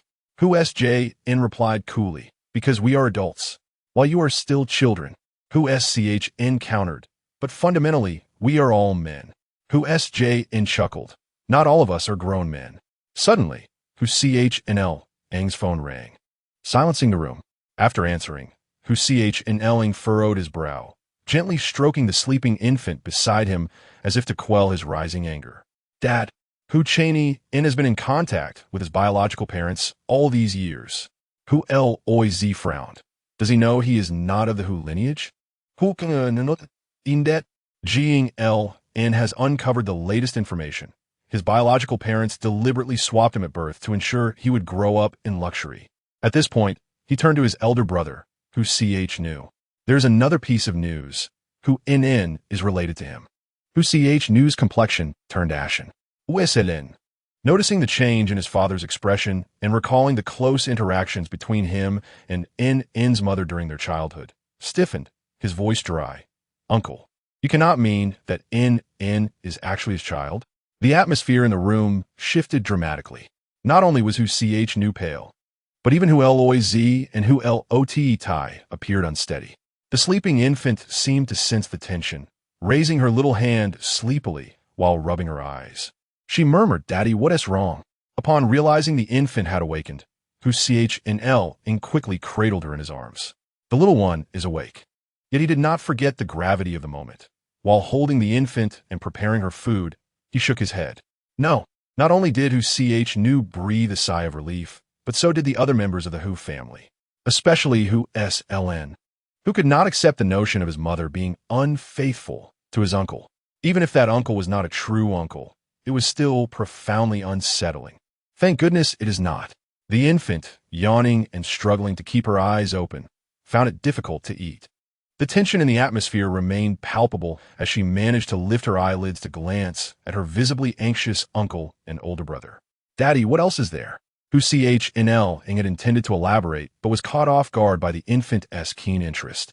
He gently stroked her head, his voice softer than usual. Hu NN is the daughter of my biological parents' eldest son, and also the daughter of my biological brother, GXNGB. She's my niece. Her name should be GXNE. Who can use to help like Sapi GXNGB? Who CHNL regarded him with a knowing look, indeed. That is your dear friend. Who CH New stammered. How could? The infant, struggling to stay awake, suddenly opened her eyes wide. GXNGB? All eyes in the Hu family turned to her, while Hu CH New's voice cracked, trembling slightly. The little one knows him? That cannot be. How could the little one possibly know? The infant replied, because he has died. She recalled playing at the home of P, where her thirst led her to drink all the soup she had prepared. Just before Yama, her father, arrived, she saw a plump uncle being called by the staff of the Underworld. GXNGB, GXNGB, please line up. By instinct, she turned to see a chubby man with a beaming smile. Ah, such a small child has died and still needs to drink P's soup. How pitiful. The infant retorted, you are pitiful for not getting P's soup. I drank it all. Then, that smiling uncle suddenly burst into laughter. Pitiful for not having P's soup? It seems you have never attended kindergarten. If you had, you would know P's soup is not something good. She was furious, because the soup made by P was delicious, and that uncle had the audacity to claim it was not. As she was about to take action, she heard the irate complaints of the Underworld staff who had previously called out to that elder to Q. How could someone still be helped to extend their life? Hadn't he already passed away? It had been less than 3 hours, if the body had not been cremated. The mortal realm would remain oblivious to his true state, merely assuming he had suffered cardiac arrest and was being resuscitated, creating a medical miracle. What should be done? The death list in the ledger of life had vanished. Thus we must adhere to the regulations and release him. Then she witnessed the elder being unceremoniously expelled from the underworld. Shortly thereafter, the king of hell arrived. Contemplating this, the little one blinked her big eyes, observing her grandparents and uncle gazing at her in disbelief. She rubbed her chubby little hands together and earnestly affirmed, "Indeed, Brother Si Lin, I have met him in the underworld." Hua Si Lin inquired, "In the underworld?" Hua Chunling narrowed his eyes, directing his gaze at his elder brother, Hua Chunhui. Had Gu Xing Bo ever been critically ill? Since they were close friends, if such a situation had indeed arisen, his elder brother would undoubtedly be aware. Hua Chunhui's complexion turned as pale as a sheet. The little one, feeling sleepy and struggling to keep her eyes open, mumbled to Hua Chunhui, "Uncle, can I meet him?" Yu Shenyu, realizing that he had raised his daughter for 8 years only to discover she was Gu Xing Bo's child and that they shared a deep bond, felt an overwhelming mix of emotions. Nevertheless, the little one seemed mysterious, and he was willing to place his trust in her words. Perhaps Gu Xing Bo indeed had issues. The little one propped her head up and glanced around, spotting the new uncle, yet she did not see the previous one, which left her puzzled. "Daddy, where's that previous uncle?" she asked, offering a sweet smile to the new uncle, her voice laced with comfort. Lu Shiling was bewildered, His mind was racing with shock. Ever since the little one mentioned the underworld, he felt a strange numbness. So, this adorable little niece truly had something extraordinary about her. Now hearing about fate and fortune only intensified his fears. Words usually found in the fantasy novels he casually read were now manifesting in reality, and they were intertwined with his life. The little one beamed at her bewildered uncle. "What I said is true." Lu Shiling responded, "Oh, okay." After answering, he instinctively asked, "What do you mean by fate? Is there someone trying to steal my bad luck?" Ever since the true fate goddess system's favored skill had ceased to function, old Lady Hua had developed a particular fondness for the little one. To her, the little one was a harbinger of good fortune, a blessing for the entire Hua family. Thus, she placed unwavering trust in whatever the little one proclaimed. If no one is seizing your fortune, you should grow up safely within the Hua family. Lu Shiling remarked, "But there is more. Even concerning Uncle S' job and everything that bad uncle possesses, it was all taken from Uncle." The little one wrinkled her little nose, sensing something amiss. "No, it's not right. The misfortune is his own." Lu Shiling pondered. So, after struggling in the entertainment industry for so many years, witnessing the brink of success only to be thwarted by various accidents and contract failures, could it really be due to Hua Chan Yin seizing his luck? His emotions were tumultuous, rendering him momentarily speechless. Seated beside Hua Chunling, the little one nestled in her father's embrace, once again dozing off, reaching out her little chubby hand to hug his arm. If this life cannot be settled, then perhaps in the next life or the one after that. Endless overdrafts. Chapter 147. We are both singles. What the heck is a girlfriend? The atmosphere in the room relaxed significantly as the exhausted little one smacked her lips, snuggling against her uncle's arm, drifting back to sleep in her father's embrace. Lu Shiling exclaimed, "Little one?" There was no response. Lu Shiling stared in astonishment. She truly fell asleep in an instant. Hua Chunling had grown accustomed to the little one's rapid slumber, aware that she would be particularly lively that evening. "Let us eat first, and after we finish, we'll head to the airport." Lu Shiling protested. "But what about my uncle and aunt? Without them, he might have starved long ago." Hua Chunling reassured. "I will arrange a private jet to send them to Jing City for recuperation. As for the Dong family's vineyard, arrangements have been made for an evaluation. Once they agree, the Hua family will fund the complete relocation to Jing City." Lu Shiling, incredulous, replied, "The entire relocation?" Hua Chunling affirmed, "Yes." Lu Shiling queried, "How do you move thousands of acres of vineyard?" Hua Chunling's voice remained calm, his demeanor unperturbed. The Hua family was never short on money. Lu Shiling thought to himself, "Look at this true, domineering figure of wealth. His brother was working here, and his uncle and aunt were nearby." Hua Chunling added, "The Hua group has a private hospital. I had Jianglin review the contract, and he was very satisfied. Just then, Lu Xiling received a message from Lu Shibo Xiling. I finally understand. After the little one mentioned that my bad luck has dissipated and now I'm experiencing a turn of fortune. You are truly my benefactor.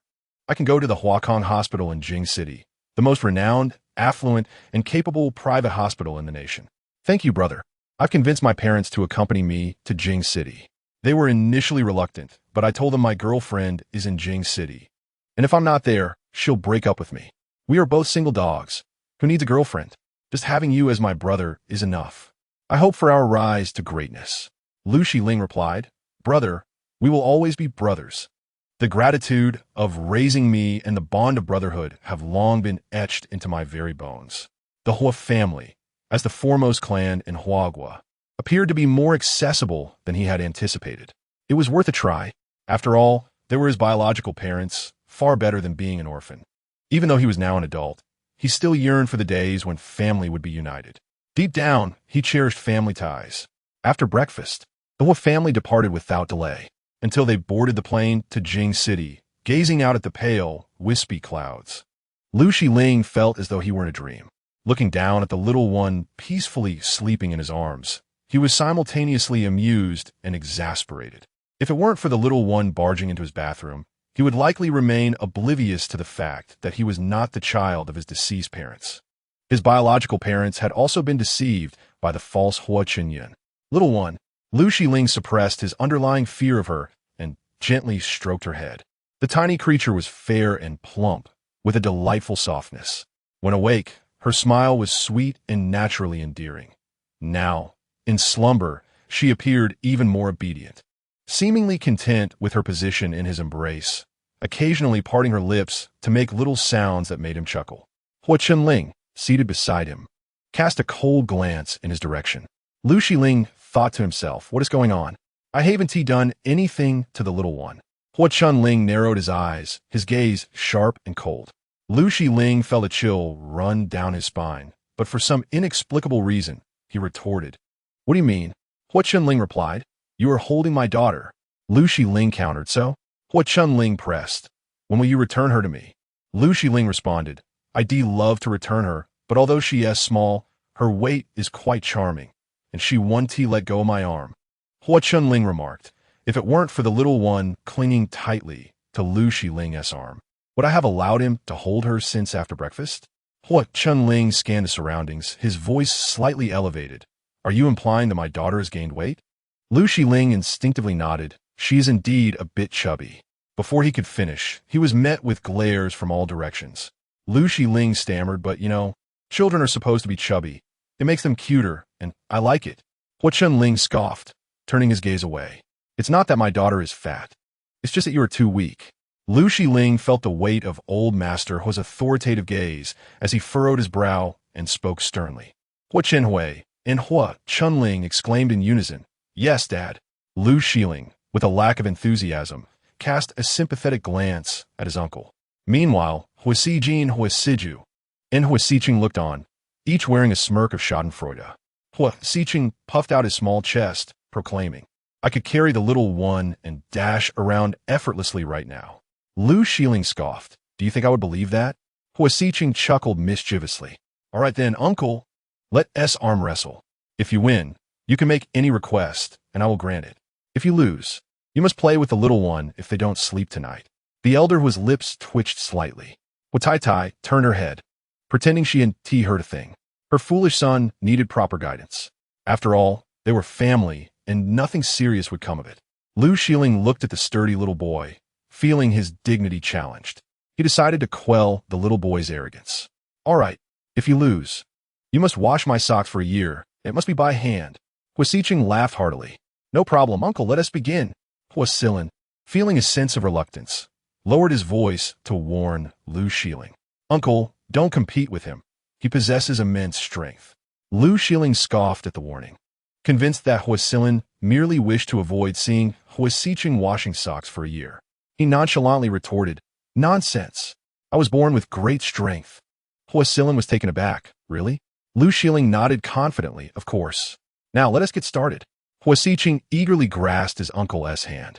3, 2, 1, go. Lu Shieling did not hold back, putting forth all his strength, but in the blink of an eye, he was defeated. This is absurd. Hua Xiqing laughed uproariously. Uncle, a wager is a wager. Tonight, you'll be playing with the little one. Lu Shieling glanced at the sleeping child nestled in his arms, feeling a whirlwind of emotions, and reluctantly nodded. Fine, it's just playing with the little one. I can manage that. The little one sleeps during the day, so it won't be a challenge. Chapter 148. Establishing the family tree for the little one. The summer in Jing City was oppressively hot. This year, it seemed even warmer than in previous years. As Lu Shieling stepped out of the airport with the little one in his arms, a wave of heat enveloped him, prompting him to take a deep breath. Glancing down at the little one, he noticed that their body temperature was surprisingly comfortable to hold. Having never held a child before, he now instinctively cradled the little one tightly, also retrieving an umbrella from Hua Chunling for shade. I'll provide shade for the little one.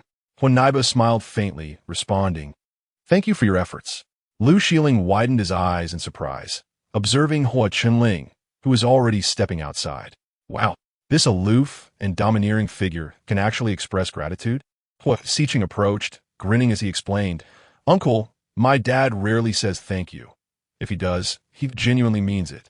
Lu Shieling noted that Hua Xijin and Hua Siju understood their father's sentiment, as the little one was indeed the cherished daughter of the formidable lord of the Underworld. Active throughout the night, the brothers exchanged knowing glances, recalling the peculiar occurrences they had witnessed, and simultaneously expressed their gratitude. Uncle, thank you for your hard work. Lu Shieling mused, feeling as though their gratitude was more for entertainment than sincerity. What kind of spectacle could they be expecting?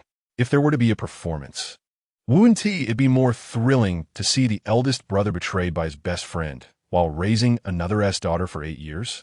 Confounded, Lu Shieling was interrupted by Hua Tai approaching his side. Why are you in a daze? Hua Laozu passed by, his expression unchanged, ignoring the situation. Endure it, even if he has many flaws. Lu Shieling pondered, recalling how characters in novels were mistakenly swapped as children were often cherished by their biological parents. Why did he feel like nothing special? Yet he could sense the warmth and acceptance from the Hua family in their casual interactions, devoid of any disdain. It was utterly perplexing. Deciding to abandon his thoughts, he resolved to face whatever came his way. With that, he strode confidently, cradling the little one, to catch up with the family.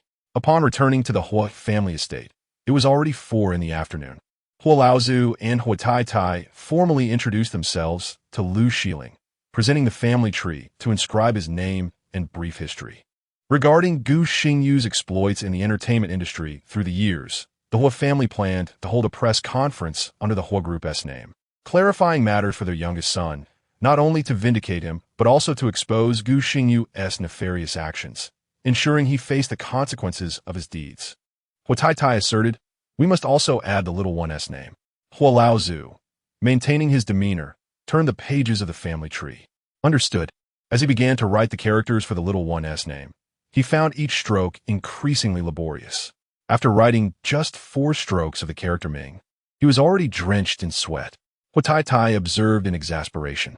You're just adding a name. Why does it seem like you've run a marathon? Hua Laozu, struggling, passed the brush to her. You try. Hua Tai, perplexed, rolled up her sleeves and took the brush. If I'm doing it, I'm doing it. She suddenly noticed, hey, where did what you wrote earlier go? Had she not witnessed it herself, she would have doubted whether Hua Laozu had written anything at all.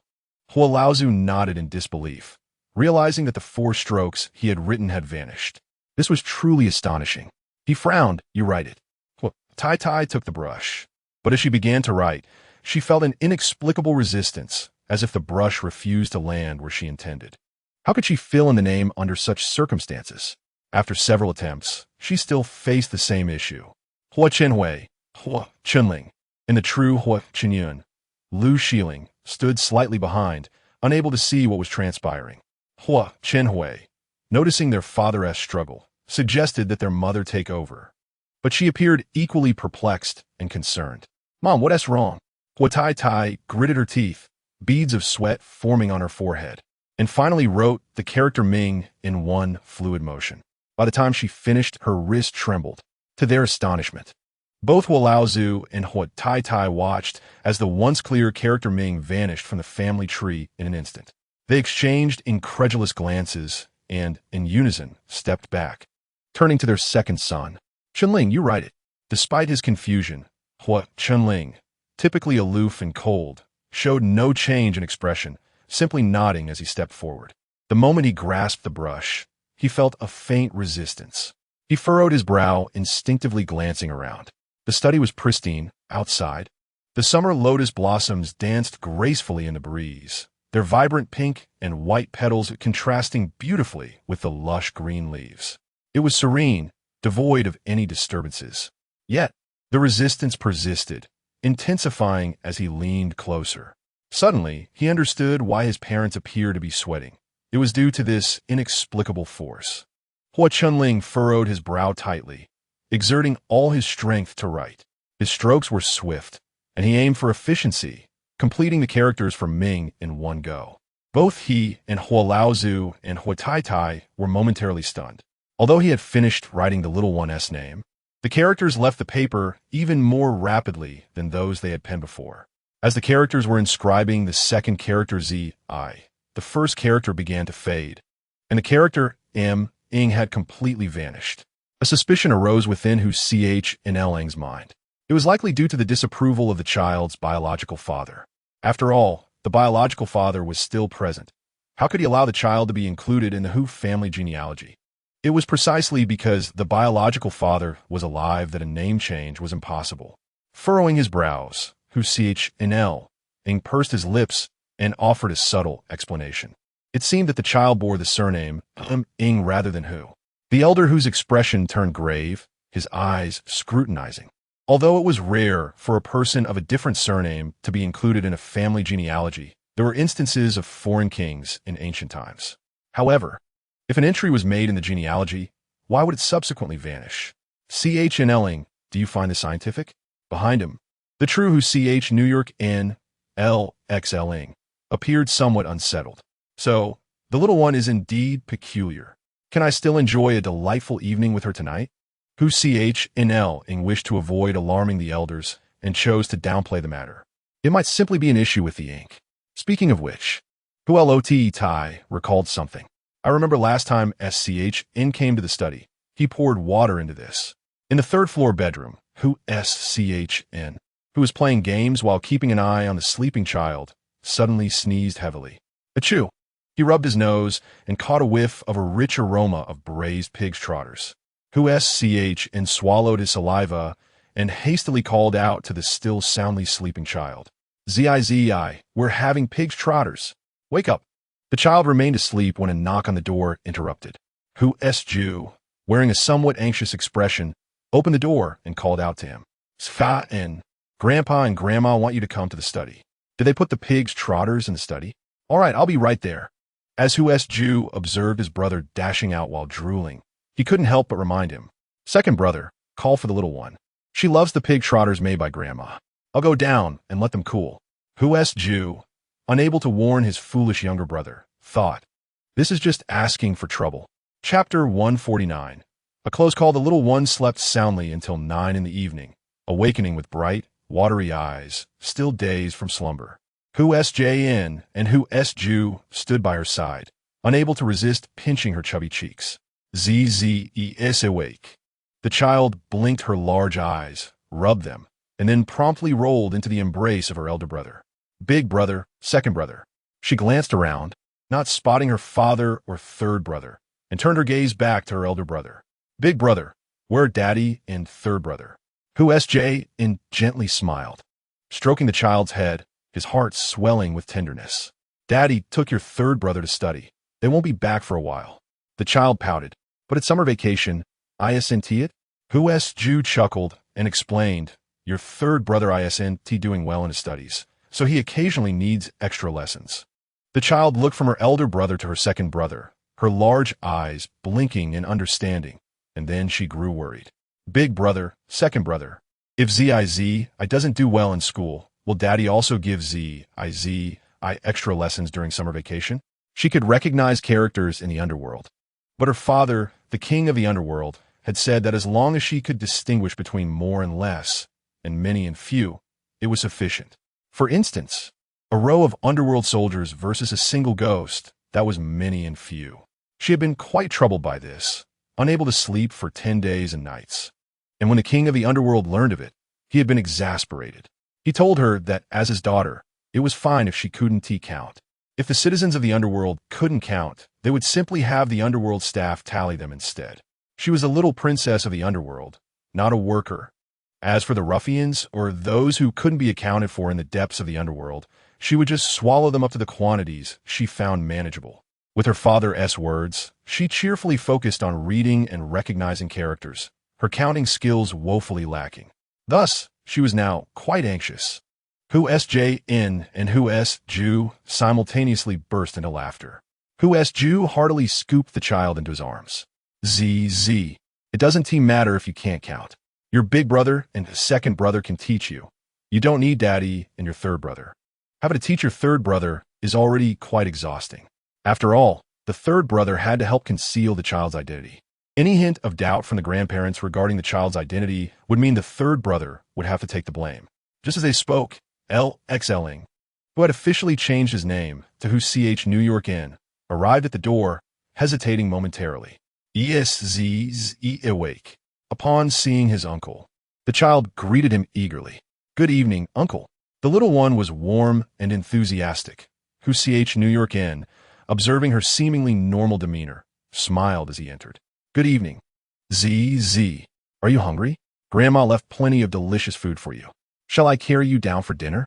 The child immediately extended her arms like lotus roots. Uncle hugged.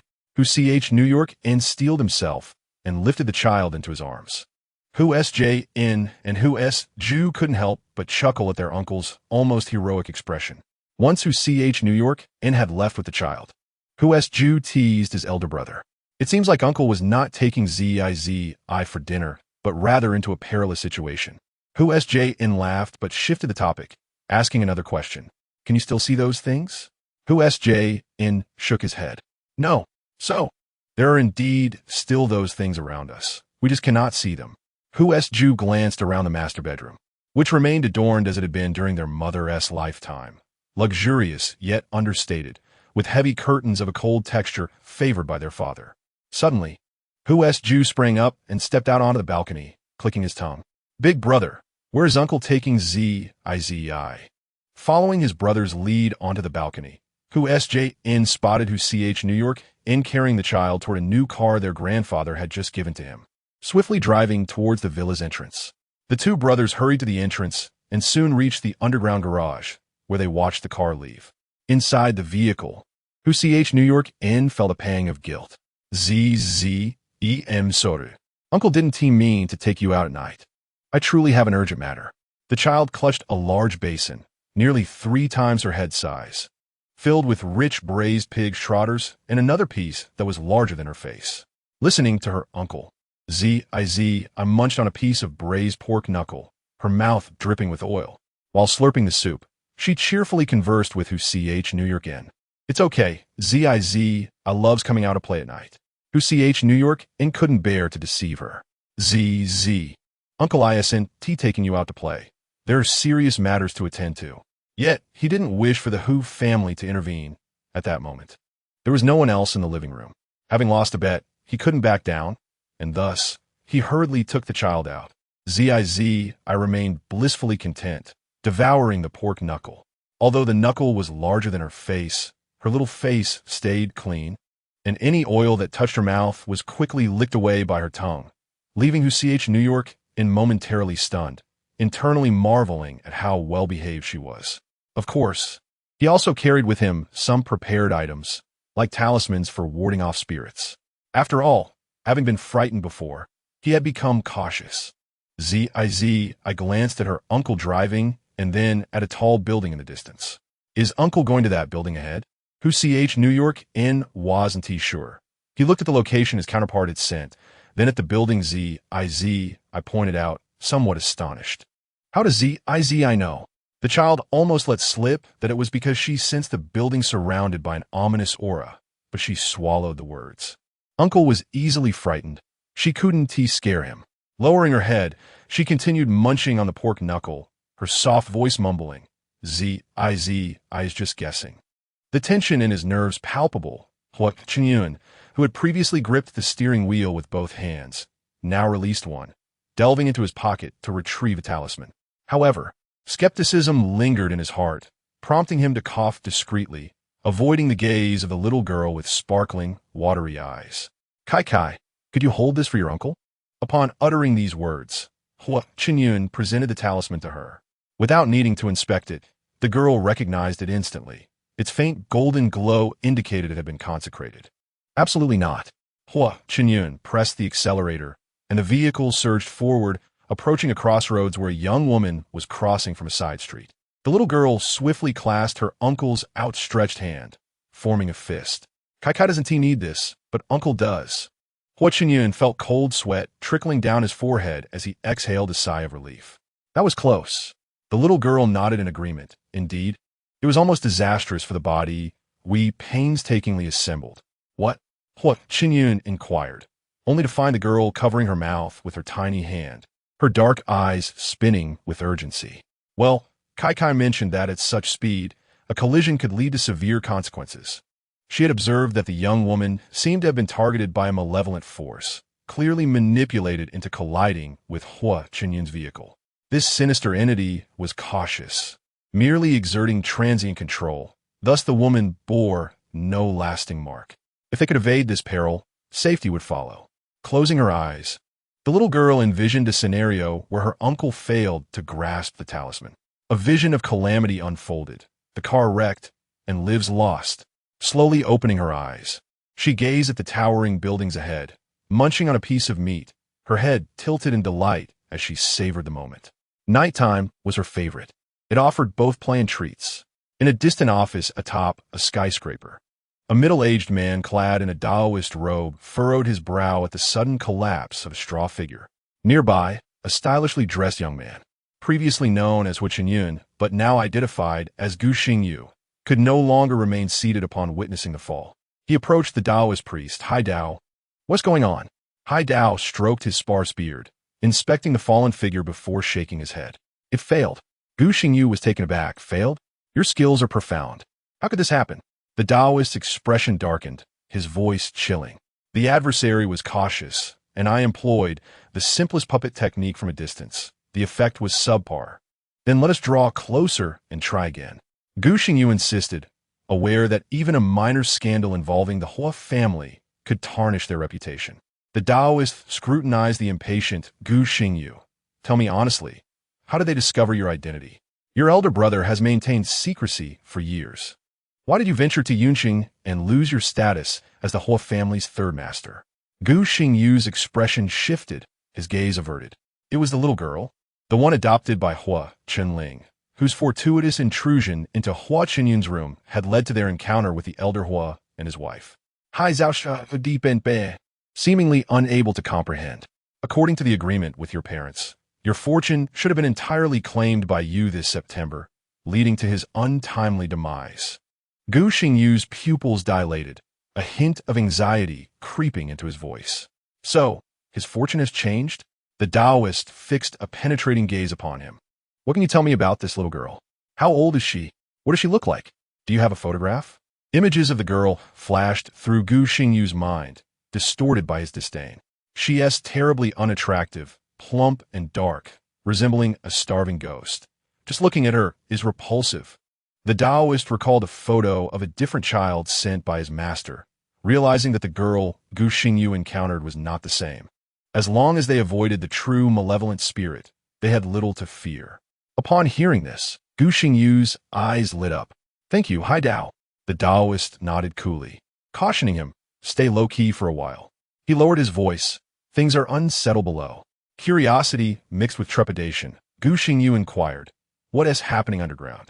The Taoist offered little explanation, merely stating, the underworld is undergoing changes before departing. Gu Xingyu hurried after him.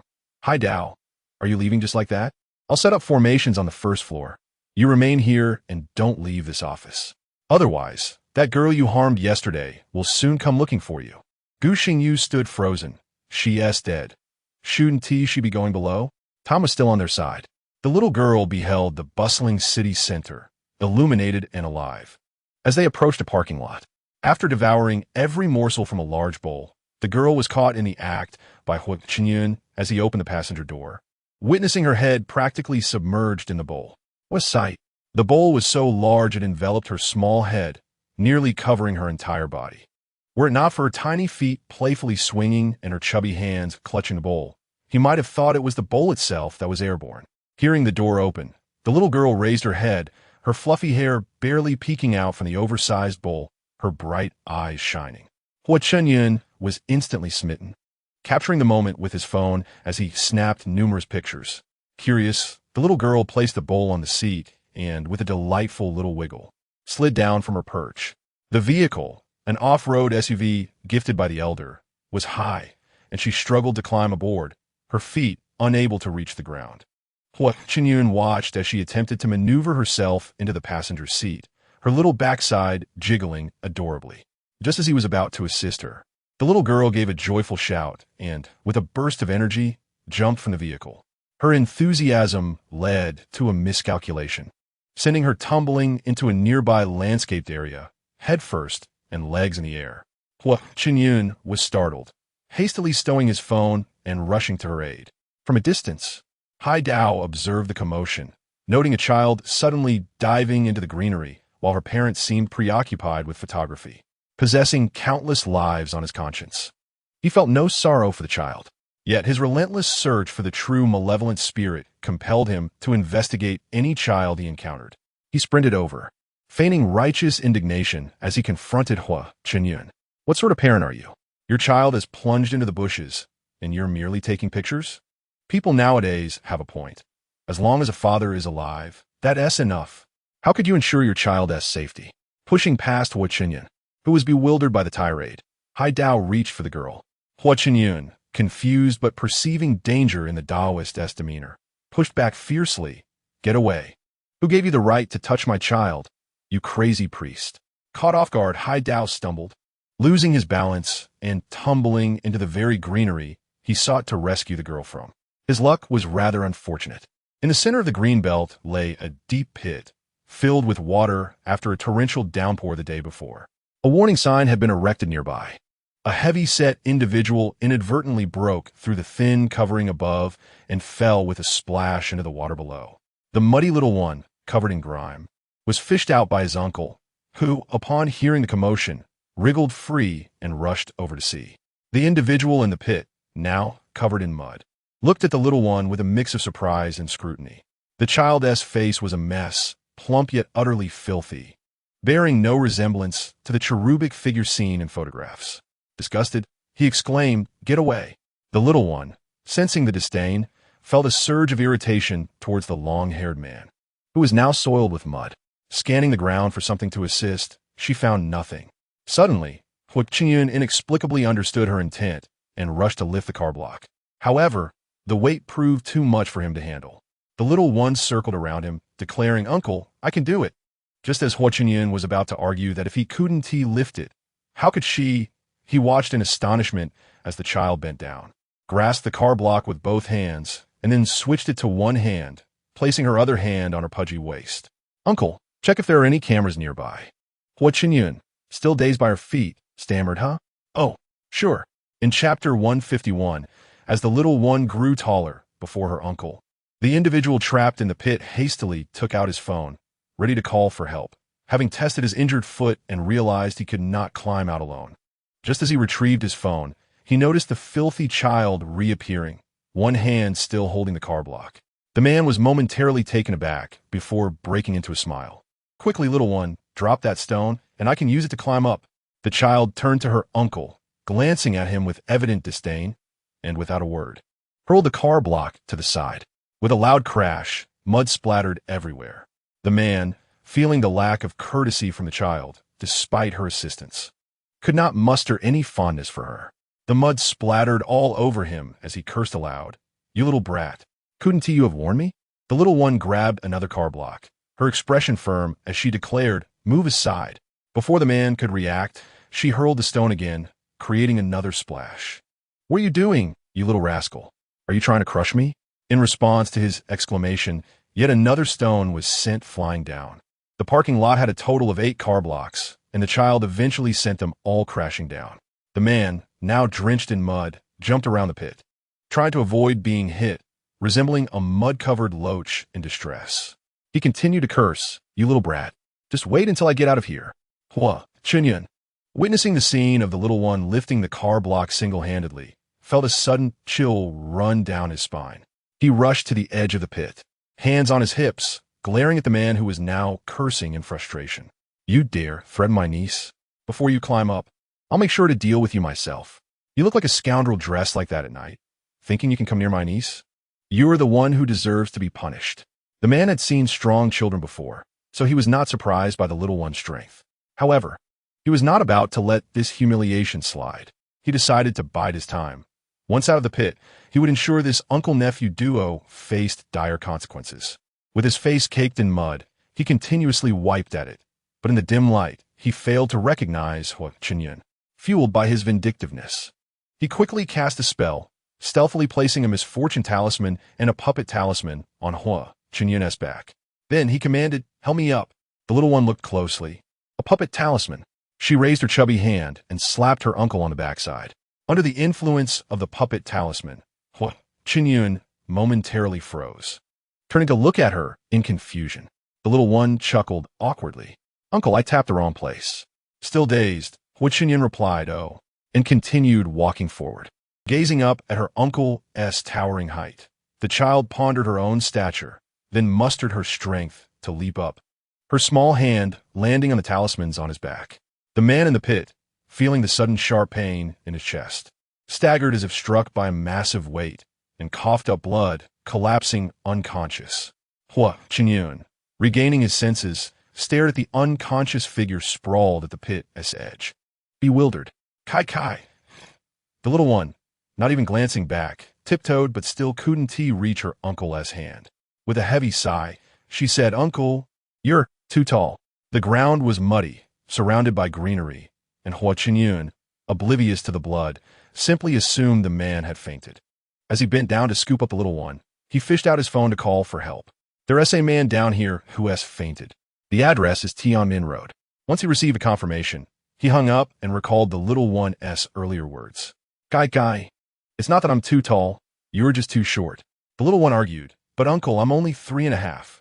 Hua Chinyan remembered being tall among his peers, and noted that the Hua family was known for their height, with the exception of the little one.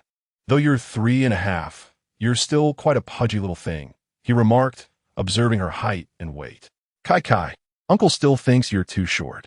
The little one pouted and asked, "Uncle, how tall should I be to be considered tall?" Without hesitation, Hua Chinyan replied, "At least 1.80 meters. Are you sure, uncle?" "Of course. Just look at your father and your uncles. Aside from the underage, Si Ju and Si Chun, aren't they all above 188? Suddenly, the little one wriggled free from his arms, sliding down his leg to the ground. "So I just need to be as tall as you, uncle?" Hua Chinyan nodded. The little one, with her timid nature, pondered, "If I grow as tall as you, will you be scared?" Hua Chinyan couldn't help but burst into laughter. "Scared? Your uncle is afraid of the growing? Everyone grows up. How could adults be afraid of children maturing?" Confirmed for the second time. "Really?" Replied affirmatively, but added, "My dear, it will take time for you to reach your uncle's height." Feeling repeatedly belittled by her uncle's comments about her stature, decided to showcase her abilities. "Uncle, just watch me." Unable to find a towel, wiped S dirty face with his sleeve. Although it wasn't perfectly clean, he was relieved to ascertain that was still presentable. After ensuring she was tidy, nodded in satisfaction. Suddenly, he witnessed, who was no taller than his thigh, rapidly grow in proportion until she stood level with him. With her cherubic face and wide, innocent eyes, she smiled at him with an air of pride. "Uncle, I'm taller now," was taken aback, collapsing onto the ground in shock. As he sat there, dazed and speechless, looked up at the top of a nearby building, her formerly bright eyes now engulfed in darkness. Chapter 152. Where did this come from? She looks delicious. An ominous energy gathered above, where moments ago the surroundings had been clear. Smacked her lips. If left unchecked, that new spirit would soon consume everyone in the building, transforming into a malevolent entity. Still sprawled on the ground, thought he must have misheard. What malevolent entity? Replied, a vengeful spirit. But we call them malevolent entities to avoid scaring people. Asked we? Explained, for instance, and also refer to them that way. Rolled his eyes, feeling faint. Meanwhile, and who had been following in a car, were equally stunned by S' sudden growth. Sighed, we truly underestimated the daughter of the Underworld Lord. Speculated, did she grow taller because her uncle called her short?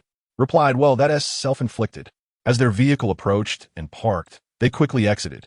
At that moment, the sound of police sirens echoed from across the street. The brothers exchanged glances, then directed their attention to the pit in the greenbelt. They suddenly remembered there was still someone down there. However, anything capable of being struck by S-Stone would certainly not be a good person. The brothers glanced at the scene and decided to stay put. Waiting for the police while remained in a daze. Looked up at the top floor. Is there something sinister up there? Nodded, it seems so. However, we cannot see it now. Protecting ourselves is the best help we can offer. Agreed. To be safe, he quickly sent a message with his location too. Just as lay down, he received the message from and immediately sat up. After confirming the location, he swiftly exited. Fortunately, the distance wasn't too great. He took a shortcut on his bike and soon arrived at the destination. From a distance, he saw the brothers negotiating with the police, while a muddy individual nearby was agitatedly cursing. Glanced at the ominous, energy-filled rooftop and seized the opportunity to slip inside unnoticed. Upon entering the lobby, he sent a message to, if and were to leave obediently, they would no longer be considered people.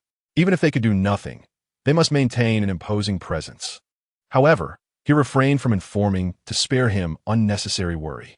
The middle-aged man pulled from the water pit turned out to be a Taoist priest, surprisingly acquainted with the responding officers, and did not rush to reveal their identities. Since he was a Taoist, it was suspicious that had brought here at night, especially since she had gone upstairs.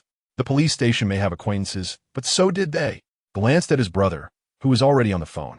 On the other end of the line, was responding to S' call just as he encountered his eldest son, along with his younger son and daughter, dining in the third-floor buffet. It was getting late, and with the owner occupied, only the four of them remained in the restaurant. Just as he was about to call to check on the situation, the lights in the restaurant began to flicker ominously, even sparking. Little stiffened in fear. Dad, I'm scared. His older brother chastised him. What is there to be afraid of? It's just a power outage. It's probably a circuit issue and will be resolved soon. Gripped S' hand tightly, her anxiety palpable. Dad, should we head downstairs? Outside as she spoke and glanced outside. Her voice cracked in terror. Dad, big brother, look outside. The family turned in unison. The once close lights, roads, and crowds now appeared impossibly distant, as if separated by a vast river. Trembled, Dad, what is happening? Began to lose his composure. What was that thing that just flew by? Screamed in horror. It's a ghost. Her scream triggered a chain reaction. The already frightened and the bravely pretending joined in the cries of panic. Ghost, help, remained relatively calm, recognizing the strangeness of the situation. However, as a police officer, he had encountered many extraordinary events. The red shadow, drifting by the window, bore an uncanny resemblance to the girl who had fallen from the 35th floor of the presidential suite 3 days prior. He shouted towards the apparition, wait. There's a ghost. So ugly, exclaimed. You must have died from the fall. It has nothing to do with us. We just came to eat. Shrank into S' embrace, trembling. Dad, there's a ghost. It's real. Felt a chill down his spine and swallowed hard. Trying to reassure his children. It must be someone S' prank. I'll take you downstairs. She's outside. We're inside and she can't come in. After saying this, he hurriedly led his 3 children towards the restaurant's entrance. However, just a few steps later, they heard a sinister, mocking laughter from behind. You can't come in? But I can. And all screamed in terror. The red-dressed specter seemed confident that they were in next meal, taking her time to circle around them. Upon seeing S' uniform, her eyes turned blood red, filled with intense hatred. So, it was you who concluded that I died from an accident, wasn't it, officer? When recognized the girl's face, his heart sank. This red-dressed specter was indeed the girl they had deemed an accidental fall 3 days ago. Although there had been many unanswered questions, they had never found any evidence, and the pressure from above forced them to hastily close the case. Yet he had come today to reinvestigate. The red-dressed specter suddenly erupted into a sinister laugh, tears of blood streaming down her face, sending the three children into a faint. Since these three little beings have fainted, let us begin with the morally ambiguous police officer who has perpetrated cruelty. If you can accomplish the three tasks I set forth, I shall spare your lives today. Xiongqi felt a shiver of cold sweat down his back, yet his expression remained resolute. As long as it does not contravene national laws and regulations. The figure in the red dress suddenly glanced towards the ominous entrance shrouded in her chilling aura, swiftly interrupting him. There is but one task to undertake now. Enter the elevator. The elevator will automatically take you to the top floor. Then, jump from the top. Xiongqi. The excited voice of the milk dumpling wafted in from the entrance. Promise her. Xiongqi. The figure in the red dress scrutinized the milk dumpling standing amidst the eerie atmosphere, confirming that it was merely an ordinary milk dumpling.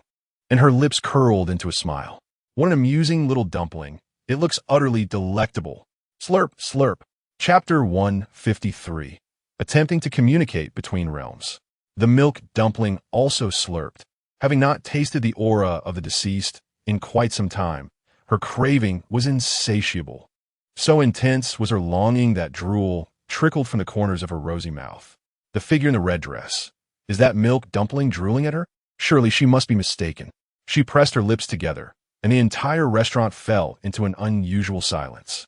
The sound of the milk dumpling slurping became particularly pronounced.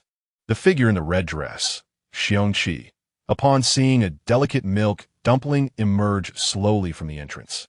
Xiongqi's first instinct was to conclude that this too was a spirit. So, now is the great spirit and the little spirit vying for sustenance? And he, along with the three children, are their provisions. Xiongqi was startled by his own imagination. The milk dumpling approached, and instinctively Xiongqi stepped back.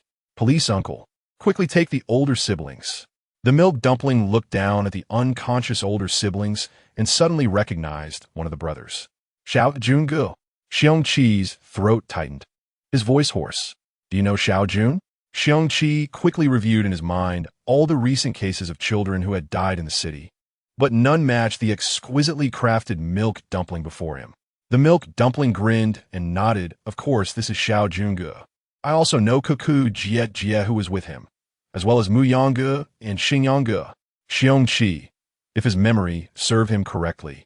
Zhu Kuku, Li Mu Yang, and Li Xingyang were indeed classmates of his son in kindergarten. So, the child is human? You're unlike her? The milk dumpling's gaze shifted to the figure in red, and upon seeing the swirling aura of death surrounding her, she could not help but salivate. Not the same. She is a resident of the Underworld, but currently, she is human. The figure in red had already tasted blood. She had attempted this at the top floor, and the gates of the Underworld remained firmly shut. Such a bloodied spirit could not be allowed to linger. Thus, she became her snack. The milk dumpling's eyes sparkled with anticipation. The figure in red, caught in the gaze of those glistening, dark eyes, felt an inexplicable fear. This should not be. The milk dumpling was clearly human. Even if she were a descendant of the Xianmen, she was merely 3.5 years old. Regardless of her talents, she could not possibly be her adversary. The figure in red, her patience exhausted, revealed a terrifying visage once more. Heaven has a path you refuse to tread, and hell. The milk dumpling hurriedly waved her hands. Hell has doors. They are merely temporarily closed, and they will open soon. Daddy Yin Wang said he would come to fetch me, and then the gates will naturally open. The figure in red. Is that what she meant? No. Since the milk dumpling had voluntarily come to meet her demise, the figure in red lunged towards her. Having never encountered spirit before, Xiongqi, for reasons unknown, dashed towards the milk dumpling just as the figure in red attacked her. He was closer and thus faster than the spirit. Hey! The milk dumpling was suddenly lifted by the police uncle, her eyes wide with surprise. The figure in red blinked as she approached, and a chilling wind swept over Xiongqi, causing goosebumps to rise all over his body. He wanted to flee but found himself rooted in place. He had envisioned many forms of death, being killed by a criminal, or perhaps meeting an unfortunate demise while pursuing one, among others. Yet, Never had he considered being killed by a spirit, for he did not believe in the supernatural. But now, Xiongqi's eyes widened, his demeanor resolute. Just as the ominous figure was about to touch him, he felt a surge of golden light emanate from his being, forcing the figure in red to retreat instantly. Meritorious light? How could a police officer like you, who aids the wicked, possess such protection? Why? This is not fair. The milk dumpling, nestled against the police uncle's shoulder, spoke in a childlike voice. The meritorious light does not deceive. Police uncle is a good person. You have already killed 2 good people. If the gates of the underworld were open, you should be cast into purgatory. The figure in red appeared, agitated, blood streaming forth. No, the meritorious light can deceive. If he had not ruled my death an accidental fall, my parents would not have died unjustly due to my demise. He aids the wicked. He cannot distinguish right from wrong. The milk dumpling furrowed her brows and snapped her fingers. The emotionally charged figure in red suddenly fell silent. Bai Mingxiu rushed in through the door and breathed a sigh of relief upon witnessing the subdued figure in red. This spirit had tasted blood. She would not cease her rampage without significant slaughter. While the milk dumpling was indeed formidable, she was still merely 3.5 years old. Yet, what if the spirit were cunning? Kai. The milk dumpling turned and smiled widely, revealing her pearly whites as she rushed towards Bai Mingxiu. Mingxiu Gij. Bai Mingxiu bent down to scoop her up, and in that instant, the figure in red, previously startled by the milk dumpling's faint yet terrifying aura, suddenly regained her senses. It must have been an illusion, but that milk dumpling smelled so delightful. Even if she were a new soul, her subconscious told her that consuming the milk dumpling would surely amplify her power exponentially. Thus, she lunged once more at the milk dumpling. Bai Mingxiu, holding the milk dumpling, swiftly turned while throwing a talisman to ward off spirits. As Mingxiu Gij spun around, the milk dumpling seized the opportunity to open her mouth wide. Ow! With a terrifying scream from the figure in red, the milk dumpling consumed 9/10 of her essence, leaving only a remnant soul. She grasped that remnant soul in her small hand and attempted to communicate with Daddy Yin Wang using the language of the underworld. The milk dumpling tried once more. Looking down at the trembling entity transformed into a faint black mist in her palm, she confirmed that the figure in red bore the weight of 2 lives taken. She promptly shaped the remnant soul into a ball and swallowed it. The gates of the underworld remained shut, and since the entity had indeed been stained with blood, consuming her was justified. As for the lingering faint aura of death surrounding her, it was instantaneously devoured by her ow. Upon finishing her meal, the milk dumpling could not muster any joy. With the gates of the underworld barred, countless new souls were generated in the mortal realm daily. While the deceased would generally linger due to their loved ones, they typically did not incite supernatural occurrences. However, spirits like the figure in red, who died with lingering resentment from their lives, would soon become formidable entities of vengeance. The milk dumpling sighed as she nestled in Bai Mingxiu's embrace. Bai Mingxiu, having witnessed the milk dumpling consume all the deathly aura, assumed she had overindulged. Kai, are you all right? The milk dumpling shook her head in dismay. No, Kai is worried about Daddy in the underworld. Bai Mingxiu inquired, what has happened to Daddy in the underworld? The milk dumpling, aware of Mingxiu Gij's lineage from a family of spiritual mediums, pondered briefly. Mingxiu Gij, can you communicate between realms now? Bai Mingxiu nodded. It should be possible. Nai Tuanzi's eyes sparkled with excitement. Mingxiu Gij, hurry and try to see if you can contact the father of Zai in the underworld. Observing the anxious expression on Nai Tuanzi's face, which was tinged with an undercurrent of unease yet brimming with hope, Bai Mingxiu disregarded the presence of others nearby. He chose not to use talismans to summon spirits, instead opting to use his blood as a medium to attempt contact with the higher echelons of the underworld. Xiongqi, who was witnessing this surreal scene, felt his worldview shatter as he exclaimed internally, "He is still here, still here." Chapter 154, Summoning the Spirit of Nai Tuanzi, who had been nestled in Bai Mingxiu's embrace, noticed his forehead beginning to glisten with sweat. She quickly slipped out of his arms and down his long legs to the ground. Her keen senses and intimate familiarity with the aura of the underworld told her that the attempt had failed. Bai Mingxiu's brow furrowed in frustration. Typically, summoning a spirit did not require blood, but he had used it to ensure success, yet there was no response. Puzzled, he decided to try again. 3 seconds later, the familiar chill failed to manifest. Bai Mingxiu's frown deepened as he made a third attempt, this time using his heart's blood. As a drop of blood was extracted through his technique, beads of sweat began to coalesce on his forehead, gradually transforming into droplets that cascaded down his refined visage, one which plopped onto Nai Tuanzi's forehead. Simultaneously, drops of blood seeped from his heart, landing precisely on her brow. Nai Tuanzi felt a sudden heat and sharp pain on her forehead, instinctively covering it with her hand, wiping it vigorously. Her pristine palm was notably clean, devoid of any bloodstains. Xiongqi, standing nearby, watched in astonishment, his pupils dilated and mouth agape, unable to utter a word. Nai Tuanzi felt her spirit sway, suddenly separating from her body. Nai Tuanzi, with her eyes closed yet perceiving the world through her yin-yang vision, Bai Mingxiu saw her gaze downward at her body beside him, then at least 100 or 80 meters away where he stood. Nai Tuanzi was momentarily bewildered. Mingxiu Gij, what is happening? Bai Mingxiu, somewhat incredulous, found himself enveloped in darkness, with only the ethereal blue flame burning at Nai Tuanzi's brow, illuminating the space, casting her in a divine light as she looked down upon him. Her expression was indifferent, her eyes chillingly detached. Her small mouth parted slightly as a tender, yet unfamiliar voice echoed in his mind. What is your request? Bai Mingxiu, the Nai Tuanzi, towering in a shroud of eerie energy, regarded the astonished Bai Mingxiu with intrigue. Mingxiu Gij? However, the voice that resonated in Bai Mingxiu's consciousness was a chilling proclamation that struck fear.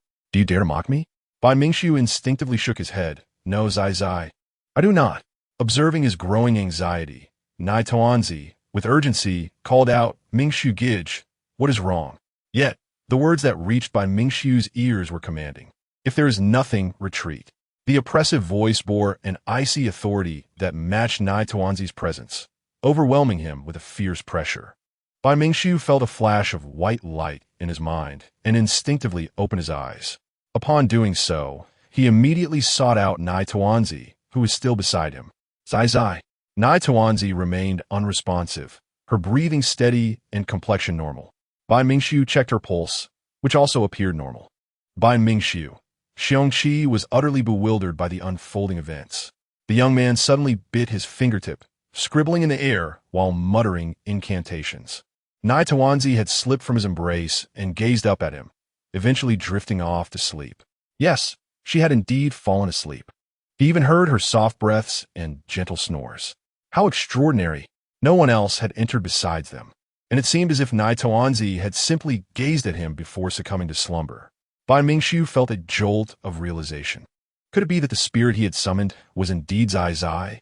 As the sole heir of a spirit-summoning lineage, his blood was a conduit to summon only those of the 10 Yama kings or above. His great-grandfather had not mentioned any changes among the 10 Yama kings in recent years. When he was confirmed as the heir, he had met with the Yama lords, and Zai had not been among them. Yet, today he had summoned Zai using his blood, rather than any of the 10 Yama kings. Above the 10 Yama kings, only the emperor of Fengdu existed. Thus, was Zai actually the daughter of the Fengdu emperor? The 10 Yama kings had not come. The Fengdu emperor had not come. Yet Zai had arrived. Bai Mingxiu recalled Zai mentioning that the gates of the underworld were tightly shut, and his heart sank. There was turmoil in the underworld, a significant upheaval. It was highly likely that Zai's father, the Fengdu emperor, was in peril or perhaps even absent. Realizing this, Bai Mingxiu disregarded everything else and hurriedly carried the slumbering Nai Tuanzi away. Upon reaching the first floor, he spotted Hua Siju, and an unfamiliar young man. With no time for elaborate explanations, Bai Mingxiu turned to Hua Sijin, who, along with Hua Siju, asked no further questions and quickly helped the pale-faced young man into the car. Let us go. In the depths of the Bai family's old residence, amidst a classical courtyard, stood a small 2-story wooden building. A faint black mist glided through the flowers, merging seamlessly into the building. As if cascading water, this subtle black mist began to ascend the red wooden staircase, soon coalescing into a towering figure at the second-floor landing. The Bai family patriarch, who had been in seclusion in a room upstairs, abruptly opened his eyes. Realizing who had arrived, he hurriedly rose, disregarding his age, and rushed to the door. In the next moment, the imposing figure of black mist materialized within the room. The Bai patriarch halted abruptly, maintaining a distance of 3 meters. He knelt, exclaiming, "Bai Ningxing pays homage to the emperor." The towering figure of black mist raised a hand, and with a mere flick of a finger, the teapot and teacups on the table shattered into fragments. Simultaneously, a chillingly authoritative voice echoed within the room. "Bai Ningxing, you have raised a fine grandson." The Bai patriarch, momentarily bewildered, quickly thought of his great-grandson Mingxiu. "Emperor, is it Mingxiu?" The voice, imbued with an icy wrath, continued. "He used his blood to commune with the realms, yet allowed his blood to drip upon my child's brow, causing her soul to depart." The Bai patriarch was stunned, his gaze wide with horror as he bowed his head. As his words lingered, the room began to fill with layers of frost, an enveloping chill that rushed toward him from all directions. The Bai patriarch lay prostrate, trembling in fear. "Forgive me, Emperor. It was Ningxing who taught his grandson recklessly. I shall summon Mingxiu at once for your judgment." Just as he uttered the last word, Bai Mingxiu's frantic voice echoed from afar. "Great-grandfather, Mingxiu implores you to emerge from seclusion and assist him." The Bai patriarch instinctively raised his head, only to behold a figure so faint it was nearly imperceptible. His heart felt as if it had been struck hard. Unable to believe that the almost ethereal shadow before him was the Fengdu emperor. "You!" The shadow raised a hand, and the shattered pieces of teapots and cups began to swirl toward the distant Bai Mingxiu, who was frantically running with Nai Tuanzi in his arms. The exhausted Nai Tuanzi, now in a deep slumber, sensed the presence of her father, the king of hell, and swiftly opened her eyes to seek the source of the familiar aura. The shadow, seeking to teach a lesson to the reckless young man, momentarily froze before exerting a powerful downward force.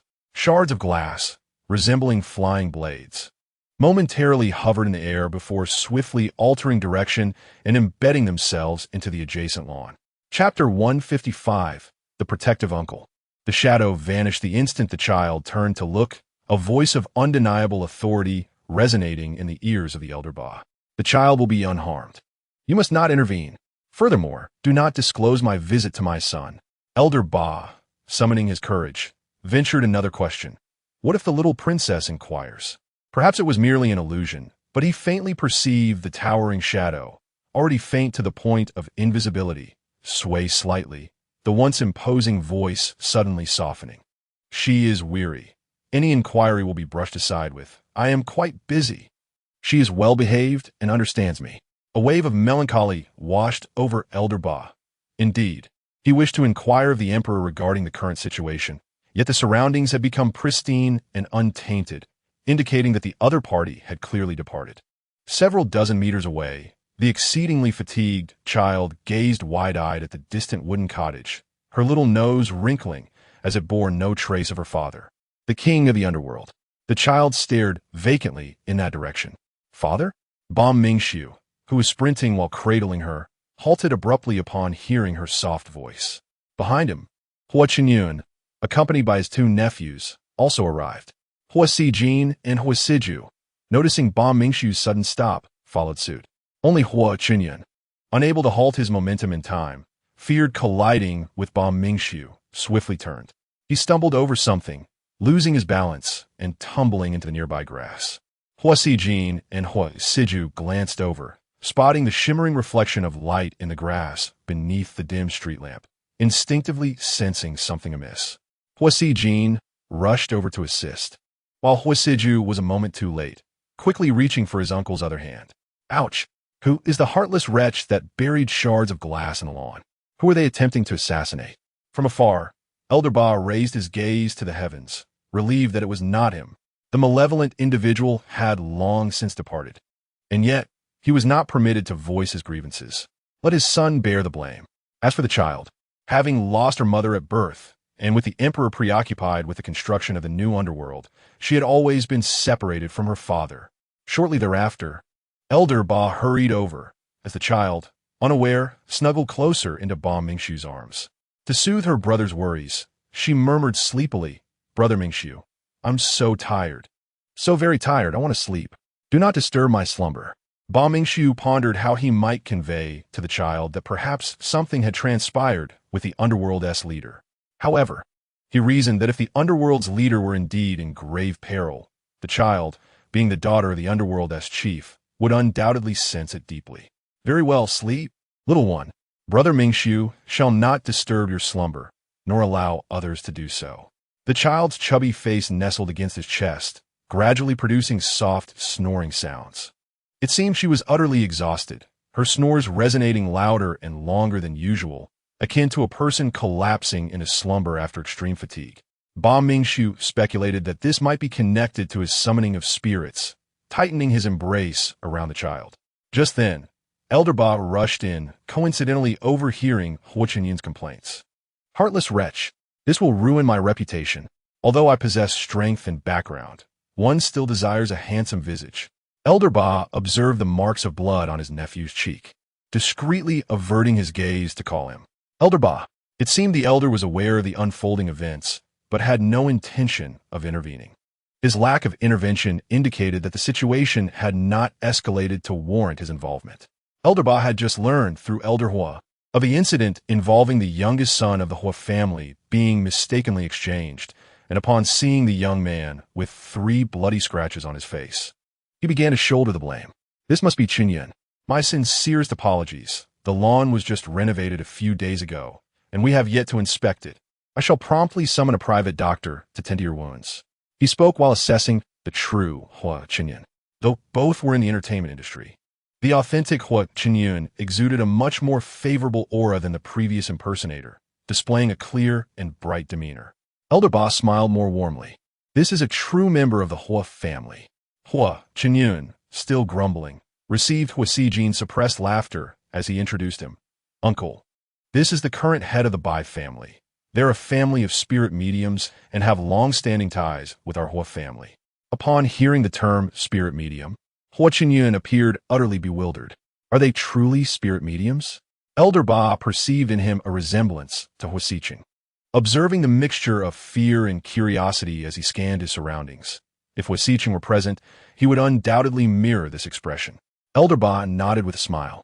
"Should you require assistance, Qinyun, feel free to seek out Uncle Bai." Hua Qinyun fervently shook his head. No, it's unnecessary. Although my foster parents have passed, I presume they have long since reincarnated. There is no need for spirit communication." Elder Ba possessed some understanding of the Underworld's management system and calculated the time before responding. "Not necessarily." Hua Qinyun, taken aback, blinked. Elder Ba scrutinized him closely once more, inquiring, "Qinyun, have you faced continuous misfortune over the years? And have you narrowly escaped death on several occasions?" Hua Qinyun's body stiffened, gazing at Elder Ba with profound respect. "Uncle Bai, how did you know?" Before Elder Ba could respond, Hua Qinyun slapped his forehead. "Of course, it's because you are the head of a spirit medium family." Elder Ba discerned that Hua Qinyun had suffered a loss of fortune, and without the protection of family, he could have easily perished. He silently activated his spiritual sight, but found Hua Qinyun's surroundings to be remarkably pure. He could perceive some things. "You have been deliberately deprived of your fortune." As he spoke, Hua Qinyun's gaze fell upon the child cradled in Ba Mingshu's arms, his previously fearful expression transforming into one of tenderness. Elder Ba was not surprised that the child could sense Hua Qinyun's misfortune. After all, she was beyond even his comprehension. Since the child has declared it so, it must rightfully belong to you and cannot be claimed by anyone else. Hua Qinyun mused. If the head of the spirit medium family states such, does it imply that his niece is exceptionally gifted?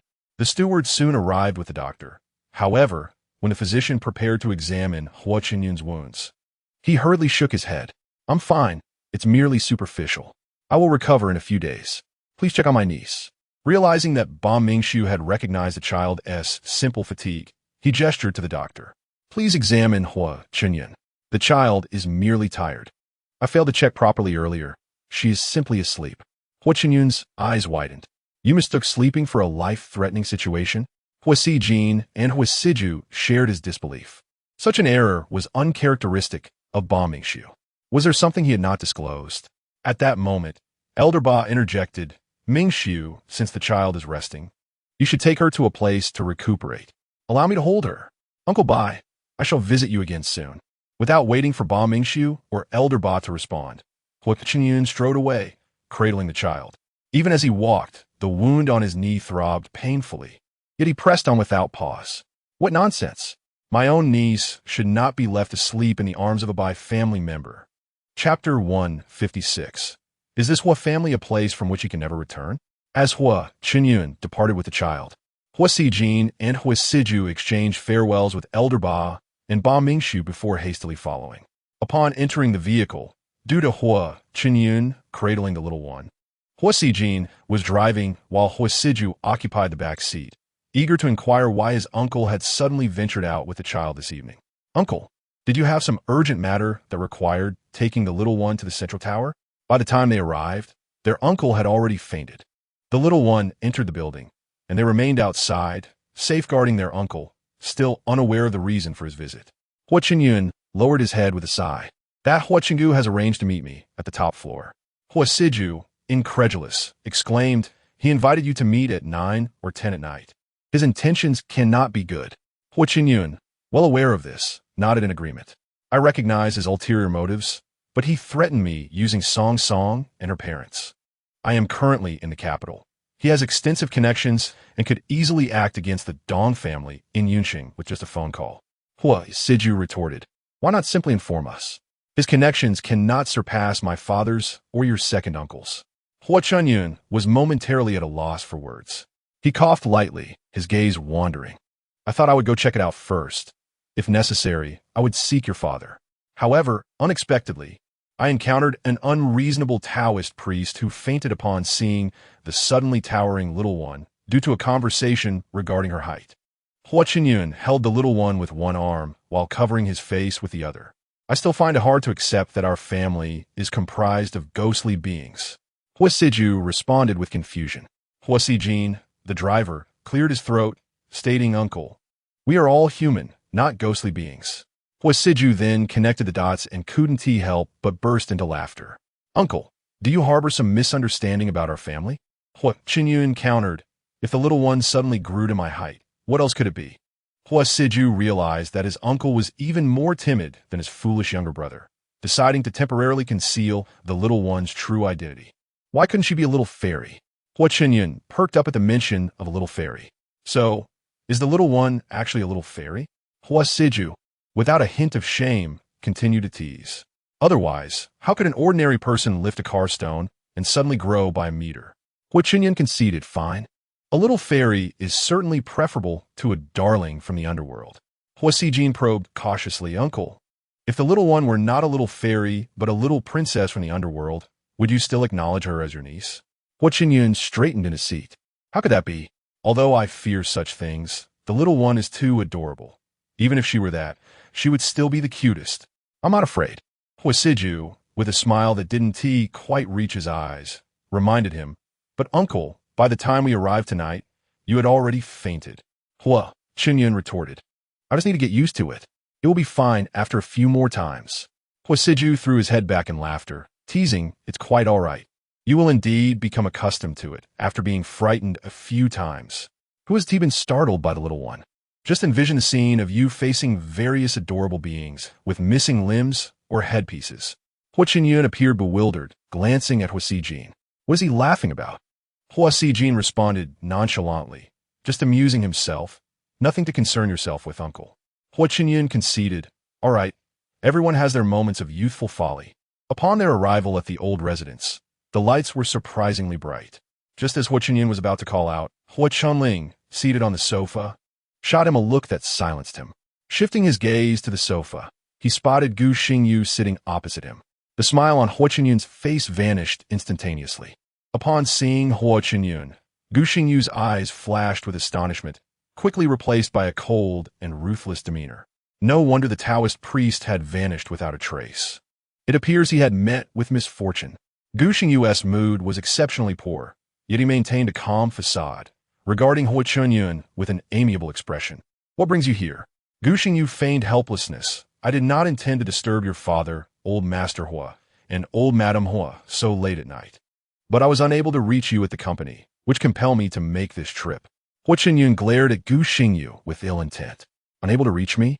Why didn't you mention this when you arranged to meet me on the top floor of the central tower? Gu Xingyu replied. When did I arrange to meet you on the top floor of the central tower?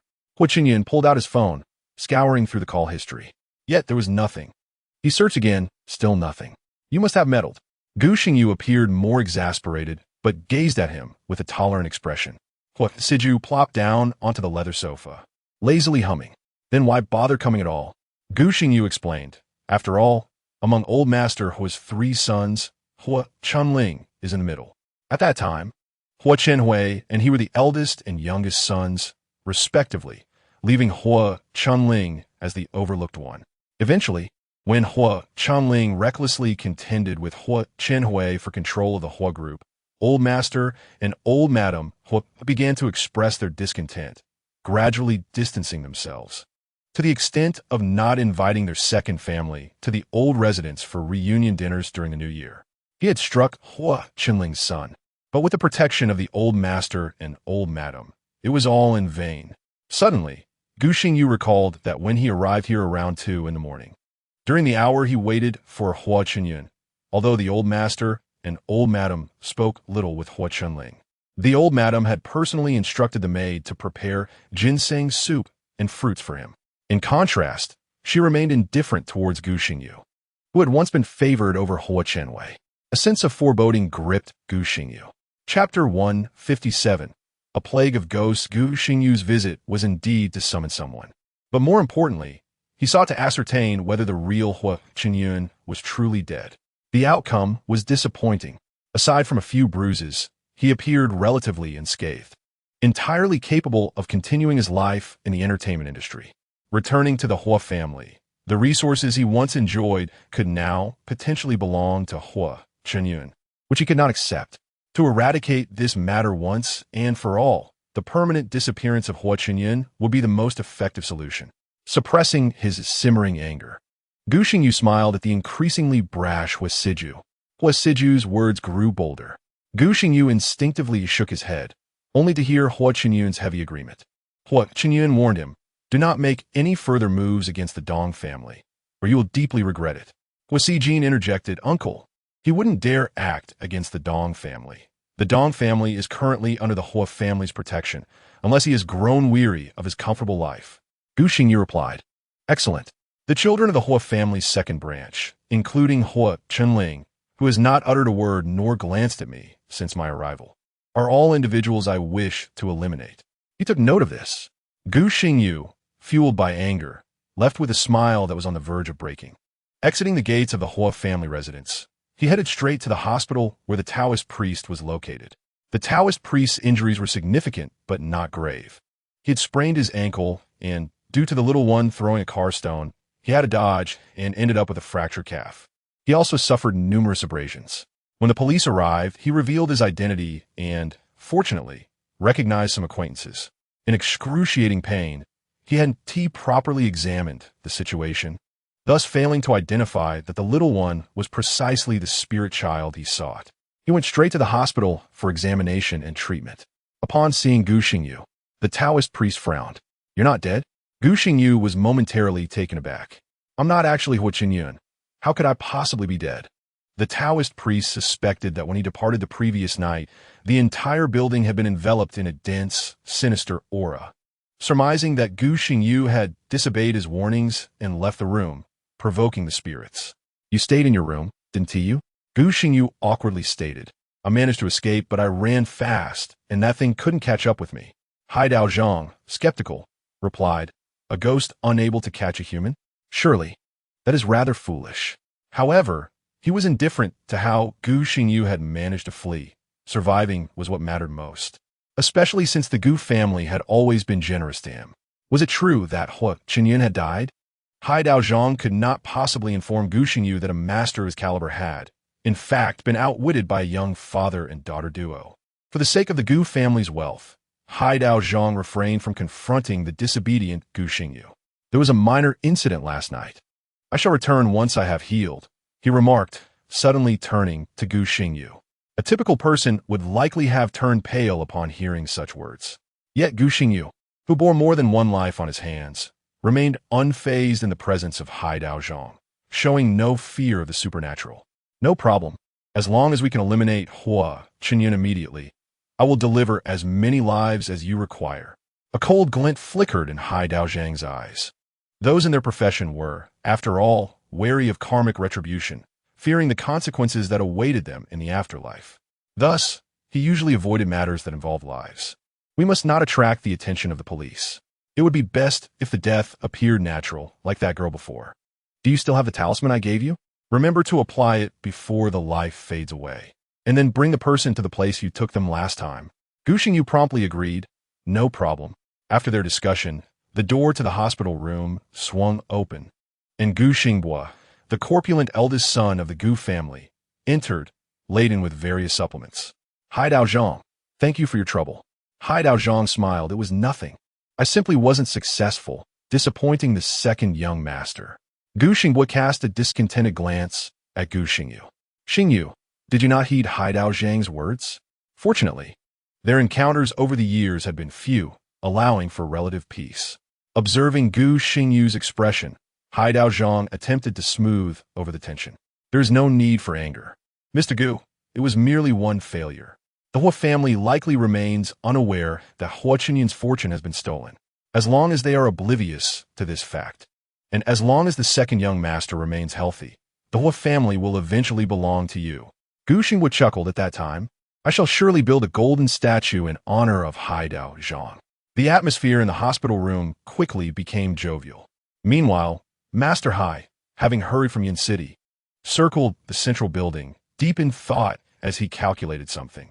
Once again, a life has been taken using this method. His expression grew serious. Taking advantage of the absence of onlookers, he quickly employed a cloaking spell to enter the building.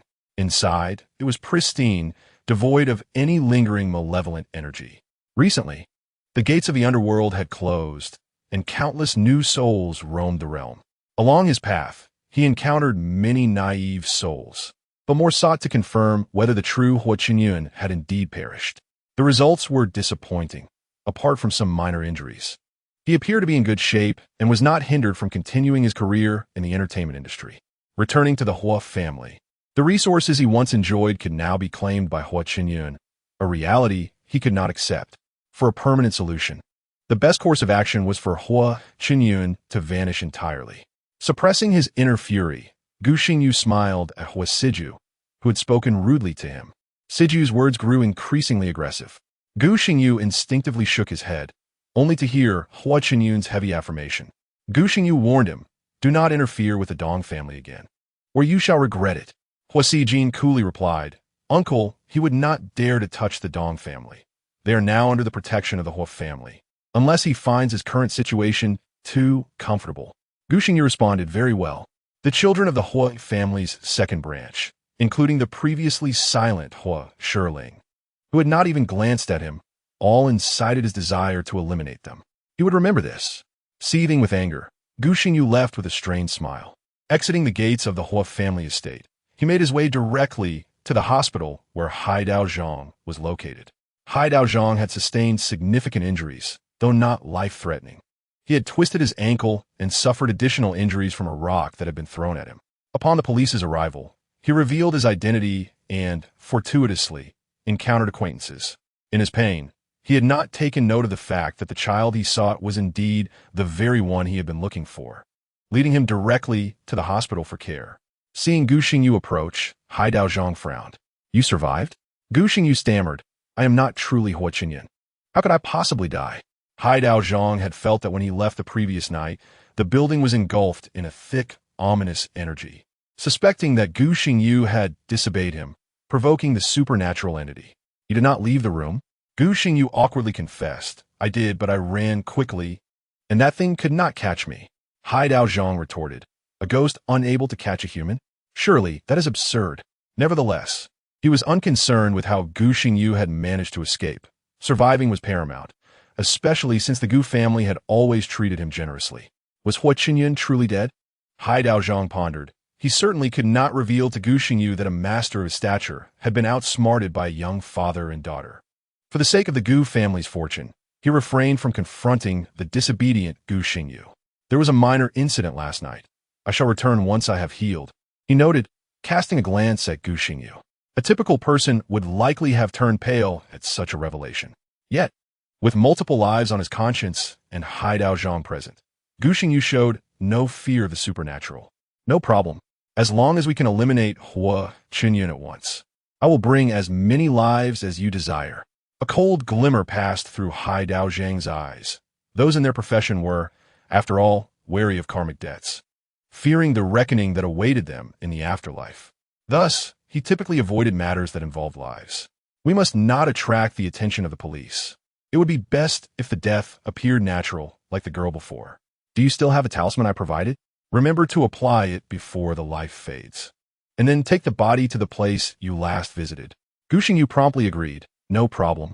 After their conversation concluded, the door to the hospital room opened, and Gu Xingbua, the corpulent eldest son of the Gu family, entered, carrying an assortment of supplements. Hai Daozhong, thank you for your trouble. Hai Daozhong smiled. It was nothing. My efforts were in vain, disappointing the second young master. Gu Xingbua cast a disapproving look at Gu Xingyu. Xingyu, did you not heed Hai Daozhang's advice? Fortunately, their encounters over the years had been few, allowing for a semblance of harmony. Observing Gu Xingyu's expression, Hai Daozhang attempted to ease the tension. There is no need for anger, Mr. Gu. It was merely one failure. The Hua family likely remains unaware that Hua Qinyun's fortune has been stolen. As long as they are oblivious to this fact, and as long as the second young master remains healthy, the Hua family will eventually belong to you. Gu Xingwu chuckled. At that time, I shall surely build a golden statue in honor of Hai Daozhang. The atmosphere in the hospital room quickly became lighthearted. Meanwhile, Master Hai, having rushed from Yun City, circled the central building, deep in thought as he calculated something. Once again, a life has been taken using this method. His expression grew grave. Taking advantage of the absence of onlookers, he swiftly employed a cloaking spell to enter the building. Inside, it was immaculate, devoid of any lingering malevolent energy. Recently, the gates of the underworld had closed, and countless new souls roamed the realm. Along his path, he encountered many naive souls, but more sought to ascertain whether the true Hua Qinyun had indeed perished. The results were disappointing, apart from some minor bruises. He appeared to be in good condition and was not hindered from continuing his career in the entertainment industry. Returning to the Hua family, the resources he once enjoyed could now be claimed by Hua Qinyun, a reality he could not accept. For a permanent resolution, the best course of action would be for Hua Qinyun to vanish entirely. Suppressing his inner fury, Gu Xingyu smiled at Hua Siju, who had spoken rudely to him. Siju's words grew increasingly aggressive. Gu Xingyu instinctively shook his head, only to hear Hua Qinyun's heavy affirmation. Gu Xingyu warned him, do not interfere with the Dong family again, or you shall regret it. Hua Sijin coolly replied, Uncle, he would not dare to touch the Dong family. They are now under the protection of the Hua family, unless he finds his current situation too comfortable. Gu Xingyu responded, very well.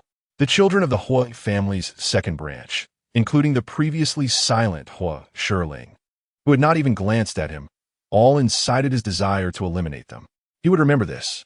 Seething with anger, Gu Xingyu left with a strained smile. Exiting the gates of the Hua family estate, he made his way directly to the hospital where Hai Daozhang was located. Hai Daozhang had sustained significant injuries, though not life-threatening.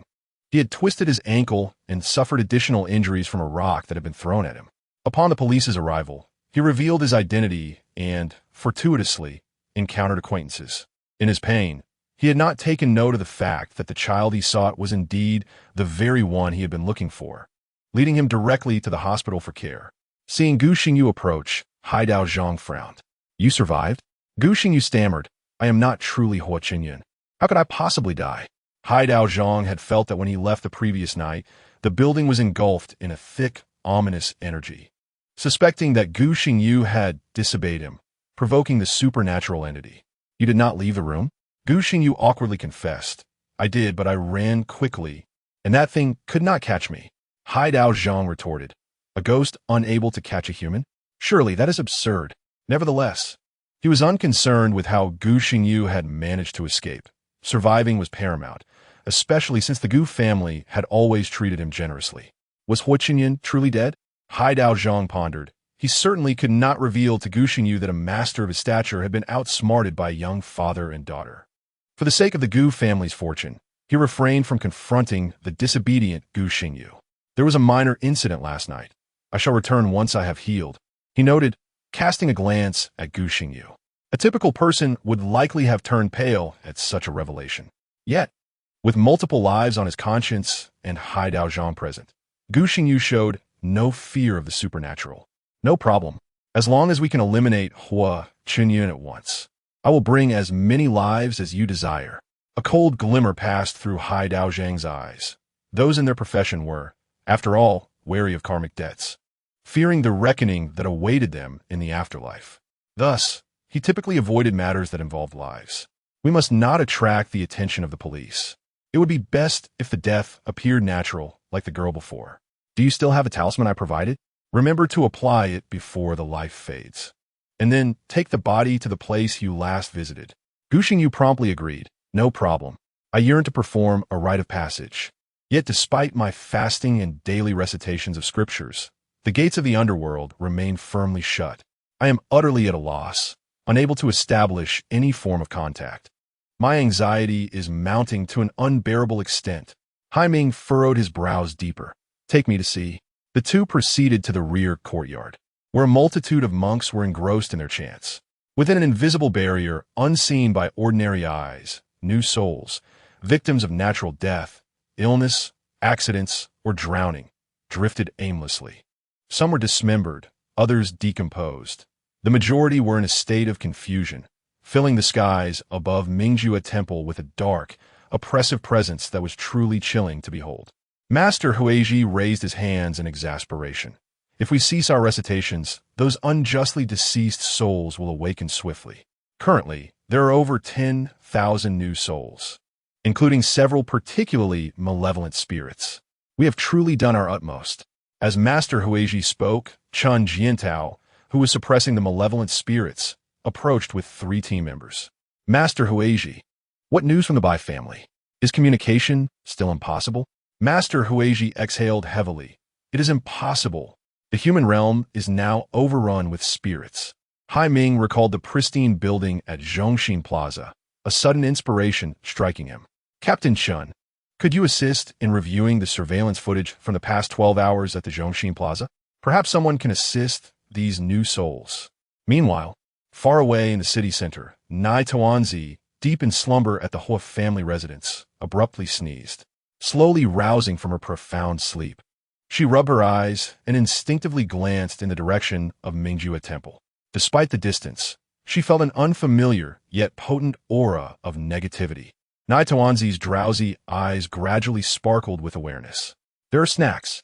With that, she hurriedly got up, inadvertently stepping on someone beside her. Ouch! Cried the new soul, as the area surrounding the building appeared remarkably pristine. Master Hai's expression grew more serious as he hastily departed, heading towards the outskirts of Mingjue Temple. Upon seeing him arrive, Master Huiji's face lit up with hope. Hai Ming, you have finally come. Quickly assist in isolating the malevolent spirits I have suppressed in the rear courtyard. These spirits are newly deceased. Typically, they regain memories of their former lives after about 3 days, after which they begin to develop consciousness and consume one another. If we do not separate them, we risk allowing a powerful spirit to emerge, which would wreak havoc in the human realm. Hai Ming frowned. Why not guide them to the underworld? At this, Master Huiji nearly broke into tears. He rubbed his bald head in frustration. I would love to guide them, but without the gates of the underworld being open, my efforts are futile. I cannot reach them, and my worry is driving me to despair. Hai Ming's brows knitted tighter. Take me to see. They arrived in the courtyard, witnessing the monks diligently chanting. Within the invisible barrier lay the new souls, those who had died unjustly, adrift in confusion, a dark cloud of despair enveloping Mingjue Temple. Master Huiji gestured helplessly. Without our chanting, these souls will awaken rapidly. There are already over 10,000 new souls, including a dozen malevolent spirits. We have truly done our utmost. As Master Huiji spoke, Chun Jiantao and his team approached. Master Huiji, what the Bai family? Is communication still impossible? Master Huiji exhaled again. It is impossible. The human realm is now teeming with spirits. Hai Ming thought of the immaculate building at Zhongxin Plaza, inspiration striking him once more. Captain Chun, could you assist in reviewing the surveillance footage from the past 12 hours at Zhongxin Plaza? Perhaps someone can assist these new souls. Meanwhile, Nai Tawanzi, deep in slumber, suddenly sneezed again. As she awoke, she instinctively turned towards Mingjue Temple, sensing an unfamiliar yet potent aura of negativity. As she blinked, her eyes sparkled with determination. There are snacks, she exclaimed. In chapter 158, Nai Tawanzi inquired, Uncle, should I drive? Hua Qinyun, caught between dreams and reality, found himself in a daze. The other members of the Hua family had been restless due to Nai Tawanzi's earlier fall, compounded by a bet lost to his young nephew. Thus, even as dawn approached, he remained with Nai Tawanzi. Just as he was lost in a pleasant dream, a sharp pain shot through his calf, prompting a startled cry. Ouch! Nai Tawanzi! Realizing it was her uncle, gasped in surprise. Uncle? Hua Qinyun, rubbing his sore leg, pulled Nai Tawanzi closer. Careful, don't fall. I won't. I'm being very careful, she replied, feeling a bit guilty for stepping on him. Uncle, I'm sorry. Hua Qinyun embraced her, half asleep, murmuring comfort. It's all right, it's all right. Uncle isn't hurt, just surprised. Thankfully, the room was soundproof, or his shout would have roused everyone else. Nai Tawanzi climbed up again. Uncle, I want to go out. Hua Qinyun, still foggy-headed, replied, Oh, to the restroom? Let me turn on the light for you. With a click, he illuminated the bedside lamp. Struggling to keep his eyes open, he still managed to rise, taking Nai Tawanzi towards the bathroom. Nai Tawanzi quickly shook her head. No, Uncle, I want to go out. Hua Qinyun, startled, asked out. But you're only 3.5 years old. It's far too dangerous for you to go out alone. What if a bad person puts you in a bag? Nai Tawanzi giggled. Uncle, they can't take me. Unless I want to go. Who could carry me away? Hua Qinyun's concern deepened. After all, his little Nai Tawanzi was exceptionally adorable, strong, and beautiful, which made her a target for ill-intentioned individuals. I still can't help but worry, he said, shaking his head.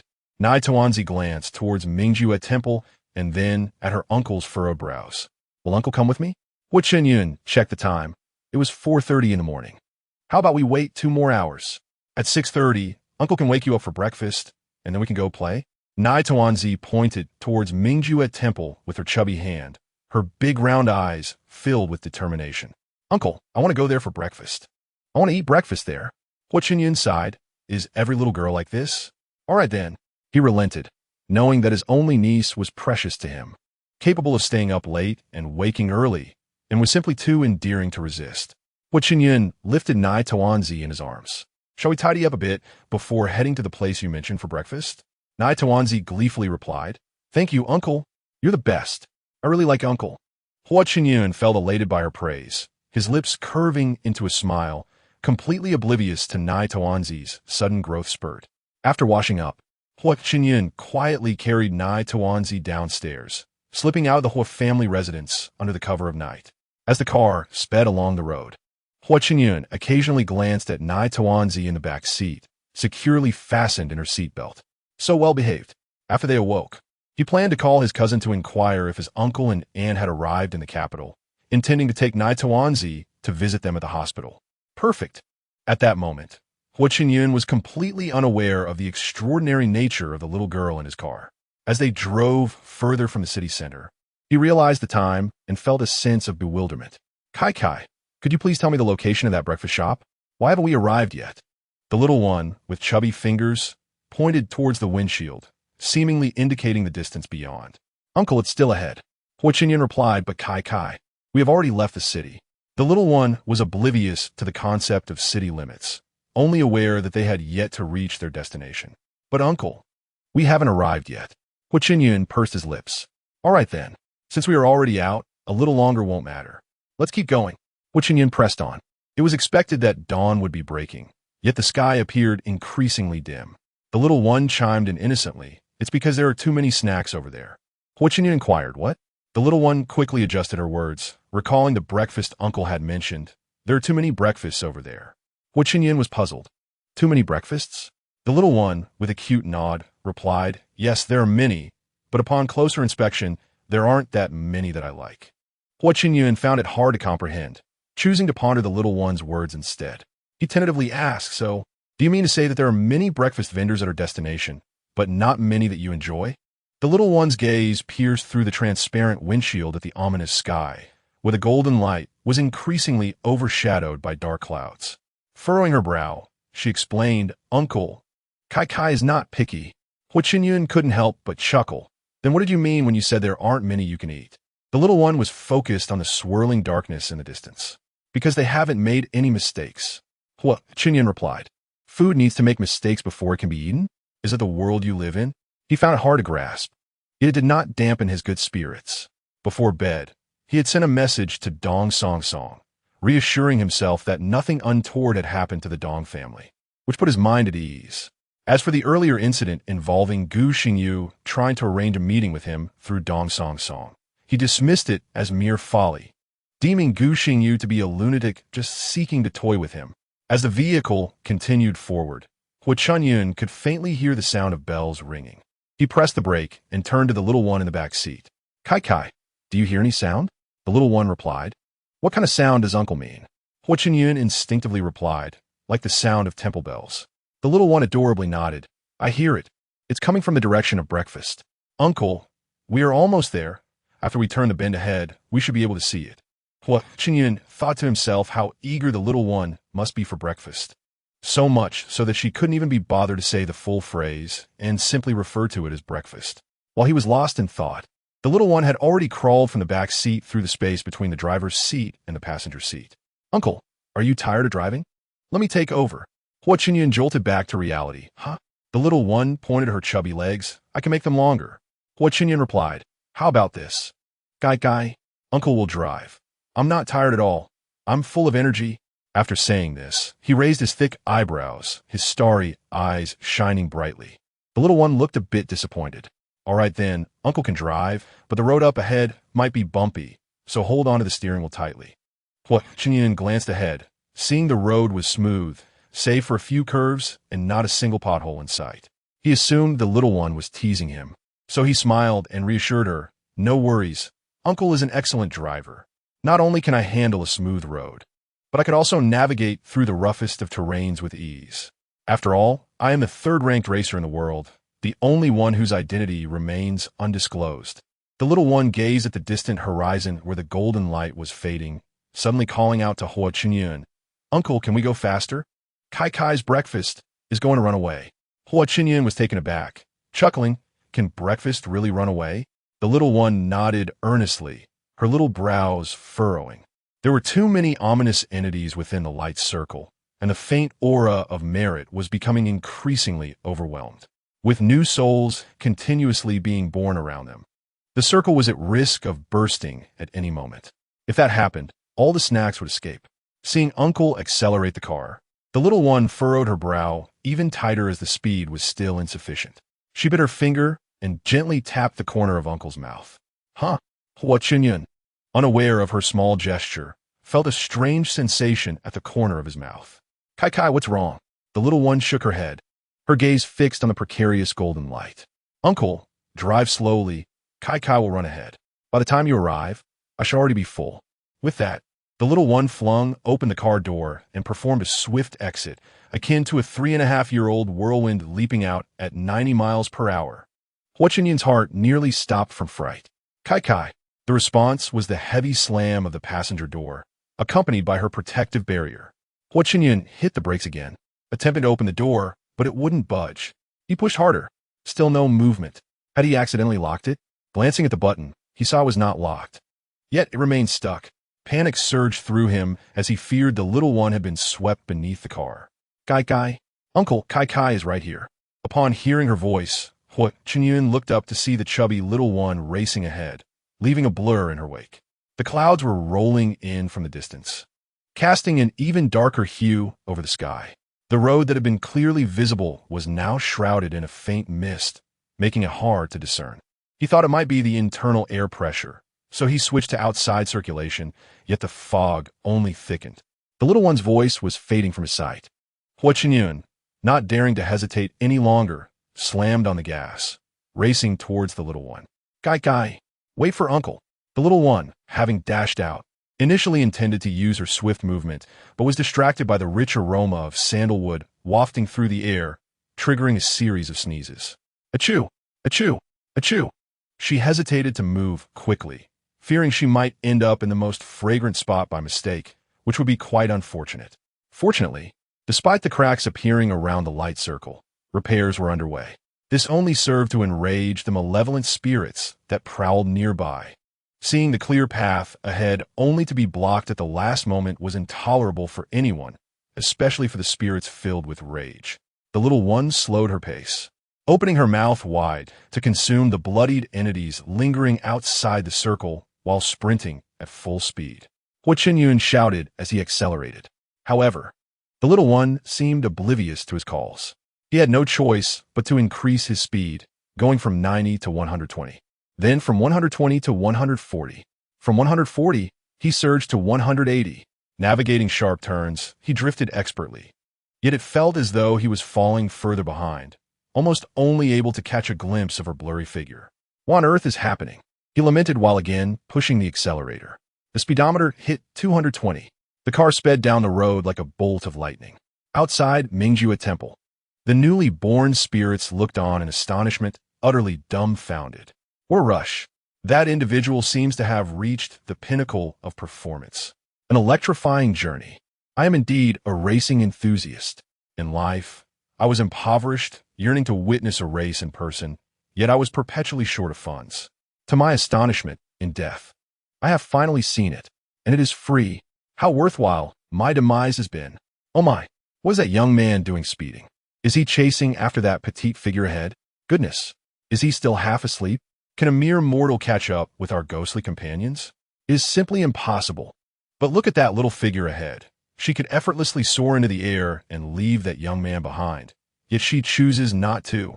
While feigning weakness with her sneezes, she is giving the young man false hope. Oh dear, if you dare pursue that little figure. I just witnessed her vanquish a formidable ghost that nearly devoured us. What? My heavens! Could it be that the malevolent spirit is raising a soul-devouring ghost? Are we to perish once more? Perish? Run quickly. Yes. Let us flee. The spirits gathered outside. The temple scatter in a frenzy. As the formation near the temple misaligns, charging directly toward the petite figure. The little figure exclaims, "So many delicious treats. I crave them, but they appear so pristine." Daddy Yin Wang has mentioned that these treats must be obedient to be sent to the underworld. Consuming them leads to indigestion and stomach aches. They would just come back up. While sprinting, the little figure sneezes and performs a couple of additional gestures, swallowing and slurping. Slurp, slurp. Simultaneously, she wipes the corners of her mouth with her chubby hands. Chapter 160. Hold on. This is my son. When Huanai Ba received Chun Jiantao's call, he had barely lain down for 2 hours. Due to severe sleep deprivation, it took several rings for him to awaken. With faint dark circles under his eyes and a few bloodshot veins, he glared at the phone, his eyes nearly ablaze. His hair was a disheveled mess, with a few rebellious strands sticking up defiantly. When he finally spoke, his voice was hoarse, imbued with a chilling undertone. "Chun Jiantao, you better have a good reason for this." On the other end, Chun Jiantao, rubbing his eyes, inquired about the obviously irritable Hua Chun Ling. "Is your little one at home?" Before Chun Jiantao could respond, Hua Chun Ling hung up angrily. He then hurled his phone towards a sofa several meters away, clearly wanting to avoid any further disturbances. The heavy curtains were tightly drawn, shrouding the bedroom in impenetrable darkness. Hua Chun Ling exhaled a deep breath, then threw himself onto the bed with a heavy thud. He closed his eyes, attempting to sleep. 1 second, 2 seconds, 3 seconds after lying down, Hua Chun Ling suddenly sprang up like a fish out of water. Ignoring his sleepwear, he dashed upstairs to the bedroom of Hua Chun Yun. Running at a remarkable speed, he felt a chill of dread as he approached. The door to the room was wide open. Hua Chun Ling paused to catch his breath, his feet carrying him swiftly inside. The bedroom was a chaotic mess, with a quilt piled haphazardly on the bed. and neither Hua Chunyun nor the little figure were present. Hua Chunling steadied his breath. Gai, Chunyun? His face darkened as he instinctively checked his pockets for his phone. Finding them empty, he remembered he had tossed it onto the sofa in his own room. Regaining his composure, he turned and rushed downstairs. He collided with his youngest son, who was sneakily ascending the stairs with an air conditioner blanket. Ow! Ouch! Hua Si-chan clutched his nose, a curse nearly escaping his lips, but upon seeing the tall, imposing figure of his father, he quickly withered. Good morning, Dad. Faced with his father's murderous glare, Hua Si-chan shrank back to the corner, muttering to himself, You can't see me. You can't see me. Hua Chunling thought to himself that if he were not preoccupied with the whereabouts of the little figure, he would genuinely consider sending his youngest son to Gucci Feng for a thorough examination of his brain. Hua Si-chan, feeling as if he had received a reprieve, quickly darted upstairs. Hua Chunling observed him scurry away faster than a rabbit, his tongue pressing against his molars.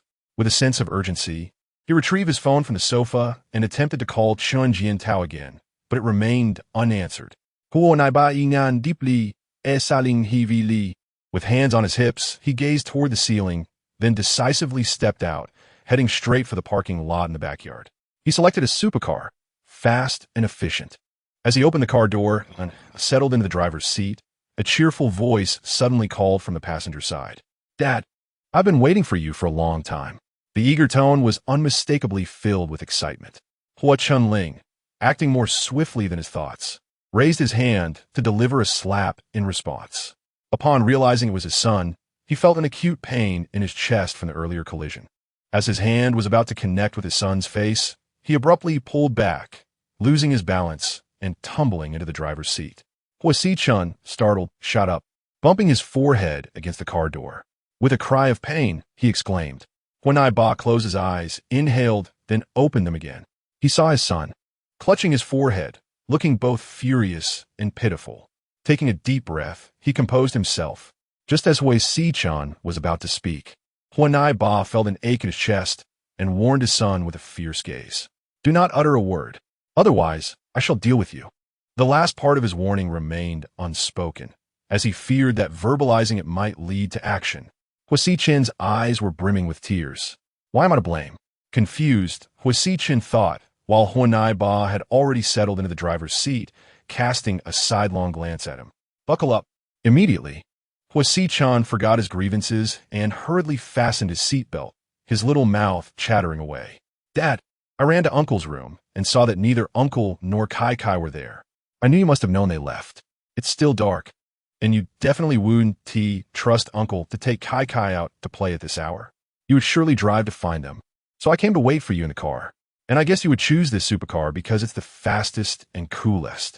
Having finished his enthusiastic speech, he blinked at his father with wide eyes, eagerly seeking praise. Hua Chunling gripped the steering wheel tightly, pressing the accelerator to the floor, executing a rapid 180-degree turn, leaving a remarkable skid mark as he sped off. In the passenger seat, Hua Si-chan exclaimed in a mixture of excitement and fear. Oh, ouch, whoa. Next to him, Huanai Ba issued a low, stern warning. If you utter another curse, I shall throw you out. Hua Si-chan quickly covered his mouth, but his little finger pointed accusingly at his father. ISNT that you, Dad? Were you about to say something? Huanai Ba replied, Yes, indeed, it is I. Li Heir, courtesy named Dan, also known as Bo Yang, a man from the late spring and autumn period, with an unknown date of birth and death. Hua Si-chan looked utterly bewildered. Dad, what are you talking about? It doesn't seem related at all. Huanai Ba shot his son a glance. You should read more. Even I don't know this stuff. Are you not ashamed to bring disgrace to the Hua family? Hua Si-chan replied, Oh, as an 8-year-old, I should know more about your life. If I were a top student, I would have already advanced a grade like my brothers. Hua Si-chan sulked, mumbling to himself. The family is full of scholars. Why shouldn't there be one slacker? After all, there's none. Huanai Ba shot him a sharp look. What did you say? Hua Si-chan quickly straightened up, placing his hands on his knees, appearing exceptionally obedient. Dad, I said I want to learn from my brothers, study diligently, and improve every day. Huanai Ba acknowledged him with a grunt, continuing to drive. Hua Si-chan, the young child, gazed silently out of the window, seemingly unmoved by the exhilarating rush of the supercar. However, as he caught sight of the swirling clouds on the distant horizon, his eyes widened in astonishment. "Dad, look over there." Hua Naiba turned his head to observe, noticing a dark cloud billowing from the direction of Mingjue Temple, where a faint light flickered. Unclear whether it was from lamps or something else entirely. At that moment, a call from Chun Jiantao interrupted them. Hua Naiba answered promptly. "Are you with Kai Dai and Chun Yun over there at Mingjue Temple?" Chun Jiantao's voice crackled with curses, filled with an unsettling atmosphere that felt far from normal. The call abruptly ended, leaving Hua Naiba troubled, glancing at his son, whose eyes were now wide with fear. "Buckle up, hold tight. Dad, I'm scared," Hua Chunling admonished. "If you think about your uncle and Kai Dai possibly being in danger, you won't be afraid anymore," Hua Xiqing countered. "But Kai Dai is the beloved daughter of a powerful figure in the underworld. She should be safe, right? It's my uncle who might be in a dire situation." A sudden feeling of shared misfortune with his uncle washed over him. As they sped towards Mingjue Temple, Hua Naiba and his son arrived an hour earlier than usual. Hua Xiqing, eager for the thrill, had opened the convertible roof. Hua Naiba, preoccupied with thoughts of his brother and the little girl, ensured his son's safety. However, when they halted near the temple, their hairstyles told a different story. Hua Xiqing's hair, short yet thick and coarse, stood on end like an angry hedgehog, reflecting his displeasure. Meanwhile, Hua Naiba's hair, slightly longer and tousled from sleep, had transformed into a slick-back style thanks to the wind, resembling a successful figure from the 1960s or 70s. Unaware of their disheveled appearances, both father and son stared anxiously at Mingjue Temple. "Why can't we get through?" Hua Xiqing complained. Hua Naiba, maintaining a stoic expression, replied, "It's a ghost wall." As Hua Xiqing prepared to exit the vehicle to investigate, he inched closer to his father. Hua Naiba noticed, but feigned ignorance. "Stay in the car while I check." Hua Xiqing, in a sudden burst of determination, unbuckled his seatbelt. "Dad, let us go together. I'm worried about my uncle and Kai Dai too." Hua Naiba nearly rolled his eyes, his lips forming a thin line. Upon exiting the vehicle, they found themselves mere meters from Mingjue Temple, yet unable to approach. The road that had been visible moments ago abruptly vanished, replaced by a tangled mess of underbrush that barred their way. Hua Naiba furrowed his brow, while Hua Xiqing stayed close to his father. "Should we call for Kai Dai?" Hua Naiba suddenly suggested. "Call your uncle." Hua Xiqing, albeit confused by the command, complied and shouted, "Uncle! Uncle!" The screeching of tires pierced the air as a black SUV careened from the right, crashing through the undergrowth. Hua Xiqing, standing directly in its path, gasped, "Oh no! Is this how it ends for me?" He pondered if, upon death, he could ask Kai Dai as formidable father for a second chance, given that he was only 8 and had yet to experience the beauty of the world. Just as Hua Xiqing stood frozen in fear, Hua Qinyun, emerging from the SUV, spotted his terrified nephew. "What happened to Kai Dai? Why is it you, Xiqing?" Despite his exceptional driving skills, his hands trembled on the steering wheel as he swerved and slammed the brakes. Hua Naiba, witnessing the impending disaster, swiftly grabbed his younger son and lifted him out of harm's way. The tires screeched against the pavement, sparks flying as the SUV came to a halt. Hua Qinyun desperately pushed against the locked car door, frustration brewing. "Xiqing, are you all right?" The young man, seemingly trapped inside, blinked in confusion. "Little uncle?" Hua Naiba, ensuring his son had regained his composure, set him down on a nearby rock and turned to his brother, now drenched in sweat, his bangs clinging to his forehead. As Hua Naiba attempted to open the door from the outside, it unexpectedly swung open, causing Hua Qinyun to tumble out of the driver's seat. Hua Naiba quickly rushed to assist, but it was too late. "Ouch!" Hua Naiba, still bent over to help, inspected his brother's condition. "Sorry." Hua Qinyun, slightly dazed, waved it off and hurried towards Hua Xiqing. Hua Qinling wanted to warn him about his brother's injury, found no opportunity to speak. "Xiqing, are you okay? Did you get hurt?" "Uncle didn't mean to." Upon seeing his uncle's bleeding forehead, Hua Xiqing burst into tears. "Uncle, you're hurt." Hua Qinyun panicked, misinterpreting the situation and reaching for Hua Xiqing, only to be restrained by Hua Qinling. He asked, "Fine. It's you who needs attention for that wound." "Really? I'm okay." Hua Xiqing sobbed. "It's you who's bleeding." It's so scary. I'll take care of it. Hua Qinyun stepped aside, while Hua Chunling quickly retrieved tissues to staunch the bleeding. Hold it against your forehead. Hua Qinyun, dazed, complied, pressing the tissues to his wound. Hua Chunling handed him a box of tissues. Clean yourself up. It's the dead of night, and it looks like you've seen a ghost. Brother, I sincerely feel like I've encountered a ghost. Hua Qinyun exclaimed. Hua Chunling, unfazed, replied, because you drove into the thicket? What thicket? I was on the road the entire time. Hua Qinyun protested, only to be shown the truth of the situation. Realizing Kai Dai might also be in peril, Hua Chunling struggled to maintain his composure. Where is Kai Dai now? The mention of her name nearly brought Hua Qinyun to tears. She said she wanted breakfast here, so I drove her over. But before we arrived, she spotted something outside and jumped out of the car. I was speeding, yet I couldn't catch up. Hua Chunling, anxious for his brother, placed a reassuring hand on his shoulder, his eyes scanning the surroundings for any sign of the little girl. The darkness enveloped them, despite it being 6 or 7 in the morning, creating an atmosphere more reminiscent of night. Kai Dai is likely in that thick darkness, trying to protect us by preventing us from moving forward. We must remain here for now. In uttering these words, Hua Chunling sought to comfort both his brother and himself, raising his gaze to the distant, billowing black clouds. Even though those ominous forms were no longer visible, the chilling sense of foreboding still lingered. Was CICI truly safe?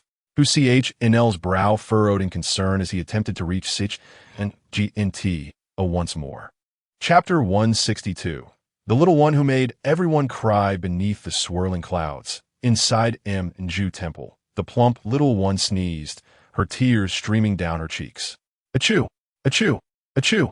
CHNGNTO, startled by her sudden appearance, instinctively hurled a binding talisman, mistaking her for a malevolent spirit. However, the moment the talisman touched the little one, it ignited spontaneously. CHNGNTO's muscles tensed, his focus sharpening. Just as he was about to act again, the little one, still sneezing, called out, "Uncle CHN, you can't hold CICI. CICI? He echoed in disbelief. The little one nodded vigorously, and as her chubby figure emerged from the swirling shadows, CHNGNTO was struck with a mix of horror and disbelief. His astonishment deepened upon noticing the line of spirits trailing behind her, arranged in 3 rows. You are aiming ZIZI. The little one blinked her big, round eyes and offered a soft, adorable smile, albeit interrupted by her incessant sneezing. Achoo! Achoo!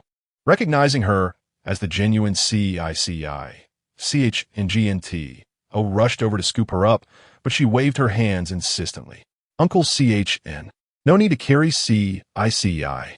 Can you make that smell go away? Achoo! Achoo! Rubbing her little nose, she sneezed thrice more. What smell? Fieniente o inquired. The little one pouted, the smell that makes CICI sneeze. Which one? Just then, one of his teammates, engaged in lighting incense for focus, raised a stick of sandalwood. The little one pointed with her chubby finger, exclaiming, "That's the smell." CHNGNTO recalled another thing, and the paper Uncle CHN wanted to stick on CICI. Don't burn that either. Achoo! Achoo! As she continued to sneeze, tears streamed down her face, her voice a pitiful whine that evoked both laughter and sympathy from CHNGNTO and his companions, though more so a sense of helplessness. CICI, this is Ju Temple. The temple lights incense in this. The little one, distracted by thoughts of her beloved uncle waiting outside, felt a pang of hunger. She couldn't rush through this. Her uncle hadn't had breakfast yet. CHNGNTO's teammates were bewildered, struggling to comprehend her words. They realized that not only had an ordinary child entered, but she had also brought her uncle. They would have to divide their efforts to protect them. The spirits were numerous, and many fledgling souls, frightened by the malevolent entities, were overwhelmed by their own dark energy, causing chaos that could inadvertently harm innocent people. Captain CHN, one of the younger team members, XXing, a novice in the realm of metaphysics, warned with growing anxiety, "We cannot spare manpower to protect the newly arrived ordinary people. If we divide further, the masters of Ju Temple will struggle to contain the situation and the barriers against the thousands of spirits will surely collapse. CHNGNT waved his hand dismissively, and XX felt a sudden warmth on his eyelids, instinctively shutting his eyes. When he opened them again, he was met with the sight of the adorable little one. Her nose was red from sneezing, and she looked utterly pitiful, softening his heart instantly. Captain CHN, perhaps I should watch over her. But upon seeing the endless line of spirits behind her, XX jumped back in fright. When did those spirits get out? The master's barriers haven't been breached yet. The front three spirits grunted in unison. What barriers? We're all here voluntarily. The spirits behind echoed. Exactly. XX, bewildered, questioned whether he had lost his mind or if the world had turned surreal. The once docile new souls, who had been listening to the master's chants, were now in disarray, their calm shattered by the emergence of more powerful spirits, causing chaos among the ranks. Yet the line of spirits following the little one seemed to behave like well-trained children. Suddenly, as I wiped her mouth, she prepared to ask Uncle CH if he could extinguish the incense when a faint crack echoed ominously through the air. Both CICI and CHNGNT heard it. Not good. They're about to break free. Knowing that powerful spirits posed a greater threat to human health, CHNGNT and his team managed to separate the 8 formidable spirits, confining them within a barrier crafted by the masters to encircle the fledgling spirits. Upon hearing the commotion, CICI quickly lifted her little head, her dark, round eyes fixated on the night sky, eagerly anticipating the 8 spirits that thirsted for blood. She was desperate for a snack. With a loud cheer, she shouted at the 8 spirits, "Go for it! Go for it! Go for it!" The endless line of spirits behind her joined in, rallying together. "You can do it. If you can't break free, you're just a coward. If you do break free, you won't be able to eat me." The youthful spirits sang with vigor. "You are the strongest, the best, the brightest. Break through the barriers. Keep pushing. Break free and join us in a line. We won't let you down." The 8 formidable spirits, overwhelmed by the raucous encouragement, could hardly believe their ears. Even the members of the special department and the wise masters, who turned to see the commotion, wore expressions of utter disbelief. Meanwhile, many of the spirits trailing behind CICI were those who had narrowly escaped being devoured by the 8 powerful ones, now shouting in support. "Come on out. Can't you see you've made the child cry?" The 8 powerful spirits, their patience waning, charged towards CICI. NGNTO, witnessing the unfolding chaos, sought to rescue the little one, but XX, noticing numerous missed calls, urgently reminded him, "Captain CHN, you have many missed calls from Mr. Hu. The gates of the underworld must open. Otherwise, the realm of the living will be overrun with spirits, and we cannot foresee the ensuing chaos." Chapter 163. Craving snacks while waiting for delivery in that moment, as the 8 formidable spirits lunged towards CICI, she caught wind of CHNGNTO's words. "Mr. Hu? Daddy?" CHNGNT nodded affirmatively. "Yes, that is your father." As the little milk dumpling glanced at the lethargic, ominous figures nearby, she swiftly ran toward her phone without waiting for Su Xing to speak. "Daddy, I'm safe. Just wait outside for me, Daddy and Uncle. No need to worry. They're too weak and so slow. Otherwise, I would have already been full." The heavy, hoarse voice of Hua Chunling resonated through the phone. "All right." The call ended with a series of beeps. Just as 8 ominous figures drew nearer, the signal abruptly vanished. Chun Jiantao remarked, "Su Xing, this little milk dumpling is undeniably adorable, but could she be a bit too bold?" He had sensed something peculiar about the dumpling for some time, but Hua Chunling had always kept a close watch over her, not allowing him to hold her, as if she were a precious item. Now, witnessing the approaching ominous figures threatening the dumpling, his brow furrowed, and he instinctively rushed towards the nearest one. Suddenly, the milk dumpling exclaimed to Su Xing, "Uncle, look over there." "What is that?" Thinking another formidable figure was approaching, Su Xing turned his gaze. The dumpling, overwhelmed with excitement, let out a joyful sound as she devoured her food in one go.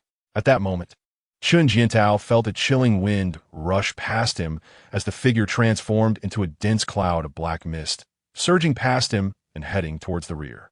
Caught off guard, he stumbled upon a stone and nearly lost his footing. If not for his quick reflexes and adept skills, he would have collided with a nearby phoenix tree, resulting in a painful bump on his forehead. Realizing where the ominous figures were headed, he swiftly turned around and cast a talisman. Achoo! Awoo! Achoo! Awoo! Awoo! Upon seeing the talisman thrown his way, the milk dumpling's brows lifted as the talismans spontaneously ignited upon reaching her. She sneezed continuously.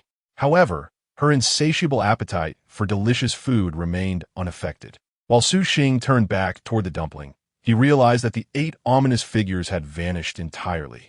Su Xing clicked his tongue in admiration, gazing at the department leader. Captain Chun, I had no idea you were so skilled at concealing your abilities. Chun Jiantao muttered, forget about concealing abilities. Yet, maintaining his composure befitting a department head, he asked, have you discovered anything? Hearing the name Milk Dumpling, he looked down at her. The dumpling, feeling full and ready to burp, turned to the rapidly approaching bald uncles and grandfathers. Achoo! Uncle Chun, who are they? Chun Jiantao felt as though the dumpling was diverting his attention. What just transpired? His talismans ignited mid-air, and the ominous figures had vanished like a whirlwind. Huiji and others were also startled by the actions of the figures, but their focus was divided due to the commotion among other ordinary spirits overhead, leaving them unclear about the situation. Assuming Chun Jiantao had withheld information to capture the bloodied spirits, the two groups converged, with Master Hui Ji showering him with praise. Captain Chun, I hadn't anticipated you possessed such skills. Remarkable. The concealment was deliberate for the sake of capturing them all. You've worked hard. Chun Jiantao replied, it wasn't me. I knew nothing. Master Hui Ji interpreted this as modesty and continued to engage in friendly banter. With the most terrifying 8 figures dealt with, the remaining spirits posed little threat. However, the pressing issue arose. What to do with so many new souls unable to enter the underworld? Keeping them confined would lead to significant trouble, as evidenced by the previous encounter with the 8 ominous figures. Master Hui Ji couldn't help but exclaim, what on earth happened in the underworld? Why is the gate suddenly closed? With the underworld gate shut, what will happen to these new souls? We're in the human realm, not the underworld. They truly cannot linger here. It could lead to fatalities. While Master Hui Ji rambled on, Chun Jiantao lowered his gaze, concentrating on the sneezing dumpling. As the masters approached, the dumpling's sneezes became uncontrollable. Her little nose was red, and tears streamed down her cheeks, making her look exceedingly pitiful. She retreated, distancing herself from the masters who were enveloped in a strong sandalwood aroma. The silent Hai Ming approached Chun Jiantao, then turned his attention to the dumpling. Especially as she continued to sneeze due to their nearness, a glimmer of curiosity appeared in his eyes. He was astonished to notice that whenever the dumpling moved away, the ominous spirits that had previously followed her, as well as those confined by the circle of merit, all glanced at her in sheer terror. Hai Ming Mu said, this milk dumpling is quite peculiar. Seizing the opportunity while Chun Jiantao conversed with Master Hui Ji, Hai Ming strode purposefully toward the dumpling. Upon seeing the tall, robust monk approach, the dumpling's big, watery eyes widened in alarm, her little voice tinged with distress. Achoo! Don't come closer! Achoo! Achoo! Achoo! Hai Ming halted in his tracks, inquiring gently, little one, are you allergic to sandalwood? The dumpling nodded vigorously like a chick pecking at grains. Achoo! Achoo! As Hai Ming removed the beads from around his neck and tucked them into his sleeve, he spoke kindly to the dumpling. Those new souls seem frightened of you. The dumpling rubbed her nose and, unable to resist, let out a loud burp. Burp, noticing the monk's wide-eyed gaze upon her. She hurriedly covered her mouth with her chubby hand. Yet another sneeze was imminent. With her mouth covered and brow furrowed, her big, dark eyes widened in disbelief, almost popping from their sockets. Hai Ming turned away, summoning a young monk to his side. Seizing the moment, the dumpling released her hand and sneezed uncontrollably, feeling utterly stuffed and lethargic. As Hai Ming turned back, he couldn't help but chuckle at the tired dumpling. Little one, those new souls fear you. Can you control them before the underworld gate reopens to prevent them from causing chaos in the human realm? The dumpling sniffled, wiping her tears. As long as I no longer smell that scent and stop sneezing, it's all manageable. Hai Ming, astonished, asked, really? The dumpling proudly puffed out her chest. If you don't believe me, just watch. After searching her small dress for pockets, she realized she had none, not even a way to carry countless spirits. While her eyeballs could be removed and stored, that might frighten people. Suddenly, her gaze fixed on Hai Ming's bald head, her bright eyes sparkling like stars in the night sky. Her little voice brimmed with excitement. I got it. Chapter 164. The milk dumpling has plucked herself bald. Hai Ming felt a wave of unease wash over him. He wanted to ask the dumpling for her method, hoping to hear something feasible. However, all he witnessed was the dumpling starting to pull her own hair. Indeed, she was yanking her own hair. He could accept a few strands, given her thick, luscious locks. But in the blink of an eye, the dumpling had rendered herself bald. Yes, just moments ago, she had a head full of glossy black hair. And now she had transformed into a little bald child. She had made herself a little bald child. Hai Ming was so astonished that he could hardly find his voice. The little one, Nai Tawanzi, felt as though her entire head had turned icy. However, she had no time to dwell on that.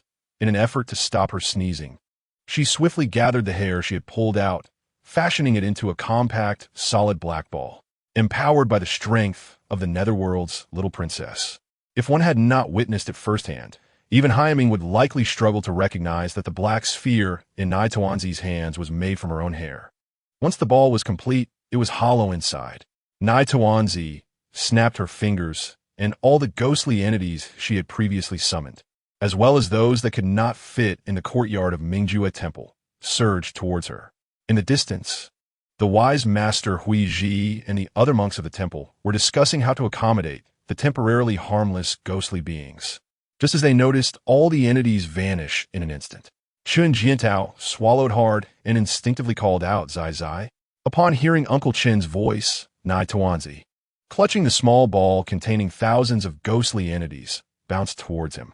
Uncle Chun Jiantao, seeing Nai Tawanzi come bouncing over with her familiar face, but missing her hair, thought he must be imagining things.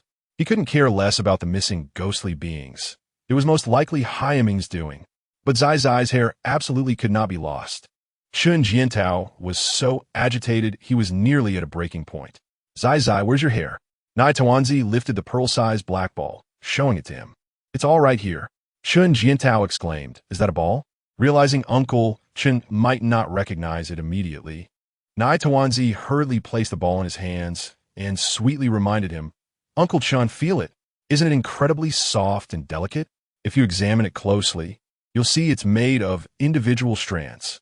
Chun Jiantao replied, it is indeed very soft and delicate.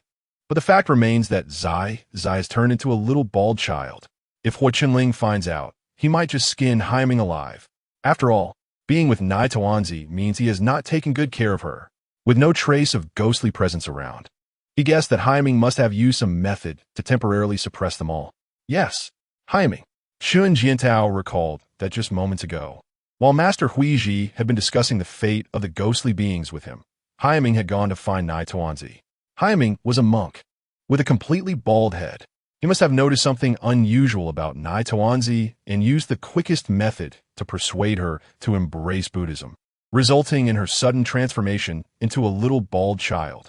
Chun Jiantao was taken aback by his own thought process, but it was the most reasonable explanation. At this realization, Chun Jiantao lost all composure.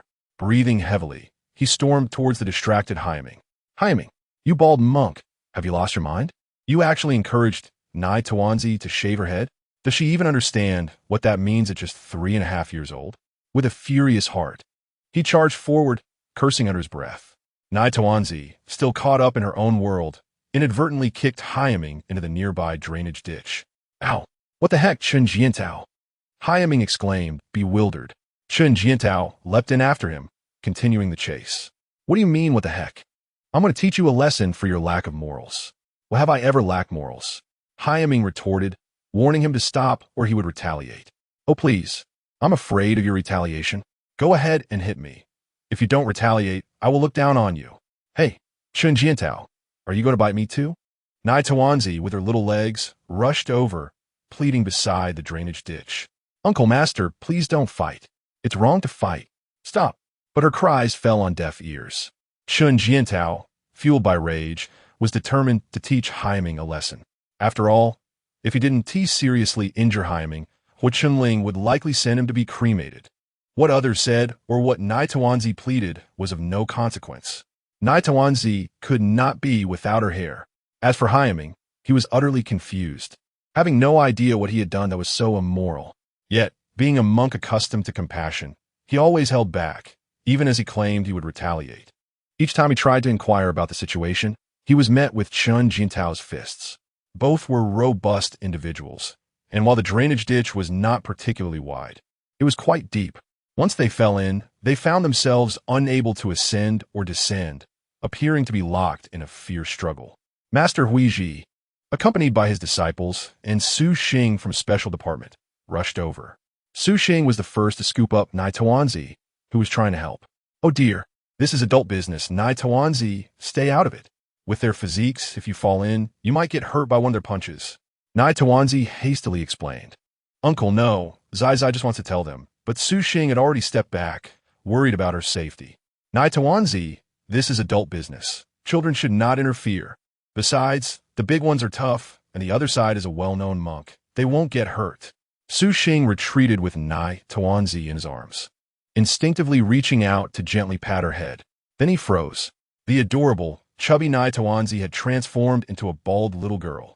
He quickly turned to look at the two brawlers, his first thought mirroring Chun Jintao's. Has Master Haiming lost his mind? Even a 3-year-old girl has been fooled. At that moment, a voice filled with disbelief broke through the chaos.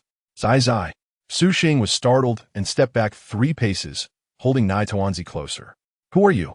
Another child's voice, filled with emotion, responded. Zai. Nai Tawanzi turned to see it was her father, Huo Ba, along with her little uncle and third brother. She quickly wriggled out of Su Xing's arms and dashed into Huo Ba's embrace. Daddy, little uncle, third brother, you're here. Huo Ba's voice trembled slightly. Zai. Upon seeing Nai Tawanzi's shiny bald head gleaming in the sunlight, he nearly lost his composure. Chapter 165. Who took my Zai's hair? The ghostly entities had been contained within the small black ball she held, and having eaten her fill, Nai Tawanzi tossed the ball in her nightgown.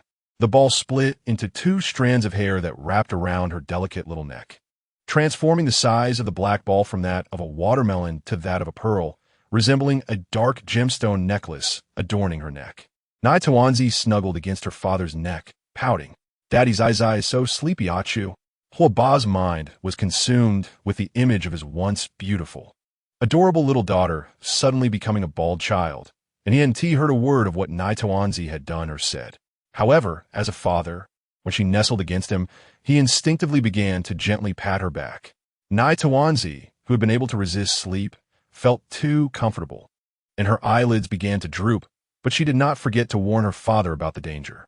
Daddy, don't touch the small ball in Zai's arms. Huo Ba continued to softly pat her back, his gaze fixated on her shiny bald head, then slowly shifted to Chun Jiantao, who was climbing out of the drainage ditch. Nai Tawanzi rubbed her nose, her soft voice breaking the tension. And Daddy, Zai's hair was pulled out by Zai herself. If Nai Tawanzi had said this 3 seconds earlier, Huo Ba might have considered its truthfulness. However, she said it just as Chun Jiantao emerged from the ditch. And seeing him, Huo Ba instinctively thought Nai Tawanzi had been tricked by Chun Jiantao. After all, right behind him climbed out a bald monk. This must mean he knew about his daughter's unusual abilities and was trying to convince Nai Tawanzi to become a monk. Huo Ba's anger skyrocketed, surging straight to the heavens. The sun had already become quite intense by 8 o'clock on that summer morning.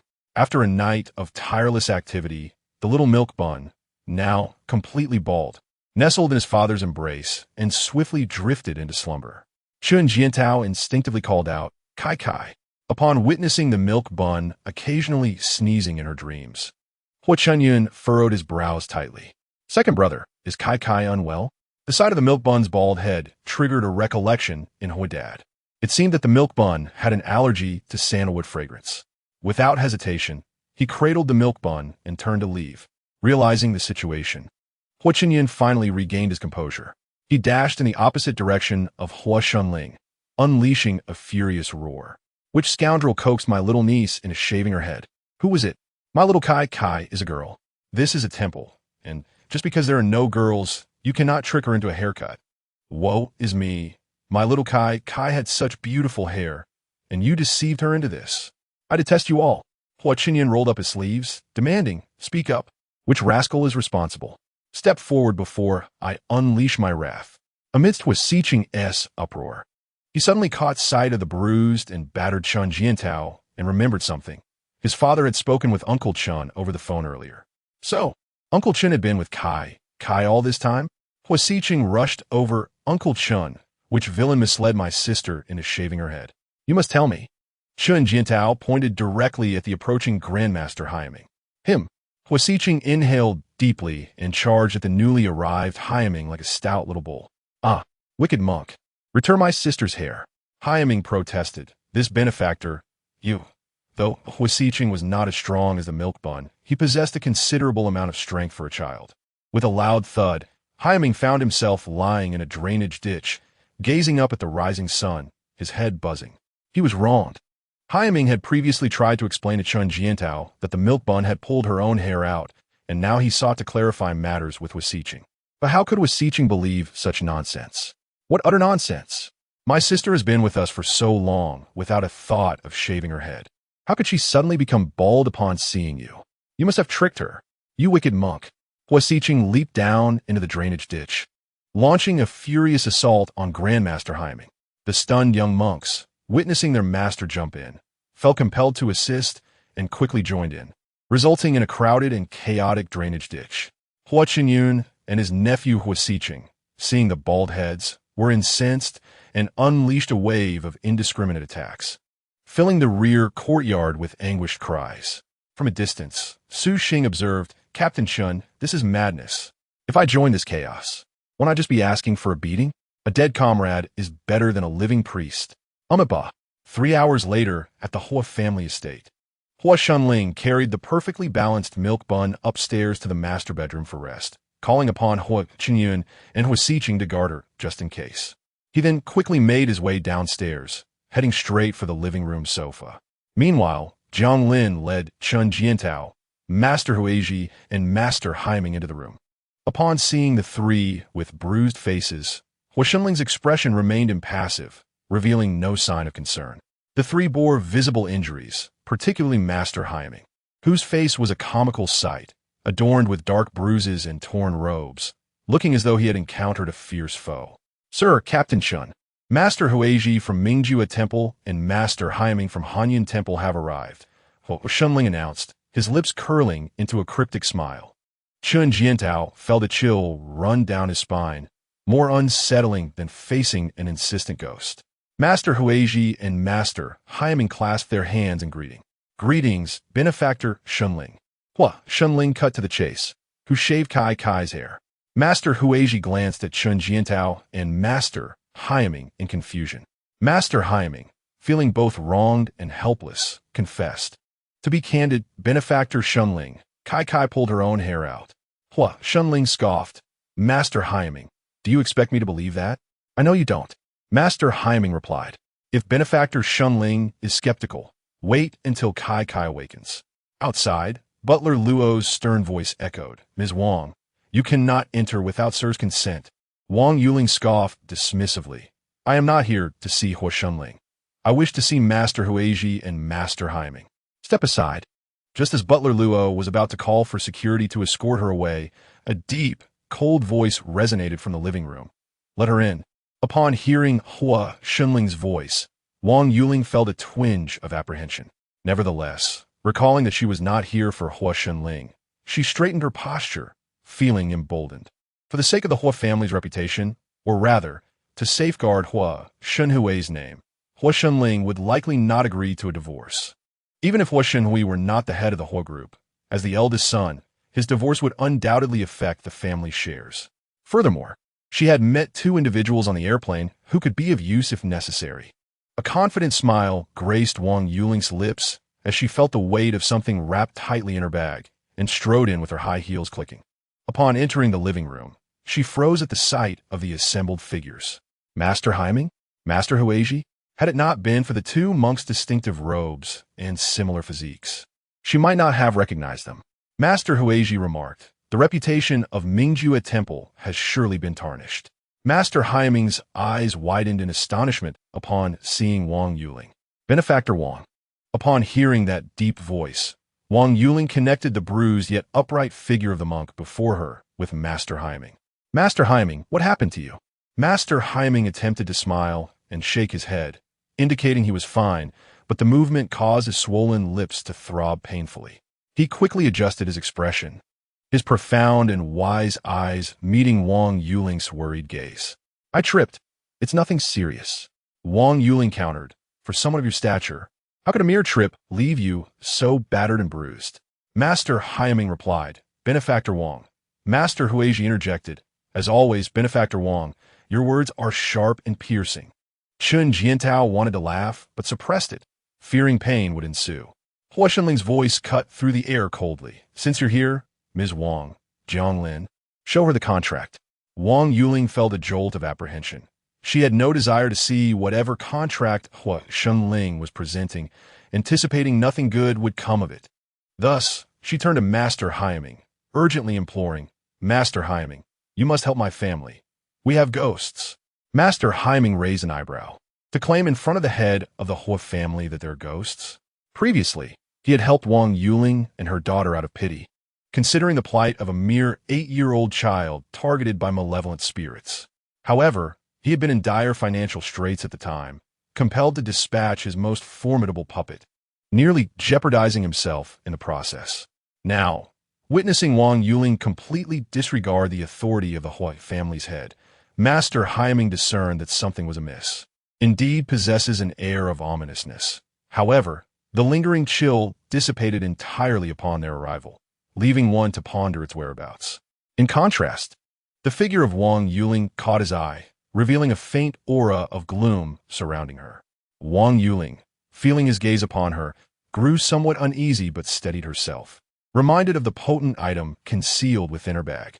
The master from Longhua Xinc had informed her that the contents of her bag were exceptionally formidable, even beyond the discernment of the enlightened monk Hai Ming. Distrustful of the young masteress' intentions, she had intentionally brought the item to assess the situation. Yet, her primary objective remained the elimination of Ming Zai.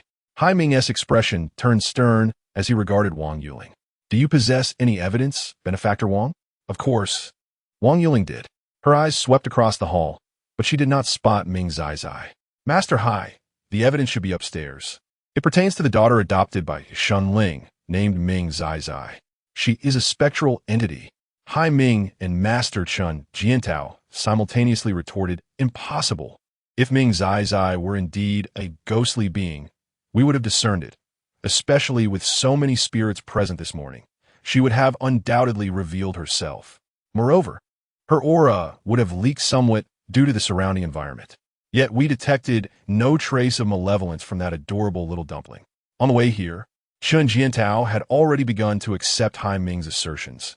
It was not that he had depleted the little dumpling's essence, but rather that the dumpling had exhausted her own reserves. The process of renunciation requires time. Despite being a venerable monk, Hai Ming was a meticulous one. The dumpling had family.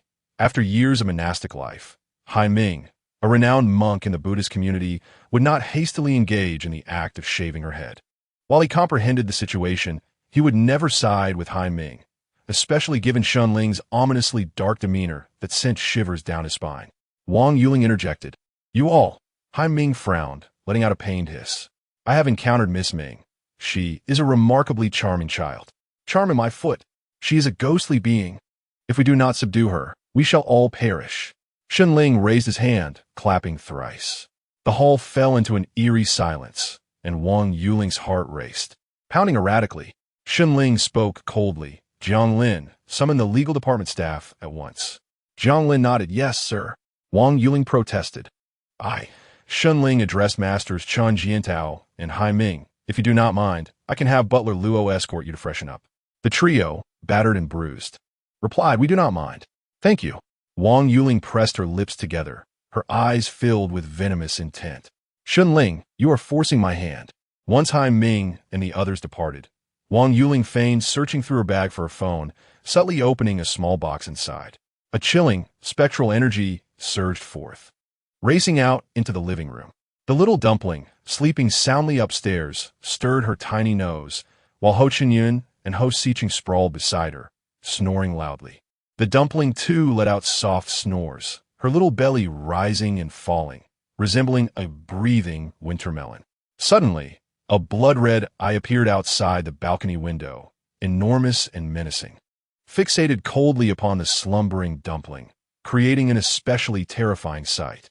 Upon spotting the dumpling, the blood-red eye widened, its eyelids curling slightly in excitement. Ming Zai. So, you are here. The dumpling abruptly opened her eyes, a reflexive response to perceived danger. As she did not fully awaken, her jet-black eyes bore no trace of emotion. She turned to face the large eye pressed against the glass, furrowing her brow slightly at the sight. The blood-red eye inched closer, a slit appearing in its center, coaxing her like a deceitful uncle. Ming Zai, come here. I shall take you to your father, the king of the Underworld. He is gravely injured. If you do not hurry, his soul shall be lost. Chapter 167. Your father, the king of the Underworld, is on the brink of losing his soul. The dumpling stared, her dark eyes unblinking, transfixed by the blood-red eye. Is this reaction somewhat sluggish? The blood-red eye pressed on. Zai, hurry. Your father is wounded. Come quickly, or he shall perish. The dumpling remained seated on the bed, silent and motionless, like a porcelain doll. What on earth is happening? Could she be sleepwalking? The eye hesitated. It was reluctant to enter, knowing it was merely an organ, powerful yet diminished when apart from its source. Ming Zai, being the king of the Underworld's daughter, had a father too preoccupied to give her the attention she deserved. Its greatest paternal affection seemed to consist of showering her with gifts. Realizing that Ming Zai was not genuinely awake, it opted for a gentler approach. The eye rolled around, muscles scraping against the glass, producing an unsettling sound. Ho Siqing, sleeping beside the dumpling, frowned, turning over in his sleep. As he dozed on, the noise continued, causing him to groggily reach for the side. He grasped the edge of the dumpling's little dress, smacking his lips before returning to slumber. The blood-red eye dismissed Ho Siqing entirely. Its primary focus remained on the dumpling. It resumed its call in the language of ghosts. Zai, wake up. Your father, the king of the Underworld, is in dire peril. Ming Zai, do you not wish to see your father? Hurry now, or I shall end your father's life. Perhaps the final threat struck a chord, for the dumpling, who had been staring intently, finally reacted. She began to groggily crawl towards the edge of the bed. The eye brimmed with excitement. Yes, said Zai, come. I shall take you to your father. Quickly. As time pressed on, the urgency mounted. The eye could feel the heat rising, desperate for a swift resolution. Yet, an unforeseen complication arose. The bed was high, the dumpling was plump, and she was still quite small. In a moment of unconscious movement, she tumbled off the bed with a thud. Osikeng jolte dawake, startled. Zai. He turned, but the bed was empty. A chilling presence loomed near the balcony window, causing him to shiver. This is most likely a ghost, yet he could not see it. With no time to ponder the ghostly presence, he frantically searched for the dumpling. I cannot let her escape again. I searched all night yesterday. Without a second thought, he dashed out, neglecting his shoes. He paused, suddenly looking down. To his astonishment, the missing dumpling lay on the carpet, fixated on the window with her large, dark eyes. Had it not been daylight, he would have been terrified. Osikeng excited, rushing to scoop her up. The dumpling suddenly rose from the floor, waddling with her chubby legs towards the balcony. Ho Siqing followed. Zai, what are you doing? Aren't you tired? The unseen blood-red eye saw the dumpling approaching and urged her on. Hurry, come out. We shall find your father together. Then, the eye noticed the human child suddenly embrace the dumpling, incessantly speaking to her. Zai, what is wrong? Are you still sleepwalking? Hua Siqing cradled the sleepwalking Neichuanzi and turned towards the bedside. He recalled his mother mentioning that he had also wandered in his dreams as a child, and that it would resolve itself in time. She had also warned against waking a sleepwalker, lest one frighten them. The best course of action was to embrace or follow them closely. Hua Siqing held Neichuanzi tightly, refraining from calling her name. However, Neichuanzi began to squirm in his arms, fixating on the balcony's glass window. The blood-red eyes on the glass grew increasingly agitated. What on earth was this human child doing? How could he hold on to Neichuanzi and still venture outside? Ming's eye, just eliminate him. Hurry, or your father, the king of the underworld, will be in peril. Neichuanzi, indeed, grew frantic, struggling even more. Huo was no match for her, and soon she wriggled free, her chubby legs scampering towards the balcony. Huo hurriedly pursued, disregarding the potential fright he might cause her, shouting, "Kai Kai!" The blood-red eyes emitted a malevolent energy, brimming with fury. This human child was best captured in such a sleepwalking state. Waking her would likely lead to a confrontation. It might not even prevail. Fearing further mischief from the human child, the blood-red eyes revealed a cruel, sinister glint, and a torrent of ghostly energy surged forth, penetrating the glass and racing towards Huo. Just as Neichuanzi reached the balcony's edge, she abruptly halted and executed a swift maneuver. In the moment when the chilling, ghostly energy was about to engulf Huo, she seized him and pulled him behind her. Even in her dreamlike state, she remained acutely aware of the dangers surrounding her. After saving Huo, the enraged Neichuanzi darted towards the blood-red eyes outside the window like a bolt of lightning. The blood-red eyes danced frantically against the glass. Yes, that's the speed. With two resounding crashes, the manor's alarm system erupted into a cacophony. Huo was terrified. Kai. Simultaneously, Chun Jiantao, the Master of Wisdom, and Master Heiming, who had been escorted by Butler Luo to the guest quarters to wash up, exchanged grave expressions. A ghostly entity with a royal insignia. Although the three were in separate rooms, they rushed out simultaneously. Exchanging glances, Heiming and a Master of Wisdom headed straight for the hall, while Chun Jiantao swiftly ascended the stairs. Huo Chunling had already reached the master bedroom door upstairs. The door was locked from within, and Huo Chunling, with a grim countenance, kicked it open forcefully, charging in alongside Chun Jiantao. Upon seeing his father, Huo cried out, "Dad, there's a ghostly entity outside on the balcony. Kai has dashed out. She is still sleepwalking." Chun Jiantao rushed to the shattered window, where a dense, ghostly energy lingered. However, both Neichuanzi and the ghostly entity with the royal insignia had vanished. Chun Jiantao ensnared the potent, ghostly energy with a tracking talisman and quickly cast it out. "Pursue. What happened?" Huo sobbed as he explained, "Uncle, Kai was taken away by a ghostly entity." Huo Chunling's rabbit cage crashed to the floor. What? The rabbit, Hai, was jolted from its fall, and Neichuanzi had disappeared, prompting it to become frantic. They say the Mingzai has been abducted by the Ghost King. It's highly likely she'll be lost forever. Ha ha ha. You rabbit Daxian are free now. Off we go. Hai leaped from the shattered window, drawn by the light of freedom. In the ensuing chaos, Chun Jiantao's expression darkened further, while Huo Chunling remained composed yet tense. He quickly approached the balcony, calling out, "Kai." A muffled voice emerged from below. "Daddy." Huo Chunling took a couple of steps forward, but Chun Jiantao seized his arm. "Be careful." Neichuanzi had already climbed up, accompanied by the bewildered Master of Wisdom and Master Heiming. "Daddy." Upon seeing her father, Neichuanzi let go of her grip and dove into his embrace. "I'm sorry, Daddy. I frightened you." She had also crashed through the glass before regaining her senses, and upon seeing the blood-red eyes, the ghostly fire in her brow ignited instinctively. The blood-red eyes, as if encountering a ghost, let out a shriek and fled. Just then, Hai leaped down from upstairs, only to turn and retreat upon spotting her. Huo Chunling affectionately ruffled her hair, only to discover her once soft locks had vanished, leaving behind a bald head. Huo Chunling felt his heart shatter anew. Master Heiming, having learned from experience, quickly diverted attention before Huo Chunling could unleash his wrath over Neichuanzi's hair-raising antics. "Miss Kai, might I inquire about the ghostly entity with the royal insignia?" Neichuanzi spread her chubby little hands, revealing a half of a bloodied eyeball. "Master, here is half of one." Huo Chunling, Huo Chunyun, and Huo all turned to look, with Huo Chunling's lips tightly pressed together, silently averting his gaze.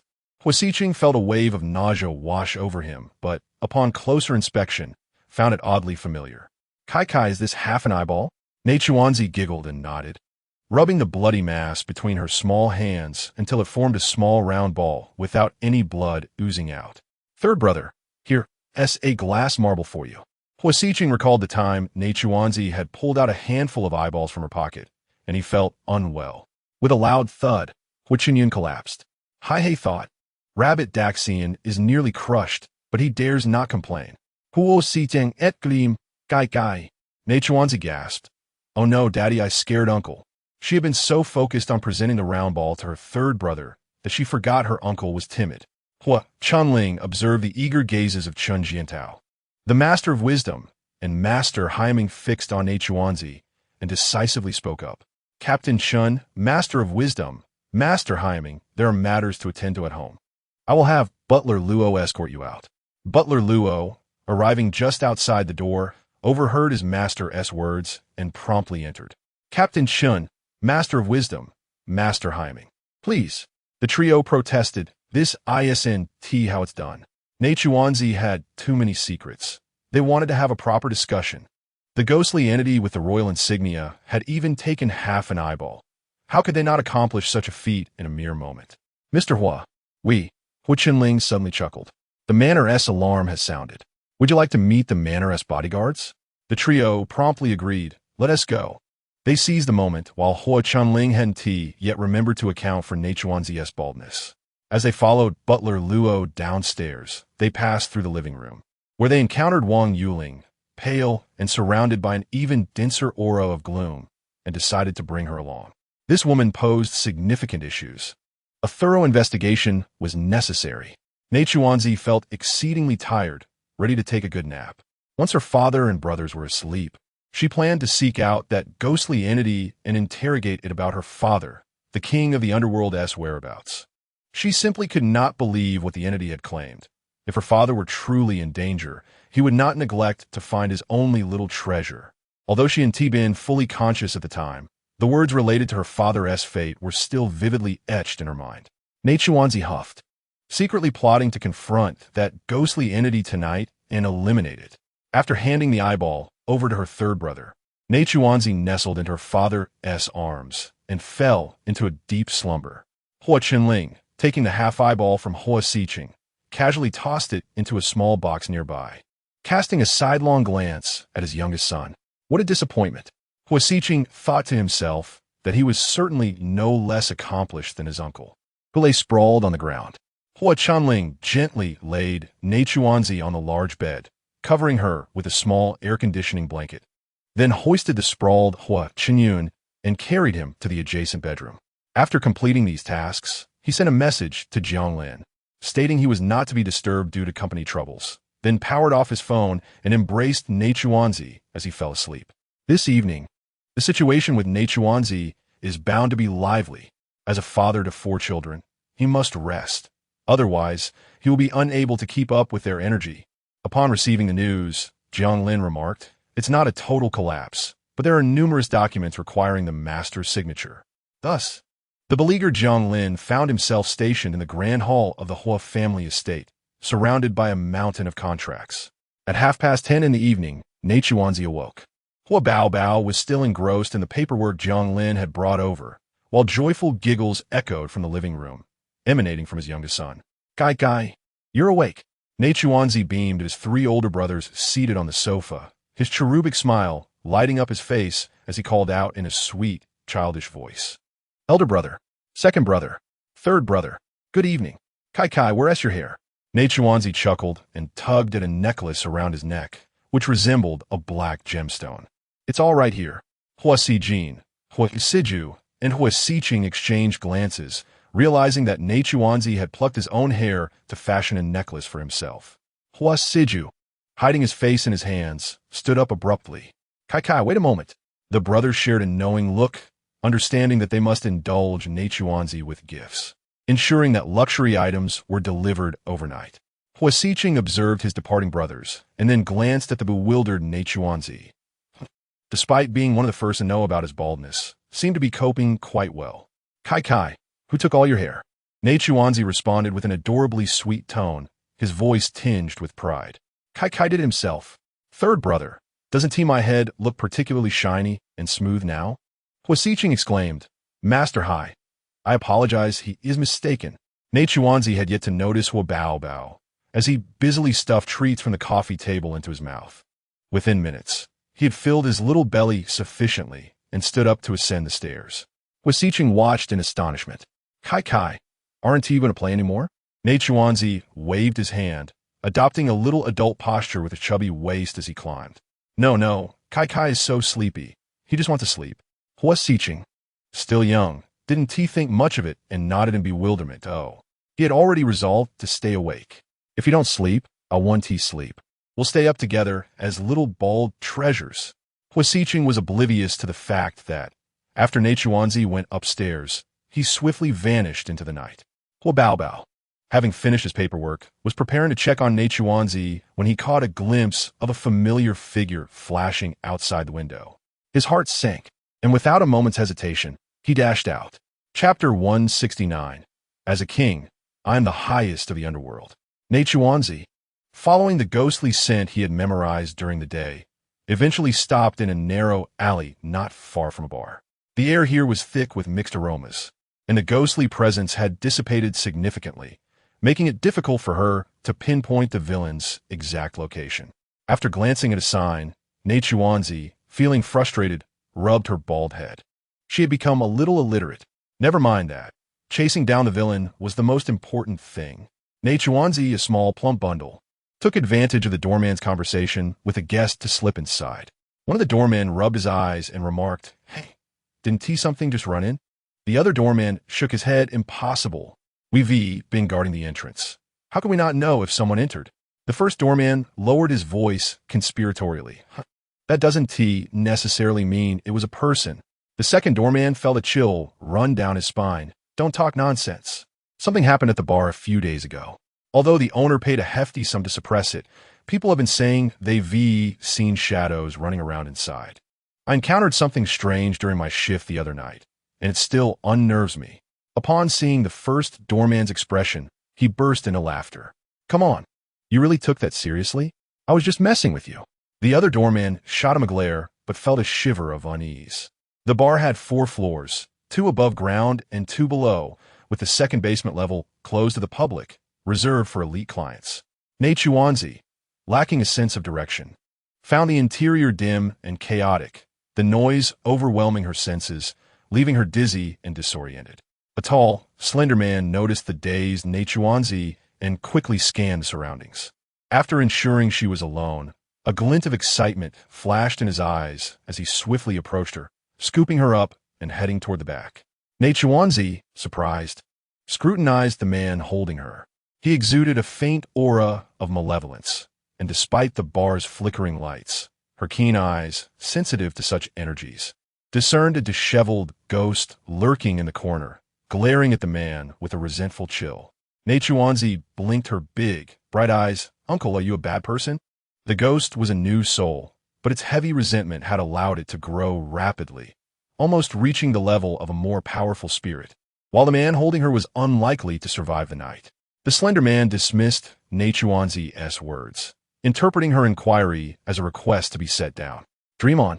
A delivery like this will not be relinquished. Someone who has blood on their hands will not let go. He was entirely unconcerned that anyone might hear Neichuanzi's cries for help. The noise was simply too loud. Suddenly, a muscular man with tattooed arms approached, exuding a formidable presence. The slender man, wishing to avoid trouble, sidestepped with Neichuanzi in his arms. Neichuanzi glanced at the tattooed man, who met her bright, dark eyes. He felt a jolt of surprise and quickly retreated a few steps, nervously pressing against the wall, fearful of scaring the sweet Neichuanzi. At that moment, Neichuanzi detected a familiar, rich aura of malevolence emanating from the direction of the tattooed man. Her eyes sparkled with excitement as she exclaimed, Daddy, pushing aside the slender man's arm. Neichuanzi swiftly dropped to the ground and scampered inside. She had caught a whiff of her father, the king of the underworld. It was a strong scent. If she ran fast enough, she would surely see him. The child dashed off, prompting the slender man to give chase, bellowing furiously, You little brat, stop right there, or I'll make you pay. The tattooed man, realizing Neichuanzi was seeking her father, found the situation odd. In the innermost room of the bar's second basement level, the granite-like floor was stained with blood. Dong Song Song lay bound hand and foot, blood trickling from the corner of his mouth. Gu Sinew, with a venomous glare, kicked him again. Dong Song Song, it's your good fortune that I even have eyes for you. Dong Song Song, in immense pain, could barely register what was happening, his body convulsing from the agony. Gu Sinew, filled with rage, kicked him once more. If you refuse my advances, you shall find no peace in death. Hearing a knock at the door, Gu Sinew recalled that Dong Song Song was one of the individuals he had arranged for the Sea Road Master. A sinister smile crept across his face. If you refuse to be my woman, then you shall not find peace in death. Gu Sinew opened the door, and a chilling draft rushed in, causing him to shudder. Cursing under his breath, he instructed the 2 bodyguards outside, clean up the woman inside. While she still breathes, send her to the Sea Road Master. Yes. After Gu Sinew issued his instructions, he wrapped himself in a towel and departed. A blood-red eyeball appeared on the floor, plunging towards the nearly lifeless body of Dong Song Song just before the bodyguards entered. The eyeball nearly grazed Dong Song Song's clothing when it came to an abrupt halt. Suddenly, the grand crystal chandelier in the room extinguished, and an eerie, cold aura erected a towering barrier that barred the 2 bodyguards at the doorway. As a wisp of black mist swept into the room, upon seeing the black mist, the blood-red eyeball recoiled in shock. Simultaneously, it spoke with a chilling disbelief. You haven't perished yet? The voice of the black mist, laden with an oppressive authority, bore down upon the blood-red eyeball, causing cracks to form upon its crimson surface. I am the sovereign of the underworld. How could you insignificant beings hope to extinguish me? Initially intimidated, the blood-red eyeball scrutinized the black mist before erupting into laughter. The sovereign of the underworld? What does the Emperor Fengdu, who merely possesses a fragment of the underworld's flame, truly signify? If you wield the power you claim, why have you remained in this wretched form for so many years? The black mist's voice resonated with an authority akin to that originating from the deepest recesses of hell, carrying an unmistakable weight as it advanced toward the blood-red eyeball. Your perspective is limited and shallow. At this juncture, the black mist sensed the chilling energy emanating from the blood-red eyeball, and its towering figure became significantly more solid, revealing flowing sleeves with gilded edges and long, dark hair swirling around. The voice, authoritative and heavy, was tinged with barely contained fury. Dare to plot against my child, and I shall destroy you. As the words fell, the black mist surged forth, an unstoppable force directed at the blood-red eyeball. The eyeball suddenly expanded and lunged fiercely at the solidifying black mist. I possess the strength of a king. Do you think I fear you? The black mist responded with a disdainful smile. I am a king because the highest rank in the underworld is merely that of a king. Your so-called kingship is only barely adequate. Chapter 170. The terrifying despair of the underworld king father within the confines of the second basement layer. The little one could sense nothing of the unfolding events. Suddenly, the aura of the underworld king father vanished. In her urgency, the little one felt a familiar, formidable energy spreading from beneath her feet. She quickly looked down, noticing the thick ground below her. Glancing around, she saw that the tall, slender man had not yet caught up, and there were no cameras in sight. To be cautious, she released a trickle of dark energy to interfere with any potential surveillance nearby before swiftly moving. The burly man with tattooed arms approached from another direction, witnessing the little one vanish in an instant. He thought he was hallucinating and rubbed his eyes to focus again. Surrounded by walls, the little one had simply disappeared. In a corner unseen by the burly man, the tall man was ensnared by the previous apparition, his expression darkening as he struggled desperately. As the powerful energy dispersed, the apparition seemed to be triggered by a great stimulus, letting out a shriek as it fled. The tall man regained his freedom, but collided with the nearby wall, lost to consciousness. Descending into the second basement, the little one detected the aura of an entity on the verge of becoming a vengeful spirit and inhaled deeply without hesitation. The fleeing apparition began to dissipate, transforming into a dense, dark vapor that the little one absorbed. She smacked her lips and reappeared in the corridor of the second basement. The closer she approached, the more intense the aura of the underworld king father became. Fixating on a nearby door, She waddled towards it.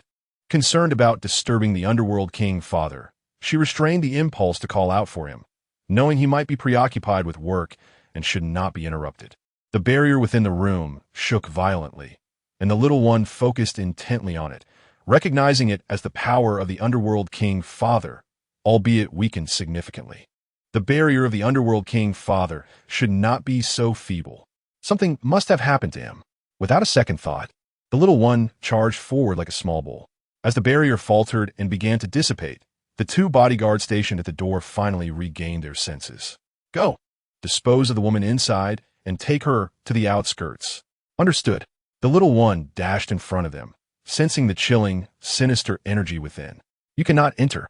The two bodyguards froze, bewildered by the sudden appearance of the little one. I am here to find my father. You must leave now. It is dangerous here. If you don't heed my warning, you will soon report to the underworld. She had also sensed the presence of that wicked villain from earlier. Father is fighting that villain. I must help him defeat the bad guy. As she reached for the door handle, one of the bodyguards seized her by the collar, lifting her up. Little one, do not blame your uncle for being harsh. It is merely your unfortunate fate. After the bodyguard spoke, he covered the little one's mouth and nose with a large hand, while the other bodyguard assisted in binding her small form, clearly intent on suffocating her. The little one's wide eyes shifted from glistening innocence to a void of darkness. The chilling energy, belonging to the little princess of the underworld, seeped from her being, leaving the bodyguards feeling as though they were grasping something icy to the touch. Why is it so cold? The bodyguard, covering her mouth, hastily released his grip, checking for a breath. There was none. Her body was stiff and unyielding. The little one cast a frigid glance at the two men, her voice, once sweet, now chillingly cold. Harming the little princess of the underworld comes with a grave price. The two bodyguards exclaimed, there's a ghost. The little one's icy gaze shifted toward another room nearby. She raised her small hand and snapped her fingers. Her once soft and sweet voice now laced with an unyielding frostiness. Come forth. Avenge yourselves. The oppressive aura of the underworld, imperceptible to the bodyguards, radiated forth, and 4 or 5 apparitions hidden within that room surged through the door. The two bodyguards recognized the 5 girls as the innocent victims who had perished at their hands over the past 3 months. No. We were wrong. Spare us. Under orders, the 5 apparitions lunged ferociously at the two bodyguards, while the little one paid them no mind and pushed the door open.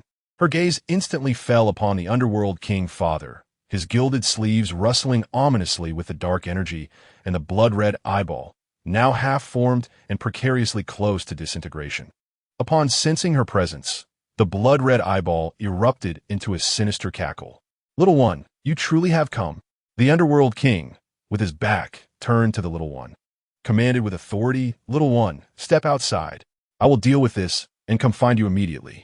The little one keenly noted the slight weakness in her father's voice, but obediently nodded, responding sweetly, All right, father, I will wait for you outside. As she prepared to leave, she noticed a beautiful sister hanging precariously on the ground nearby.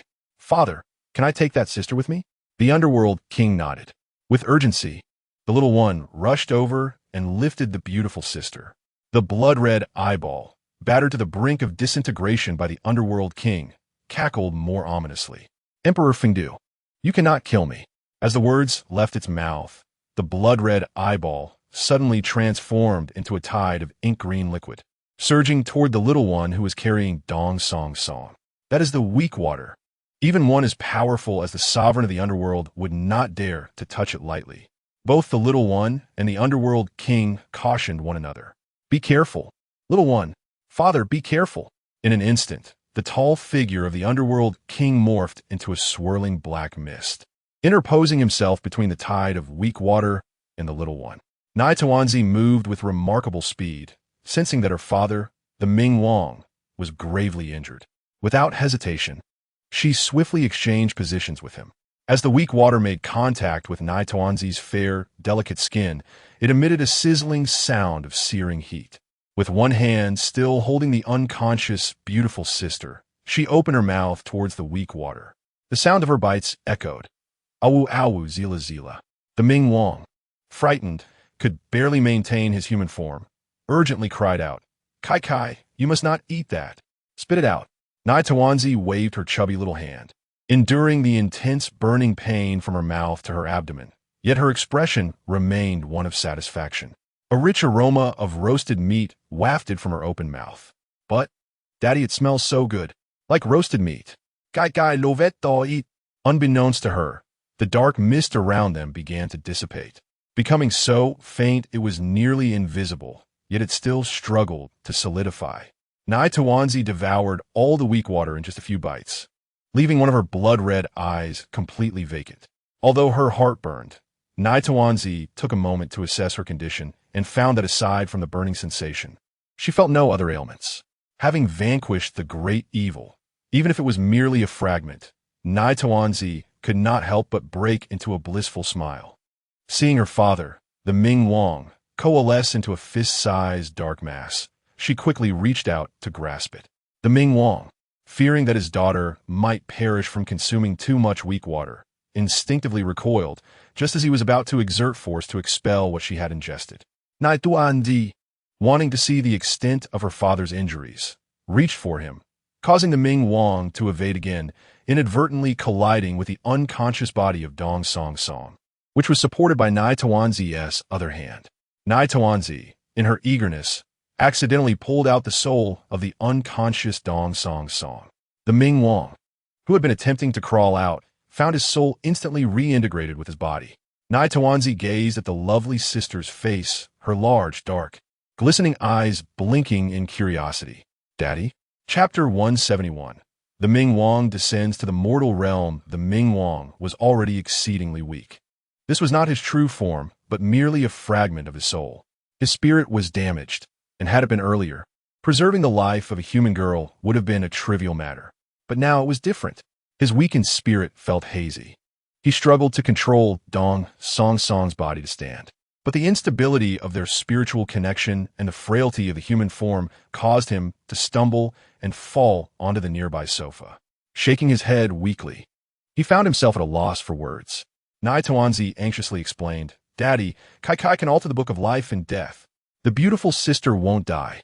Without waiting for a response, she hurriedly searched for the book of life and death. She quickly located the information on the beautiful sister, her fingers tracing the details. With a snap of her fingers, however, the information on the book remained unchanged.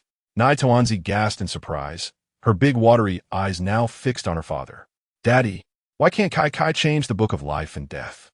The powerful ruler of the underworld, shaken by his daughter's soft and delicate voice, finally regained his composure. "Huh? What did you say, Kai Kai?" Nai Tawanzi held up the book of life and death for the Ming Wang to see, pointing at Dong Song Song's information with a look of grievance. "Daddy, Kai Kai can't change the book of life and death."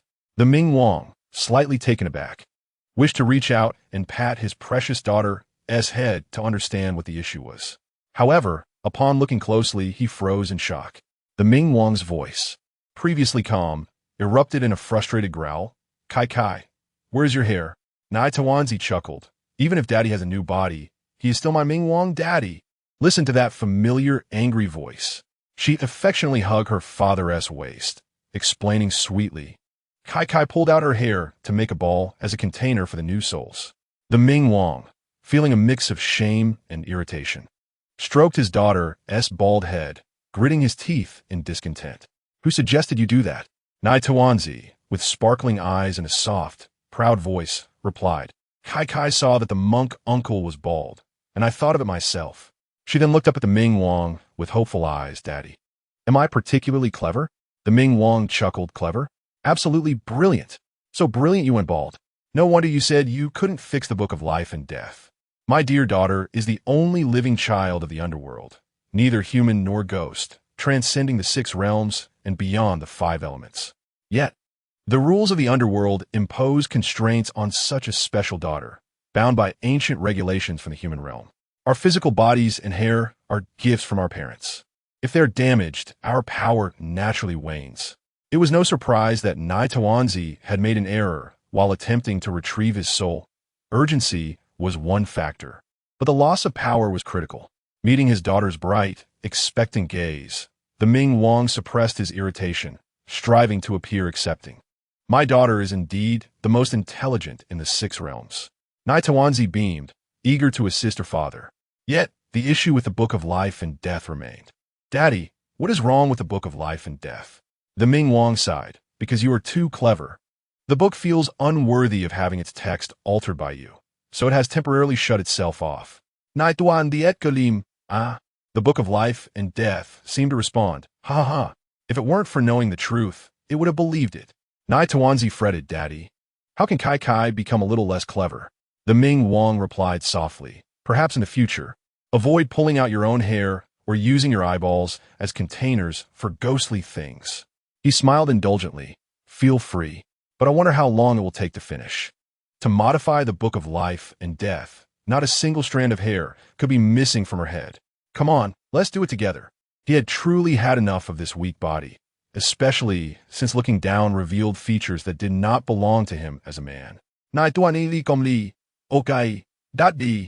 Just as she reached to pluck her hair, the Ming Wang could not wait any longer and, using the last of his strength, grasped her head and pulled upwards. With a sharp crack, her round, bald head was removed in one swift motion. The ruler of the underworld held his daughter's bald head, his eyes nearly bulging out of their sockets. Once he recovered, he vowed to ensure that the monk who had inspired his daughter would grow hair that could never be cut. Finally, after a long search, the burly man with tattooed arms pushed open the door, only to witness a blood-soaked young woman pulling off the head of the beautiful Tawanzi. The very girl he had feared would frighten him. The tattooed man stood frozen at the doorway, processing what he had just seen before erupting into a frantic scream. Help! It's terrible! Someone is killing a child. The head is gone. Save me. I am terrified. Tawanzi recognized him as the tattooed uncle who had previously frightened her, and she hurriedly comforted him. Uncle, don't be afraid. Kai Kai is not dead. I'm alive and kicking. Daddy is just helping me to grow hair. The tattooed man, overwhelmed with fear, burst into tears. Oh my goodness. That head. It spoke. Oh, a ghost. Tawanzi blinked her big, dark eyes at the terrified uncle, feeling guilty. She quickly trotted over, extending her soft little arms while lifting her chubby face. Uncle, don't be scared. Kai Kai's a person. Look, if you don't believe me, touch my face. It's soft and plump. Kai Kai is warm. The tattooed man, paralyzed by fear, stood frozen at the door, tears streaming down his face. No. Oh no. The headless Tawanzi has her head back, and she wants me to touch her. Why am I not fainting? A robust and muscular figure. His reflexes outpaced his intellect, resulting in a headlong collision with the wall. With a resounding thud, he collapsed. In the underworld, the powerful figure known as Tawanzi dashed in, having finally located her father, Huo. Upon witnessing the blood on the floor, Huo Chun rushed in, disregarding everything else, and swiftly scooped up the little Tawanzi. Little one, are you hurt? Seeing her father, Tawanzi was taken aback. Dad, I'm fine. How did you get here? Huo appeared weary, bloodshot eyes betraying his fatigue. Just then, Huo and Huo appeared at the doorway, both drenched in sweat. Little one, how did you end up here? This was a bar where Huo had never been, while Huo had only visited clandestinely. Tawanzi glanced at her little paws and, out of the corner of her eye, spotted her father, the king of the underworld. Her dark eyes suddenly sparkled with excitement. Dad, I came to... Tawanzi blinked, struggling to articulate the 6 words that followed. Huo and his sons, confused, pressed her for answers. Came for what? I came. Tawanzi attempted thrice to express herself, but the words eluded her. Her large, dark eyes darted around, resting on her weakened father, who leaned against the sofa on the verge of collapse. Only then did Huo and his sons notice the woman in the room, her face smeared with blood and her body covered in bruises. Huo's expression darkened as he commanded the bodyguards outside. Take her to the nearest hospital immediately. Yes, sir. Tawanzi piped up urgently. Dad, I want to go too. I want to be with her. Huh? Huo was taken aback. Tawanzi faltered, unable to utter the words king of the underworld, and struggled to rephrase. The connection to her father from the underworld was equally difficult to express. Feeling bewildered, she glanced once more at her ailing father, puffing her cheeks in distress. Casting a pleading look his way, the powerful figure from the underworld, a dignitary in his realm, found it hard to admit that he was now in the body of a mortal woman. Could he truly forsake his pride? He averted his gaze awkwardly, avoiding his daughter's beseeching eyes. In that moment, Nai Tawanzi comprehended his silent admonition. Her father forbade her from speaking. Feeling wronged, tears welled in her large, dark eyes. She squirmed from Hua Naiba's embrace and dashed toward her father. Hua Naiba hurried after her, grasping her hand. Little one, unable to articulate father. Nai Tawanzi clung tightly to her father's arm and turned to Hua Naiba. Dad, I want to go to the hospital. Although the king of the underworld soul was injured, it was not his true form that required treatment. The lovely sister's body, however, needed care, lest her soul, once restored, be left without a vessel, thus complicating matters further for the underworld. Rarely did Hua Naiba witness Nai Tawanzi's stubbornness, and considering the severity of the woman's injuries, he acquiesced. All right, little one, I will accompany you. Nai Tawanzi still worried about her father's well-being. Her heartfelt words invigorated Hua Naiba, who felt a surge of energy. I'm not tired. I will go with you. Hua Siju and Hua Siqing chimed in unison. Brother 2 and Brother 3 will also go. It's summer vacation, so it's all right. They often stayed up late playing games while their father worked overtime at the company. Nai Tawanzi glanced at her father. Seeing the bodyguard approaching to lift him, she quick-witted, wriggled free from Hua Naiba's grasp, and lifted her father herself. Though petite, she was determined, and despite her small stature, she aimed to carry him. Hua Naiba, observing her concern for the woman, felt perplexed. He instructed the bodyguards, "You wait here for the police." After issuing his command, he approached to assist the feeble Dong Song Song. Nai Tawanzi noticed the faint breath of the woman and evaded her father's grasp, her small hand straining as she hurriedly carried her father out. As Hua Naiba, Hua Siju, and Hua Siqing rushed forward, the underworld dignitary felt a sharp pain in his soul. He struggled to open his eyes, only to find that the person before him was not his daughter, but a mature man. The surge of adrenaline overwhelmed him, and he fainted on the spot. Hua Naiba, anxious for Nai Tawanzi and recognizing the severity of the woman's injuries, hastily exited. Upon reaching the corridor, Nai Tawanzi encountered several malevolent spirits, their dark eyes glinting with malice. With a swift gesture, she unleashed her aura as the little princess of the underworld, causing the spirits to kneel in submission. Spare me, not allowing them to finish. She closed her fingers, drawing the spirits into her palm, then scampered after her father. Seizing the moment when Hua Naiba was distracted, she crushed the spirits into a compact mass, swiftly refining them with the flames of the underworld, and discreetly fed them to her unconscious father. As the king of the underworld regained consciousness, he was met with the worried expression of his daughter. Using the language of the underworld, he communicated, "Little one, it's all right. I just need a rest. You eat instead."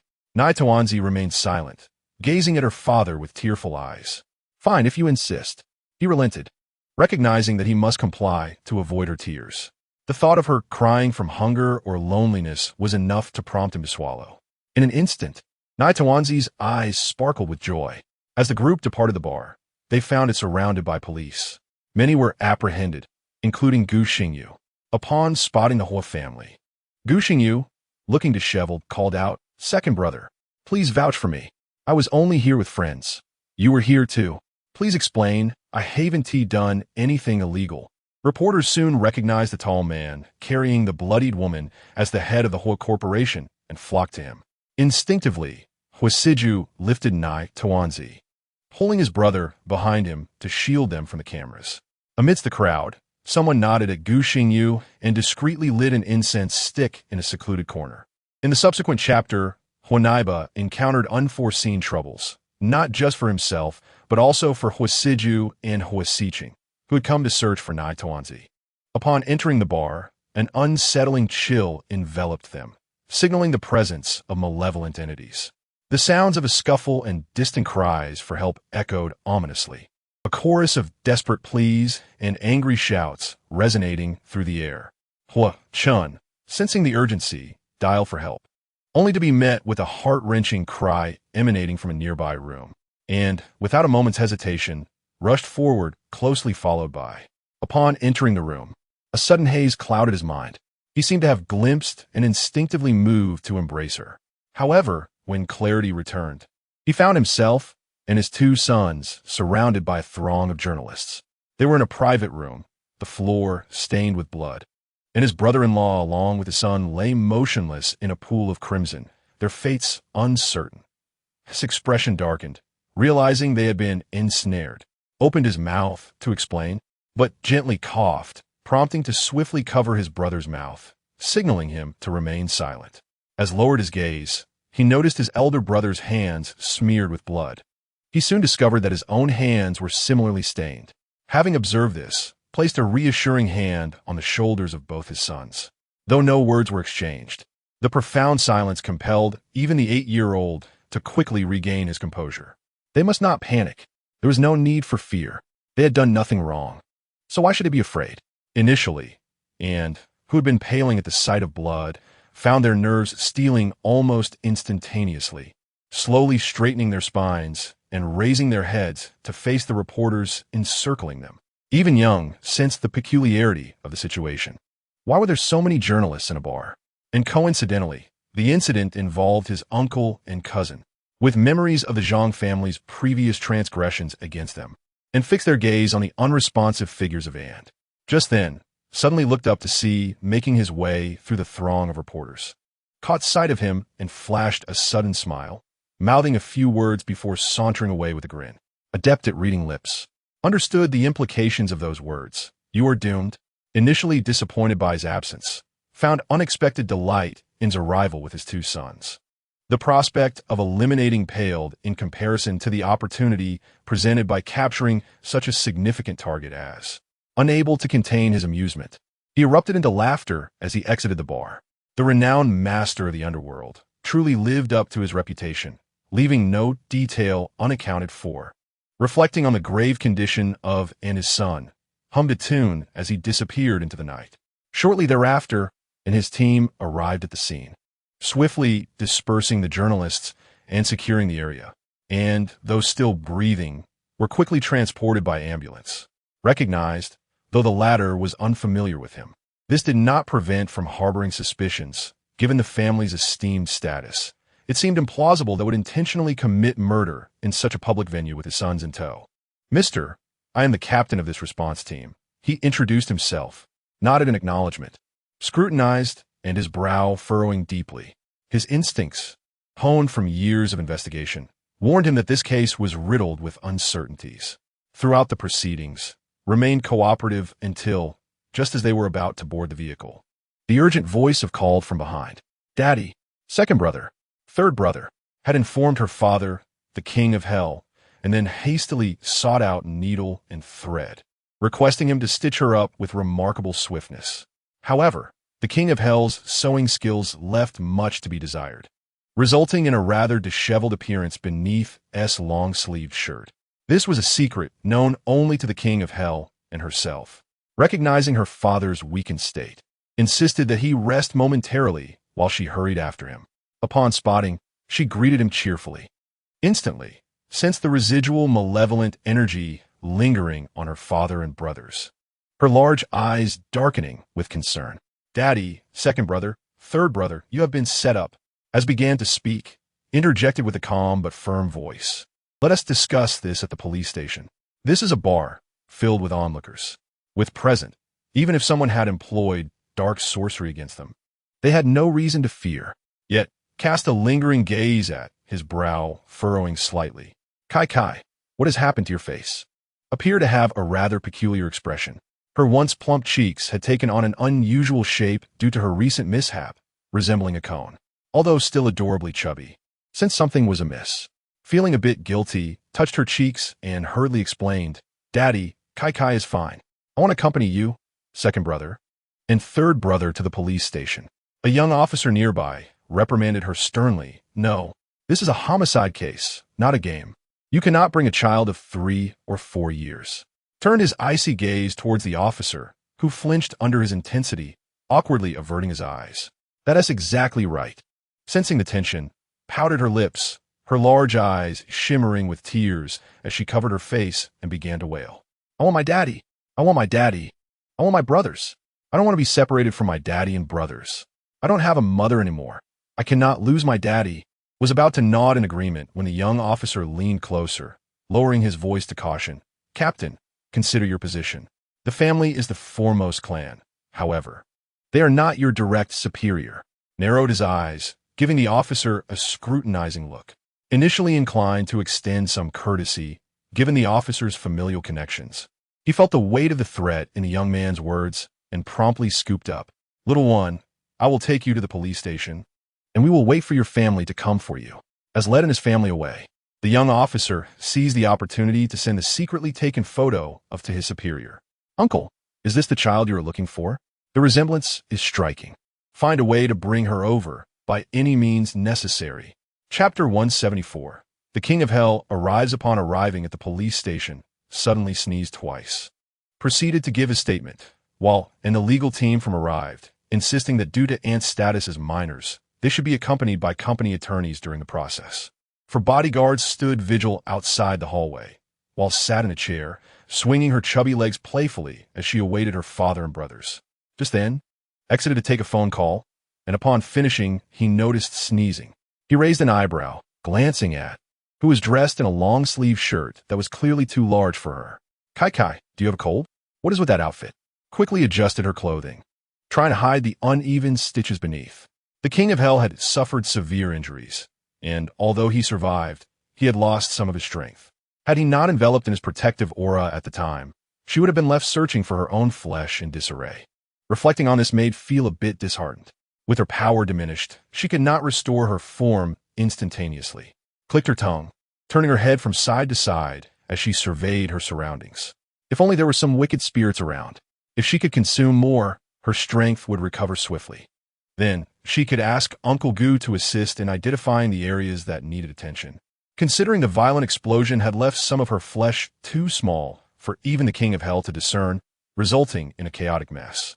The police station was impeccably clean, yet the hopeful gaze of Neichuanzi turned to disappointment. Shaking her head, she explained, Uncle Xiong, Zai Zai is not sick. There are bad people plotting against Zai Zai. She felt a twinge of guilt, lowering her head towards her hands, so I had to find a temporary outfit to wear. Uncle Xiong pondered Neichuanzi's uniqueness and decided to lift her up. Zai Zai, let's watch the video from that time together. Neichuanzi had realized that her father and two older brothers had fallen victim to the treachery of those wicked individuals, and she surmised that an ordinary person would hardly discern anything from a video. But she could. Therefore, Neichuanzi smiled brightly and wrapped her arms around Uncle Xiong's neck. Thank you, Uncle Xiong. You are just as wonderful as Brother Xiaojun. Uncle Xiong couldn't help but chuckle at the thought of his young son as he carried Neichuanzi into the office. Zhang Yamo had purchased a few lollipops and happened to see Uncle Xiong carrying Neichuanzi inside. He cast a glance and then continued on his way. Upon returning to his desk, he spotted his colleague Xiaoli carrying two cups out. Recognizing one as Uncle Xiong's and the other as a disposable cup containing juice, presumably for Neichuanzi, he cheerfully called out, Xiaoli, I just bought some cigarettes, and the boss happened to give me a few lollipops. Here, take some for you and Xiao Jin to enjoy later. Xiaoli placed the teacup on a nearby table, thanking him with a smile. While she was setting down the lollipops, Zhang Yamo discreetly sprinkled the prepared medicinal powder into the disposable cup, and then watched as Xiaoli entered the office where Uncle Xiong was. Inside the office, Neichuanzi witnessed 3 black lines composed of malevolent energy, invisible to ordinary eyes, manipulating her father and 2 brothers as they fought against Zhang Guodong and Zhang Jifeng, who were also being controlled by the same dark forces. To Uncle Xiong and the others, it appeared as though the father and son duo were merely drinking in a private room when, suddenly, the door was kicked open and Hua Chunling stormed in with his 2 sons, attacking them with a wine bottle. Zhang Guodong and Zhang Jifeng cried out in agony, pleading for mercy, but Hua Chunling and his sons remained unmoved, only relenting when the father and son duo lay on the ground, gasping for breath. Soon after, reporters arrived, snapping photos and bombarding them with questions. After watching the footage, Uncle Xiong furrowed his brow deeply, his face contorted with concern. Numerous news alerts popped up on his computer, and Neichuanzi, with her keen eyesight, noticed they were related to her father. With a blink, the news began to play automatically. Hua Chunling, head of the Hua Corporation, leads a brutal attack on his brother-in-law and his son. Elder Zhang suddenly dies while under investigation, all orchestrated by Hua Chunling. What vendetta lies behind this? The Hua family's leader brutally assaults his brother-in-law. One headline after another unfolded, and although Neichuanzi could not read, the host's voice resonated in her ears. Angered, she bit her fingertip, striving to suppress her discomfort as she prepared to open her yin-yang eyes for Uncle Xiong. Her father and brothers were wronged. Just as Neichuanzi began to act, a knock sounded at the door. Xiaoli entered, carrying 2 cups of water, handing the disposable cup to Neichuanzi while speaking to Uncle Xiong. Captain Xiong, Mr. Ming, that little girl's father, has arrived. Uncle Xiong turned his gaze to the door, where he spotted a strikingly handsome man, exuding a cold and oppressive aura, whom he had seen previously in the bar's lower level. The man's complexion was even paler than before, almost ghostly. Yet he was impeccably dressed in a finely tailored black suit that accentuated his porcelain skin, revealing an undeniable aura of illness. He wore gold-rimmed glasses perched upon his nose and stood at the threshold, nearly blending in with the dark night visible through the window. However, his lips were unusually vibrant, creating a stark contrast. As he spoke, his lips moved effortlessly, causing Uncle Xiong to rise instinctively. Mr. Ming, Neichuanzi shouted with joy and dashed over. Daddy! The powerful figure looked down to see his little daughter, Neichuanzi, waddling towards him with her unsteady short legs.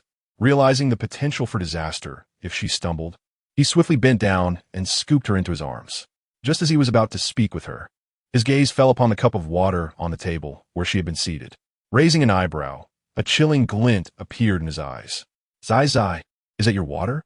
Neichuanzi promptly turned her head to check, but the sudden movement caused the thread holding her together to strain, producing a faint snapping sound. As Uncle Xiong glanced over, Mr. Ming's long, pale hand rested on Neichuanzi's neck. Have you drunk it? Neichuanzi, confused, prepared to shake her head again when she heard her father's cryptic words echoing in her mind. If you shake your head again, your head will fall off. Neichuanzi froze, speaking cautiously while raising her small, pudgy hand to cover her mouth. This way, even if her lips parted while speaking, Uncle Xiong and the others wouldn't see. Right? Daddy, I haven't drunk any. This beautiful lady just brought it. Thank you, beautiful lady. Xiaoli smiled and replied that it was no trouble before leaving quickly. Mr. Ming cast a glance at the cup of water, his narrow eyes dark and filled with a bone-chilling intensity. It's fine. She's my own. He then turned his attention back to Uncle Xiong, speaking in a soft, low voice. Captain Xiong, since Zai hasn't drunk it yet, you should have it. Although his tone was nonchalant, Uncle Xiong felt a jolt of alarm within him. Strangely, his hand moved of its own accord, lifting the cup to his lips and drinking the water. Uncle Xiong was taken aback, staring blankly as Mr. Ming observed him coldly, his inner turmoil on the brink of eruption. It was one thing to bring his daughter here, but to have her almost fall victim to a scheme. Did he dare to bring her here without ensuring her safety? Who else would drink this cup of water if not him? As for the person who had poisoned it, Mr. Ming's lush crimson lips curled slightly, and a deep, chilling, murderous intent glimmered in his shadowy eyes. He had come to the mortal realm, and yet someone dared to use dark sorcery to harm others, targeting his daughter. Did they think he was a mere phantom of the underworld? Seemingly calm, Mr. Ming extended his long fingers to grasp the severed thread at the back of his daughter's neck, hoping to reattach it quickly, lest her head be in peril. However, with just one hand and the presence of other officers in the office, he couldn't allow them to witness this. After a prolonged struggle, he grew increasingly impatient. What use was this fragile hand? Sensing her father's unease, Neichuanzi quickly wrapped her arms around his neck and planted a kiss on his face. Daddy, don't be angry. Zai Zai will hold steady and not let her head fall off. Yet, in her eagerness, she pressed too hard during the kiss, causing her lip to split. Good girl. Don't talk, Mr. Ming instructed gently. Neichuanzi's large, dark eyes darted around, wanting to nod, but realizing she couldn't move her head. Any movement could lead to disaster. Just then, Mr. Ming's hand moved away, supporting her small mouth. Observing his daughter's condition, he was determined to resolve the matter swiftly and take her to find Uncle Gu for stitching. After finishing the water, Uncle Xiong had been intently watching Mr. Ming, puzzled by Neichuanzi's kiss. Suddenly, He covered her mouth with his hand. Is this really her biological father? He thought to himself, feeling a mix of confusion and frustration. How could a father prevent his daughter from showing affection? Not only did he not allow her to kiss him, but he also covered her mouth. Uncle Xiong frowned deeply, and as his stomach growled embarrassingly, he glanced at Mr. Ming, feeling a wave of awkwardness wash over him. Mr. Ming, I have a matter to attend to, so I will step out for a moment. You and the little one feel free to relax. The dignitary of the underworld let out a faint, almost imperceptible sound as he sank into the nearby sofa, his frail physique bearing the weight of his exhaustion. In the fleeting moment when Xiong Qi departed with his two colleagues, he cast a quick glance at the corner camera, raising an eyebrow with a smirk as he disabled the surveillance, swiftly attending to the thread around his daughter's neck. Once the thread was secured, he lowered his gaze to observe the cherubic mouth of the little one. It was slightly askew. He adjusted it once more. There, the little one nestled in the embrace of her father, allowing him to reposition her while her gaze remained fixed on Uncle Xiong. As Uncle Xiong awkwardly retreated, clutching his belly at the doorway, the little one's eyes darted, blinking in curiosity. Daddy, is there something wrong with that cup of water? The dignitary of the underworld gently flicked the little one's smooth forehead. Since you are aware, why not accompany me to take a look? The little one felt a mix of curiosity and concern for her father and two older brothers. But Daddy, Uncle Hua and my second and third brothers are still in the adjacent office. The dignitary pressed his lips into a thin line, feeling a twinge of discomfort. Is it permissible for others to claim souls without consequence? They're not dead yet, are they? The little one covered her mouth, giggling. They want to die. Because Daddy want to take them. If Daddy doesn't take them, even if the ledger of life and death undergoes changes, it cannot surpass the authority of the king of the underworld. The dignitary's mood soured upon witnessing the little one's joy, a joy that stemmed from that mortal father. He lifted her and set her down on the ground. Go on. One cannot catch a wolf without letting go of the child. Out of sight, out of mind. Do not smile foolishly in front of me. That smile is not even for me. The little one nodded cheerfully. Then, Daddy, I will go take a look first. You keep an eye on Uncle Hua, my second and third brothers. The dignitary of the underworld placed his long, pale hand over his face, closing his elongated, sharp phoenix eyes, taking a deep breath. It's fine, it's fine. She is my own, just a mortal father. After a century, he will be nothing but dust. What does the esteemed ruler of the underworld have to fuss about? As he prepared to continue recuperating from his grievous injuries, his graceful hand fell gently upon his strikingly handsome face. Slowly, those narrow eyes opened, revealing depths as dark and profound as the abyss of hell. A flicker of crimson passing through them, penetrating the wall to gaze upon a corner outside, his brow twitching incessantly. Is it impossible for me to have a moment of respite? Upon observing the entities cultivated by humans drawing closer to the adjacent office, he removed his gold-rimmed glasses from his nose, irritably rising to stride outside. Meanwhile, the little one skillfully evaded the watchful eyes of the bodyguard uncles in the corridor, stealthily trailing behind Uncle Xiong, following him into the restroom. Observing Uncle Xiong loosening his belt, the little one hesitated for a moment before deciding to turn and leave. As she passed the sink area, she overheard the officer who had previously reprimanded her on the phone. The drug has been administered. They should be arriving at the restroom shortly. I will personally place the person in a sack and bring them over. The little one thought to herself, oh dear, I have never been placed in a sack.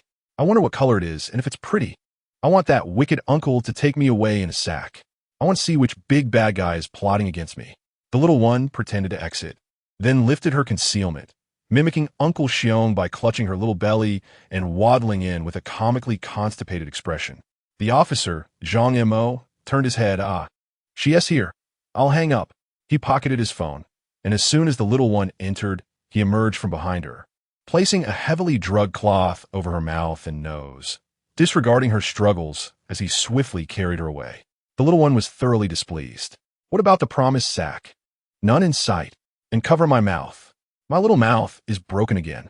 However, unbeknownst to Zhang Mo, who held the little one in his arms, he quickly made his way to the car outside, placing her in the back seat before opening the driver's door and driving off. Just as the little one was about to sit up and frighten Zhang Yimou, the concerned voice of her father, the king of the underworld, echoed in her mind. Little one, have you been placed in a sack? The little one felt a hint of grievance. Daddy, there is no sack. This wicked uncle covered my mouth with a strange-smelling cloth and brought me to the car. My little mouth is broken again. I want him to see the mess he made.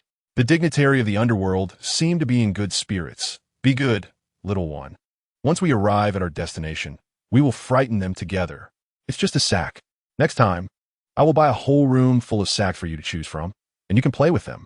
The little one, pouting in indignation, replied, No, Daddy, next time I want to use a sack on them. No need for next time. Once I figure out who is trying to capture me, I will have the king of the underworld send over a sack to catch them directly. Chapter 176. The uncrowned king of the underworld sails realm an hour later. The vehicle arrived at its destination, a rather secluded area, now outside the city, situated within an abandoned courtyard. The courtyard was vast, surrounded by waist-high wild grass. The night was filled with the incessant chirping of insects, occasionally interrupted by eerie bird calls. The little one peered through the car window, spotting several new souls nearby, their expressions dazed, each tethered by a red rope that extended from the walls into the courtyard. Zhang Yimou did not dare to exit the vehicle. The surroundings were pitch dark, and although a solitary light flickered in the courtyard, it only added to the eerie atmosphere. Suddenly, the dilapidated wooden gate creaked open, revealing a chilling, ancient voice. Bring them in. Zhang Yimou hesitated, contemplating calling his uncle for confirmation, but the cold, aged voice rang out once more, clearly impatient. Come in. Zhang Yimou shivered, hastily exiting the vehicle to retrieve the little one from the back seat. However, to his disbelief, the back seat was now completely empty. Despite having seen her lying there just moments before in the rearview mirror, he rubbed his eyes in disbelief. Indeed, no one was there. Trembling, Zhang Yimou stammered, Old sir, the child is. Missing the voice from the courtyard grew even colder. Missing? Zhang Yimou dared not look into the courtyard, his forehead slick with cold sweat. Yes, missing. I confirmed just before we parked. The child was in the car. She was heavily drugged. There's no way she could wake up at this moment. So you mean to say that the heavily drugged little one simply ran away? The ancient, cold voice suddenly emerged from behind Zhang Yimou, accompanied by an oddly familiar, rancid odor. Zhang Yimou's legs gave way, and he collapsed to the ground. The figure approached, shrouded in a black coat and an oversized black hood that concealed everything but a pair of sinister, piercing eyes. Old sir, I am the nephew of Zhang Suan. I assure you I would never deceive you. You must believe me. The figure bore down on Zhang Yimou, scrutinizing him intently, and, as he did, it seemed to notice something, suddenly withering down and collapsing to the ground. The malevolent entity controlling this body seemed to realize it had provoked a formidable opponent and hastily fled into the distant woods. The little one's sweet, innocent voice echoed hauntingly in the night. Did you not wish to capture me? Here I am. Why do you flee? In the name of the Crown Prince, I command you to return at once. The little one exuded a formidable aura, and the previously hidden entities, along with the fleeing one, revealed themselves before her. Desperate for their lives, the fleeing entity, an old man with a hunchback, trembled uncontrollably. Yet the little one's soft voice carried an air of immense authority and chill. Kneel. The old man's knees buckled, and he collapsed before the little one. The young sovereign scanned the remaining three entities, and one of the frail ones timidly spoke up, Little adult, are you in search of sack? I'm a Ma Dai Gui, and the quality of the Ma Dai produced by my family is unparalleled in the realm of the underworld. Our sales have dominated the underworld Ma Dai sales chart for 20 consecutive years, making us the undisputed kings of the market. Beside me, the daring Pang Tu Gui quickly chimed in. Little adult, our Ma Dai is even more exquisite and sturdy. Although we have not held the top sales position for 20 years, that's merely because I have only been dead for less than 3 years. Yet this year, our sales are on the verge of surpassing yours. The little milk dumpling's eyes sparkle with excitement. Before the Ma Dai Gui and Pang Tu Gui could argue over their sales achievements, the adorable dumpling interjected, let each of us have one, and then let us go to the Yin Wang Dian to settle the bill. The Ma Dai Gui and Pang Tu Gui were overjoyed. No need, no need. It is our honor to serve the little adult. They each produced a ma dai, one pitch black and the other a riot of colors. The old ghost, terrified, trembled uncontrollably, wishing to plead for mercy, but the overwhelming presence of the little milk dumpling silenced him, leaving him regretting his fate. This situation was amiss. The Taoist, surnamed Hai, had claimed he was after a mere, powerless little ghost, which is why he had lazily awaited his bounty here. Sensing something was wrong, he had attempted to flee, only to fail. The pressure he felt now surpassed even the previous encounters with the Ghost King, who had coerced him into servitude alongside the Taoist. A little adult? The Yinwang Dian? Was that not the rumored only princess of the underworld? The old ghost's pupils dilated in disbelief as he gazed at the soft, cuddly dumpling. Before the dumpling could ensnare him with the ma dai, he fainted from sheer fright. The dumpling, undeterred, declared, the ma dai must be used. After securing the old ghost, she turned to the hapless police officer, whose spirit had already fled in terror, and smiled sweetly. Bad uncle, how about you come over yourself? Having finally ensnared the other.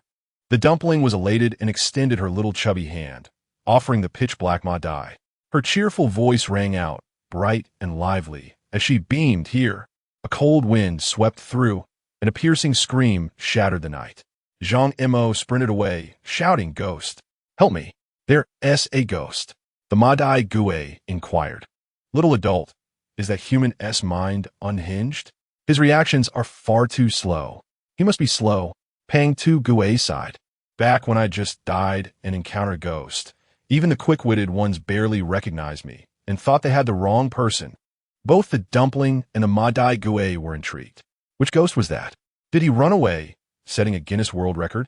Pang Tu Gue's father, a short-lived ghost, was nearby and overheard his son's words, his mustache bristling with indignation. You can't even remember your own father's grave, causing me to queue in the underworld for reincarnation for several years without even enough money for a burial plot. Pang Tu Gue huffed, so the next night, my father came looking for me. He nagged all night, leaving me better than the next day. The short-lived ghost lamented. Who would have thought that indulgence would ruin my health? Then I encountered a parasite of a daughter-in-law who drained my family's wealth. Before long, I was left with just one breath to spare, and pitying him, I pulled out his oxygen tube. And here I am in the underworld to find my father. The short-lived ghost wore a face of disdain. My legacy is squandered by outsiders. The ma dai Gue retorted, that is why if a son cannot find his father's grave, the father shall not allow the son to be human anymore. What a ruthless sentiment. Yet the little dumpling scrutinized the father and son duo, suddenly perceiving an incredible connection. Chapter 177. Should Daddy tie them to his belt? She glanced at Pang Tu Gue curiously and asked, Pang Tu Gue, do you know Wang Yuling? The short-lived ghost interjected angrily. Wang Yuling is the sister of my gold-digging daughter-in-law, Su Yuzhu. She is a burden brought into the Su family by her father's new wife. The dumpling continued with another inquiry. Do you know Gu Xingbo? In unison, the father and son replied. My niece's husband is named Gu Xingbo. The little dumpling's expression turned grave. She grasped to Ma Dai, casually raising her hand to encapsulate the three newly born souls previously trapped by the old ghost. Little one, the police have noticed your absence and sent people to find you. It's all settled, right? If so, pretend to be asleep, as you were abducted while unconscious. Okay, Daddy. The dumpling, momentarily interrupted from her plan, was not anxious, as her thoughts drifted to her milk dad brothers. Her father, the king of the underworld, fell silent. The dumpling's brows furrowed, her little voice tinged with urgency. Daddy, you don't think something has happened to Papa Hua and the others, do you? The underworld overlord inquired, should I tie them to my belt? The dumpling's eyes sparkled, and she giggled mischievously. If Daddy thinks it's a good idea, then I think it's acceptable too. The overlord's consciousness responded. I'm not angry. That would just be a handful of yellow earth 100 years later. No, 3 handfuls. Seeing her father had fallen silent, the dumpling assumed he was busy. As the police car approached, she lay down on the ground, closed her eyes, and pretended to sleep. Arriving was Xiongqi, who had felt something was amiss since he began experiencing stomach issues after drinking water. Realizing the dumpling was missing, he also noted that her biological father had vanished. Remembering his unreliable father, Xiongqi immediately reviewed the police surveillance footage, only to find that 3 cameras, one in the restroom and 2 near his office, had simultaneously malfunctioned. What more was there to understand? Something had gone wrong.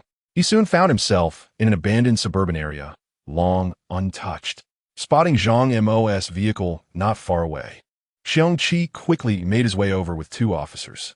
Upon seeing a corpse decomposed to about 30%, Xiongqi's heart felt as if it were being crushed, his complexion paling as his fists clenched tightly, hesitating to proceed, fearing he might glimpse something he dreaded. It can't be. The little one is special. She surely won't be harmed. The 2 officers, swift in their movements, exclaimed in delight from about 10 meters ahead. Captain Xiong, over here. There's still a pulse. Xiongqi, frozen in shock, dashed forward as he saw the 2 officers attempting to lift the little dumpling. He called out urgently, "Don't move, let me handle it." The officers paused, one noticing the dumpling's right arm appeared to be severed, unable to suppress an expletive. Is Zhang Mo still human?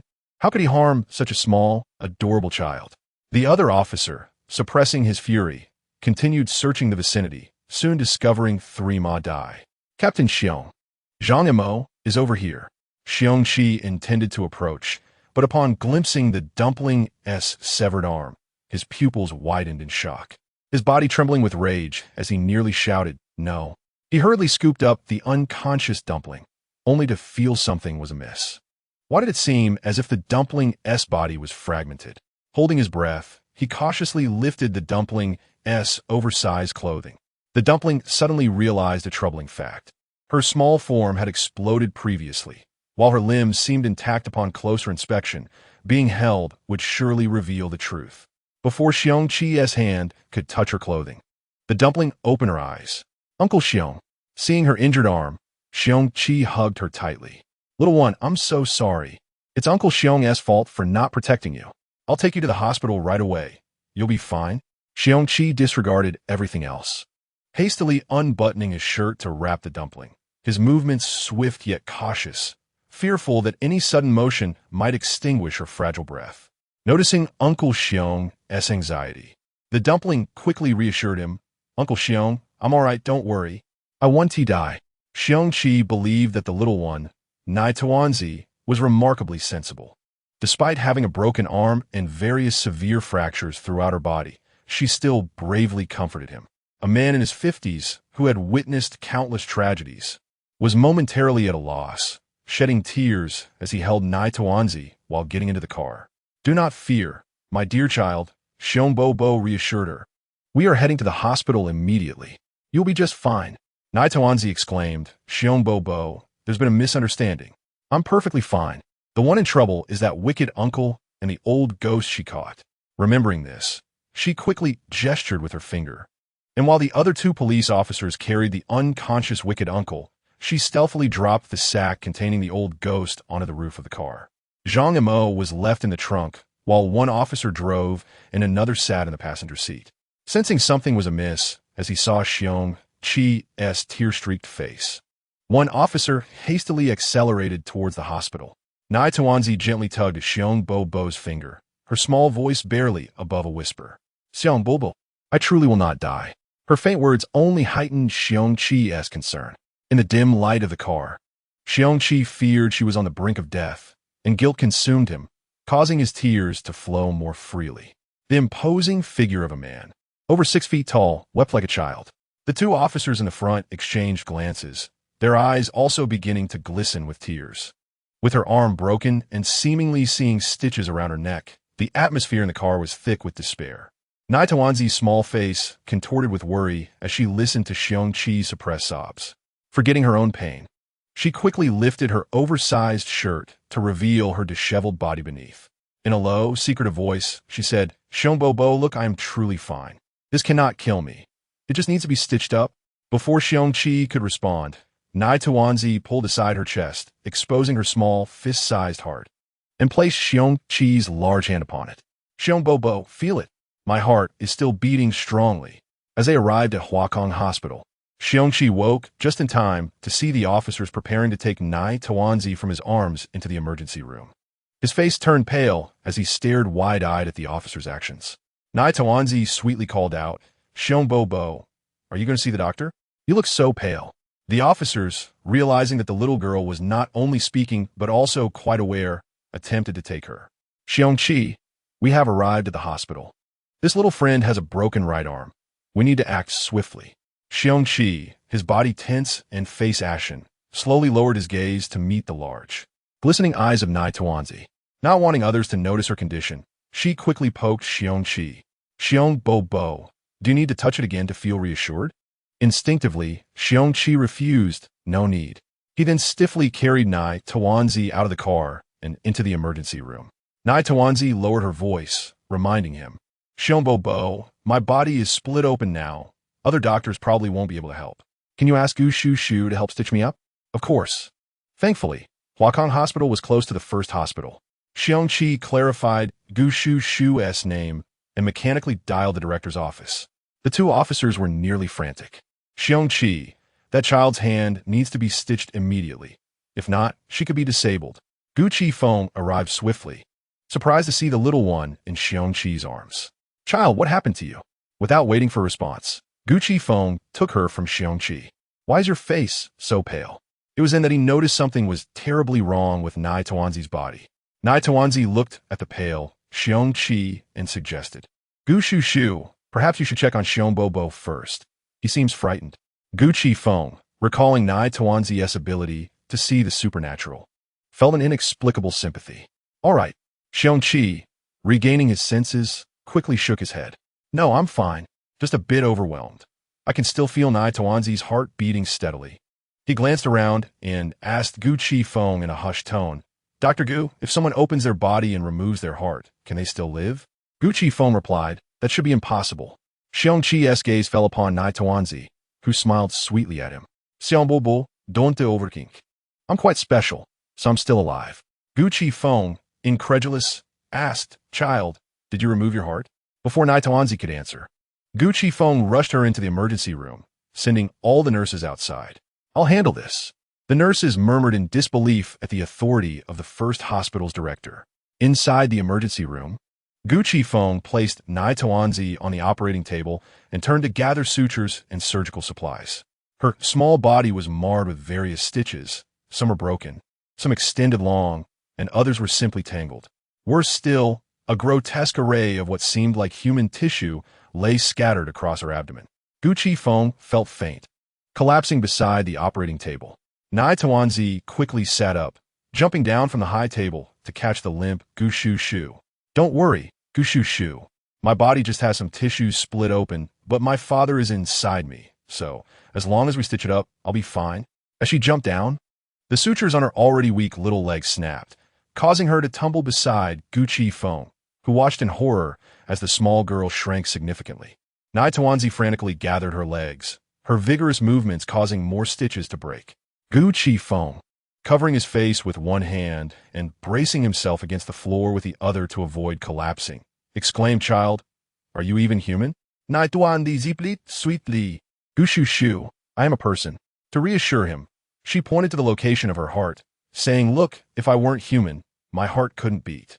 Gu Qi Feng, astonished, thought, in all my years of medical training, I have never encountered a person whose body resembled shattered Lego pieces. Yet their heart still beats, and they can converse normally. Taking a deep breath, he climbed back onto the operating table. Calm down. Stay composed. This child is not ordinary. He reassured himself while picking up the scattered components. Some parts were incorrectly stitched. Gu Qi Feng muttered to himself, Who on earth stitched this? If you can't sew properly, don't just haphazardly attempt it. The ribs shouldn't grow on the appendix. The muscles on his calves were stitched to his abdomen. Why didn't he just sew his heels on his face? It was utterly ridiculous. Even pigs would do a better job.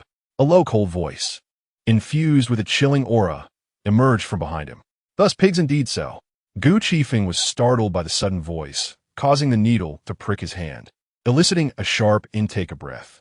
Instinctively, he turned around to find, in the surgical room which had previously been occupied solely by him and the small dumpling, an extraordinarily handsome, yet cold and sinister tall man standing there. Gu Qi Feng exclaimed, What the hell? Who are you? Who allowed you to enter? Scare me like that. You'll pay for it. The The Lord of the Underworld gazed at him with an eerie calm. You want to be scared to death. A person like you. Without experiencing the treacheries of the mortal world for 180 years, wouldn't he even be accepted in the underworld? Gu Qifeng retorted. You claim I want to be accepted? Who are you? The Lord of the Underworld proclaimed. I'm the Emperor of Fengdu, the Master of the Underworld. Gu Qifeng stared intently at the pale, sickly man who had suddenly appeared in the operating room. Locking eyes with his chilling, piercing phoenix eyes, he felt as if he were being sucked into a vast, cold vortex, sending goosebumps racing across his skin. Gu Qifeng swallowed hard, bewildered, despite being frail. This man exuded a terrifying aura. The stitching of the small dumpling had only just begun, and it would take at least 5 hours to complete. The suddenly materialized man made Gu Qifeng cover the small dumpling with a sterile sheet, revealing only the upside-down little head. He then hurried over to the alarm, slapping it down, while simultaneously flinging open the surgery room door. As the alarm blared, Gu Qifeng's elevated voice echoed, Someone, quickly, throw this lunatic out. Patients from a mental hospital belong in a mental hospital. Who let him out? Isn't anyone concerned about causing panic? Security, hurry. Gu Qifeng stood in front of the small dumpling, shouting towards the open surgery door. Yet, seconds ticked by, a minute passed, 3 minutes, 10 minutes, still, no one came. Gu Qifeng lamented, while the Lord of the Underworld sneered, Shout all you want. Even if you scream until your throat is raw, no one will come. The small dumpling explained softly, Uncle Gu, this is my daddy.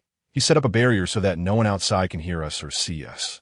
Gu Qifeng glanced at the small dumpling's disheveled body, then at her adorably innocent smile, and finally at the sinisterly beautiful man. Struggling to voice his thoughts, he asked, So, when you say your daddy is in the underworld, you mean he didn't die and go to the underworld? The small dumpling nodded cheerfully, yes. Daddy just works in the underworld. He is not dead. Gu Qifeng thought, Oh dear, if you randomly ask someone on the street about their father going to the underworld, who would he think? That poor child, their father must be dead?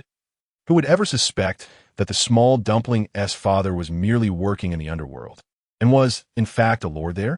Gu Qifeng inhaled deeply, exhaled slowly, and as his eyes rolled back, nearly fainting, the Lord of the Underworld waved his hand.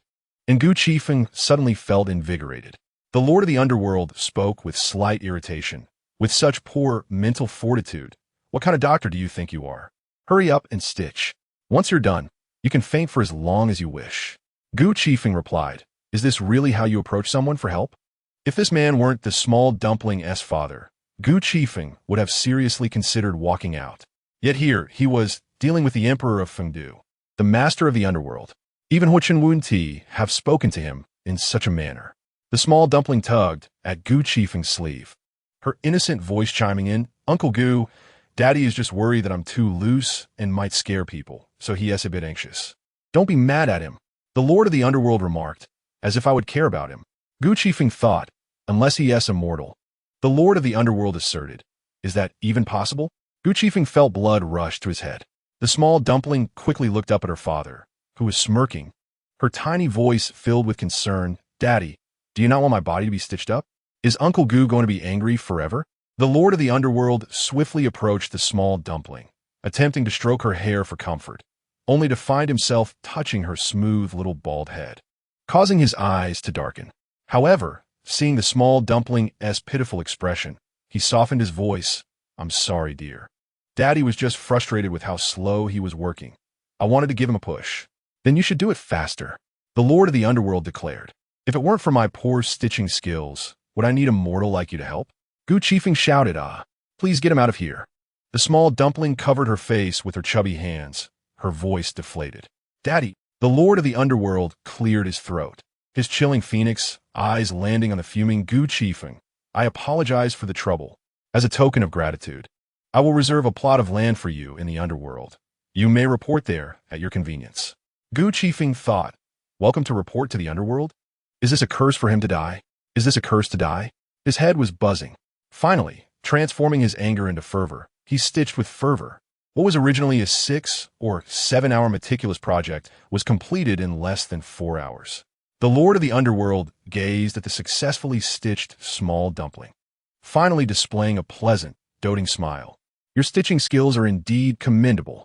As a show of appreciation, I will have my underworld staff begin selecting a site for your residence and will ensure a house is built for you. You are always welcome to move in. Gu Chifeng's lips twitched uncontrollably. I'm still alive, and you want to build a house in the underworld? What is this thinking? Are you sure this is gratitude and not a wish for me to die? The small dumpling blinked her big eyes. Uncle Gu, if you don't like the house in the underworld, then Daddy can give you money. The Lord of the Underworld casually raised his hand. In a surgery room filled with an abundance of currency from the underworld, Ming Bai, Gu Chifeng was aghast. The Lord of the Underworld regarded him as if he were a fool. Don't say I didn't warn you. Houses in the underworld are incredibly scarce and hard to come by. Money? As long as you have living relatives or a stable job in the underworld, it will come easily. The small dumpling nodded eagerly. Uncle Gu, Daddy is speaking the truth. There are too many residents in the underworld, and finding a house is indeed harder than finding money. Gu Chifeng finally could not hold on any longer. He opened his mouth, but no words escaped. He fainted. The small dumpling asked, Daddy, what happened to Uncle Gu? The Lord of the Underworld replied, he probably feels overwhelmed with joy at the abundance Daddy has provided. The small dumpling thought her father made a fair point, as it was indeed the first time the Lord of the Underworld had offered a plot of land and a house in the underworld. Before the small dumpling could say more, the Lord of the Underworld gently brushed his hand over her head, using magic to conceal the various stitching marks on her small body. Once satisfied that ordinary people would not see the small dumpling's body was completely stitched, he made himself invisible and withdrew the barrier. As the alarm in the surgery room blared, numerous doctors and nurses rushed in, with Xiongqi being the first to burst through the door upon hearing the commotion. Gai. At the same time, 2 doctors and 4 nurses entered, only to find the surgery room filled with Ming Bai, leaving them utterly stunned.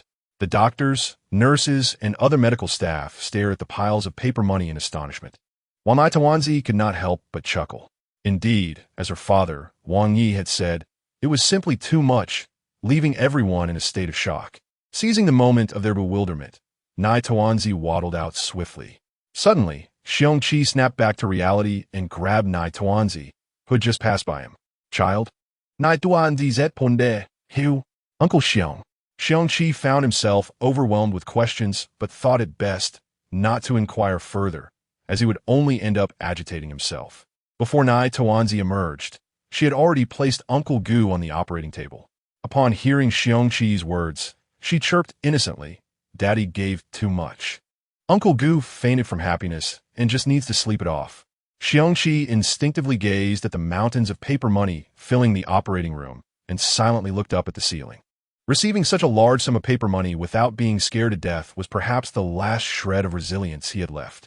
He quickly donned the clothing he had used to wrap Nai Tawanzi and rushed out with her in his arms. He needed to first examine Zhang Mo. There was more than just Nai Tawanzi's case.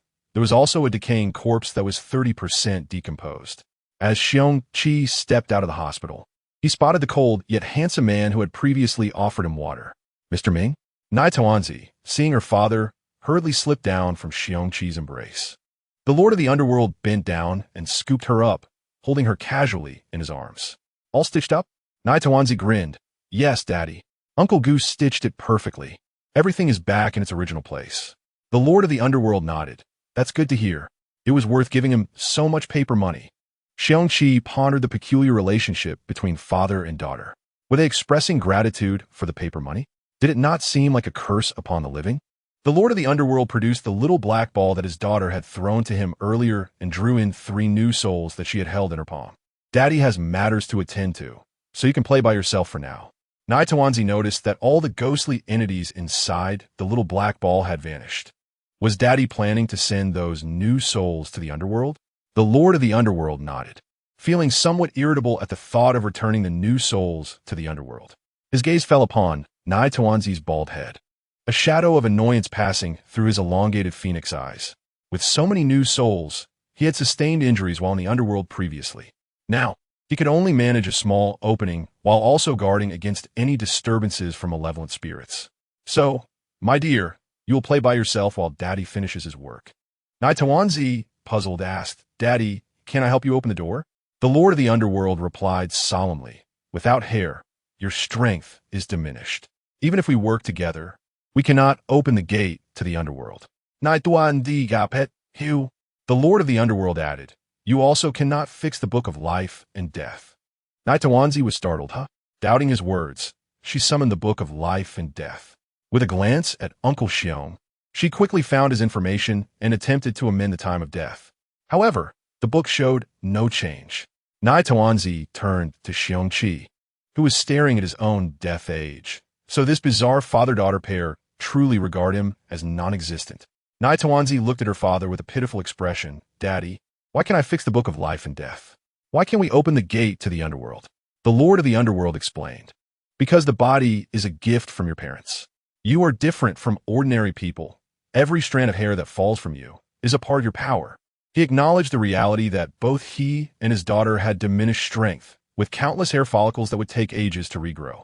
However, he refrained from mentioning this, so as not to dampen her spirits. Daddy will leave first. You can play freely until I return.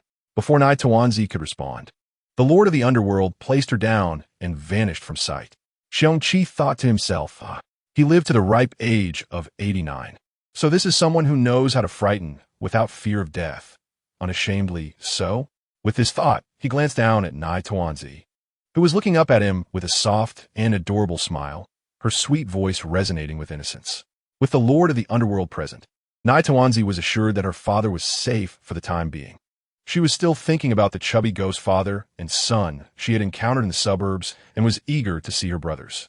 Of course, the three brothers, Huo Chenling, Huo Sijuan, and Huo Siqing, were waiting for Nai Tawanzi in Xiong Qi's office as the special department had intervened in the Zhang family case. I'm sorry, little one. Daddy made you worry. If you hadn't come to the police station with me, you wouldn't have been taken by Zhang Mo. Nai Tawanzi hugged her father's neck tightly, her soft voice filled with guilt. It's not Daddy's fault, it's my mistake. If I hadn't worried Daddy, you would have gone out with your brothers and encountered bad people. It's all my fault. I won run around at night again.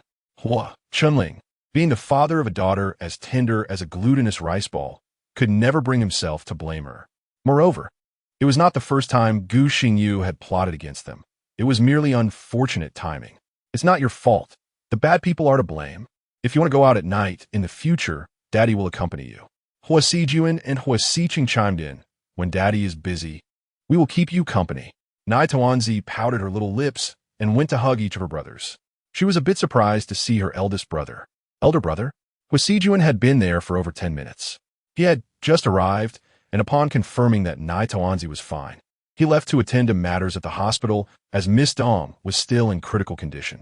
With Nai Tawanzi safe, Hua Chunling, knowing that even the children had been caught up in the incident, was determined to investigate thoroughly. He gently patted Nai Tawanzi's bald little head, still feeling a bit unaccustomed to it. Nai Tawanzi initially wanted to ask about Gu Xingyu, but changed her mind upon seeing that her father had matters to handle. Daddy, can I go to the hospital with my brothers to see the pretty sister? Hua Chenling kissed her forehead. Of course, but do not stray from the sight of your three brothers. Okay, Daddy. Once the three brothers led Nai Tawanzi away, Hua Chunling turned to Xiong Qi. I heard that your daughter's biological father came by. Where is he? Xiong Qi replied. He said he had matters to attend to and vanished. Hua Chunling chuckled. Xiong Qi, recalling the formidable and cold aura of that man, mustered the courage to inquire, Mr. Hua, do you know what the relationship is between Miss Nai and her biological father? Hua Chunling replied, Nai Tawanzi is my daughter. Her biological father is not human. Xiong Qi was taken aback. If her father is not human, can she still be human? Ignoring Xiong Qi's incredulous expression, Hua Chunling's eyes glinted sharply. Captain Xiong, where's Zhang Mo? At the mention of Zhang Mo, Xiong Qi's expression darkened with anger. Mr. Hua, please follow me. Hua Qinyun felt a warmth in her eyes and turned her head away. You may go ahead first. In the lounge, the little one was placed on a large bed by the eldest brother, while the second and third brothers leaned against either side of the bed. The eldest brother moved the sofa to block the door. The little one looked on and quickly explained, Eldest brother, second brother, third brother, I've already told Daddy that I won't be going out to play tonight. If I want to go out, you can't stop me. Hua Siqing replied directly, just in case. Hua Siju patted her little bald head, saying, as brothers, it is our duty to protect you. If you don't go out, what if bad people come in? It is still necessary. Jean glanced at the little one, who was still in his arms, and felt that she had a scent reminiscent of roasted meat. However, he didn't mention it, thinking that he would let her wash up in the morning. Obsessive cleanliness did not exist in front of the little one. Jean recalled the events at the manor during the day. Was the little one going out tonight to chase after the ghostly thing they saw earlier? The little one blinked her large eyes and nodded. Yes. Jean eagerly asked, "Did you catch it?" The little one giggled, her small expression turning proud. "I already took care of it." At this point, the little one noticed the third brother suddenly leaning in and sniffing her. "Little one, are you hiding roasted meat on you?" The little one was about to shake her head, but then remembered that her insides had indeed been scorched by the weak water, which could be considered roasted meat. So, she adorably nodded. Yes. The little one thought about how her family had been searching for her and must be hungry by now. So she sweetly asked her 3 brothers, eldest brother, second brother, third brother, "Do you want to eat roasted meat?" Hua Jean and Hua Siju, wanting the little one to rest, shook their heads in refusal. Eldest, second, brother isn't eating. Hua Xiqing, however, was eager. Little one, third brother wants to eat. Third brother is hungry. The little one quickly nodded. All right, then third brother. Let's go eat roasted meat right away. Hua Xiqing shook his head. But little one, aren't you hiding roasted meat? Why gotta eat? Third brother doesn't mind if you're dirty. Quickly give it to third brother. The little one was a bit confused and sweetly explained, "Third brother, that's little one's meat. You can't eat it." Hua Xiqing misunderstood her words, thinking she wanted to keep it for herself. He swallowed hard, tempted by the rich aroma of roasted meat. Fine, then third brother won't eat. Little one, quickly eat it or third brother will be too tempted. The little one shook her head again. Third brother, little one isn't hungry, and little one can't eat it. The little one wanted to clarify, but then heard the sound of the third brother swallowing. Never mind, never mind. Third brother looks so hungry. Let's give it to him. Thus, the little one lifted her shirt, revealing her tender little belly, which looked plump to her brother's. If it splits open, I can get Uncle Goo to sew it back up, but I can't let third brother go hungry. So, the little one acted swiftly, leaving Hua Xiqing bewildered, Hua Siju incredulous, while Hua Xiqing's alarm bells rang. The little one grabbed the thread from Uncle Goo and held on her belly's flesh, gently pulling it apart. With a tearing sound, her little belly opened like a small watermelon. Hua Xiqing, who had rushed over, felt a sense of dread. Hua Siju was dumbfounded. Hua Xiqing eagerly awaited the roasted meat. The little one, oblivious to her brother's strange reactions, thought they wouldn't be afraid since they knew she was the daughter of the king of hell and had seen many ghostly things. It was merely a matter of peeling back her belly, and there was no blood. The little one looked inside at the charred parts from the weak water, selecting and arranging them as if choosing exquisite vegetables and meats at a market. To make it taste better for third brother, she directed some unrefined weak water to her ribs. The 3 brothers then witnessed the little one's ribs beginning to smoke, accompanied by sizzles and pops. Third brother, let us have roasted ribs later, the little one exclaimed. The 3 brothers of the Hua family, who had seen many grand sights, had never encountered anything like this before, especially not one where various tissues could be seen sizzling. Soon, the lounge filled with a rich aroma of roasted meat. The little one, with her large black eyes wide open, was about to reach for the ribs sewn by Uncle Goo when she heard the sounds of her 3 brothers violently retching. Ugh, ugh. The little one thought her brothers found it dirty, not realizing it was internal organs. She hurriedly explained, "Third brother, don't worry, it's not dirty." Little one used spiritual power to eliminate impurities. It's cleaner and tastier than any ribs. The eldest, second, and third brothers simultaneously ran to the bathroom, gagging. Hua Xiqing, running slightly slower, didn't want to compete with his 2 younger brothers, but halfway turned and rushed outside. The little one, with her belly exposed and sizzling ribs, insisted. What little one said is true. Meanwhile, Hua Siju and Hua Xiqing, in the bathroom, pleaded, "Little one, please stop talking." The little one sighed, feeling a bit disappointed, as the meat of the little princess from the underworld was not something just anyone could enjoy. Disappointed, she looked at the charred ribs and slowly closed her belly. Realizing she couldn't sew it back up, but the opening wasn't too large and wouldn't have much effect, so she let her shirt fall back down. While the second and third brothers were still in the bathroom, the eldest brother was absent, and the little one felt uneasy. After pondering, she decided to waddle out to find her eldest brother. At the end of the corridor, not far from the lounge, was a shared restroom for every floor of the hospital, and the little one could already hear retching sounds coming from inside. She quickened her pace and soon arrived at the restroom. Eldest brother, Huo Jin, was in a stall, retching as if his organs were about to come out. If they hadn't known earlier that the little one was the princess of the underworld, they would have been scared out of their wits. Upon hearing the little one's voice, Huo Jin, while retching, warned her. The little one cheerfully agreed, but was still worried. Therefore, she responded while tiptoeing to quietly open the door of the stall next to where her eldest brother was. The little one had a good idea. Once inside, she realized she couldn't take her head off, as she was currently weakened, and putting it back on would require sewing, which she didn't know how to do. However, her eyeballs could move freely, so she plucked both of them off and placed them on her head, then awkwardly stretched her little hands to stuff her hair into the pores. She felt a bit frustrated. The pores were too small, and her hair was too fine and plentiful, making the workload overwhelming. Clumsy and inexperienced, she was halfway through stuffing the fifth strand when the restroom door was suddenly flung open by a robust man, who rushed in while unbuckling his belt. Chapter 182. There's no worst.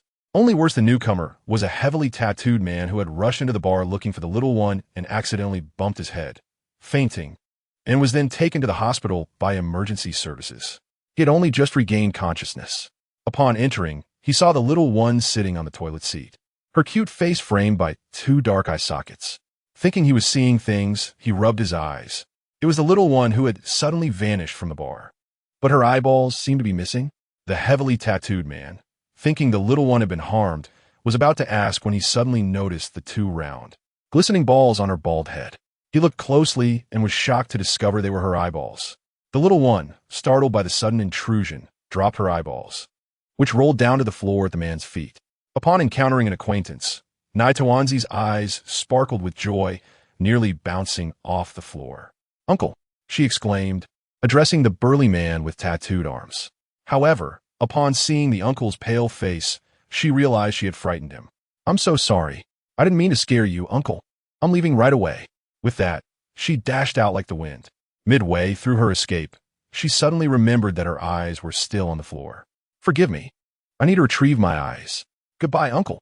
She did not forget to compliment the tattooed man, saying, "Uncle, you're a good person. May good people live long lives."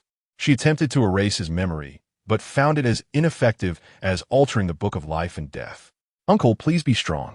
Once my powers return, I will erase your memories. Goodbye." Just as she was about to leave, she added in a sweet voice, "Don't worry, uncle, you won't be scared to death. You have good deeds to your name."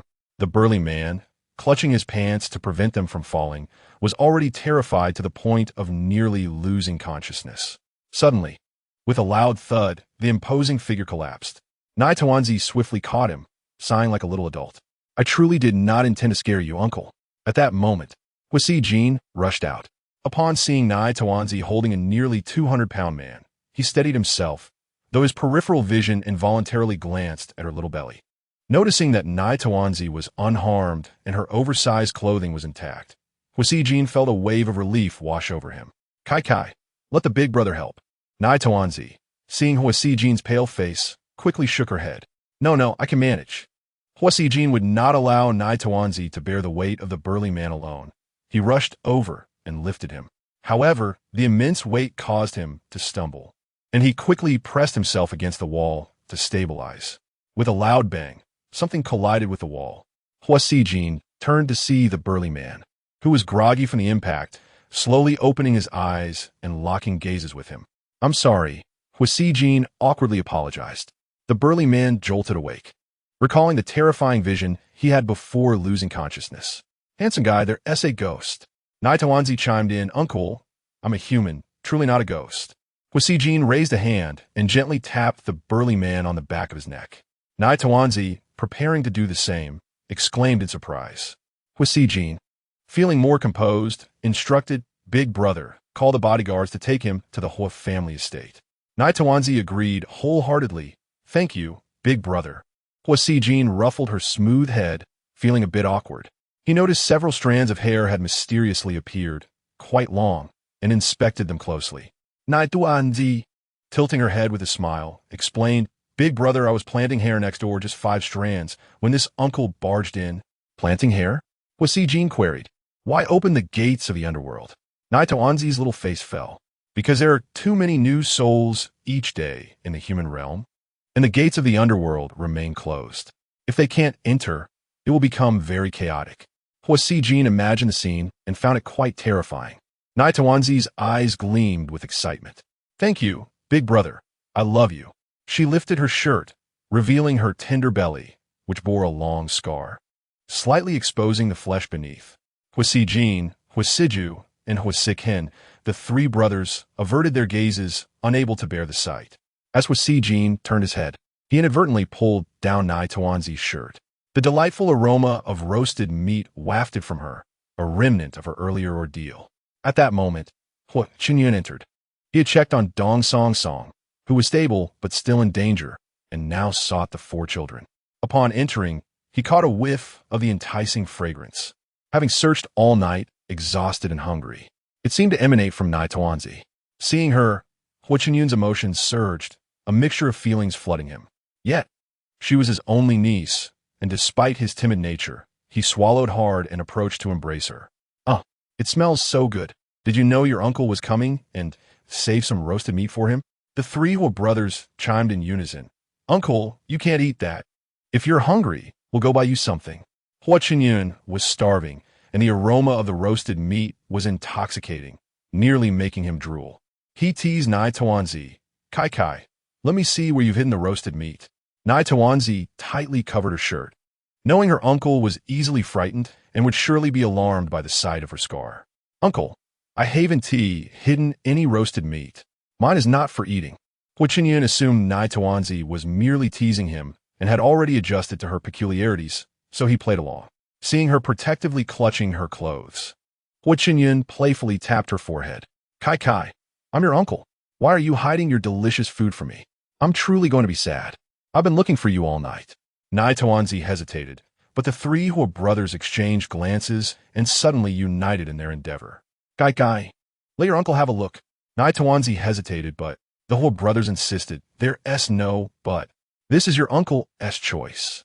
Otherwise, he will be sad. Do you want your uncle to be sad? Hua Qinyun nodded. Exactly. Naitoanzi certainly did not want her uncle to be sad. So if he insisted, she would comply. Realizing this, she felt relieved. Uncle, you can pick. Choose whichever piece you like. With that, Naitoanzi swiftly opened her shirt and revealed her tummy. The Hua brothers immediately turned their heads away. Hua Qinyun, however, was eagerly focused on the sight. As Naitoanzi showcased her belly, the contents swayed enticingly, making her uncle's gaze fixate even more. Uncle, which piece do you want?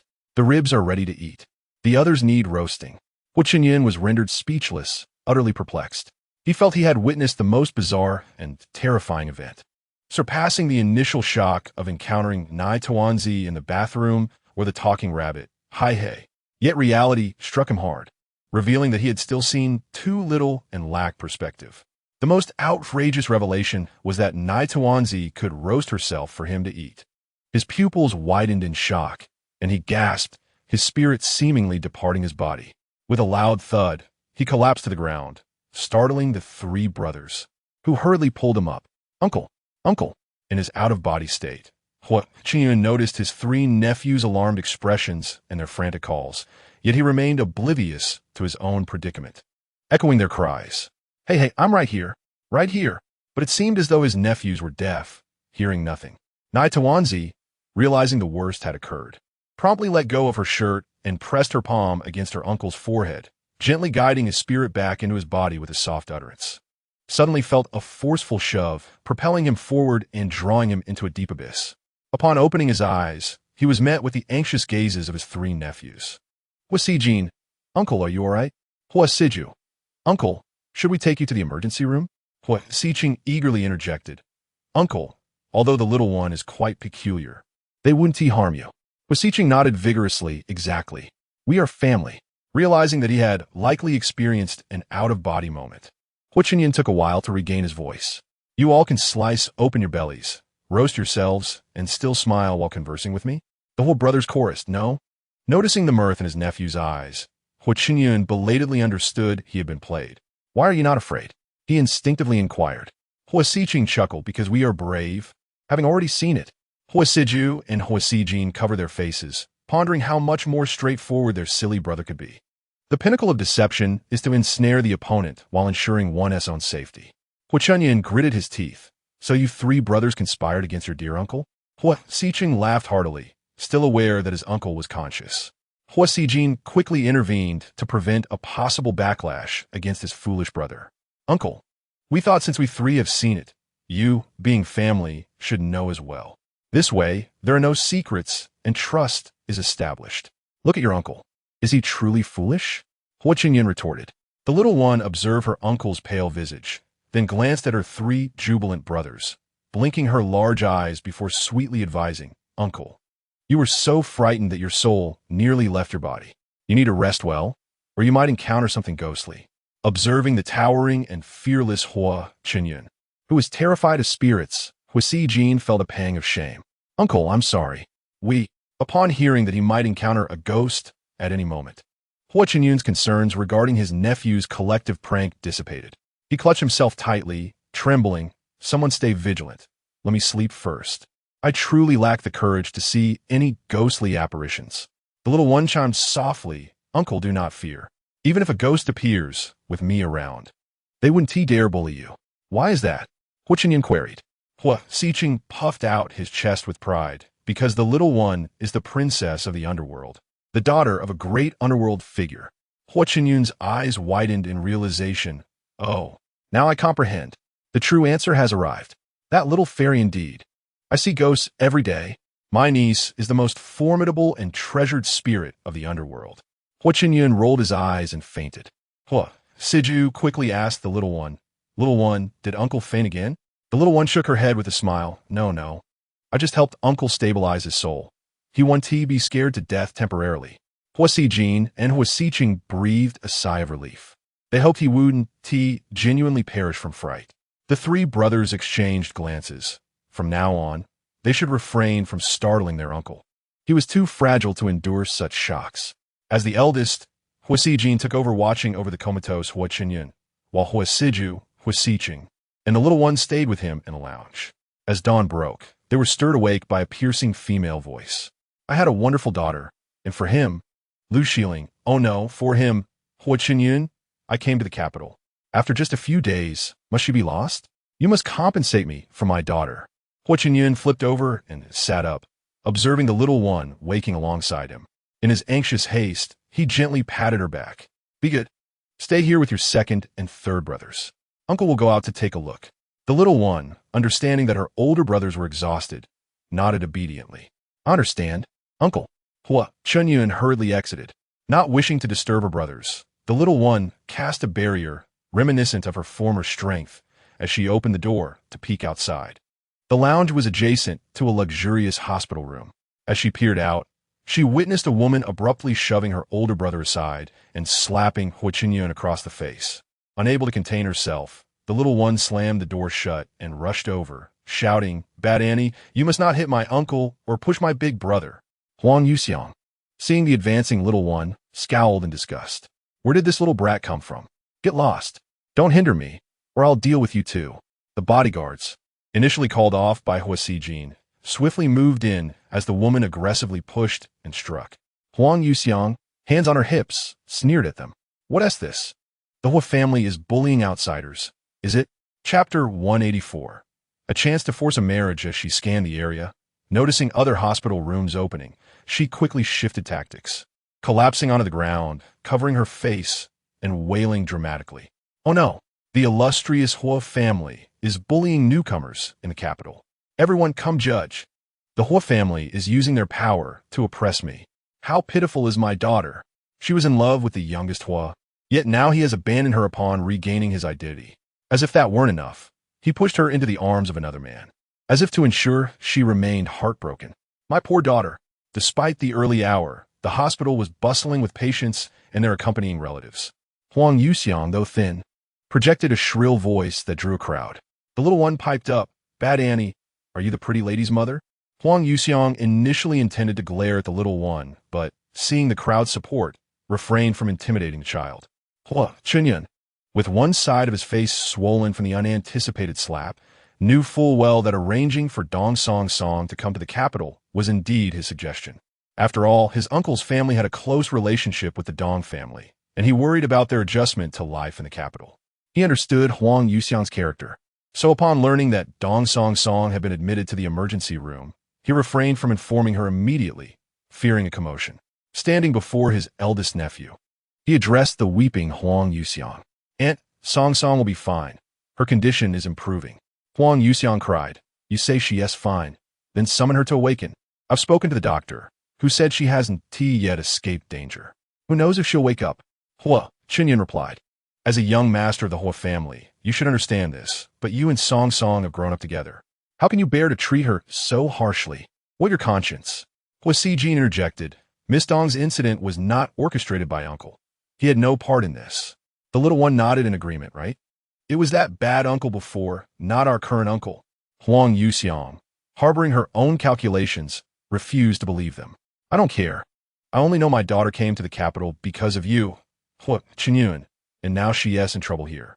You must take responsibility." Even without Huang Yuxiang's insistence, Hua Qinyun would have agreed. "Aunt, I will take care of Song Song until she fully recovers." As for why Dong Song Song had suddenly gone to a bar and encountered Gu Xingyu, he suspected it was likely arranged by Gu Xingyu. His second brother was already investigating, and he believed results would soon surface. Upon hearing this, Huang Yuxiang's sobs intensified. "Hua Qinyun, how could you be so heartless? When you were young, your adoptive parents passed away, and your uncle's family was not well off. If it weren't for Song Song secretly bringing food and using his pocket money to help you and your cousin, and if Song Song's father didn't always think of you both and take you along, you might have starved long ago. You have also said that you would take responsibility. So why not immediately marry Song Song? You two grew up together as childhood sweethearts. How could your feelings, nurtured since childhood, be cast aside just because you have become a young master of the Hua family?" Hua Sijin frowned deeply, about to speak when Hua Qinyun stopped him. "Sijin, take the little one to the lounge first. This is my uncle's private matter." However, Huang Yuxiang did not want any member of the Hua family to leave. Having them present was ideal, as she needed everyone in the Hua family to know about this commotion. "I have heard that both Old Master Hua and Old Madam Hua are incredibly principled and magnanimous individuals. You are their biological son. They would never allow their son to turn his back on his loved ones." These words were convoluted, and the little one did not grasp their meaning immediately. However, Hua Qinyun and Hua Sijin understood Huang Yuxiang's intent clearly, and both furrowed their brows in unison. Seizing the moment, Huang Yuxiang immediately adopted a pitiful expression. "So, Qinyun, please do not blame your aunt for insisting that you marry Song Song. After all, who knows if Song Song will have it tomorrow in her current situation? Your aunt simply hopes for you to cherish your many years of affection. You surely wouldn't want her to be left alone, would you? To put it bluntly, if something were to happen to Song Song, you, as a young master of the Hua family, would not be hindered from marrying again in the future, right?" Many bystanders, mostly middle-aged men and women, nodded in agreement. Indeed, after all those years of affection, how could one turn their back just because they have become a wealthy family's young master? Exactly. And besides, it has been mentioned that if something were to happen to the girl, it wouldn't hinder the young man from marrying again. Hua Qinyun firmly refused. "Aunt, I will not marry Song Song. I have always regarded her as a sister." The little one quickly nodded in agreement. "Yes, yes. Bad aunt, you are mistaken. Uncle's fate is not here, and Song Song's fate is not with Uncle." Hua Qinyun and Hua Sijin spoke simultaneously. The little one can say whatever she wants. Huang Yuxiang, however, was unfazed, for she had noticed something else. "Bad aunt, did you see Wang Yuling before coming here?" Huang Yuxiang's heart sank, but thinking they had no evidence, she felt fearless. After all, who would take the words of a little one seriously? Even if she had seen Wang Yuling, what of it? Hua Qinyun and Hua Sijin frowned simultaneously. "Wang Yuling?" The little one softly explained. "Yes, she is Anin's mother." They certainly knew who Wang Yuling was, but they were puzzled as to why the little one suddenly mentioned her. Could there be a relationship between them? The little one then gazed at Huang Yuling's neck, unsurprised to see a faint black line. This line she had seen many times in the underworld. It was the lifeline. The little one tilted her head, unable to comprehend why Wang Yuling would want to steal this bad ant's vitality. Or perhaps it wasn't Wang Yuling, but some other malevolent entity. Unable to think any further, the little one decided to let it go. Seeing many people whispering about Uncle, blaming him for everything, she became indignant. At this point, her little brows furrowed, and her soft voice turned fierce. Bad ant, you are just taking advantage of Uncle's kind heart to bully him. The little one will not allow it. Just then, a cold, indifferent, yet extraordinarily authoritative voice emerged from the crowd. Neither will the Hua family. The commotion had grown loud enough that the director of Kanghua Hospital personally arrived, just in time to hear this statement.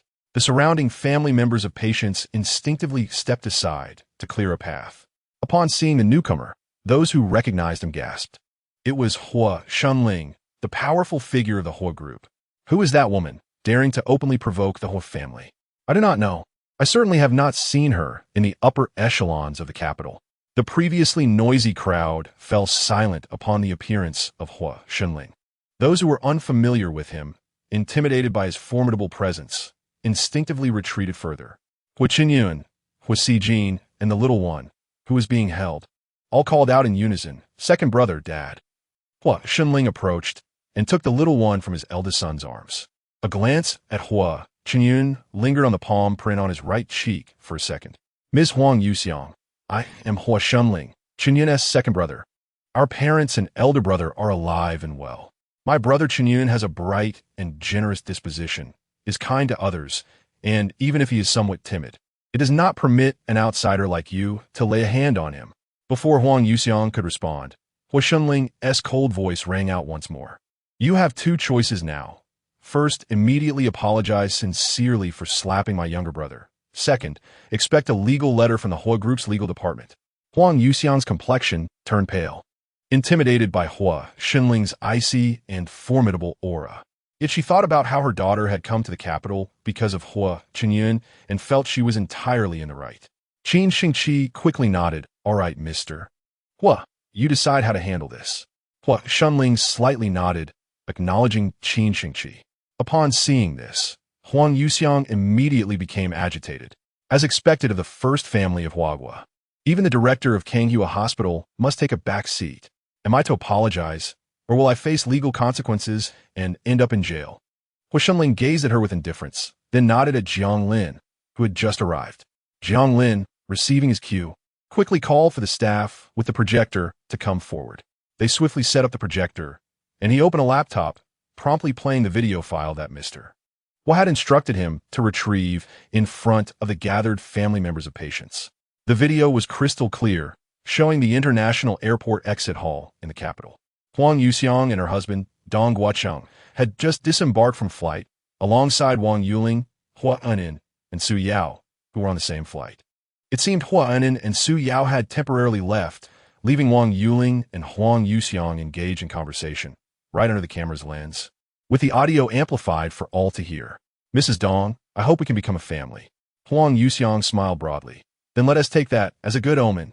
However, my family Song says that Shilling, that is Hua Qinyun now, introduces her as his sister every time he meets someone. Now that he has become the third young master of the Hua family, he is sure to disapprove of this marriage. What, Mrs. Dong? My in-laws are elderly and rarely involve themselves in family matters. My husband is his elder brother, and as the saying goes, an elder brother is like a father. I am still his sister-in-law. As long as I am here, Mrs. Dong just needs to work on Song's mindset. And I am not worried about this marriage not happening. Then I must thank Song's sister-in-law in advance. The camera then shifted to Dong Song, who was at the entrance of a bar, looking nervous and apprehensive, seemingly worried about something before finally mustering her courage to enter. The bar's interior was chaotic and boisterous, and Dong Song quickly navigated through the crowd and entered the elevator. The elevator stopped at the second basement floor, and she exited, beginning to search for a room number, eventually entering room 0808. The room was also equipped with a hidden camera, and the people inside clearly knew about it, as they kept gazing at the lens. Just as Dong Song entered, a man turned around, revealing Gu Xingyu's somewhat sinister and flamboyant face. Realizing something was amiss, Dong Song immediately apologized. Mr. Hua Gu, I'm sorry, I must have entered the wrong room. I will leave at once. Abruptly seized her, forcefully dragging her back, and was thrown onto the large bed behind them. Eagerly lunged forward. Do not presume too much. Serving me is your privilege.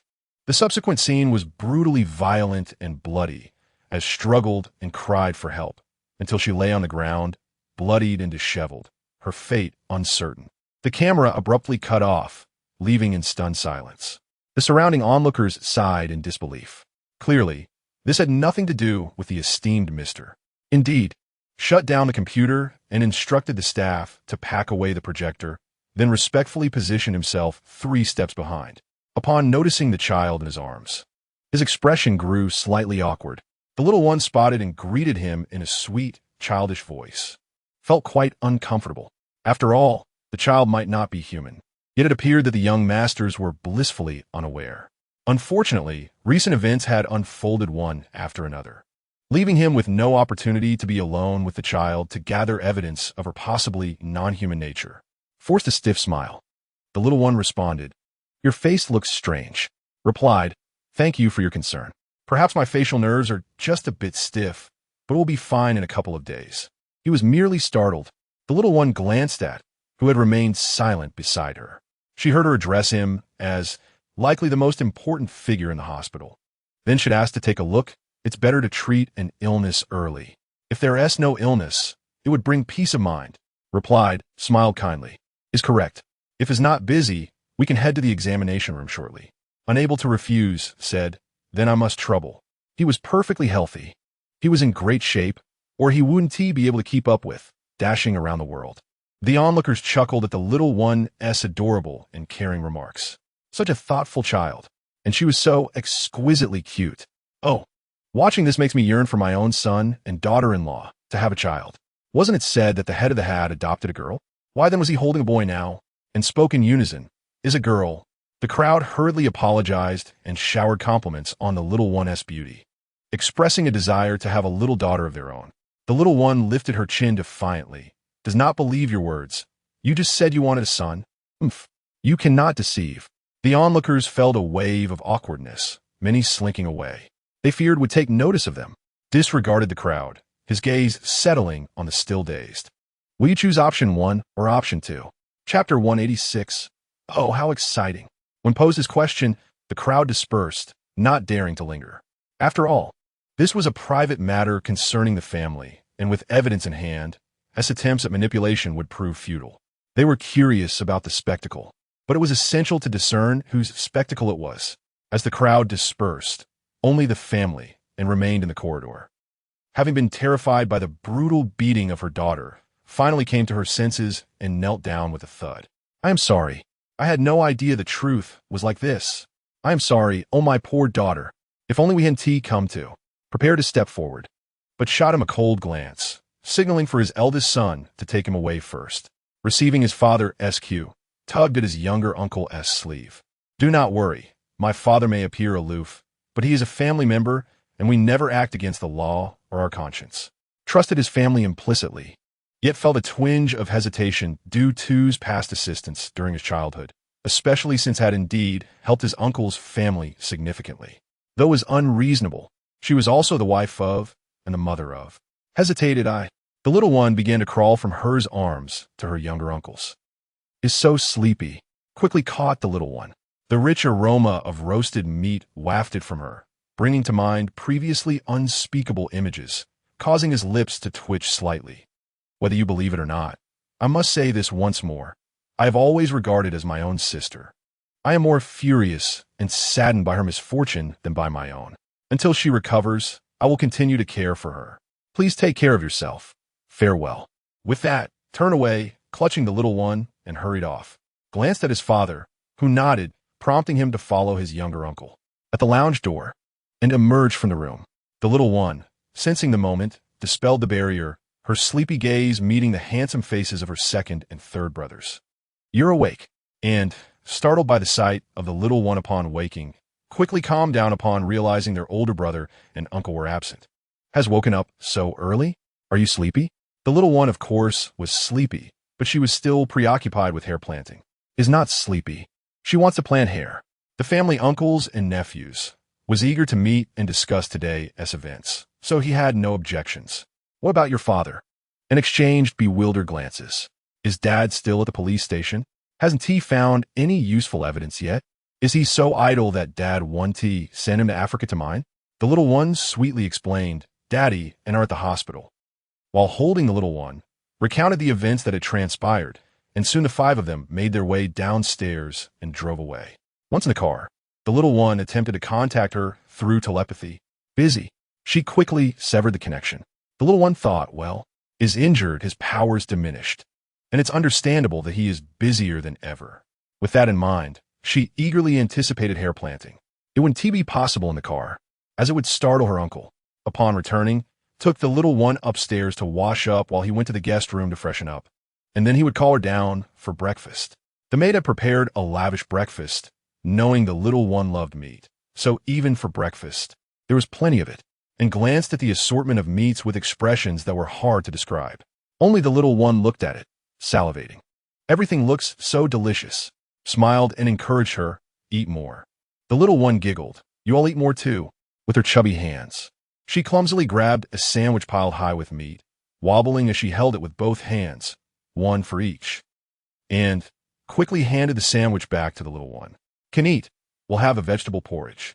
And quickly followed suit, yes, eats. We'll have vegetable porridge first. The maid hesitated for a moment. Today's porridge is chicken and matsutake porridge. If you prefer vegetable porridge, I can prepare it right away, but it will take some time. The family uncles and nephews nodded in unison. It's fine. We can wait as long as it takes. The little one looked at the four of them in confusion. After finishing her sandwich, she asked, aren't you hungry? The family uncles and nephews replied, not at the moment. The lavish breakfast spread saw very little left by the end. However, based on Naitawanzi's usual observations, there was certainly enough for her uncle and three older brothers to eat. After they were well fed, Huasijin busily wiped her mouth. Are you going upstairs to sleep, little one? Huasijin also recalled that elder brother would accompany her. Huasiju and Huasiching nodded in agreement, saying, we will help too. Naitawanzi waved her chubby little hand, insisting uncle and the elder brother should eat first. Once you are full, you can attend to your own matters. After that, you can come help me with my hair. She declared, I will go upstairs to tend to my hair first. After saying this, Naitawanzi slid off the stool, her plump little body swaying as if she were tipsy, puffing her way upstairs. The four members of the Hua family were occupied. Huasijin spoke up, Aunt Zhang, please remove all this meat. We have been eating vegetarian lately.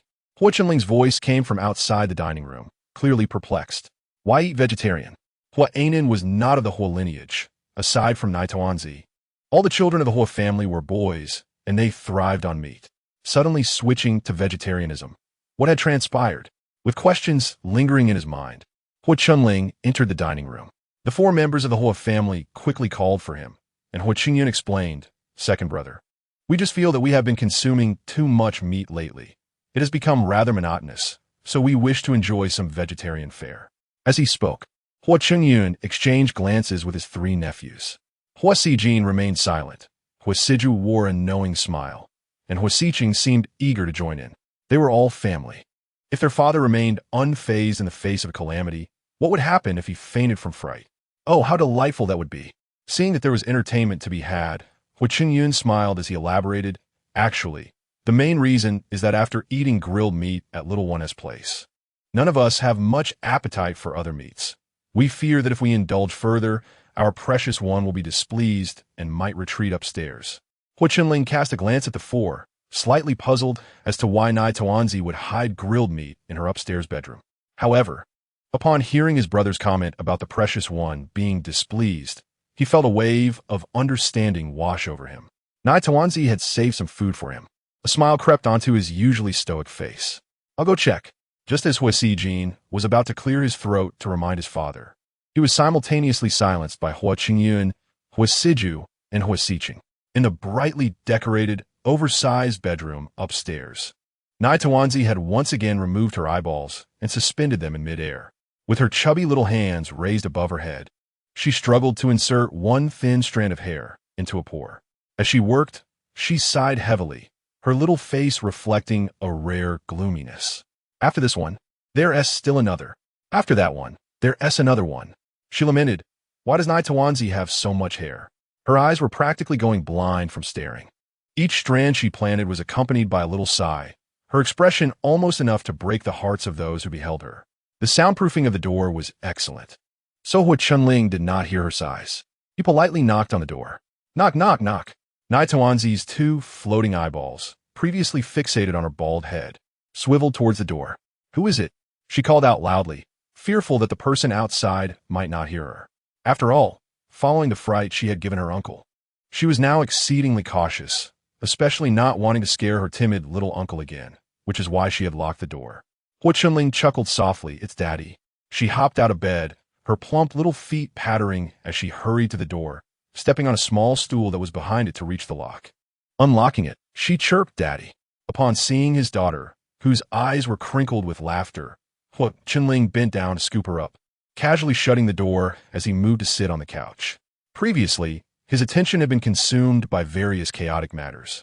So although he had noticed the scent of grilled meat on Nai Tuanzi, he had not given it much thought, assuming she had simply been hungry and had eaten before the incident. Reflecting on Hua Qingyun's words, he smiled and asked, Little one, did you leave grilled meat for Daddy? Is that what you hid? Nai Tuanzi, recalling the fright she had given her uncle, quickly waved her chubby hands. No grilled meat, no grilled meat. Hua Chunling raised an eyebrow. Nai Tuanzi, fearing to disappoint her father, yet also scared of alarming him, scrunched her little face in distress. Daddy, that is Nai Tuanzi's meat. You cannot eat it. Hua Chunling was puzzled. But your uncle and 3 brothers can eat it. Why can't Daddy? Nai Tuanzi looked bewildered. Daddy, uncle, and the 3 brothers didn't eat it either. Hua Chunling narrowed his eyes. Nai Tuanzi blinked her large, glistening eyes, tilted her little head, and then struggled to articulate her thoughts. Elder brother and second brother said they weren't hungry and didn't want to eat. Third brother was very hungry, but whether it was elder brother, second brother, or third brother, upon seeing the grilled meat on me, they all vomited. Uncle, here. Nai Tuanzi felt a bit guilty and quickly glanced at her father. Noticing the puzzled but gentle concern on his face, she pressed her lips together and decided to tell the truth. She closed her eyes and began to speak rapidly. So what kind of grilled meat was it that made the 3 brothers vomit just by seeing it, and Uncle was so frightened he lost his soul? Before Hua Chunling could voice this question, his attention was drawn to the 10 wildly growing strands of hair sprouting haphazardly from the top of Nai Tuanzi's head. Little one, your hair. Normally, when a person shaves their head, their hair would grow back in just a few days. However, those 10 strands seemed to have a mind of their own, growing chaotically while the rest of her scalp remained completely bare. Hua Chunling felt a wave of melancholy wash over him.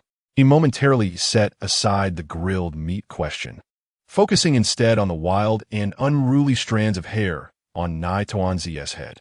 Noticing that Hua Chunling was about to touch her hair, Nai Tuanzi quickly interjected, Daddy, don't touch.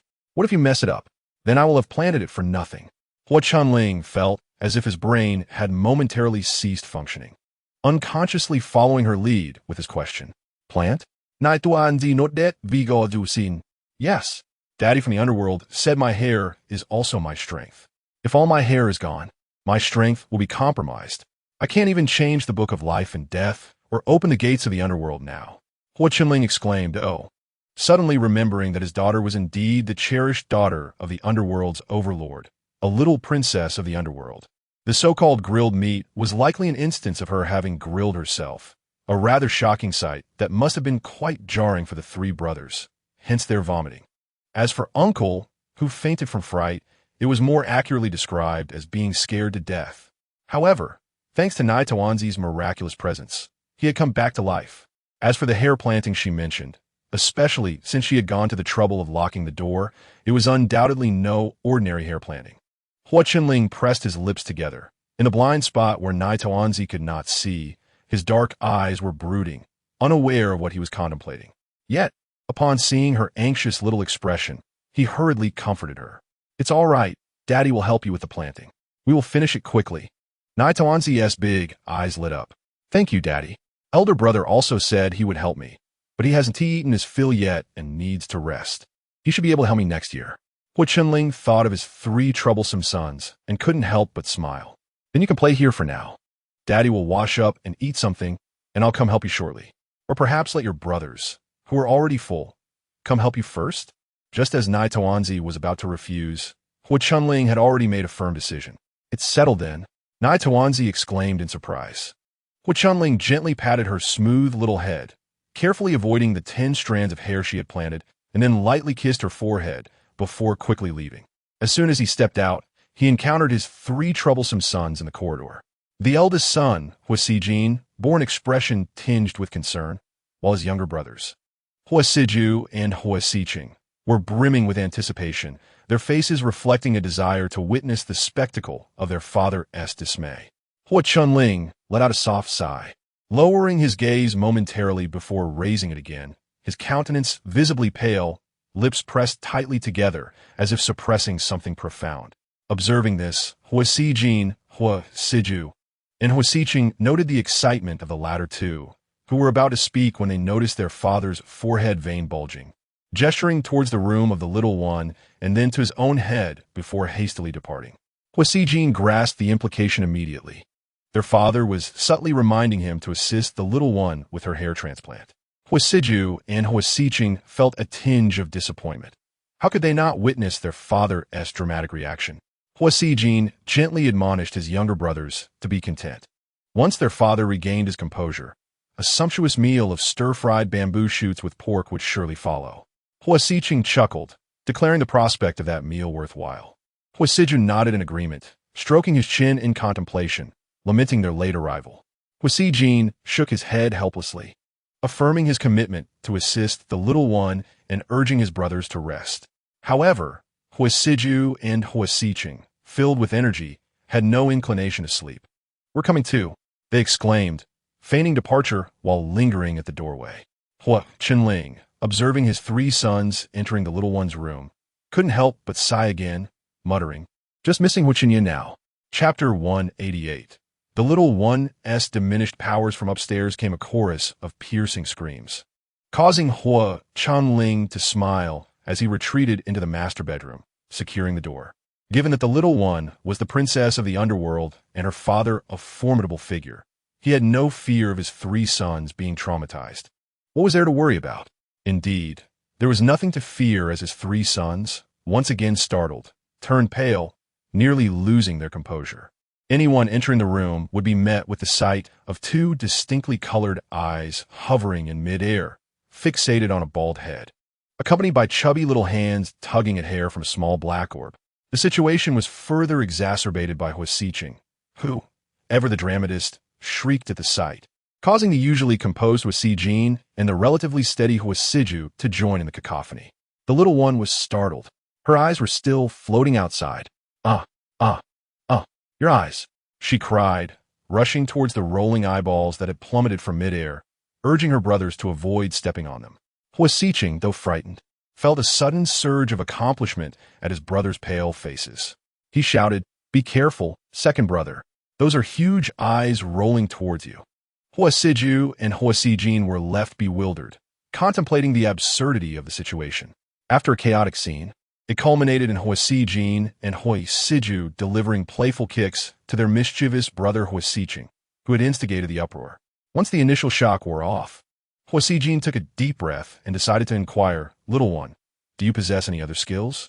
The little one responded, "That depends on what big brother wishes to see," Hua Siju suggested, and the little one pointed at Hua Siqing, who was still grinning despite the playful beating. Hua Sijin and Hua Siju envisioned the scene with delight. Hua Siju cleared his throat, stating, "Little one, such terrifying games should be avoided in the future. We wouldn't want to frighten our brothers to death." Hua Siqing chimed in with a playful grin. "Then you would have no brothers left." What could they say? They could only marvel at her ingenuity. The little one tilted her head, gleefully laughing, suggesting that they could still play in the underworld, where their father's abode was extraordinarily vast, allowing them to explore freely. The brothers exchanged glances, questioning the feasibility of residing in the underworld. Hua Siqing curiously asked, "Is it fun in the underworld?" The little one nodded vigorously, affirming, "It's fun."